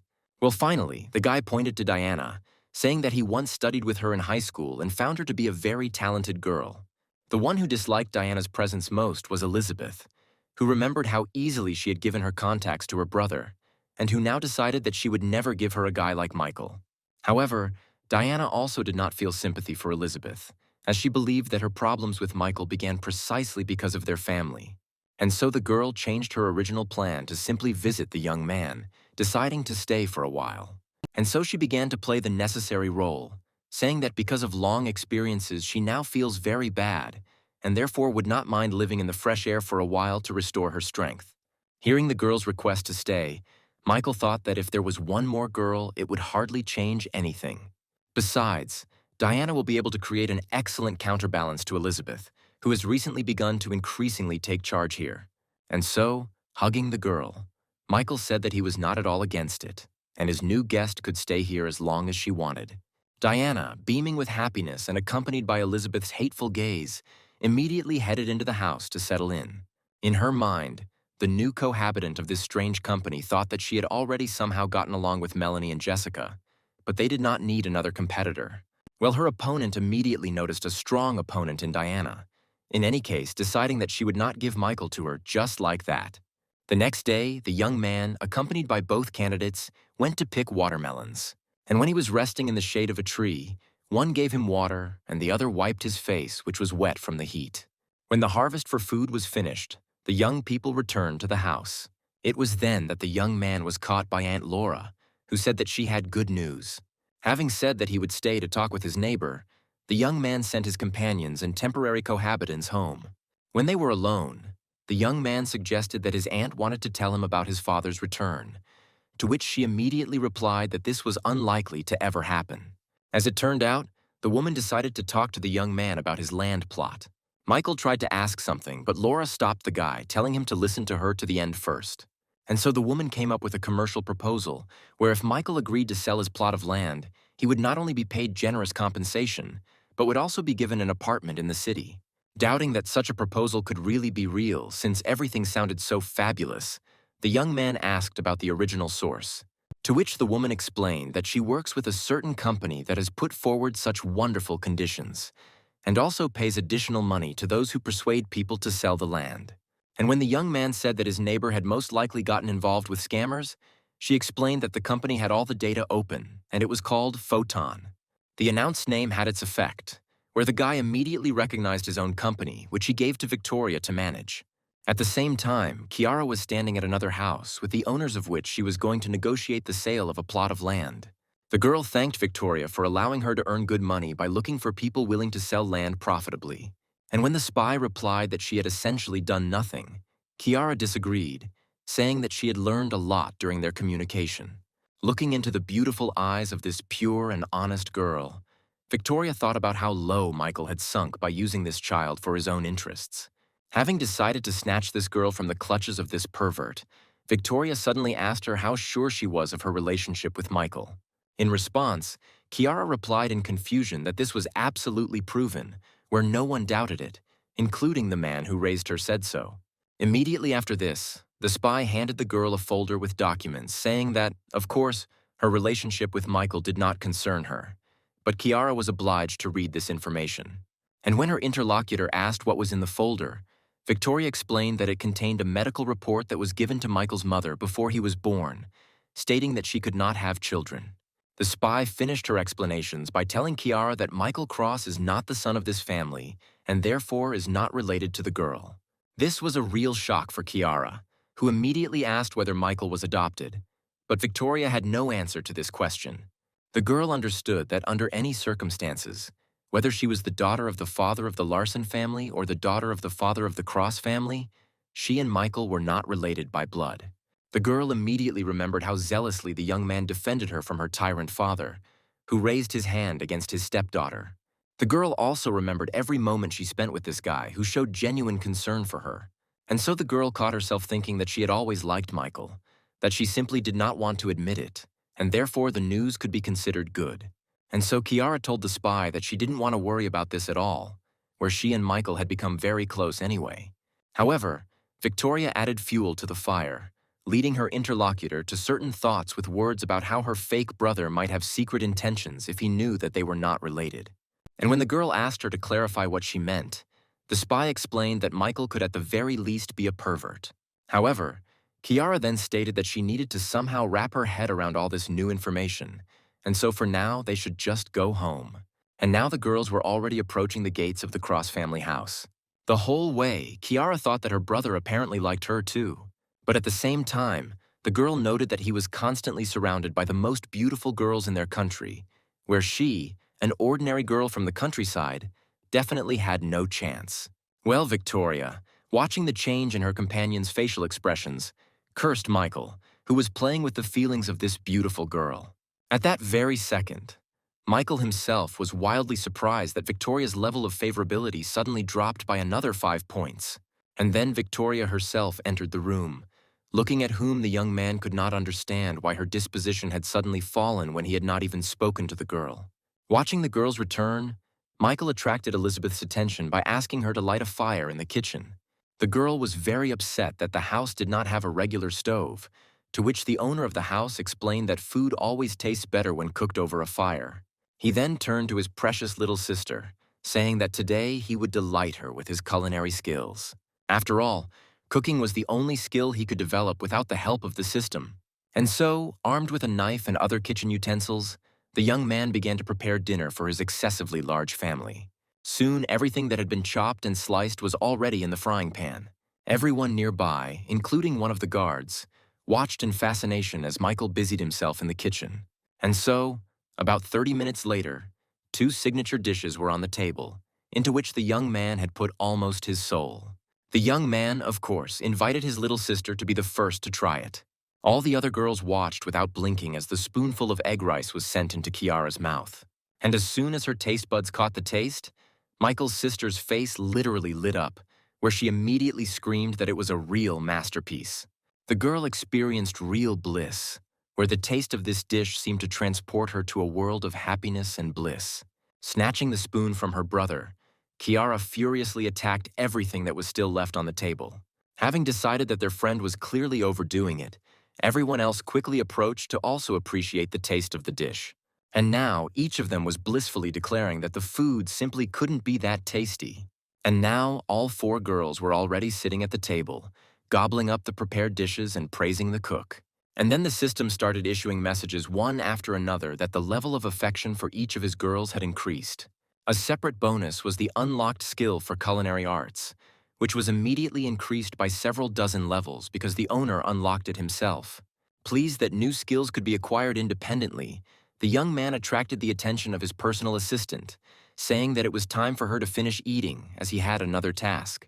And when the girl tried to ask whether this question could be postponed for at least 5 minutes, Michael coldly said that she was not his guest or relative, but an employee.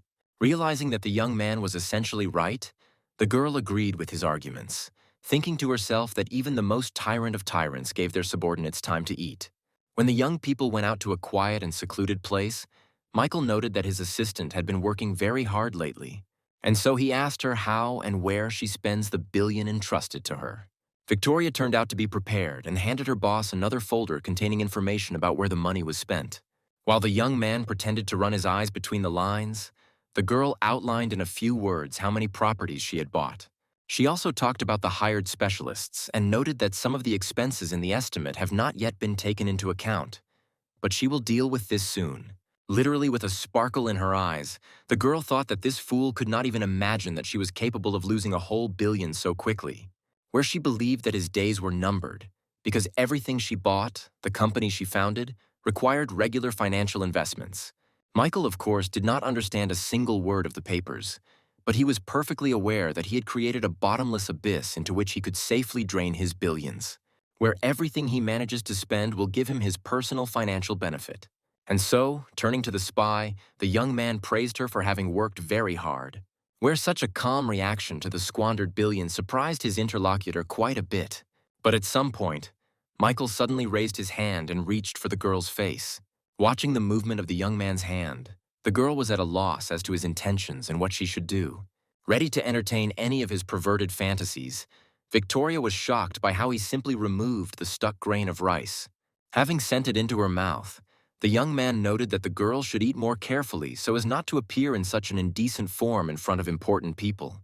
Burning with shame, Victoria told her boss that she would try to be more careful. To herself, she was glad that no physical intimacy occurred between them. But then Michael approached her again, noting that the girl apparently had enormous talent. And now she was already experiencing another shock when suddenly there were as many as 5 billion in her account. And while she was coming to her senses, Michael said that this was her new assignment, where she had to master this money within the next week. But that wasn't all, where the guy also quietly added that if she succeeded, he would accept her into his inner circle and reveal all his secrets. This was precisely the goal the spy was pursuing, and therefore she clearly reported to her boss that she would do everything in the best possible way. Michael's thoughts were that even a foreign spy could become his tool for spending money. That same evening, Victoria told her master the good news that she had a chance to get into the narrow circle of those close to the lone wolf. Having finished her report by saying that Adam would soon receive all the information he was interested in, the girl sent a message. Having finished reporting to her superiors, the girl thought that these 5 billion could also be spent on purchasing land, which would also require even more investment. Remembering the smug face of her temporary boss, the spy mentally addressed him with the words that he completely underestimated women. Michael himself, not particularly worried about anything, sat on the couch and, as usual, played on his phone. Here Elizabeth caught his attention, saying that they had gone for a walk in their all-female company, which didn't particularly interest the young man since he was already bored enough. Leaning back on the sofa, the guy noted that he wouldn't mind going back to his school years and living here with his parents. With these thoughts about his carefree and generally happy past, the young man did not notice how he fell asleep. The woman approaching the gates of the house did not immediately understand whether she had come to the right address, where it also seemed strange to her that there was a huge number of the most expensive cars parked around. Opening the doors, the woman loudly asked if there was anyone inside the house. The sound of a painfully familiar voice woke up the young man, who literally jumped up on the spot. Looking towards the front door, Michael was not without surprise to see his mother standing on the threshold. The woman was very happy to see her son in the house, and at the same time asked what had happened to their house. But the young man did not respond to this. simply throwing himself into his mother's arms and saying that he missed her very much. Hugging her son, Rosemary replied that she missed him too, saying that she wanted to cook something tasty for her son. Already sitting at the table, Michael said that he was already aware of the situation with Mr. Larson's father and wife, and that his position was on his mother's side. And when the woman asked her son to never be like his father, the young man reminded her that he was very modest and could not even talk normally to a girl. At that very moment, the front door opened again, and the girls who appeared in the room informed Michael that they had returned. They were very surprised when they found the guy in the company of some woman. Rosemary, who was no less surprised, immediately asked her son who all these girls were. And so Michael had no choice but to begin introducing his girlfriends one by one, where he started with Elizabeth. Everyone else immediately caught on when the young man called the woman standing in front of them his mother. And now they, one by one, began to introduce themselves to the woman, with only Kiara remaining on the sidelines. Expressing joy at the acquaintance, Rosemary mentally noted that her son, apparently, could not make up his mind, and therefore made several girlfriends at once. And so she invited the girls to sit down and rest while she prepared something for the table. But in response, the girls said that they would take care of everything, including food, and the woman just needed to sit down and rest. Michael was quite surprised that Diana, who he thought was completely incapable of cooking, volunteered to cook. Well, Elizabeth immediately grabbed the mop, saying to the woman's objections that they had already gotten used to maintaining order here in her absence. Watching the girl's clumsy movements, Michael mentally noted that she was incapable of anything, and he was the one maintaining all the order here. Rosemary also noted that her son had made a lot of wonderful friends. Immediately after these words, the system sent a message to the owner that Elizabeth's disposition level had risen by 1 point. And immediately after this came the following appeal, similar in content, only related to the personality of Diana. The owner of the system himself stood there and could not understand why the girl's level of affection towards him had suddenly increased. Meanwhile, Michael's mother continued to speak, expressing her fears that her son would never find a bride, which were now dispelled, where the young man could only blush in response to what was said. Perhaps Michael wanted to say something, but did not have time to do so as his mother was noticed by Aunt Laura, who immediately attracted the woman's attention. Coming out to the woman, Rosemary invited her to come into the house, but she stopped her neighbor's impulse, saying that she had important information. The woman could not understand why it was impossible to talk inside the house without hiding from anyone. And so Aunt Laura began by saying that strong changes were taking place in their settlement, to which her interlocutor stated that she had already heard about the new promising company Photon. And when the woman mentioned the very favorable terms for selling the land, Rosemary categorically stated that she would never sell her land and house. Then the neighbor said that the woman herself might not need to sell the plot, but she should think about the well-being of her son, who would need money for a wedding, a car, and to start an independent life. This made Rosemary think, and while she was thinking, the neighbor added that for her plot she received a new apartment and $600,000 in addition. But her interlocutor's plot is much larger, therefore the benefit will be greater. Finding no more arguments against what was said, Michael's mother said that she would think about the proposal and discuss it with her son. At the same time, Elizabeth noticed that the young man's mother had disappeared somewhere, asking him how long she had been gone. Well, Michael suddenly remembered that the girl had originally come to him to discuss options for working together. Saying that he had a proposal for Elizabeth, Michael called her to a secluded place to discuss everything. Following the guy, the girl thought that, immersed in this family atmosphere, she really had completely forgotten what she had come here for.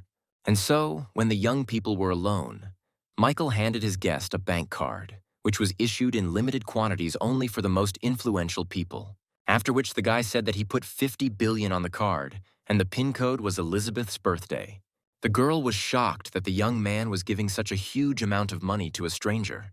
And when she asked if he was afraid of losing them, Michael boldly declared that he completely trusted his guest. Elizabeth herself interpreted what was said in her own way, deciding that in this way the guy showed his sympathy for her. Then the young man approached his interlocutor and said that he planned to hand over to her all matters related to the acquisition of land in this settlement. When Michael said that only Elizabeth could be trusted, she asked about his assistant Victoria, who was in charge of buying up land. But the guy immediately responded to this by saying that she was nothing more than someone's spy, who was simply watching his every move. The girl couldn't believe what she had just heard from the young man, and Michael added that not all families and large corporations want to cooperate with him, like the Carson family, and that is why they sent a spy. And so, taking the girl's hand in his own, the young man said once again that he could only trust her now. Elizabeth looked at the elite bank card, thinking that even her own family didn't believe in her enough to give her 50 billion at her disposal. Turning her gaze to the young man, the girl also noted that she apparently really meant something to the guy, since this project with the lands was extremely important for his affairs. Based on all this, the daughter of the Carson family found no other explanation for these events other than the fact that the guy was in love with her. Immediately after which the system began to issue messages about an increase in the level of her location. And now the number of points has reached the minimum required level, where Michael received 30 power-up points, a refund for his personal expenses of 5 billion and several new simple skills, such as singing, drawing, and playing Go. Pleased that he had finally achieved a result, the young man approached his interlocutor, saying that everything they had just talked about should become their little secret, where the young girl was absolutely captivated by the fact that she and this guy already had their own secrets. And so, having said that tomorrow she was returning to the capital, the girl asked whether Michael would miss her, to which he immediately answered positively. Intoxicated with happiness, Elizabeth fluttered away from home on the wings of love.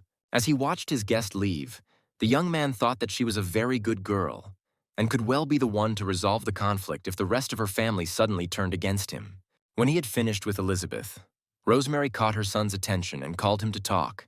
Having sat down, the woman, without any preludes, immediately told the guy that she had decided to sell their house. Michael took this news critically, saying that she should not make such hasty decisions. But the woman explained that the Photon Company offers very favorable conditions, where they will receive an apartment, as well as a lot of money, adding to which their savings will be able to buy another apartment for Michael. And then the young man thought about the fact that he found himself in a strange situation, where the company he created was now persuading his mother to sell the land and the house. While the young man was thinking, Rosemary said that it would be much better and more correct this way. Looking at his mother, the boy thought about the fact that she didn't know at all about his wealth, and that's why she was so worried about how he would live on. And so he came to the conclusion that in any case he was going to take her to the capital, where he would settle her in a normal large apartment, and therefore did not argue about the sale of the plot and the house. Michael, lounging in his chair, studied the financial report that Victoria, who was standing next to him and reporting information about the company's activities to the boss, had brought to him. The girl explained that the company had bought up a huge amount of land and was currently experiencing an acute shortage of funding. Many of their competitors are trying to buy up land plots, and therefore they need more money to compete with them. Saying that their business would likely not survive, the girl apologized to Michael, taking full blame for the failure on herself. Inside, the girl was jubilant, because she understood that this was a real collapse for the empire of the lone wolf. But the young man asked how much money his assistant now needed to continue her activities, and she indicated the amount of 10 billion. This greatly pleased the young man, who could not contain his emotions and declared that it was wonderful. Where such a reaction of the young man greatly surprised his interlocutor, who did not understand why the guy was happy that his business was on the verge of bankruptcy. But Michael had already jumped up and grabbed the girl by the shoulders and said that he couldn't have managed without her, that she had managed to spend 5 billion so quickly that another 10 needed to be spent. When the girl asked if this was sarcasm, the young man immediately stated that it was absolutely not, since it was simply a phenomenal ability to spend that kind of money in just a week. And so, turning to his interlocutor, Michael said that many people know how to make money, but only a few can spend it so skillfully. Pointing to his assistant, the young man declared that she was simply the embodiment of his guardian angel, where Michael mentally called her a stupid creature who would never understand that the more she spent, the more he would earn. Without understanding anything, Victoria timidly said that no one had noticed her talent for running a business before. But then her mobile phone screen lit up and the girl saw a message about another 20 billion being credited to her account. She tried to ask her boss if he was afraid to trust her with that kind of money, to which he calmly replied that he didn't feel a drop of fear. Turning his head halfway, the young man added that if he works with someone, he never has any doubts about that person. Immediately after these words, the system suddenly began sending messages that the level of this girl's disposition began to rise significantly, where a satisfied Michael mentally noted that the 20 billion had done their job, as Victoria's disposition had risen to -10 points. But suddenly remembering something, the guy turned around and gave orders to his assistant to prepare a car for him, since he intended to return to the city tomorrow. This was a very unexpected request for the girl, who could only guess why he suddenly decided to return. While helping with the packing, Rosemary asked her son why he decided to return to the city when there was still quite a lot of time left before the end of the holidays. To which Michael calmly replied that a friend of his was starting a business and asked him to help with it, where by this friend he meant Jessica, who had recently called him and asked him to be the guest of honor at the official launch of her broadcasting company. The woman was pleasantly surprised that her son managed to combine study with work. Rosemary even shed tears when she remembered how Michael, from his youth, tried to earn money himself during the summer holidays and help his family. Noticing tears in his mother's eyes, the young man became worried, but the woman reassured him, saying that she was simply very sad that her son was leaving. And suddenly Rosemary handed Michael a card, saying that it contained 50,000, which he could spend as he wished. The astonished young man exclaimed that he could not accept this gift, as it was a lot of money. But his mother insisted, saying that relationships with girls are not a cheap pleasure, to which the young man explained that he had enormous wealth. But Rosemary clearly didn't believe his words, saying that he didn't really look like a billionaire, and therefore it wasn't worth arguing with his mother. But taking her son by the hand, the woman said that he did not need to worry about her well-being, since she now had a good income from her job at the company. And when Michael asked what kind of strange company it was that paid such money, Rosemary explained that she followed Laura's recommendation and also began finding clients for the photon company. After this, the businesswoman said that she had 2 more meetings scheduled and said goodbye to her son, wishing him a good journey. Left alone, the young man wondered how his mother might behave if she suddenly found out that Photon was his brainchild. The young man's thoughts were interrupted by a familiar and very pleasant to his ear female voice, where Kiara, who looked into Michael's room, asked him if he was really going to leave. Having confirmed his intention to return to the big city, the young man asked the girl why she was so interested in this. But instead of answering the question, his little sister simply modestly asked to take her along. Looking at the embarrassed girl, Michael noticed that he had completely forgotten that she would not be able to return to her old house. It would be uncomfortable to stay here, since she was the result of her mother's husband's betrayal. And so, approaching Kiara, the young man put his hand on her head and said that he would gladly take her with him to the city. This was very joyful news for the girl, who immediately rushed to collect her things. Michael caught himself thinking that he really liked the presence of this beautiful girl, the only one who didn't only need his money. And that is why he really wanted to show her a completely different, luxurious, and carefree life of a rich man. And now the car with Michael, Kiara, and Victoria was already racing along the highway towards the capital. Sitting in the salon, the young man scolded his assistant for finding too simple a car for him, stating that the girl should show more diligence next time. Victoria apologized to her boss, saying that on their next trip she would definitely find the most expensive car. But Kiara did not share the opinion of the young man, whose role as sister she continued to play, telling him not to scold his assistant, since the car was good. Handing her brother a slice of tangerine, the girl said that Victoria was already doing a very good job of carrying out his errands. Suddenly, the system issued a message, according to which Kiara's level of disposition immediately increased by 5 points. At the same time, the system issued a message that Victoria's disposition level had dropped, where the spy thought that Michael was using this beautiful girl. And once again, the young man was amazed at how, without doing anything, he somehow managed to lower the level of this strange girl's affection. Wiping his face, Michael tried to understand how his mere presence in the back seat could have led to a decrease in the level of favorability that he had just raised with great difficulty and at the cost of tens of billions. His thoughts were interrupted by the words of his little sister, who drew attention to the fact that a thunderstorm with heavy rain had begun outside. As the weather conditions worsened, Michael turned to his assistant, telling her to slow down and stay away from other cars. But at that very second, one of the cars moving in front of them applied emergency braking, causing it to instantly turn sideways on the wet asphalt. The truck moving alongside had no chance of avoiding this collision. Michael, Kiara, and Victoria could only watch in horror as a pile of metal flew straight towards them at great speed.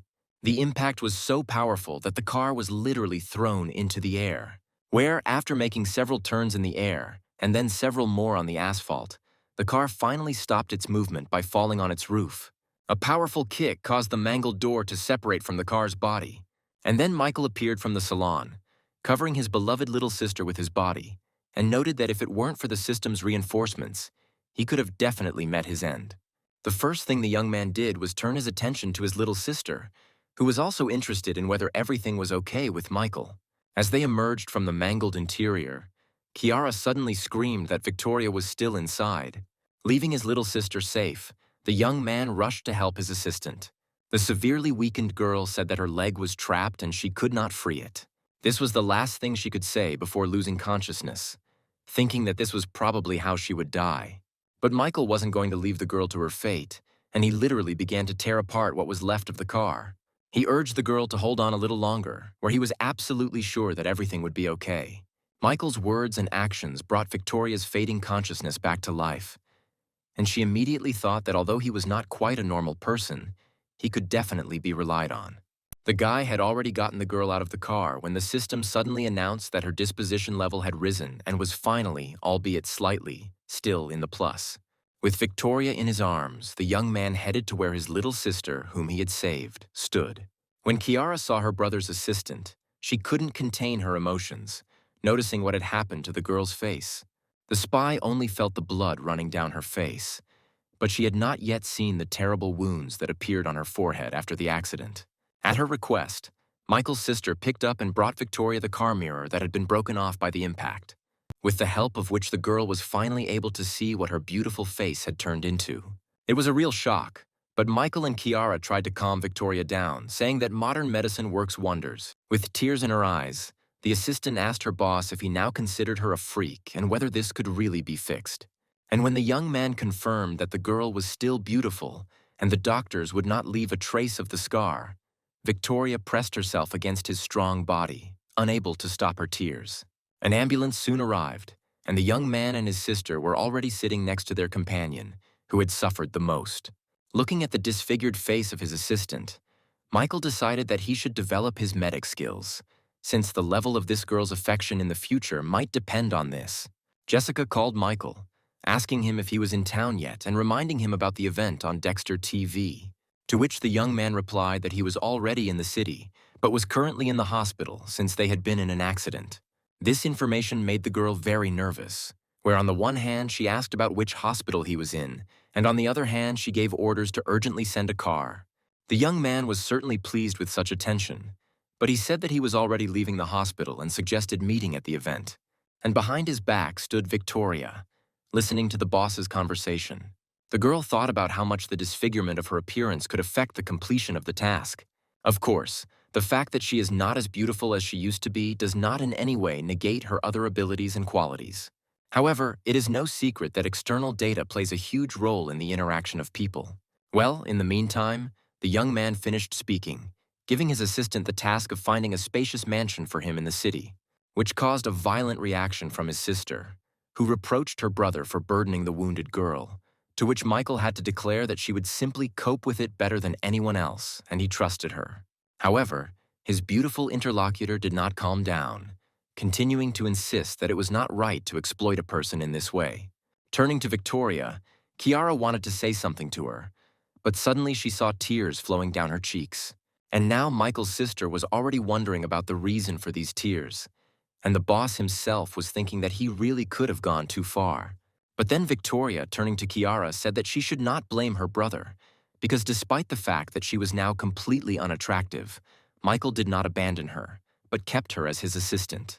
And so the girl assured her boss that she would complete the assigned task with full responsibility. Soon, Michael and Kiara arrived at the opening of the channel, where the girl, who was attending such an event for the first time, did not cease to be amazed.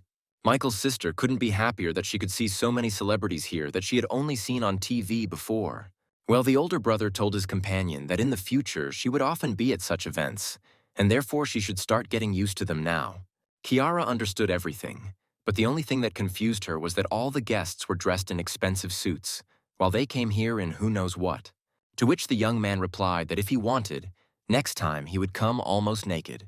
And then Michael's ears heard the sharp words that two girls standing to the side addressed to his little sister, mocking her outfit. Kiara also heard everything that the two girls said, after which she immediately became depressed. Deciding to put these painted socialite hens in their place, Michael headed towards them. As he approached, the young man coldly advised the young ladies to be careful in their statements. But after examining the shabbily dressed young man, the girls declared that he was nobody to them and had no right to tell them anything. This statement deeply hurt Michael, who was ready to rage. But then his impulses were stopped by the approaching Kiara, who suggested that her brother not pay attention to these women. But Michael was not going to let what he had done go unpunished, still coldly saying that he was giving the girls one and only chance to apologize to his sister. But the girls clearly had no intention of doing this, where one of them said that she was very popular in the world of bloggers and did not have to apologize to anyone. But before the girl could finish what she wanted to say, Michael suddenly gave her a good, resounding slap in the face, which brought the impudent woman into a real rage, where she began to shout at the young man in an inhuman voice. But Michael already understood that in this case words would not help, and so he equalized the position of the girl's cheeks with a second slap. Meanwhile, other guests had already noticed what was happening in the room. Listening to the whispers about how it was rude for a man to slap, Michael thought with a smile that there were people who didn't understand anything except physical strength, including women. But then several young people separated from the crowd and headed towards the scene with the aim of dealing with the instigators of the scene. As he approached, Julian immediately recognized his old friend, the lone wolf who had once let him spend a whole bunch of money. The young man found it a great stroke of luck to meet again this fellow, whose reputation had become simply incredible since their last meeting. Meanwhile, the girl, who had taken a couple of slaps, noticed Julian, whom she knew, and decided that now the impudent man who dared to touch her would definitely come to an end. And so she rushed to Julian, telling him that Michael had attacked them and begging him to deal with him quickly. But instead of the expected protection, the girl suddenly received another slap, which was accompanied by Julian's words that she was behaving extremely unworthily. Immediately after which, a resourceful young man approached Michael, offering his apologies to Mr. Lone Wolf on behalf of these girls. All the other guests did not understand why such a big man like Julian was bending over so much for this nondescript guy. Well, Kiara, who had been standing on the sidelines all this time, was very pleased with how her brother stood up for her, where at that very second the system announced to the owner that the level of its location had once again risen. During these events, Victoria was sitting in her empty apartment and staring intently at the mobile phone in her hands. The girl thought that she needed to call her real boss now, but at the same time she couldn't get the thought of Michael out of her head. The spy wondered over and over again why she began to constantly think about this guy. With these thoughts in mind, she finally dialed the number and was already greeting the son of the Calloway family. The girl told her true master that they could now begin to act. After listening to the girl's plan, Adam praised her for the work she had done, saying that upon her return his gratitude would be boundless. But Victoria immediately asked the man not to say a word about any gratitude, where she immediately remembered how she had been living on the street for a long time, literally being on the brink of life and death. Then her life was saved by the Calloway family, who found and took the girl in, giving her food, shelter, education, and training. After the girl recalled all this to her master, Adam told her not to worry about the accident, where she would be examined by the best doctors immediately after the end of the mission. The touched girl thanked her true boss, and when the conversation was over, she immediately wondered how the man knew about the accident, which could only mean that he did not trust her and organize surveillance. Meanwhile, at the festive event dedicated to the launch of the broadcasting company, another guest of honor finished his speech, and so the host announced that a mystery guest would appear on stage next. Hearing such an intriguing announcement, Kiara began asking her brother if he knew who they were talking about. But turning to the young man, the girl was amazed to see that he had hidden his face under a mask. When Tony asked him why he needed a mask, the young man said that he was now going to put on a real show. And now the crystal piano had already been delivered and installed on the stage. And the girl watched, fascinated, as her beloved brother confidently headed off to conquer the entire hall.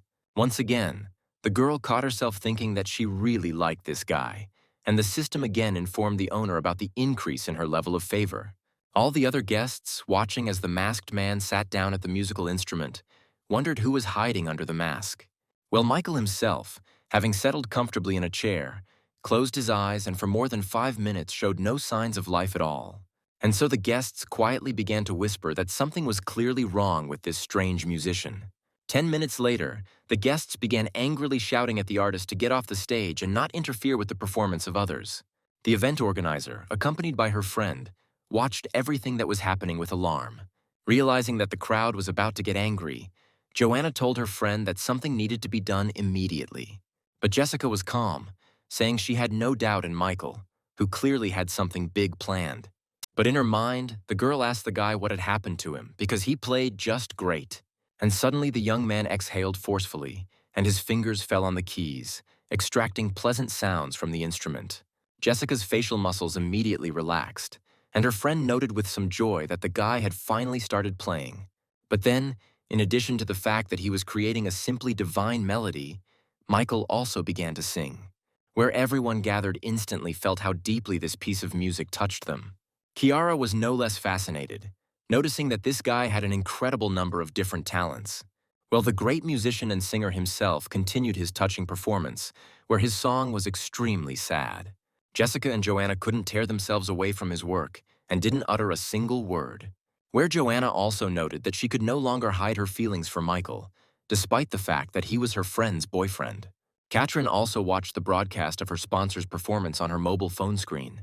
Her thoughts were that only someone who truly loved could play and perform a song like that. Where at that very second the actress realized that behind her image, in which this guy appears before her every time, a wounded, broken heart is hidden, and the system was already announcing an increase in the level of her favor. When the last note was played, all the guests remained silent for some time and listened to the silence, not wanting to part with the emotions that the young man's performance had given them.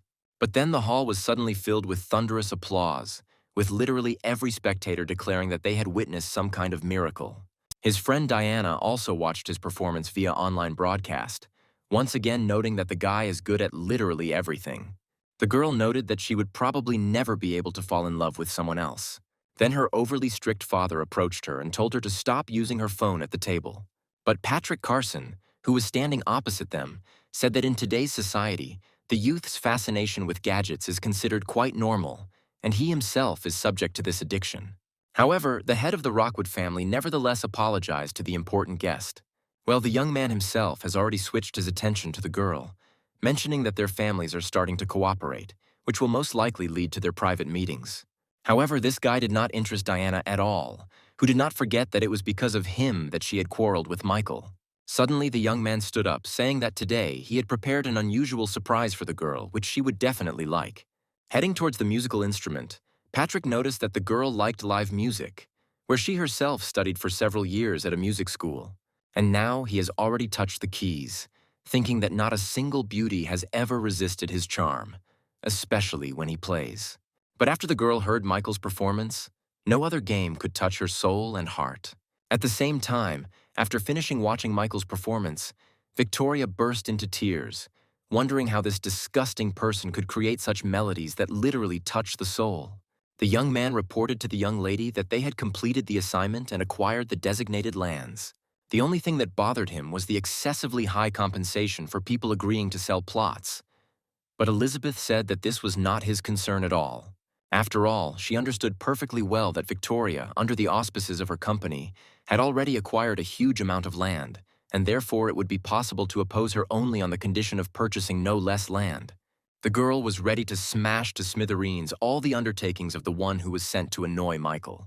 The girl's thoughts were interrupted by Kiara's message, and now Elizabeth was already following the link, where she saw the broadcast of Michael's performance. Literally, from the very first notes and words of the song, the girl felt how everything inside her was simply turning over. And now, the youngest daughter of the Carson family has already dissolved in the bliss that descended upon her along with Michael's music, and the level of her disposition has also grown. Well, the young man himself, when he left his musical instrument, having familiarized himself with the system messages, noted that he had definitely not organized this performance in vain. The audience didn't want to let the guy go at all, begging him to stay and play some more, or at least to reveal his identity. A few days later, one of Photon's employees reported to Victoria that their affairs were not going well, as a certain company had also begun actively buying up land in the same area as them. And the girl noted to herself that most likely it was her true boss who began to implement the plan, where Photon would soon go bankrupt. The girl explained out loud that she was aware of what was happening, and that she was already going to tell the lone wolf about everything, who would tell her what to do. But when she dialed the number, the girl first encountered the fact that it was impossible to get through to Michael, since his phone was switched off. The two girls sat and discussed, not very loudly, the rumors that their company had come to an end. One of them did not believe it, referring to the lone wolf, But the other immediately explained that no one had seen or heard from him for quite a long time. And now she was already lecturing her friend, saying that the company's funding had been stopped because the lone wolf had gone bankrupt and fled. Julia, passing by the office, heard these words about the termination of funding and bankruptcy. Very soon, Jessica, having heard this, declared that a lone wolf cannot be bankrupt. Of this she is absolutely sure. But her interlocutor emphasized that this information sounded extremely convincing, where the girl should contact Michael. And then the head of Dexter TV thought about it, realizing that Michael had really disappeared somewhere recently and was not working on any of his projects. And now the news that the lone wolf has gone bankrupt and stopped funding his projects has already spread throughout all interested circles, where most of the sharks of the financial world could only rejoice at this circumstance, calling this arrogant guy a fool. After answering the girl's call and listening to what she said, Michael asked her how she came to such a conclusion. To which Diana replied that it didn't matter at all, because if the guy really had financial difficulties, she was ready to sell her office center to help. But her interlocutor withered that everything was fine with him, where his only problem was that the more he spent, the more he somehow earned. When the conversation was over, the young man noted that he had simply decided to take a short vacation, during which time he had already been completely written off. When the daughter finished speaking, the woman asked what the lone wolf had said, and she explained that he was being very stubborn, and that was why she had decided to sell the office center. Where immediately after this was said, Diana's mother, with a changed face, shouted that she should under no circumstances even think about doing this. And as a justification, the greedy woman said that if Michael had real problems, then this amount was a drop in the ocean for him. Diana thought for a moment and agreed. But her mother, depressed by her life experience, suddenly declared that the guy might be deliberately showing some weakness, where her daughter's hasty decisions could ruin all the global plans of this truly brilliant young man. Soon, Michael received a call from Jessica, who intended to sell Dexter TV to help him get out of the financial hole. Next up was, of course, Catherine, who demanded that the guy simply tell her the amount he needed. Melanie also did not stand aside, reproaching the young man for not telling him about the problems and promising to help in any way she could.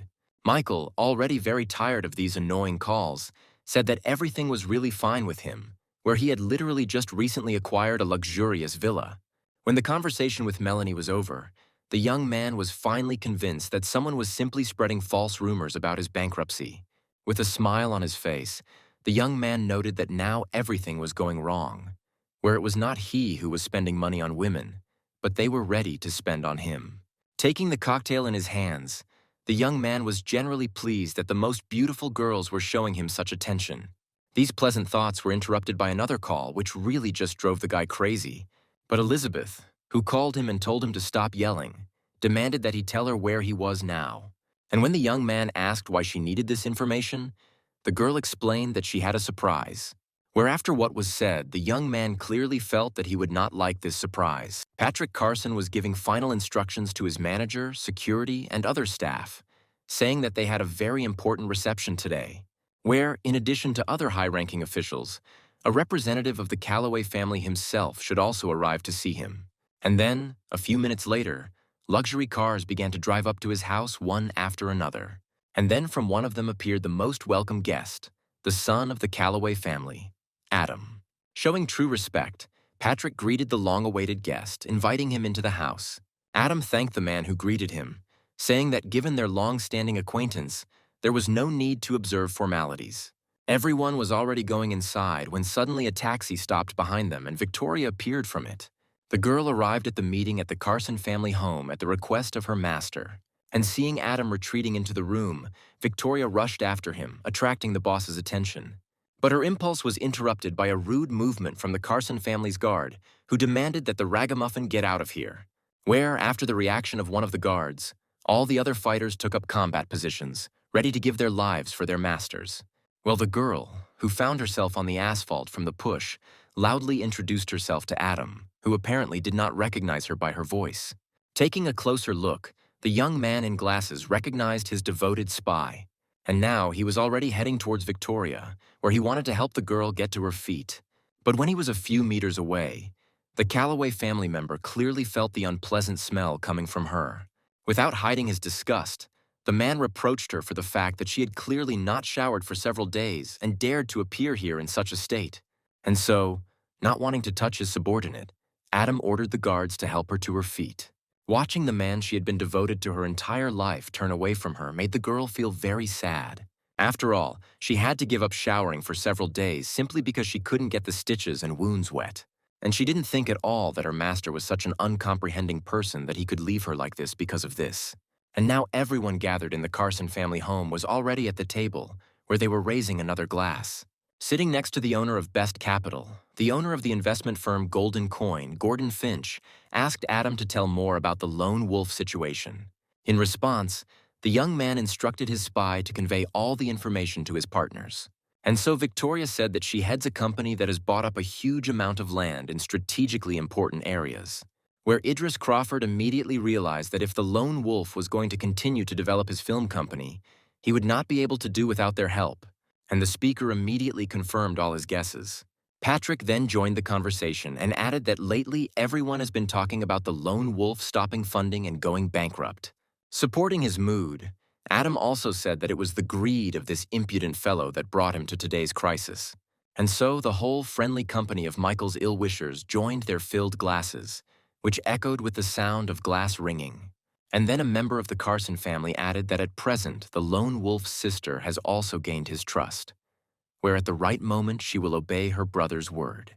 Almost bursting into the house, Elizabeth literally demanded that Michael cook what he had once fed them all when they were visiting his small homeland.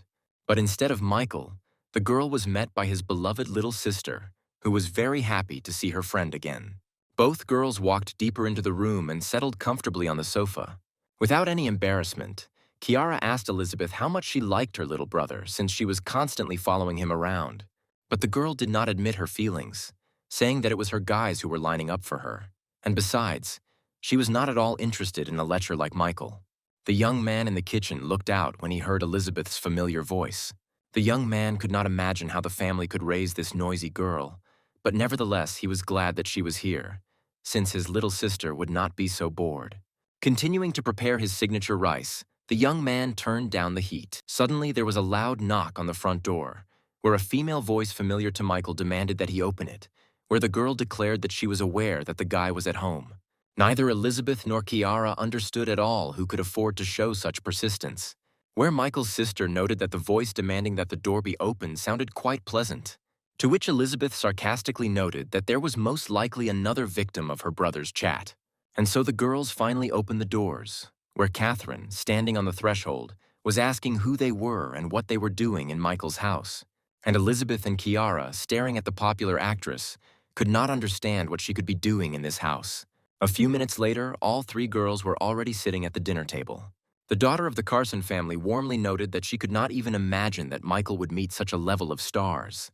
Well, simple and resourceful Kiara has already asked Catherine to give her an autograph for the occasion.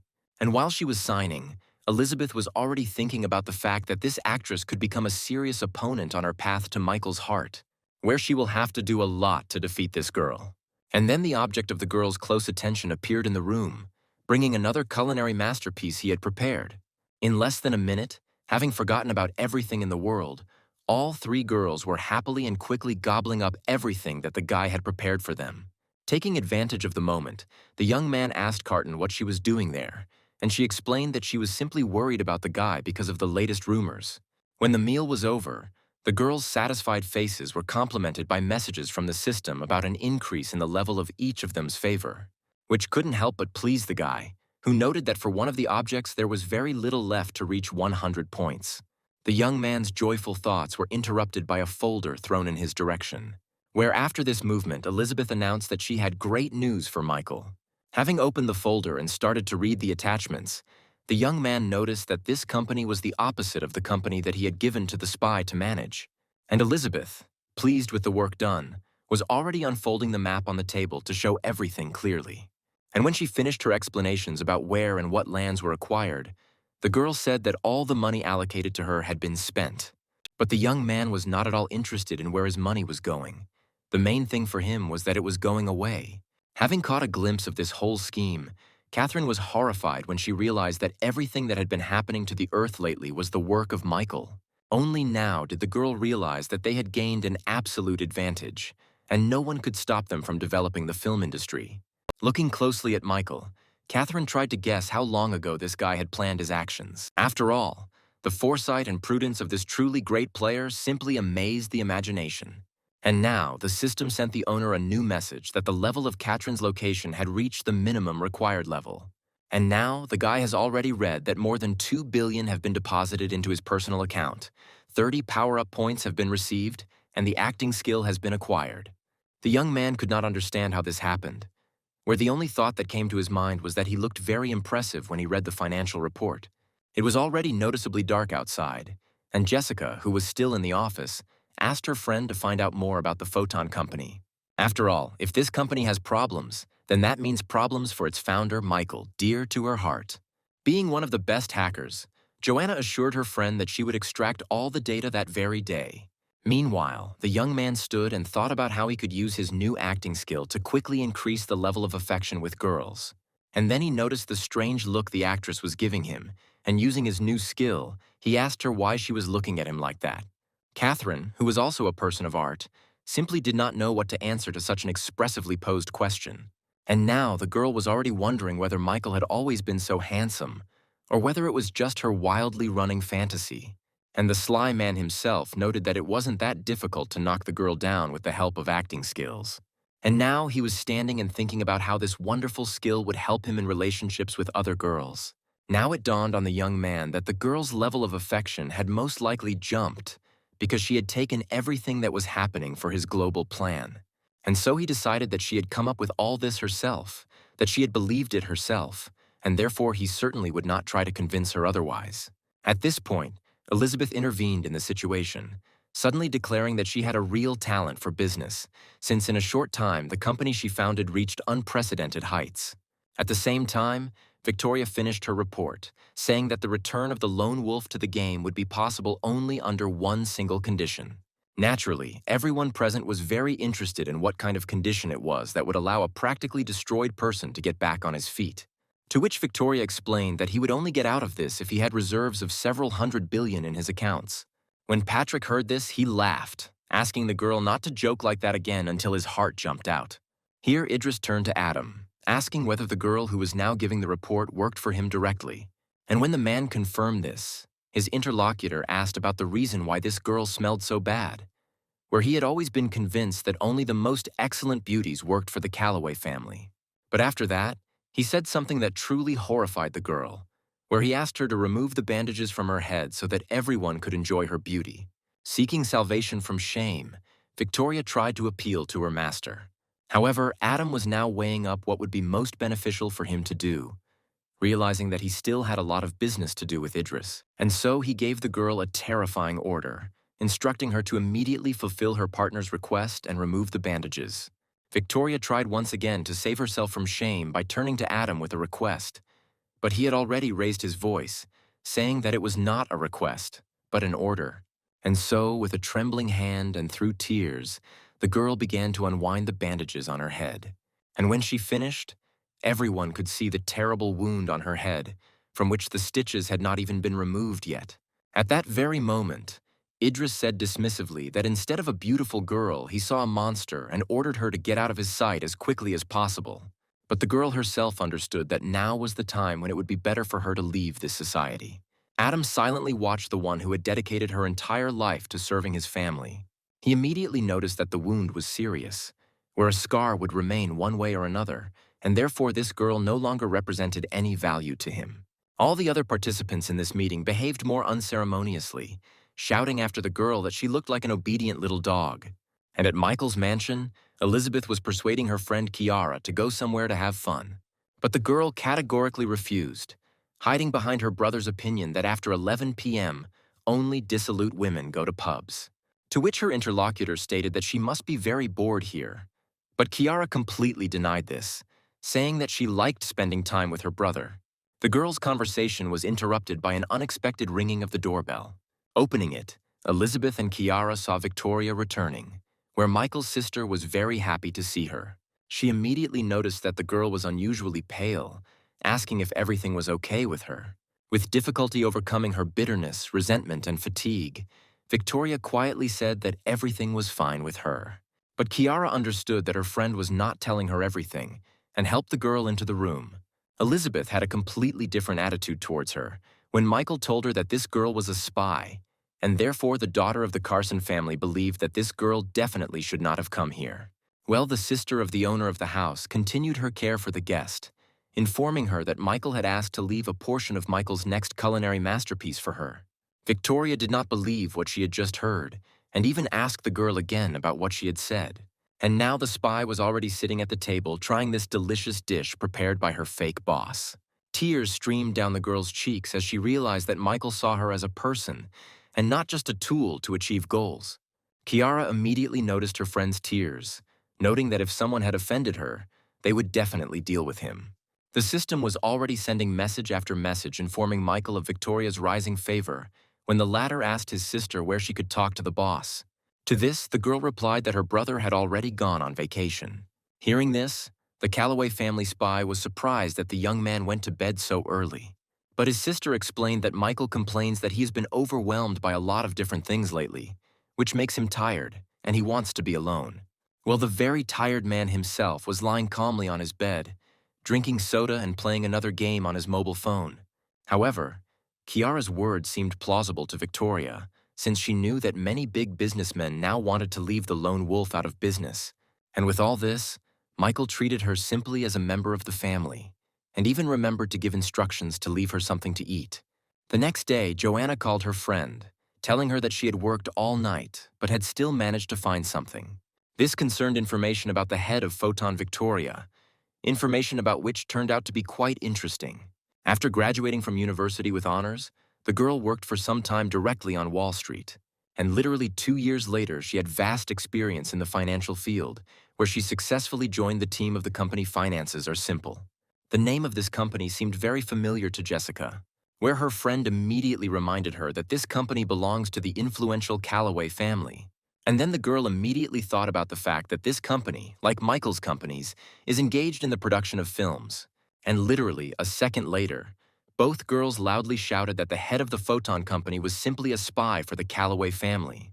Instantly, Jessica realized what was causing Michael's problems, deciding to immediately inform him that a spy had been planted within him. But the call did not produce any results, because the young man's phone was switched off after numerous annoying calls. Soon, Melanie, in response to Jessica's question, said that she did not know Michael's new address. But when she learned that an enemy agent had been infiltrated into her lover's team, she couldn't stay away and said that she would join the girl in exposing her. Diana knew the young man's new address, and when she heard about the spy, she immediately declared that she would also go with the girls. And so all 4 of Michael's beautiful admirers rushed to save their beloved. When he woke up, the young man noticed that he felt much better today after a good night's sleep. And suddenly, his olfactory receptors sensed the pleasant aroma of freshly cooked food. Entering the kitchen, the guy couldn't even believe his eyes at first when he saw Victoria preparing breakfast. The girl did not see the owner of the house approaching, and the young man had to wish her good morning to attract her attention. Turning happily, Victoria returned the favor, inviting her boss to the table. The guy really liked this kind attitude, and without hesitation, he agreed to sit down at the table and have breakfast. And so the young people sat opposite each other, devouring what the girl had prepared. Victoria thought to herself that Michael probably didn't care at all that her face was now disfigured. Comparing the attitude she had to face, the girl came to the conclusion that she had been very wrong about Michael's personality. Michael himself looked at his assistant, thinking about how much the injury to her face could have hit her self-esteem. However, with the help of the system, the young man had already managed to master the skills of a medic and began developing an ointment that should help the girl. He really wanted to see who Victoria would remain faithful to after he restored her to her former beauty. Suddenly, the girl turned to her boss, asking him what might happen if she ever did something bad to him. To which the young man answered without hesitation that it depended on the situation. But he could definitely say that if his assistant lost money or business, he would definitely not blame her. Victoria was thinking about what would happen if the guy found out that she was a spy and helped arrange everything so that now he would be ruined. Then all the other girls who were in the house came to the table, where Kiara noticed that the prepared food smelled very tasty. Victoria rose from her seat and said with a smile that she had taken care of everyone, and therefore the girls could have breakfast in peace. To which Michael's little sister told her friend not to worry anymore, since she had not yet fully recovered. And so the girl went to get her breakfast, where Elizabeth asked him to put a portion for her too. A couple of minutes later, The entire large family was already sitting at the table, trying what the spy had prepared. The morning meal was interrupted by persistent ringing at the door. The first to express her displeasure at this unceremonious morning visit was Elizabeth, and Kiara immediately assumed that it could be Diana and the others, since she had called her not long ago and asked for their new address. Victoria was interested in the word others, and so she asked the girl who she meant, to which she explained that the rest were all her friends, who said that they had very important information for Michael.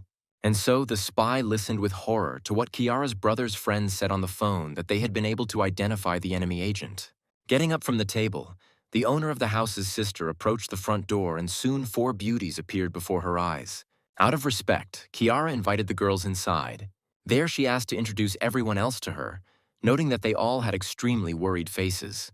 But Diana said that the matter was very urgent and they had no time for introductions and conversations, and they needed to see Michael as soon as possible. Saying that her brother and the others were having breakfast, Kiara offered to lead the guests to the kitchen. Less than a minute later, all the girls were already standing at the table where the morning meal was taking place, and everyone, as one, focused their hateful gaze on Victoria, who was sitting with her back to them. Well, Joanna approached Michael, put some papers in front of him, and firmly stated that his personal assistant was an agent of the Calloway family. Having picked up the printout, the young man was very surprised at how well educated and experienced Victoria was. He looked at the dejected girl sitting opposite him, thinking that at her age, having such talents was something incredible. Well, Joanna continued, telling that it was she who brought the company created by Michael into decline, and passed on all the information to those who united against him. Kiara also turned to the evidence provided, and could not believe that Victoria, who had become almost like family to her, was actually a spy. The second person after Michael who was not at all surprised by the information provided was Elizabeth, mentally emphasizing that the guy had already figured it all out himself a long time ago. She also noted, not without pleasure, that she was the first person he told about Victoria being a spy, which showed his true attitude towards her. The documents that Joanna had obtained were also studied by Catherine, who noted that in that case, Michael's second company was his big trump card, something the spy had not even thought about. But then Victoria herself spoke up, confirming that she had indeed been sent to infiltrate the lone wolf's team. After these words, Michael put the documents aside and stood up abruptly. Approaching the girl, who was depressed by the circumstances, he invited her to come with him for a private conversation. All the other girls silently watched the owner of this house and the exposed spy as they walked away. But Kiara's nerves couldn't take it anymore, and she burst into tears, saying that she had been constantly telling this girl about her brother, which, apparently, had only caused him great harm. But she was reassured by Elizabeth, who revealed that Michael had long known that Victoria was an alien agent. Where this information had the strongest effect, of course, was on all the other girls who rushed to him with this important, but completely unnecessary news. Diana, extremely indignant, asked why the guy had put this girl in charge of the company and given her unimaginable sums of money. But Elizabeth, taking a defensive stance, declared that she must not tell anyone anything. The girl was only thinking about the fact that all these ladies definitely had their own views on Michael, and therefore she had to keep her distance from them. And so the two girls, who were aiming for the attention of the same young man, were ready to start pulling each other's hair out. However, Catherine intervened in the situation, saying that she understood the meaning of Michael's actions and was ready to provide an explanation. And as soon as the girl said that the land of the Photon and Crystal Peak companies had common borders, Diana suddenly exclaimed that she understood everything. Where the second company, Crystal Peak, was not created by the Carson family but also belongs to Michael. Where this guy came up with a simply ingenious strategy to crush his enemies with one blow. Now this young man seemed to Diana even more mysterious than ever. Immediately, all the girls agreed that their beloved Michael was, in a word, a genius. Only now did Joanna notice that in that case they had exposed Victoria in vain, because now those who were behind her would find out everything. But Jessica reassured her friend, saying that if Michael was talking to her, it meant he already had some kind of plan. The girl breathed a sigh of relief, and the owner of Dexter TV mentally noted that Michael never ceased to amaze her. Despite the fact that he behaves completely recklessly, he always emerges victorious from all situations. But the girl's thoughts led her to the idea that they could all be just pawns in his big game. Meanwhile, Victoria apologized to Michael for barging into his life and destroying everything he had created. The girl asked to understand her, saying that everyone has their own boss, and therefore she had no choice. But then Michael cheerfully said that he had long been aware of everything that was happening. The girl asked him again out of surprise, and the guy added that he knew the reason why she did it, and even who sent her. And suddenly he asked the girl to remember his very recent words spoken to her, where if what she does is related to business or money, then he is ready and can forgive her everything. Victoria was shocked by what her second fake boss was saying now, and the system was already reporting an increase in the level of favor. She tried to say something in response, but Michael interrupted her, saying that he admired the girl's abilities and therefore offered to become a full part of his team. The girl was overwhelmed with feelings, where she once again tried to object to what was said. But the young man didn't give her a chance, interrupting her speech again and saying that he really needed her. And he ended his speech with the words that together they would be able to conquer the whole world. Leaving the girl alone, Michael cheerfully stated that she just needed to continue doing what she had been doing before. The amazed Victoria stood and watched the young man leave, not believing that he had forgiven her so easily. And a few seconds later, the girl was shocked once again by the fact that another 30 billion came into her account with a message that this was her next task for the next week. Falling onto the stone floor, the girl burst into tears, unable to understand why Michael was treating her so well. Well, Michael himself, studying the system messages about the next increase in the spy's disposition level, thought that he had the hardest time with this girl. However, he had already finished leveling up his medic skill, and if the girl was not impressed by the money, he would try to reach the required minimum level in another way. His thoughts were interrupted by a message from Victoria, who asked her second boss for forgiveness, saying that she could not disobey her master. Not without pleasure, the young man concluded that the girl was definitely at a loss and did not know what to do next. And then she received a reply where Michael wrote that everything was long in the past, and she just needed to continue to carry out his tasks. Remembering the young man's words about becoming a full member of his team, the girl suddenly had the idea that he wanted to make her a double agent. When the young man returned home, the first thing he saw was the admiring glances of all his fans. Without understanding at all what had happened here, Michael was even a little scared. He especially didn't understand why Joanna, whom he barely knew, was looking at him like that. Where suddenly the system announced to him that the level of this girl's disposition had reached the minimum required level, and the owner of the system received 25 points of reinforcement, as well as a new computer hacking skill. Suddenly, Michael felt that after activating the new skill, his head was spinning and his whole body seemed to go limp.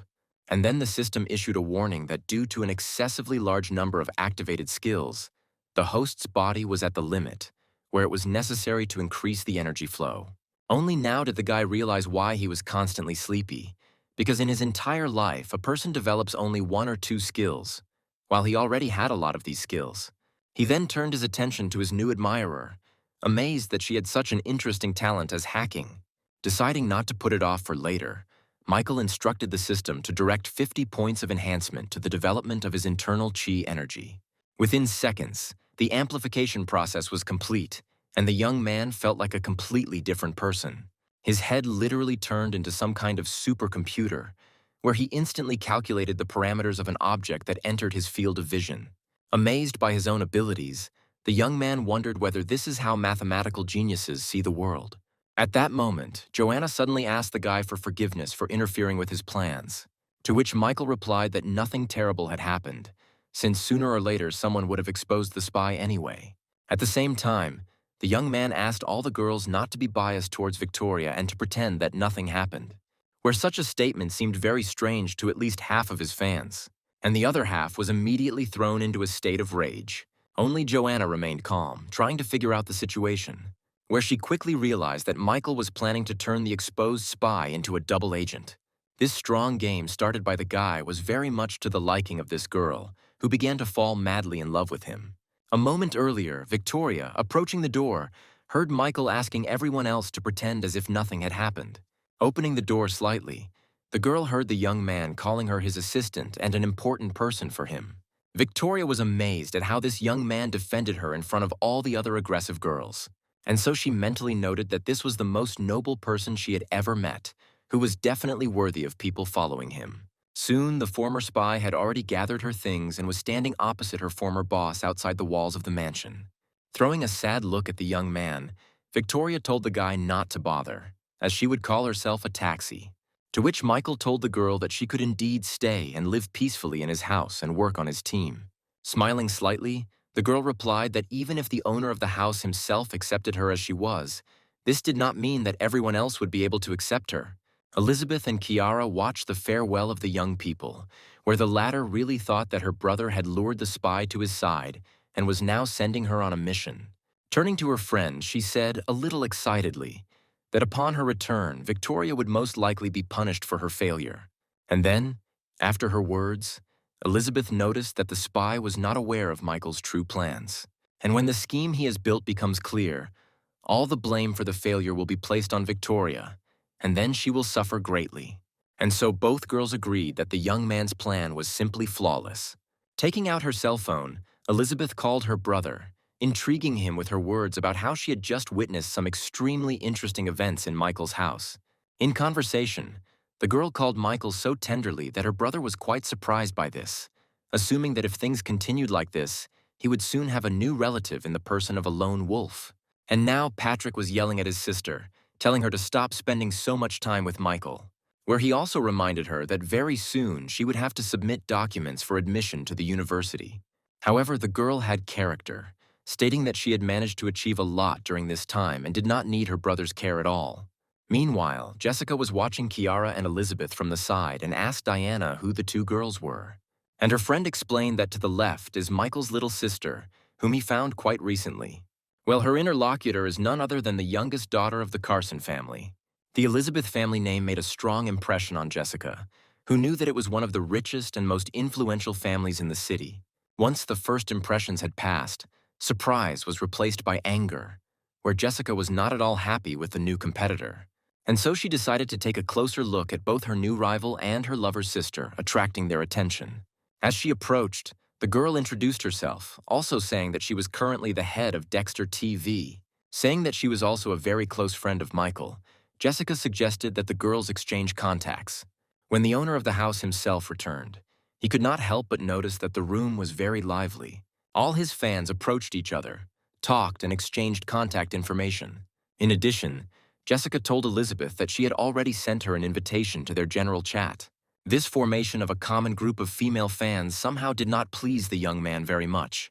Well, the exposed spy had already managed to get to her master's mansion, where Adam told her not to take what happened yesterday to heart, since Gordon and Idris were his partners, whom he could not upset. The man then added that he, of course, offended the girl, but in return he invited the best plastic surgeon to work on her scar. Having assumed the most submissive appearance, the girl said that she understood everything and thanked the gentleman for the care and attention he had shown. Getting back to business, Adam asked about the reason his spy had arrived here today, to which Victoria explained that she had been exposed this morning, and therefore she could no longer remain with the lone wolf. The son of the Calloway family was quite surprised that after the girl was exposed, they just let her go without doing anything. And the girl continued, saying that the lone wolf not only did nothing to her, but even offered to work with him, which she refused. Still reeling from the news, Adam asked Victoria how the lone wolf had reacted to her leaving, to which his interlocutor replied that he was absolutely calm, since he was perfectly able to control any of his emotions. After a short pause, Victoria suddenly added that, apparently, Michael knew from the very beginning that she was a spy. This was the most important information, where Adam jumped up and immediately asked who the photon company was officially registered to. And when his subordinate said that the company was registered to the lone wolf's younger sister, the man concluded with horror that it was all just a trap. He immediately gave orders for the map to be brought to him and for him to be connected with Patrick Carson. While he was waiting for an answer to the phone call, his assistant reported that another company called Crystal Peak, which belongs to the Carson family, was buying up land in the same area. Patrick was quite surprised when he saw that Adam Calloway was calling him. Having answered the call, the young man joyfully greeted his companion, saying that he too was going to call him to invite him to dinner.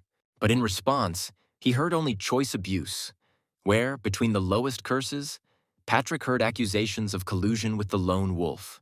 And when he asked his interlocutor to explain what had happened, Adam shouted even louder for him to stop making a circus, since he knew that the Crystal Peak company belonged to the Carson family. But Patrick was no less surprised than his interlocutor had been, since there was no Crystal Peak listed in his assets. And now he was already confusedly telling Adam that he would definitely find out everything, since the company he had named was not the property of their family, to which his interlocutor immediately gave him no more than 8 hours, after which his companion would deal with all the consequences himself. When the conversation was over, the young man threw his phone on the floor without hiding his anger. He was thinking that he had invested $10 billion in cooperation with the Calloway family, and if their agreements were to be terminated now, he would never be able to explain it to the family. And so he turned to his manager, ordering him to find out all the information about a certain company called Crystal Peak. Just a couple of hours later, Patrick was sitting at his desk, beginning to study the report prepared by the manager. He was furious when he found out that such a huge multi-billion-dollar company actually belonged to his family, represented by his younger sister.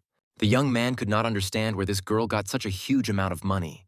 Well, the old manager drew the young master's attention to the fact that the lands that were acquired by the Photon and Crystal Peak companies had common borders, where a lone wolf had pulled off a grand scheme.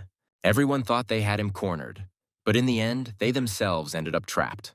Because everyone who was interested in the lone wolf being out of business bought land at a price 3 times higher than it was worth, where now they will simply lose their money. After listening to the manager's thoughts, Patrick said that his opponent had not only come up with an excellent scheme, but had also recruited his own sister. Immediately asking for a new phone, the young man began dialing his sister's number, furiously shouting that she had definitely decided to kill her own brother. The girl, who was relaxing by the pool, answered the call and warmly greeted her brother.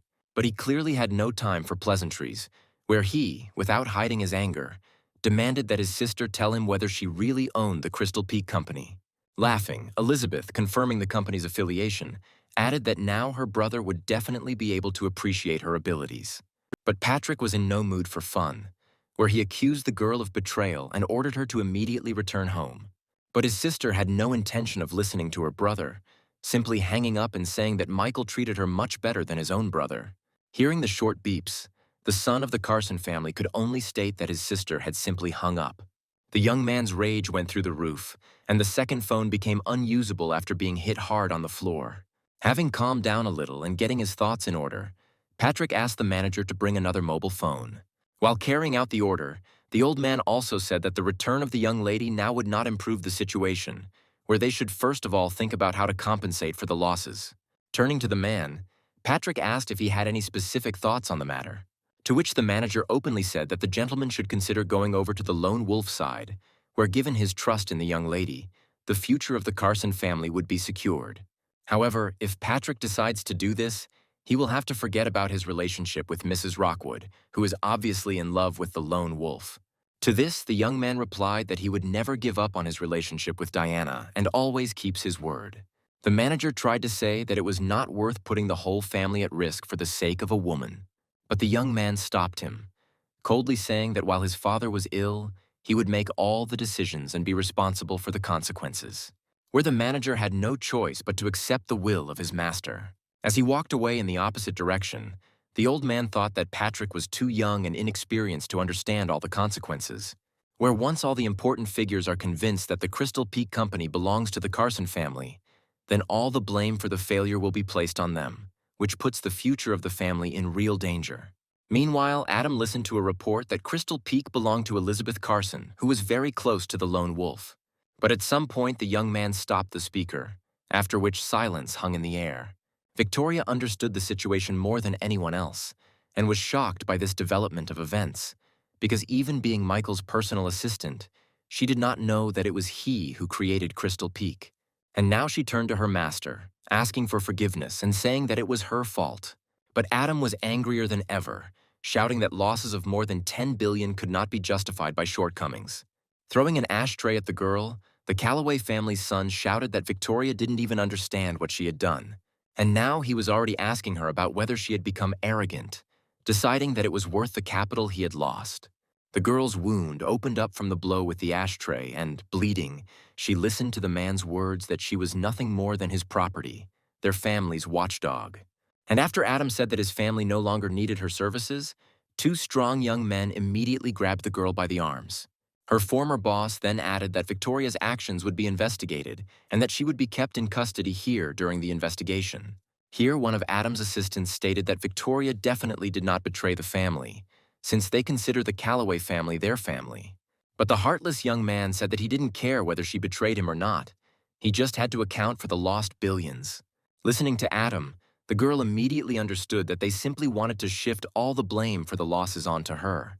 Diana, who entered the house, asked Kiara, who met her, whether Michael often left her here completely alone. But the girl happily announced that her brother was at home, just in the basement. The guest was surprised by such a statement, asking why he was constantly hiding from everyone and what he was doing. To this, Kiara replied that her brother had set up some sort of laboratory there, and she did not dare interrupt or distract him. Diana was very surprised that Michael had set up a laboratory at home and was conducting some experiments in it.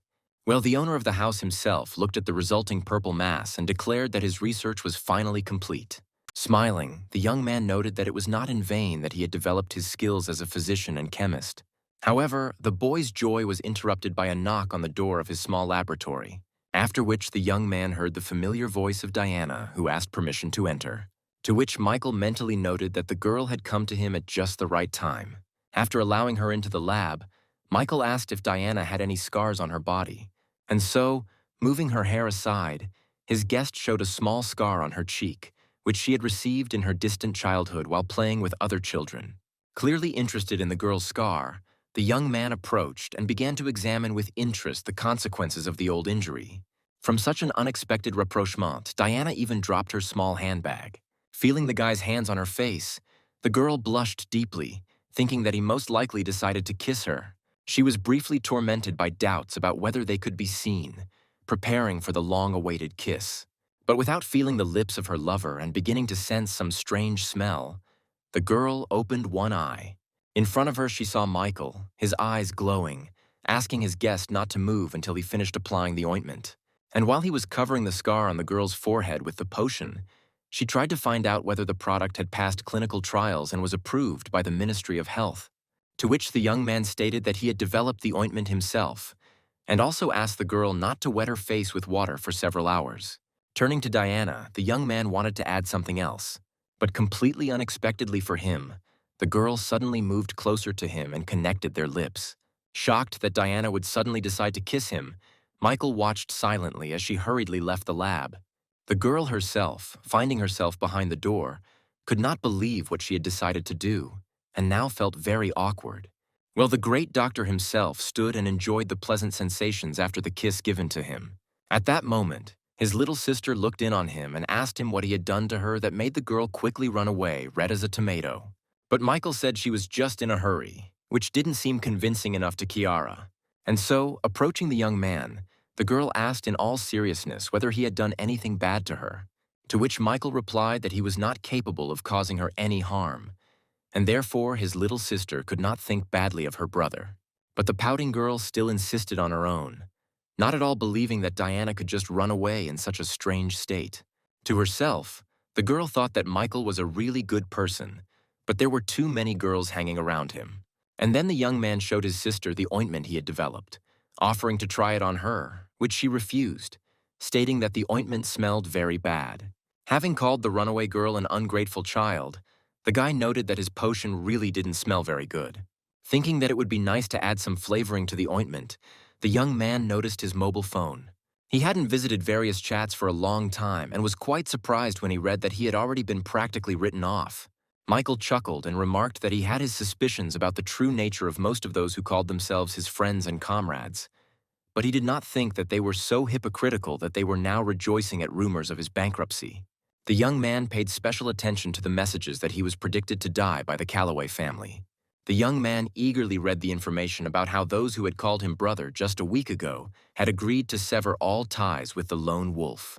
And so he wrote a message that all those who were dissatisfied could freely leave this chat. At the same time, Julian, who was at the golf club, was struck by Michael's message in the chat, asking his gaming companion if the lone wolf was afraid of being left without support at all. To which the young man, having kicked the ball, said that strong people do not need friends, and he is completely on the side of the lone wolf, since even united families cannot break him. Well, Michael himself watched with interest as his so-called friends were removed from the chat one after another. Having settled comfortably on the sofa, the young man said that now everyone would see how bankrupt he really was. And so he went to the online broadcast site, which was launched by the head of Dexter TV, Jessica, where he decided to amuse the public by spending a couple, or even more, billions. The man sitting at the computer, clearly very nervous, called the project manager. And when Julia asked what was going on, he explained that someone had just topped up the account with several billion. The insightful woman immediately noticed that it was most likely the lone wolf himself who decided to emerge from the shadows. Well, Michael himself was sitting in his mansion, going through one girl after another who were broadcasting online. But suddenly his attention stopped on one of them, where he was quite surprised by who he saw on the screen. His little sister greeted the viewers, saying that she was new here and thanking everyone for watching her broadcast.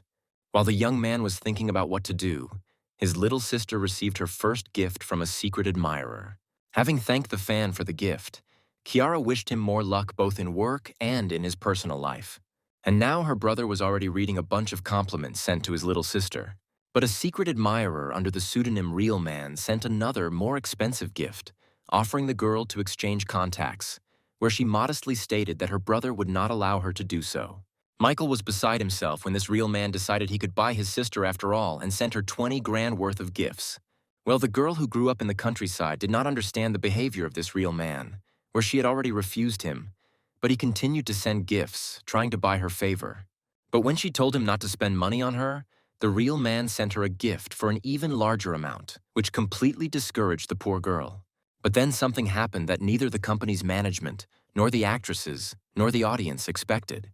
Without hiding their surprise and envy, everyone watched as the new girl received a gift worth $1 million. And now the project manager was already being informed that the lone wolf had sent the girl the most expensive gift possible, which only amused Julia, who was beginning to understand what was going on. Kiara herself was no less surprised by such a gift than the others, having never expected that her first day on the channel would be so exciting. Well, the young man himself was not going to stop, deciding to show everyone what kind of men his sister should be worthy of. And then, one after another, notifications began to arrive that the lone wolf was sending this new girl more and more gifts worth $1 million each. All those girls who were just preparing for the start of the broadcasts or had already completed them were amazed at the momentum the new girl was gaining. Michael, however, did not stop, declaring that a real man was not even worthy of writing to his beloved sister with his pathetic gifts. After some time, the number of gifts sent to them reached 3,000, where each of them cost $1 million. Even Kiara asked the gift giver to stop as the messages about incoming gifts literally filled the entire screen. Julia, who had seen a lot, also could not believe that this girl really had been sent 3,000 gifts. Having spent about $3 billion, the young man hoped that he had managed to revive this world a little. And then he received a private message from his sister who asked him why he did it. In response, Michael replied that he simply loved his little sister, and besides, it was a small thing for him. Only now did the girl realize that the Dexter TV company was founded by Michael, where he essentially transferred money from one pocket to another. But Kiara still asked the guy to stop sending gifts, which caused her entire screen to be filled with messages. The young man accepted his sister's request, thinking that his plan was to send a gift worth $10 billion. Meanwhile, Julia was reporting to Jessica that a lone wolf had just squandered $3 billion. Sensing that the woman wanted to say something else, the Dexter TV host allowed her to speak her mind, and she immediately said that the guy spent this money on gifts for his own sister. Jessica immediately wondered why the young man had sent such a large amount of money to his sister. And then Julia interrupted the boss's thoughts, saying that all of this was simply specially thought out by a lone wolf, where, having thus marked his return, he will give reason to say that the rumors of his bankruptcy were simply the machinations of his enemies. And then it dawned on Jessica that this was truly a brilliant move, where the guy, with such a smart move, did not spend a cent. Well, her interlocutor, approaching the window, noticed that the lone wolf had grown considerably taller since their last meeting. Her thoughts revolved around the fact that it would be nice to get this man for herself. Julian, who was in the break room, shouted loudly that his companion was right when he said that the lone wolf had only poured $3 billion into Dexter TV, to which his interlocutor stated that the lone wolf was his brother in spirit, who was just as skilled at playing the same games as he was. To himself, the young man thought that until the very end he did not believe in what he was talking about, where circumstances turned out very well. Well, Julian himself continued to read what was written in the chat, where he, like many, was very glad that he decided to stay close to the lone wolf, who defeated his opponents with one move. At the same time, Michael himself was reading the same chat, and his thoughts were that after everything that had happened, there were truly reliable people left nearby, and since their help might someday be needed, it would be worthwhile to somehow reward them for their faith in him. And so he announced that he was giving everyone the opportunity to earn money by launching his project to build a film studio. And now, the first of those who remained nearby was already joyfully accepting this pleasant news. Another businessman managed to respond, telling the lone wolf that his restaurant chain could fit well into their industry. Another businessman assured Michael that their cooperation would definitely bear good fruit. And the most enterprising ones immediately announced that they had stopped their cooperation with the lone wolf's competitors and were now offering him to buy building materials from them.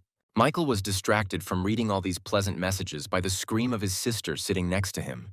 And when he asked what happened, Kiara explained that she had become a news star. And showing her brother the screen of her mobile phone, the girl happily declared that all everyone was doing was discussing her broadcast from yesterday. Michael rejoiced with his little sister, once again causing her displeasure by touching her hair. Well, the girl suddenly declared that the real subject of conversation was not her at all, but the lone wolf, where everyone called him a real spendthrift and a spoiled child of rich parents who doesn't know where to spend money. Having experienced the most unpleasant feelings from such reviews, the young man noted that people like to create various rumors. However, his sister was quite serious in telling Michael not to take it to heart, where those closest to him know for sure that he always acts very calculatingly. The young man was very embarrassed when Kiara said that his entire close circle considered the guy a real genius. With understanding of Belle and admiration for her brother, the girl said that she understood his strategy, which was developed to achieve influence in all spheres of human life. Of course, Michael, who had no global plans, sat and silently thought about what he was doing that was leading people to such thoughts. Deciding to change the subject, the young man asked his sister to tell him more about a man from Japan who had proven himself to be an excellent player of Go. The topic was interesting, and Kiara immediately told her brother that a certain player had appeared who had already managed to defeat all the professionals in their camp, where this strongest player called all professionals nothing more than ordinary amateurs. What Michael's sister told him greatly impressed him, where he could not understand how a player could even reach such incredible heights, having understood the essence of the complex game of Go. And the girl continued, adding that this genius was not even 20 years old, and his name was Yoshihiro Yamada. He studied with the greatest master of the game of Go, who lived in Japan, and in his first confrontation he defeated the Chinese master. And when a couple of days ago he defeated another outstanding master of this game, everyone froze, waiting to see what would happen next. At the press conference, Yoshihiro openly stated that he has no worthy opponents, and therefore he is ready to fight with anyone who wants to. Michael was already happy that this Japanese guy had managed to piss off a whole bunch of people. And Kiara added that several large companies have chipped in and are offering a jackpot of $200 million to anyone who defeats this guy.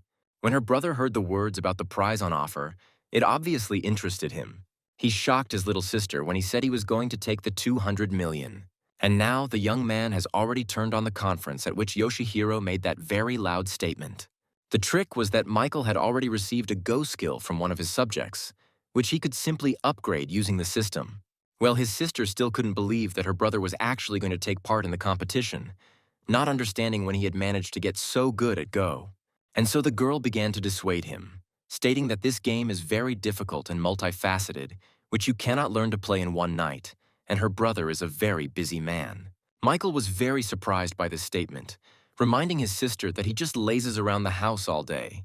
And now Kiara really remembered that her brother either just lies around resting all day long or plays games on his phone or laptop. The girl came to the conclusion that Michael organized his affairs so well that he had a whole bunch of free time, where she immediately wanted to become more like her brother. The great businessman himself watched his sister's changing face, not understanding why she had suddenly changed and become so dejected.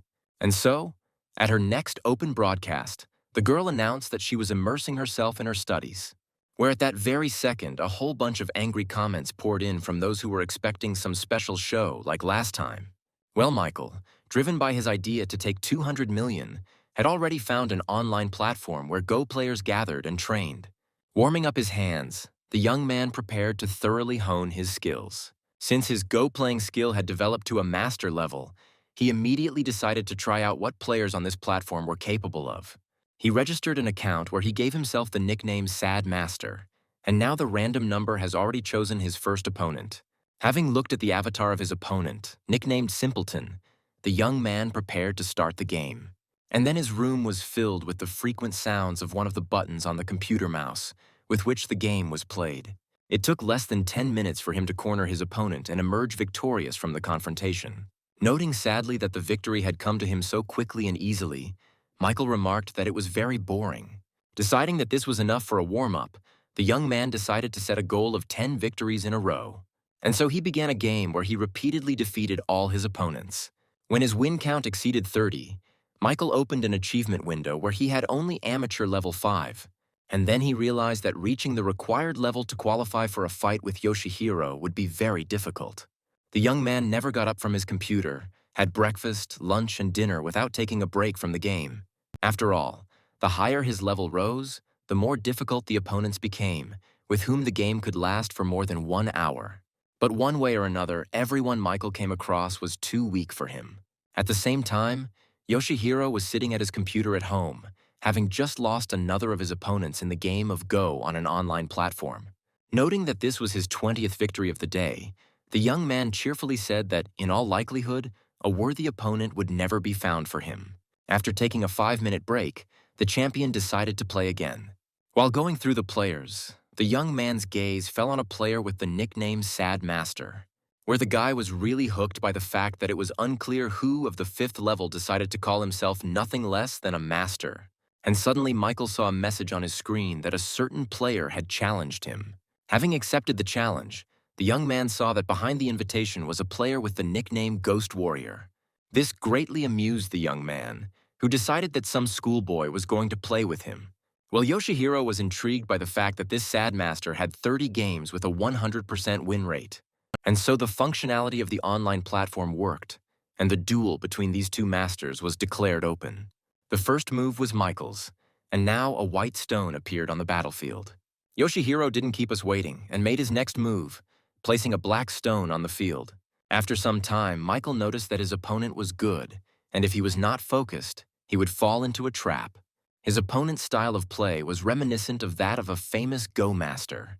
However, in the modern world, it is difficult to find a person who could somehow imitate the playing style of that famous master. At some point, the young man noticed that his mental abilities were not inferior to those of his opponent, where the latter, obviously, simply had more experience. But if he loses now, he will have to spend a whole lot of time to restore his rating. Meanwhile, Yoshihiro in his room also noticed that his opponent was playing quite well.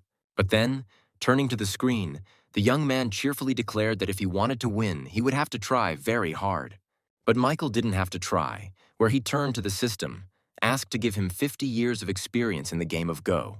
And so the improvement process was launched, for which the young man spent 10 points of enhancement, leaving another 25 points in reserve. Michael closed his eyes, accepting from his powerful system the abilities that people develop in themselves over the years. And so, when the process was completed, the young man suddenly realized what he needed to do to defeat his opponent.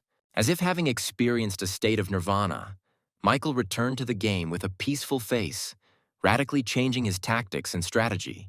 It was as if he felt that the great unrivaled master had now entered his body in order to continue playing Go. While his opponent was pumping up his skills, Yoshihiro wondered why the sad master had gone quiet and not made his move. The only rational explanation for him was that he had already used up all his resources and knowledge, and now he simply did not know what to do next. And so the young man declared to himself that he remained an unsurpassed master of modern times. But then the screen came to life, where one of his opponent's white stones made a completely unexpected move, in which there was neither tactics nor strategy. But what seemed like mere chaos was in fact the very tactics of the great master. Yoshihiro was shocked by what was happening, where this style of play immediately seemed very familiar to him. The exact same style he played, only at a much higher level, literally tied his hands and feet. Rage overwhelmed the guy, who was not used to and did not know how to lose.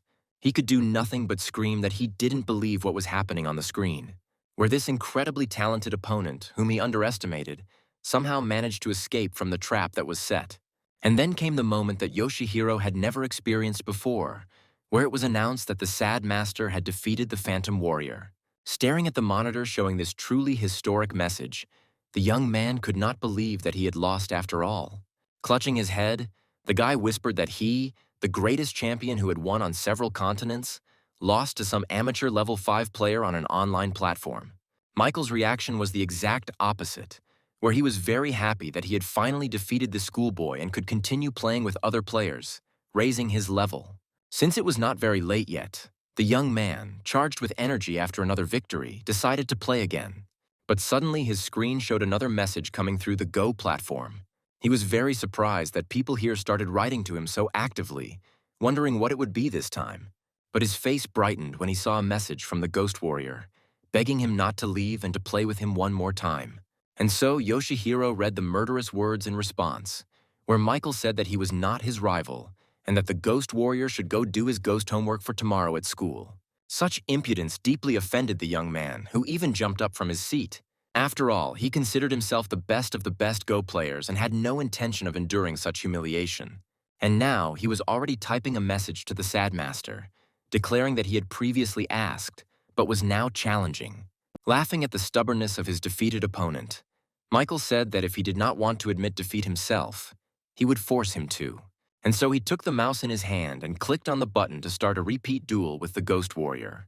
After about 10 minutes, a message appeared on the screen informing the opponents that the victory had remained with the Sad Master. For Yoshihiro, it was something completely unimaginable to lose twice to the same person with an amateur level of 5. He couldn't believe that his opponent had suddenly become so strong that he was able to win in just 30 moves. And now he was sending his opponent a new message, demanding to play another game with him. Another 10 minutes passed, marking another victory for the Sad Master over the Ghost Warrior. Yoshihiro was already shaking slightly, since this time Michael needed only 20 moves for an unconditional and complete victory. Since childhood, he could not find a worthy opponent, and now some player from an online platform has won against him for the 3rd time in a row. Reading another message from the Ghost Warrior in which he begged for another game, Michael, who was already bored with it, noted that children were becoming badly addicted to this game. So he sent the guy a message calling him a weakling and telling him not to waste his time. Yoshihiro couldn't do anything about this, where he knew perfectly well that he had lost to the Sad Master 3 times. In a fit of rage and despair, the young man grabbed his computer monitor and threw it at the wall. But then a female voice behind the young man caught his attention, where his beautiful mentor and companion at all the games asked him what was happening to him. And the guy sadly replied that he had just lost to some player on an online platform, where this was the reason for his emotions. Immediately after this, Akira said that winning and losing were 2 sides of the same coin, and besides, Yoshihiro couldn't be sure that his opponent wasn't cheating.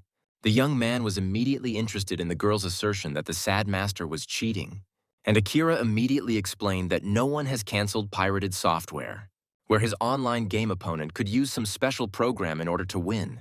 And so the situation could have been completely different, where Yoshihiro thought he was fighting a real person.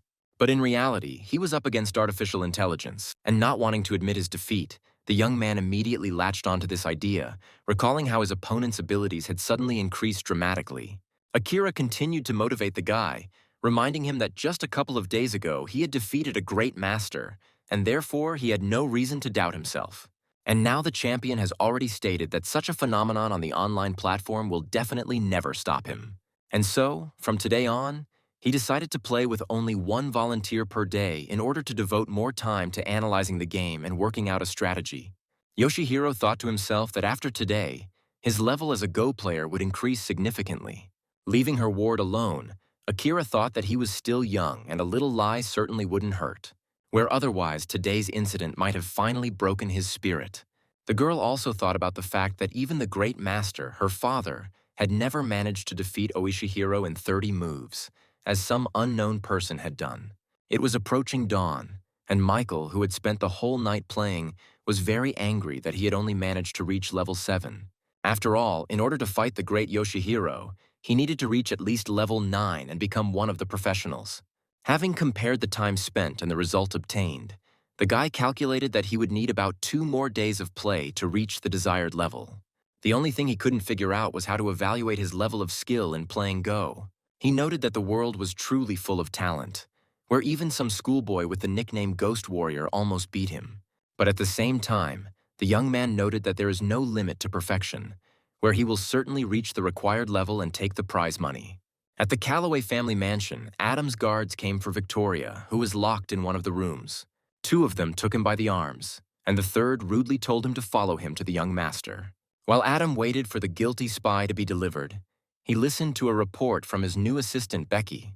And the girl said that, according to the information she received, Victoria eventually began to pass on false information to the gentleman, which resulted in major losses for him.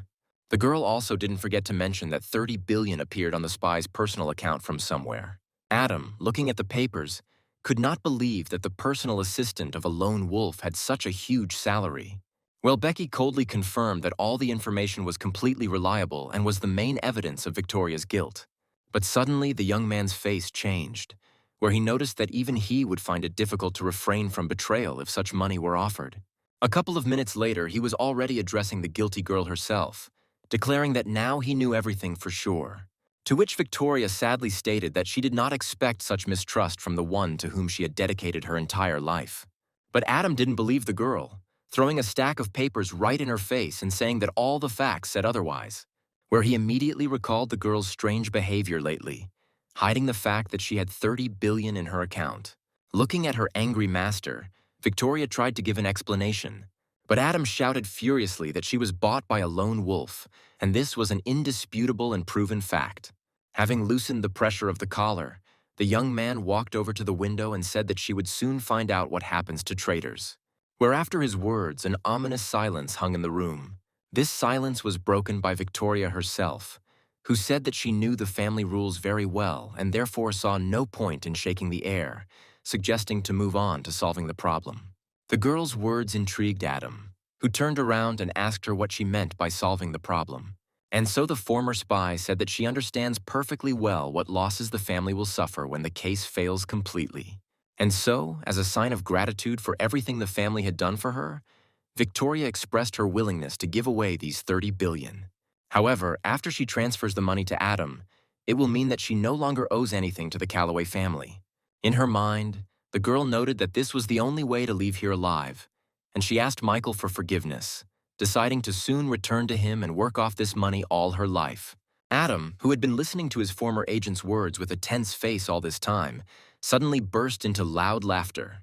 He noted that buying his life for 30 billion is a pretty smart move, which he agrees to, and after transferring the money, the girl can get out of here. And so Victoria, having accepted the mobile phone from her former boss's new assistant, made the money transfer. And watching as unimaginable wealth flowed into his pocket, Adam thought that he would, of course, let the girl go, but he could not guarantee her safety outside this house. And so, looking at the screen of his mobile phone, where a message appeared about the receipt of 30 billion into his account, the young man did not hide his joy at the fact that he had gained independence from the board of directors. As promised, Victoria was able to leave the house, and Becky asked the gentleman if he was really ready to let go of this girl who knew so much. In his usual manner, Adam coldly asked his new assistant if she was really going to teach him what to do, and the girl had no choice but to apologize to the gentleman for her lack of restraint. But inside, Becky was gloating, thinking that she had managed to take Victoria's place as Adam's favorite dog. The new assistant also understood that the Calloway family would never just let go of someone who knew so many secrets. The streets of the city at night were quite empty, with only occasional cars driving or people walking by. The spy, driven out of her home, walked quietly along these streets, wondering why she had spent so much time and effort on this unworthy man. The girl also understood that she really knew about many of the less-than-legal schemes that Adam's company used. A bright flash of headlights interrupted the girl's thoughts, forcing her to turn around, where a huge truck was rushing straight towards her at great speed. However, the girl had undergone good training and possessed incredible strength and reaction. Noticing that the space under the car was large enough for a person to fit, Victoria instantly found herself on the asphalt, which helped her avoid death. Since the speed was really high, the Iron Giant stopped only after hitting the wall of a nearby building. Well, the girl, looking at the car and holding her bruised hand, quickly threw it away. The girl's thoughts were that from that moment on, Adam forced her to declare war on the Calloway family, since 30 million was not enough for him and he still needed her life. Meanwhile, Adam's people, observing the course of events, reported that the operation had failed and the target had managed to escape. The Calloway family's son listened with a tense face to the report that they had failed to destroy his former agent. But suddenly laughing, Adam ordered the guards to return, saying that for 30 billion the girl could run around this earth a little longer. The young man was sure that the lone wolf would never forgive her for the loss of such a huge capital. Entering her brother's room, the girl put Chinese noodle soup on his table, after which she asked him if he was tired of the computer, where he had been playing Go for more than a day. To which Michael immediately stated that you just have to feel it, the excitement and pleasure of victory. Surprised that her brother had never lost during the entire game, the girl asked him what his current level was.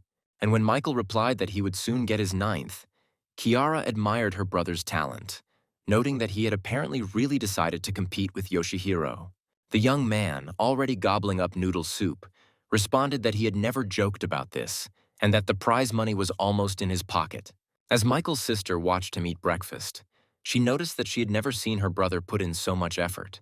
Instead of dealing with financial matters and the operations of his companies, he learns to play Go in order to beat some champion in this game. Kiara noted with affection that this is exactly the kind of goal-oriented person a real man should be. And so the girl loudly declared that the desire for money was just an excuse, since he was pouring billions into online broadcasts, and therefore she immediately understood the true purpose of these training sessions in the game: to defend the honor of the state. Michael was surprised not only by his sister's conclusions, but also by the fact that her level of affection suddenly increased. Watching the girl enchanted by him, the young man thought that he was really doing all this only for money. After all, this will be his first personal big money, and not money given out by the system. The young man was also interested in what might happen if Kiara's affection level exceeded 95 points, since he was in a completely different relationship with her than with other girls. And then he decided that the level of disposition could not be allowed to rise above the minimum level. After thinking for a moment, Michael caught the attention of his little sister. Still hesitating and not knowing how to start this important dialogue, the young man interested the girl in the fact that he had some information for her. Seeing how serious her brother was, the girl became all attention. And just as the young man opened his mouth to say what he had in mind, their dialogue was suddenly interrupted by the sound of the doorbell. Leaving her beloved brother behind, Kiara headed towards the door to let in the early guest. Well, Michael, looking after his little sister, began to think about whether he had decided to act correctly towards her. After all, the girl has experienced many not very pleasant moments in her life, and therefore perhaps everything just needs to be left as is. Meanwhile, Kiara had already managed to reach the door, where she opened it and found Diana on the threshold of the house. The girl looked completely different and greeted her new friend very sweetly. Immediately after that, the daughter of the Rockwood family handed the girl a bag, saying that she had bought a gift for her on the way here. While Kiara was embarrassedly saying that she shouldn't have bought such an expensive gift, Diana asked her where Michael was now. Having told her that her brother was in his room, where he was practicing playing Go, the girl also noticed a change in the guest's appearance. And the girl immediately explained that before she simply had to cover up the scar on her head, which had now disappeared thanks to the ointment developed by Michael. Kiara was amazed at the effect that foul-smelling liquid had, and then she remembered and told her interlocutor how she refused to test this potion on herself. Soon the girl's dialogue was over, and Diana had already entered Michael's room, who also noticed that the girl's appearance had somehow changed. Saying that there was not much furniture in his room, the young man allowed her to sit on his bed. The bed was a very personal place, so the girl carefully sat down on its edge, carefully touching the bed linen with her hand and thinking about the fact that her beloved slept here every night. Diana was incredibly happy that she was the first one he allowed to get so close to him. Keeping up the conversation, Michael's guest noted the miraculous properties of that ointment, asking the young man for a little more. The young man was incredibly happy that the ointment worked, noting that the girl had doubted it in vain. And suddenly Diana announced that if she got approval from the Ministry of Health and set up mass production, she could make good money. But Michael was very cold about the idea, saying that the very phrase mass production sounded like it would be a lot of trouble.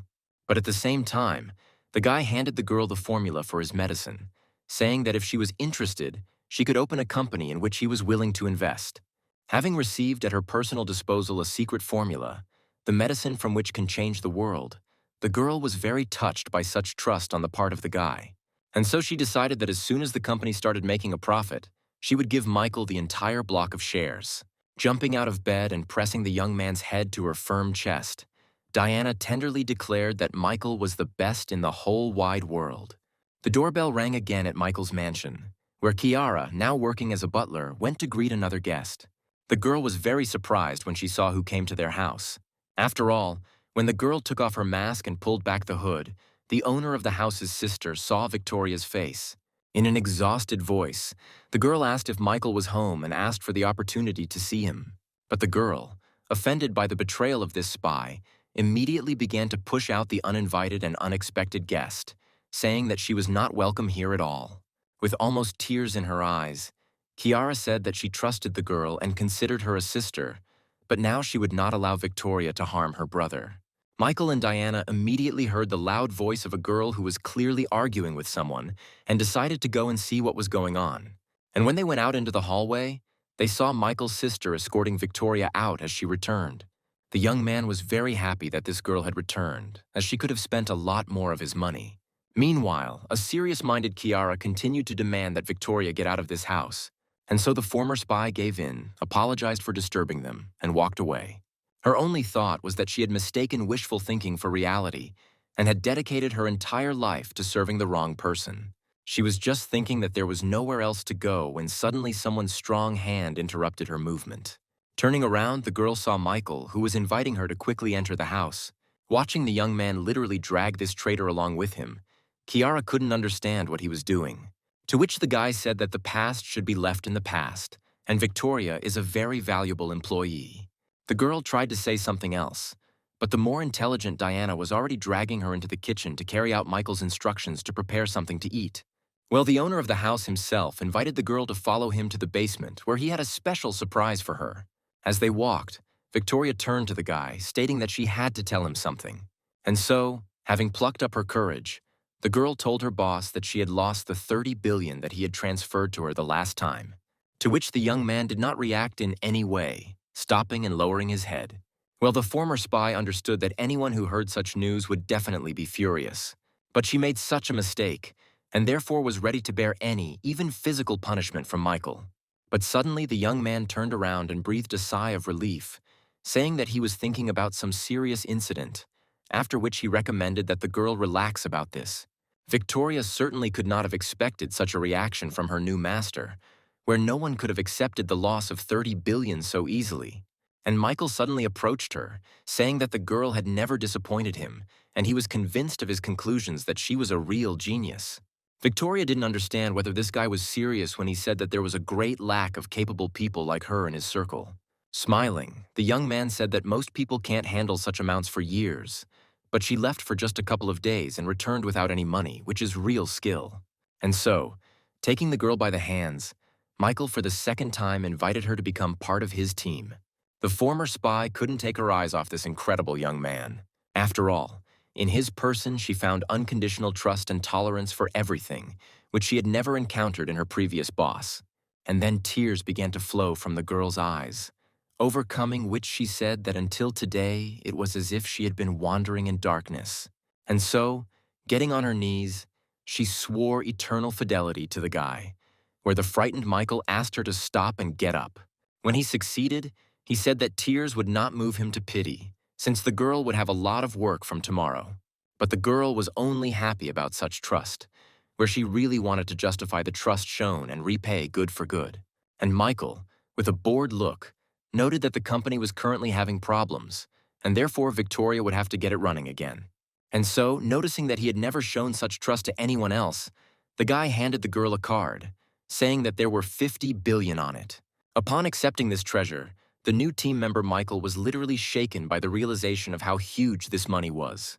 And then tears appeared on her face again, where the girl did not understand why the young man was so kind to her, and the system announced that the minimum required level of disposition had been reached, which greatly pleased the guy who spent a lot of time and effort on this achievement.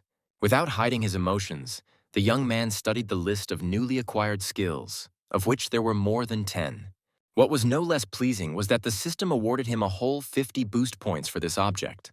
Well, the girl herself had already taken an official oath of allegiance to her new master, after which the young man declared that he believed every word she said, saying that from that moment on, they were one family. Well, Victoria, a little embarrassed, said that the boss could just call her by her first name, which would be more convenient for both of them. Hearing the girl, he suggested continuing on to the basement, where he had something else for her. They were already inside when the young man said that as a result of the experiments he had conducted, he had managed to create a special ointment for dissolving scars. And so he handed Victoria his potion, saying that she would need to apply it 3 times a day for 2 weeks. Looking at the outstretched box, Michael's new family member couldn't believe that someone had gone to such lengths for her. It was hard to even imagine that a billionaire would put all his business aside in order to create a cure for the one who was spying on him. Meanwhile, busy preparing food, Kiara asked Diana why she stopped her attempts to convince her brother. Without hiding her emotions, the girl, nervously stirring the dish, lamented the fact that her brother was so kind to this traitor. And so she grabbed a jar of pepper, deciding that she would now feed her such a hot soup that she would never want to enter this house again. But then Diana intervened in her actions, saying that Kiara had just almost ruined all of her brother's plans. And so, in response to her little interlocutor's questions, the girl explained that because of the failed mission, the Calloway family had left her the scapegoat. And so she had no choice but to return to where she was originally sent to spy. However, Michael's sister did not understand what her brother's plans were that she could interfere with. And Diana reminded her interlocutor that Victoria had worked for the Calloway family her entire life. Consequently, she possesses invaluable information about their activities and all their secrets. And then it dawned on Kiara what her brother had planned, where he definitely would not accept a person who was capable of harming him or his loved ones. Well, Diana added that there is no need to doubt Michael. They just have to help him in any way they can. And now the girl was already praising her lover's sister for understanding everything so quickly. Returning to cooking, the girl decided that in order to support her beloved brother's plans, this dish should be special and memorable. Returning to cooking with a new charge of positive emotions, Kiara pursued a single goal: to help her brother. After some time, Michael and Victoria came into the kitchen, and the girl greeted them joyfully, saying that the food was ready. Where Victoria immediately noticed that the girl's behavior had changed dramatically in just 10 minutes. And indeed, Kiara was more than friendly, where it was impossible to believe that just 10 minutes ago she was ready to unleash all the dogs on the uninvited guest. Once at the table, both Michael and Victoria were shocked by what the girl had managed to cook for them. Noticing that his little sister had overdone it a little, the young man asked her if there was really anything okay with the food. Telling her brother not to think badly of her, the girl reached for the first piece to prove that the food was definitely not poisoned. Michael watched in fascination as Kiara placed a delicious shrimp into her mouth, and now the girl was already throwing angry glances in the direction of the distrustful young man. Here Diana got involved in the situation, noticing that Victoria had a box of ointment, noting that this potion apparently was originally created for her. And so, pointing to this very box, the girl emotionally declared that the potion was simply magnificent. And then she showed her forehead, where not long ago there was a scar left over from childhood, which disappeared in just a couple of applications. Victoria couldn't believe that Michael had created such an effective scar removal ointment. Only now did she begin to fully realize that her disfigured face could be made beautiful again. Well, the first one who tried the new product on herself has already said that she is now deciding on launching mass production.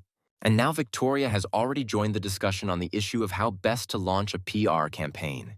Meanwhile, Michael's little sister noticed that Victoria was apparently not hungry at all, asking her brother to finish this delicious treat, which was a shame to throw away. Well, the former spy herself has already said that Dexter TV and everyone who broadcasts can be involved in advertising, which will ensure the widest possible dissemination of information. And her interlocutor even took out a notebook, writing down all these excellent ideas and promising to talk about it with Jessica. But at some point, the girl stopped and turned her head in the direction where Mai was sitting. Klal. Looking at how the guy was forcing food down his throat so as not to upset his little sister, Diana wondered if he had thought of all this in advance, since circumstances were working out very well in literally everything. The day passed rather quickly, and the inhabitants of the luxurious villa greeted the night, each busy with their own affairs. Michael, who had decided to personally evaluate the quality of the ointment's action, examined Diana's forehead, making sure that the scar had indeed completely disappeared. Looking into the girl's loving eyes, the young man noticed that the ointment was even more effective than he had expected. She was clearly expecting some further action, and was therefore a little discouraged when the guy suddenly grabbed the papers, saying that the formula could be adjusted a little. Then the girl decided to take the initiative into her own hands, approaching Michael from behind, hugging him and happily stating that they could finally be alone. Having said that this time no one would disturb them, the girl began to gently caress her lover's neck with her tongue. Suddenly, Michael dropped the folder from his hands and turned sharply towards the girl, stopping her actions. Getting closer to her face, the young man asked Diana if she was embarrassed by the presence of other people in the house. Melting under the young man's gaze and experiencing true bliss from his touch, the girl asked who else was in the house. To which the young man replied that his little sister was in her room on the first floor. And not far away, Victoria in her room has probably already begun to sort out the accumulated work. But the girl, already ablaze with an irresistible desire for intimacy, whispered that it was unlikely that the presence of other people in the house would interfere with them. And so Michael, after these words from his fan, pulled the girl towards him, passionately connecting their lips. Filled with tenderness and desire, Diana only thought about how this guy would finally become hers completely and undividedly. But at some point, the girl tore her lips away from her partner's gum, as if deciding to end this madness. But that was just the beginning, where Diana gently pushed the guy, and when he fell onto the bed, she comfortably settled on top of him. While she caressed the young man's neck with her sensual movements of her lips, he thought that he needed to take the initiative into his own hands. Having already spent an unimaginable amount of enhancement points on developing his body, the young man, moving away from the girl, decided to demonstrate the result of his work. And so, Diana also took off the clothes that covered her beautiful, curvaceous forms and prepared herself for real passion. When suddenly there was a knock on the door of Michael's room. It was Kiara, who was wondering if her brother was sleeping and asked for help in solving one issue. And so the failed lovers were already dressing in a hurry, where Michael asked his sister to wait a little. Kiara managed to distract her brother's attention, and so the next meeting between Michael and Diana did not take place until the morning. As soon as the girl saw the guy, she immediately felt a wild desire for intimacy with him, beginning to come to the conclusion that next to him she begins to behave like a real pervert. Michael looked at his partner from yesterday's tender scene and tried to say something. But then, as if by chance, Kiara appeared nearby and invited her brother to have breakfast, also inviting Diana to join them. Throwing angry glances after his sister as she left, the young man came to the conclusion that she was doing all this on purpose. After helping his assistant apply the ointment, Michael reminded her that the ointment should be applied 3 times a day. Victoria herself looked at herself in the mirror with interest, listening to her boss's instructions. And so, turning to the young man, she sincerely thanked the guy for his concern. Having said that there was nothing to thank him for yet, the young man instructed the girl to closely deal with Photon's affairs. Accepting the assignment, Victoria replied that she would do everything for her part to justify Michael's hopes and expectations. She was determined to show companies like Best Capital and Golden Coin who they were fighting against. Michael was extremely happy that he was able to get rid of all the girls, and now he can devote all his time to practicing Go. But his attention was drawn to his little sister, who remained nearby and asked her brother to devote some time to her. Hearing Kiara's voice, the young man turned silently, waiting for what the girl would tell him. But she stood and simply looked at the young man, also not saying a word. Coming closer, Michael asked his sister what had happened to her. And when he sat down on the bed, offering to tell her everything that was troubling her, the girl said that she simply wanted to ask for help in applying ointment to the bruised area. And now she has already pulled down her t-shirt, showing the bruise and saying that she herself cannot reach it. As he approached, the young man thought that although they were relatives, they were still people of different sexes, and it was not appropriate for a sister to expose herself so naked in front of her brother. And so, turning the girl to face him, Michael said that she shouldn't behave like that, because other people might think God knows what about their relationship. To which Kiara stated that she was not standing in front of her brother in her underwear. There were no other people nearby, and she only asked for help in applying the ointment. But the elder brother continued to lecture her, saying that someday his sister would get married and should be able to respect herself so that her husband would respect her too. In response to which the girl suddenly declared, approaching the guy, that she would be very suited to a young man as understanding as Michael. While laughingly saying that she needed someone more reliable, the young man felt that there was some strange atmosphere here that urgently needed to be dispelled. And his interlocutor already said that Michael is not at all unreliable, where he will definitely approach the choice of a life partner wisely. And so, exhaling heavily, the young man realized that he definitely wouldn't be able to argue with this girl. Noting out loud that he was unable to convince his sister, Michael asked to give him some ointment to finish this matter more quickly. Rejoicing at this small victory, Kiara turned her back to the guy again, exposing the injured area to his hands. And then the girl felt the first touch of Michael's hand on her body. Enjoying this wonderful feeling, the girl reflected on the fact that she was not deprived of feminine charm after all. But then she suddenly stopped feeling the young man's hand, and Michael himself, removing the remains of the ointment from his fingers, announced that he was finished.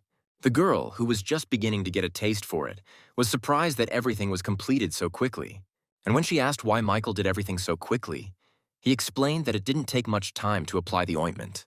But the girl was clearly dissatisfied, immediately recalling that when he left with Diana to apply the ointment, this process lasted much longer. Having joked that during this time he had managed to get the hang of applying the ointment, the young man hastened to leave, citing being very busy. Throwing sideways glances at the upset girl, the guy thought that he needed to quickly get her into some kind of study place before all this went too far. But he put this off until later, deciding for now to return to training in the game of Go, which was his first priority. But as soon as he got to his room, he saw evidence on the screen that someone had hacked his computer. At the same time, Akira, sitting at her laptop, was telling Yoshihiro, who was standing next to her, that very soon she would find out the location of the player who had beaten the guy, since she had already managed to locate the city. The Go champion was very pleased with the performance of his mentor sister.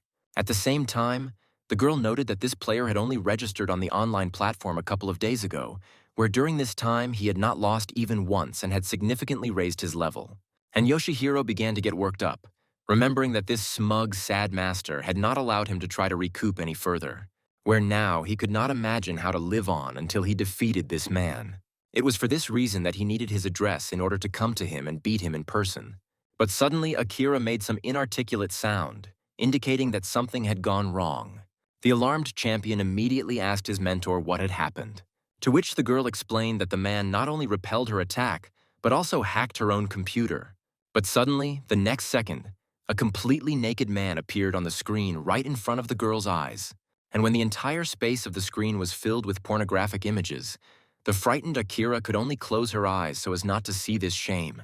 With tears in her eyes, she stated that their opponent was too strong and also thought about what she had just seen, something that she had never intended to do before their wedding night. Of course, this whole show for those who were trying to establish his location was arranged by Michael, who was very amused by such entertainment. The young man even managed to connect to Akira's laptop camera, where he looked at the girl and thought about when and where he managed to annoy the Japanese. But then, having decided that a bunch of interesting pictures should occupy the girl for a while, Michael got up from the table. The next day, during his morning bath, the young man suddenly noticed the news that Yoshihiro Yamada was going to visit his city.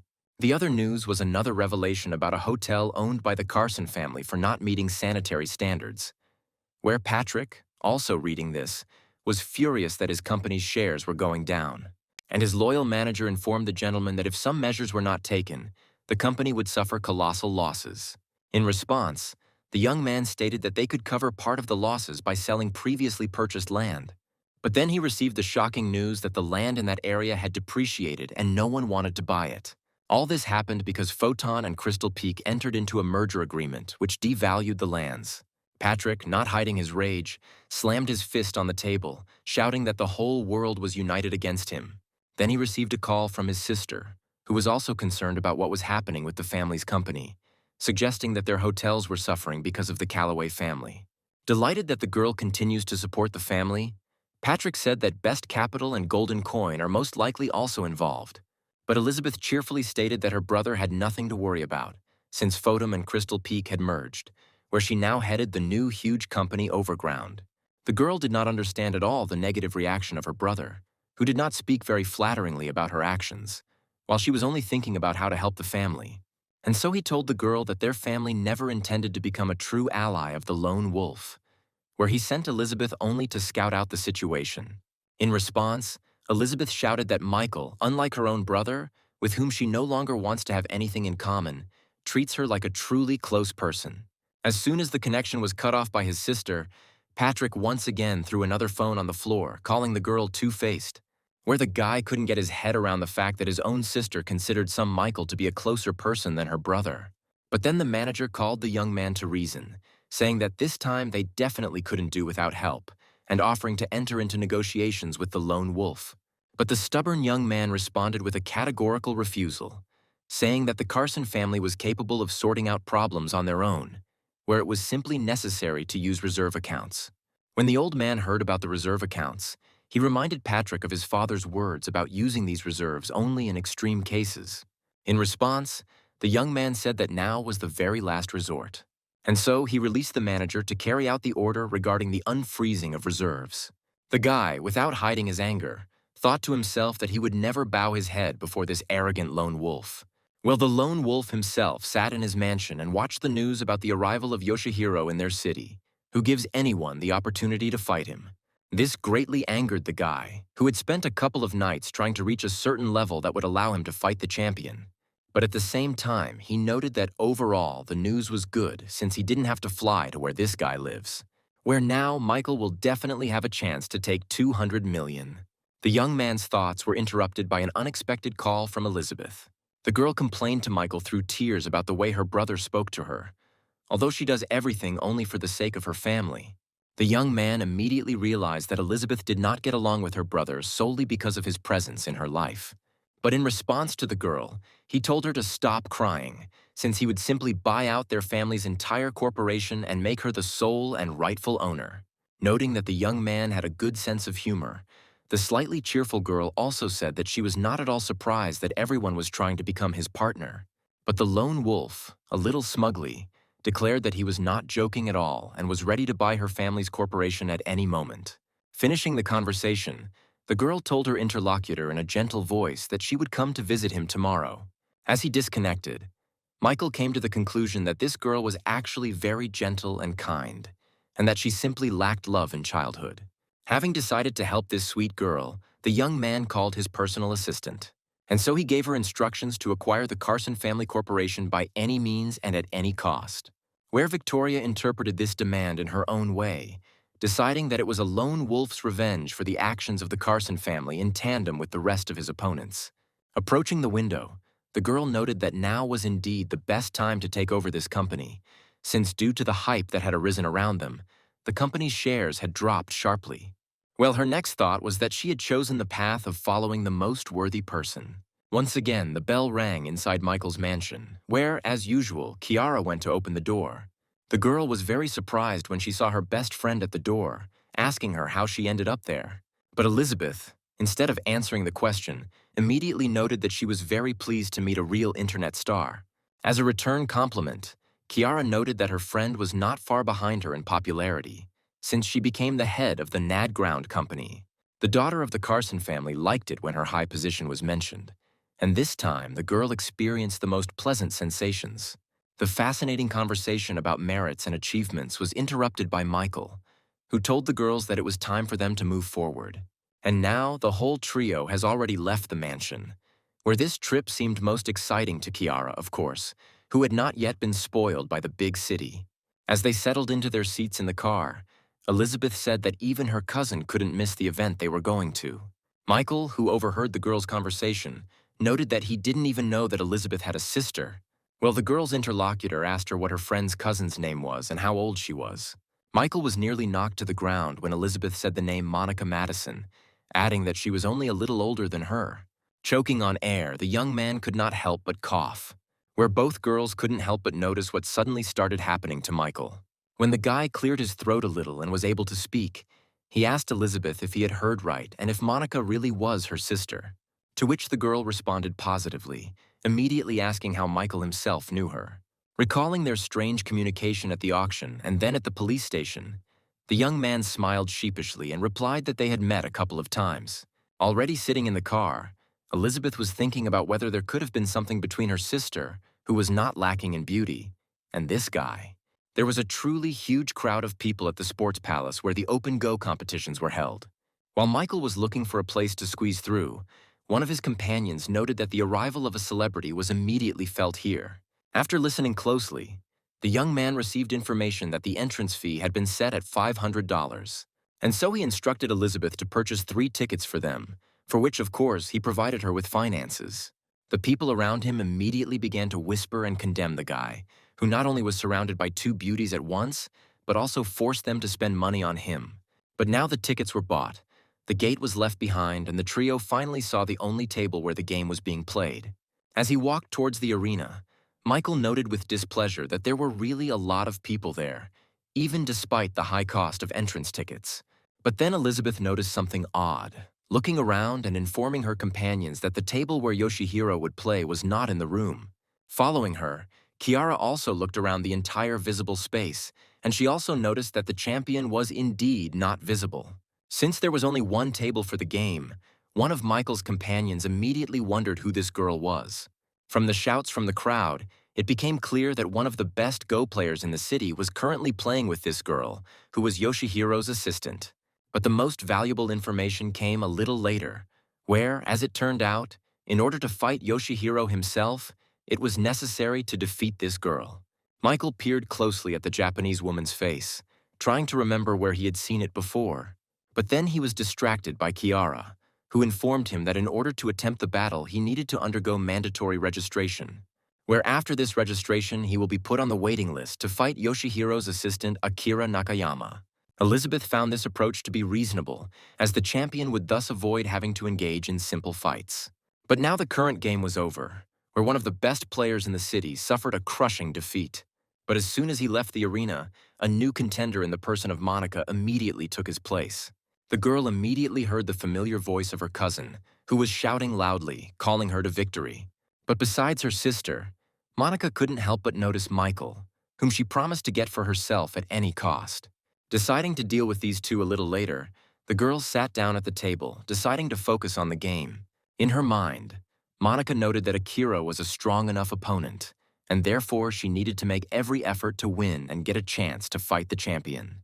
The entire hall watched the long and, in some ways, even fierce confrontation with unconcealed excitement. But then Akira made his decisive move, after which Monica, sadly bowing her head, no less sadly noted that she had lost. The audience immediately began to discuss the fact that even if Monica Madison, who studied with one of the most famous masters of the game of Go, could not do anything against it, then the rest of us have nothing to do here at all. Then another contender approached the losing girl and said that losing was the other side of the coin, where the first side was winning, and asked the girl to give him a seat so that he could try his luck. The voice of the young man, who also claimed to have tried, immediately seemed familiar to Monica. The girl quickly turned around and immediately recognized her old friend Adrian Reeds. Looking at Monica and adjusting his glasses, the young man said that now he would take revenge for her loss. Well, in the meantime, everyone who was in the hall noticed that the one who was called the king of the game of Go had appeared for the battle. And only Kiara didn't know who this guy was and why everyone was so happy about his appearance at this competition. Michael told his sister that he was a multiple champion of online Go competitions, which is why he was nicknamed the king of this game. Akira was happy to be playing with such a celebrity, greeting her opponent warmly and inviting him to sit down. Adrian, who had come to win, did not need much persuasion, and now he was already making his next move. Yoshihiro himself closely watched the progress of the game from a separate room via video link. Noticing that this young man had fame and popularity, the young man assumed that he was the sad master. As he watched the game, Yoshihiro showed great impatience, where he was already consumed by the desire to quickly fight this man. Meanwhile, Elizabeth greeted her sister with words of support, saying that she had done everything in her power. After thanking the girl, Monica asked her what she was doing there and how she knew Michael, who was nearby. A little embarrassed and stumbling over her words, Elizabeth explained that she and the guy were just good friends. But the perceptive girl, for whom police work was not in vain, immediately realized that there was something more to it than simple friendly relations. During this time, Akira and Adrian managed to finish the game, where the girl, continuing to smile, admitted her defeat. And as soon as it was announced that the king of the game of Go had won, the entire hall immediately burst into loud applause. Well, the winner himself was already asking his defeated opponent whether he could now fight Yoshihiro. The girl agreed and began to say that she would immediately tell her partner about this. But this was not necessary, since the young man had already come to the hall, where he announced to the winner that he had been waiting for this personal meeting for a long time. Yoshihiro thought to himself that this winner was the same sad master, and now he had to defeat him in front of everyone. And now he was already declaring to his future opponent that he had come to their country and their city only to fight him. Immediately after which, the champion added that he acknowledges his past defeats, but his opponent should not have insulted him at all. Everyone in the hall was shocked when they heard the information that the king of the game of Go had already managed to defeat Yoshihiro. But Adrian himself could not understand what this guy was talking about, what victories and insults he had in mind. Less than a minute had passed after these statements by the champion, and both players had already settled down at the table to play. The entire room, including Michael, watched each move of each opponent closely. Michael, who has a fairly high level of play thanks to the system, immediately noticed that the Japanese player's playing style was very familiar to him, where at that very second he turned his attention to the girl standing next to him, who had previously seemed familiar to him. And then it dawned on the young man where he remembered that this was the same hacker who tried to get into his computer. The guy's next thought was why Yoshihiro's assistant needed to hack his computer and establish his location. The answer came instantly, where Michael quickly realized that the champion was the same schoolboy nicknamed Ghost Warrior, whom he had easily beaten several times. When the young man figured everything out, he was greatly amused by the fact that Yoshihiro mistook Adrian, who was currently playing with him, for the sad master. Then Kiara turned to her brother, interested in his opinion about who would win this game. Looking at the scoreboard showing the playing field, Michael said that although Adrian was smart, his strategy was very outdated. Therefore, Yoshihiro, who uses more modern strategies and adapts to the opponent's playing style, will most likely win this fight. And as soon as he said this, the young man immediately heard less than favorable comments from viewers, who practically called him a traitor to the motherland. Michael and Monica, who was staring at the young man, did not like what was said. The girl thought that this guy didn't understand anything about the game of Go, but he dared to doubt such a talented player as Adrian, and the system had already announced a decrease in her favor level. Well, Michael didn't pay any attention to what people around him were saying, asking his dear little sister to register him for participation. 20 minutes passed, and Yoshihiro's opponent felt as if he was being surrounded on all sides. His hand, with the stone clutched between his fingers, hung in the air, where Adrian thought about how he was missing a few moves. And so, putting down the stone and lowering his head, the young man declared that he admitted defeat, where immediately after this, Yoshihiro's face literally began to change before our eyes. Jumping up from his seat, the young man laughed loudly, saying that he had finally achieved the desired result. Turning to his defeated opponent, the young man mockingly asked how he had managed to defeat him the previous times. Then, spreading his arms out to the sides, the champion noted with a grin that if Adrian was the strongest opponent, then he had no business being in this city at all. While the Japanese was rejoicing at his victory, Kiara, turning to her brother, noted that he was right. But as soon as she said this, one of the men standing nearby became very indignant that the girl dared to rejoice at the defeat of her compatriot. And now the whole crowd was literally ready to pounce on Kiara, as if she was to blame for the fact that the great King Go Adrian did not have enough intelligence to win. But the girl did not allow herself to be offended, saying that she was only confirming the correctness of her brother's guesses. Meanwhile, the winner, overwhelmed with joy, began to leave the arena, saying that he had nothing more to do there. But suddenly someone's voice, calling him a schoolboy, asked him where he was going to run. And as soon as Michael asked this question, the whole room literally froze. Turning sharply towards the young man, Yoshihiro angrily asked him who he was, to which Michael, immediately revealing his cards, cheerfully replied that he was the sad master already familiar to the Japanese, which could not help but shock his interlocutor, who considered his computer enemy defeated. Well, Michael, having come closer, stated with a grin that the Japanese man could not come to terms with his defeats and that he decided to come to his city, after which he added that since he had already come all this way, now he would make him reconcile himself once and for all. And in Yoshihiro's eyes, this young man looked like some kind of devilish creature that was capable of throwing him into a bottomless abyss. The audience immediately noticed that the champion turned noticeably pale as soon as this unknown guy entered the arena. Monica also watched with interest what Michael was doing, not yet understanding what he had in mind. Well, the young man himself had already headed towards the gaming table, inviting his opponent to start and finish quickly. As Michael sat down in his seat, he yawned and stretched, giving the impression that he was completely unprepared for the game. As he watched his opponent, Yoshihiro remembered Akira's arguments that he could use artificial intelligence to win, and decided that he could easily defeat this guy in real life. But then his mentor and assistant turned to him and noticed that the new contender had not yet played with her according to the established rules, to which the guy said that the qualifying games were invented for weaklings, while the strong make their own rules. Standing in the middle of the stunned crowd, Kiara stated contentedly that now her brother would show everyone what he was capable of. Elizabeth, who was next to her, asked when Michael had learned to play Go.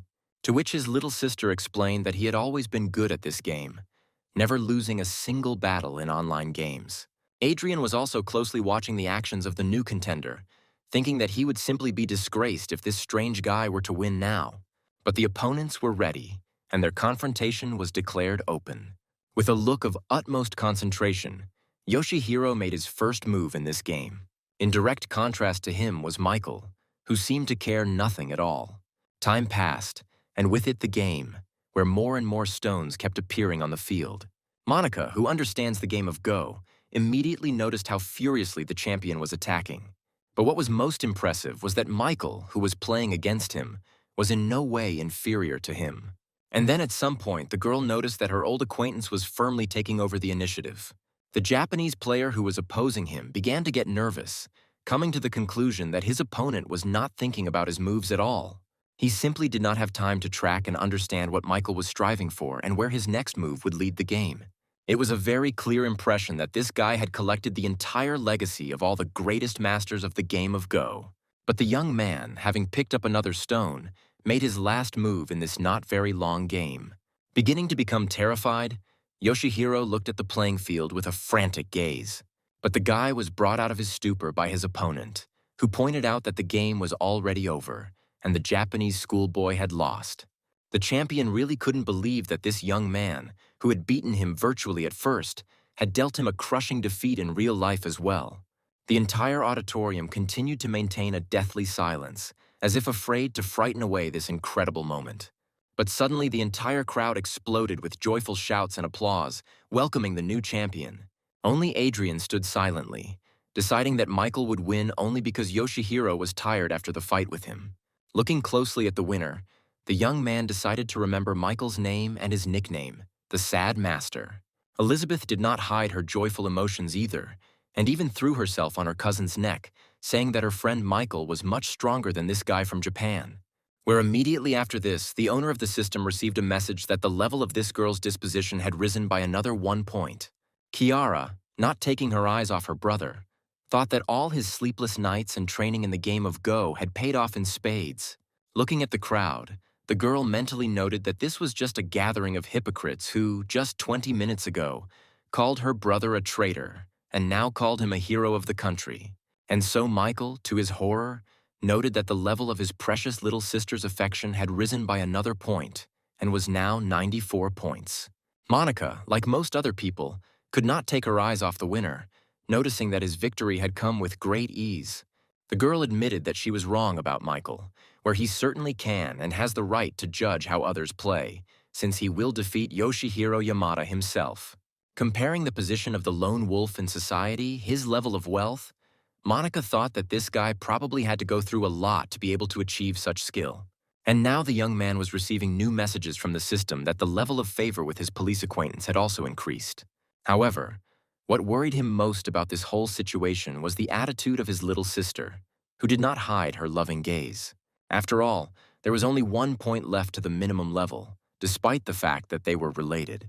And suddenly the system sent a message about another level increase, which was what the young man was so afraid of. However, he was very surprised when he saw that the level of affection had increased not with Kiara, but with his ex, Veronica. Sitting in the passenger seat of the car, Veronica looked at the screen of her mobile phone, where she had Michael's personal contact open. The girl's thoughts revolved around the fact that they had become quite distant from each other. They really seemed to have become people from different worlds, where she couldn't even imagine what he was doing now. The girl's thoughts were interrupted first when the car she was riding in stopped at a red light, after which the guy sitting behind the wheel turned around and asked if everything was okay with his companion, whose face looked very worried. To which the girl replied that she was simply very worried about the fact that she had forced her new boyfriend to spend so much on her today. The young man only laughed at this, but Veronica did not take her gaze off him. Her thoughts were that it was time to leave the past in the past and start a new life, where first of all she should have forgotten this Michael Cross once and for all and finally started a new relationship. The movement continued, where the guy sitting behind the wheel suddenly noticed that today some big tournament in the game of Go was taking place in the city. In response, Veronica said that she was not a big fan of this game, but if her companion liked it, then she would be happy to listen to his story. The guy, clearly in the mood, stopped the car and said that a player from their city had brought glory and honor to the entire country. And when he opened the news story about the competition that had taken place, Veronica's eyes opened wider than they had probably ever opened before. After all, Michael, who had defeated the Japanese champion and received a prize of 200 million, was looking at her from the screen of her mobile phone. When the girl's numbness passed, tears immediately flowed from her eyes, where she cursed herself for having so easily decided to forget this wonderful young man who had courted her for several years. This reaction greatly surprised her companion, who tried to somehow calm the girl down. But Veronica suddenly sternly told the young man not to even think about touching her. The guy was shocked when she, with some kind of crazy expression on her face, said that he had no chance, since she had a loved one. And now she has already left the car, running away with the thought that she will definitely return the love of her Michael. At the same time, Kiara, standing opposite the guy for whom she secretly had the warmest feelings, noted that after today's victory, the whole country would know his name. Where this statement was supported by Elizabeth, adding that the game was shown live, and Michael would definitely not be able to hide anymore. After listening to the girls, the young man himself absolutely seriously noted that this was not very good. Where both Kiara and Elizabeth were plunged into a state of amazement after such a strange statement from the guy. The young man thought hard about what might happen if his name became known throughout the country. And then he remembered that among the skills he had acquired, there was a skill of some kind of camouflage, which he could try to apply in this situation. But at that very moment, Michael was struck by a new message from the system that the location level of an object named Christy had increased. A couple of minutes before, in another part of the city, her friends had been convincing Christy that she definitely shouldn't miss this opportunity. Noticing that she was a completely free girl, her friend pointed towards the guys who were playing basketball. Reminding Christy of how she had chased after that guy back in elementary school, Maggie said that now was the best time. But her interlocutor noted that before she could really admire him and his acting. However, Maggie didn't understand what could have changed, as this guy only got better over the years. Where, immediately after these words, Michael appeared before Christy's eyes, making one of his throws in that distant game. After which, she said that she couldn't explain to her friend what was wrong now, where she couldn't perceive the guy's game normally at all. Maggie tried to say something else, but her friend stopped her, handing her her bottle of water. Having said that it was too early to talk about anything specific, the girl used her freed hands to take out her phone in order to check the sports news. And so, with the very first entry, she first saw Michael's face, above which was written that he had defeated the Japanese champion in the game of Go. At some point, the same guy Maggie was talking about began to happily approach the girls, thanking them for bringing him water.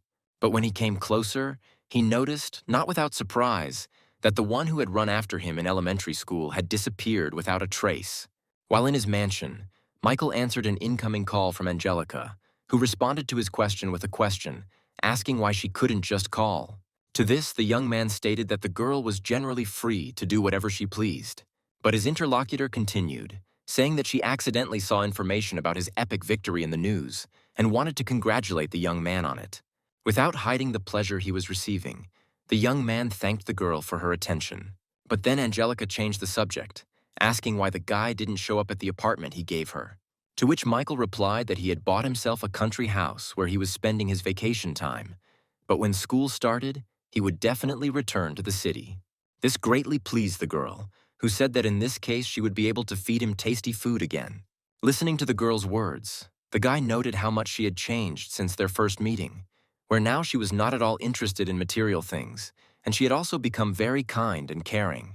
Finishing the conversation, Michael noted that, in principle, he could be a little kinder with her. Soon, Kiara emerged from the mansion, moving 2 bags, saying that she had collected all her things.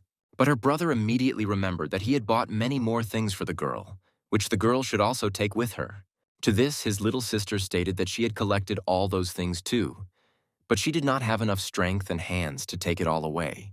To which the young man stated that she need not worry about this, since she has an older brother.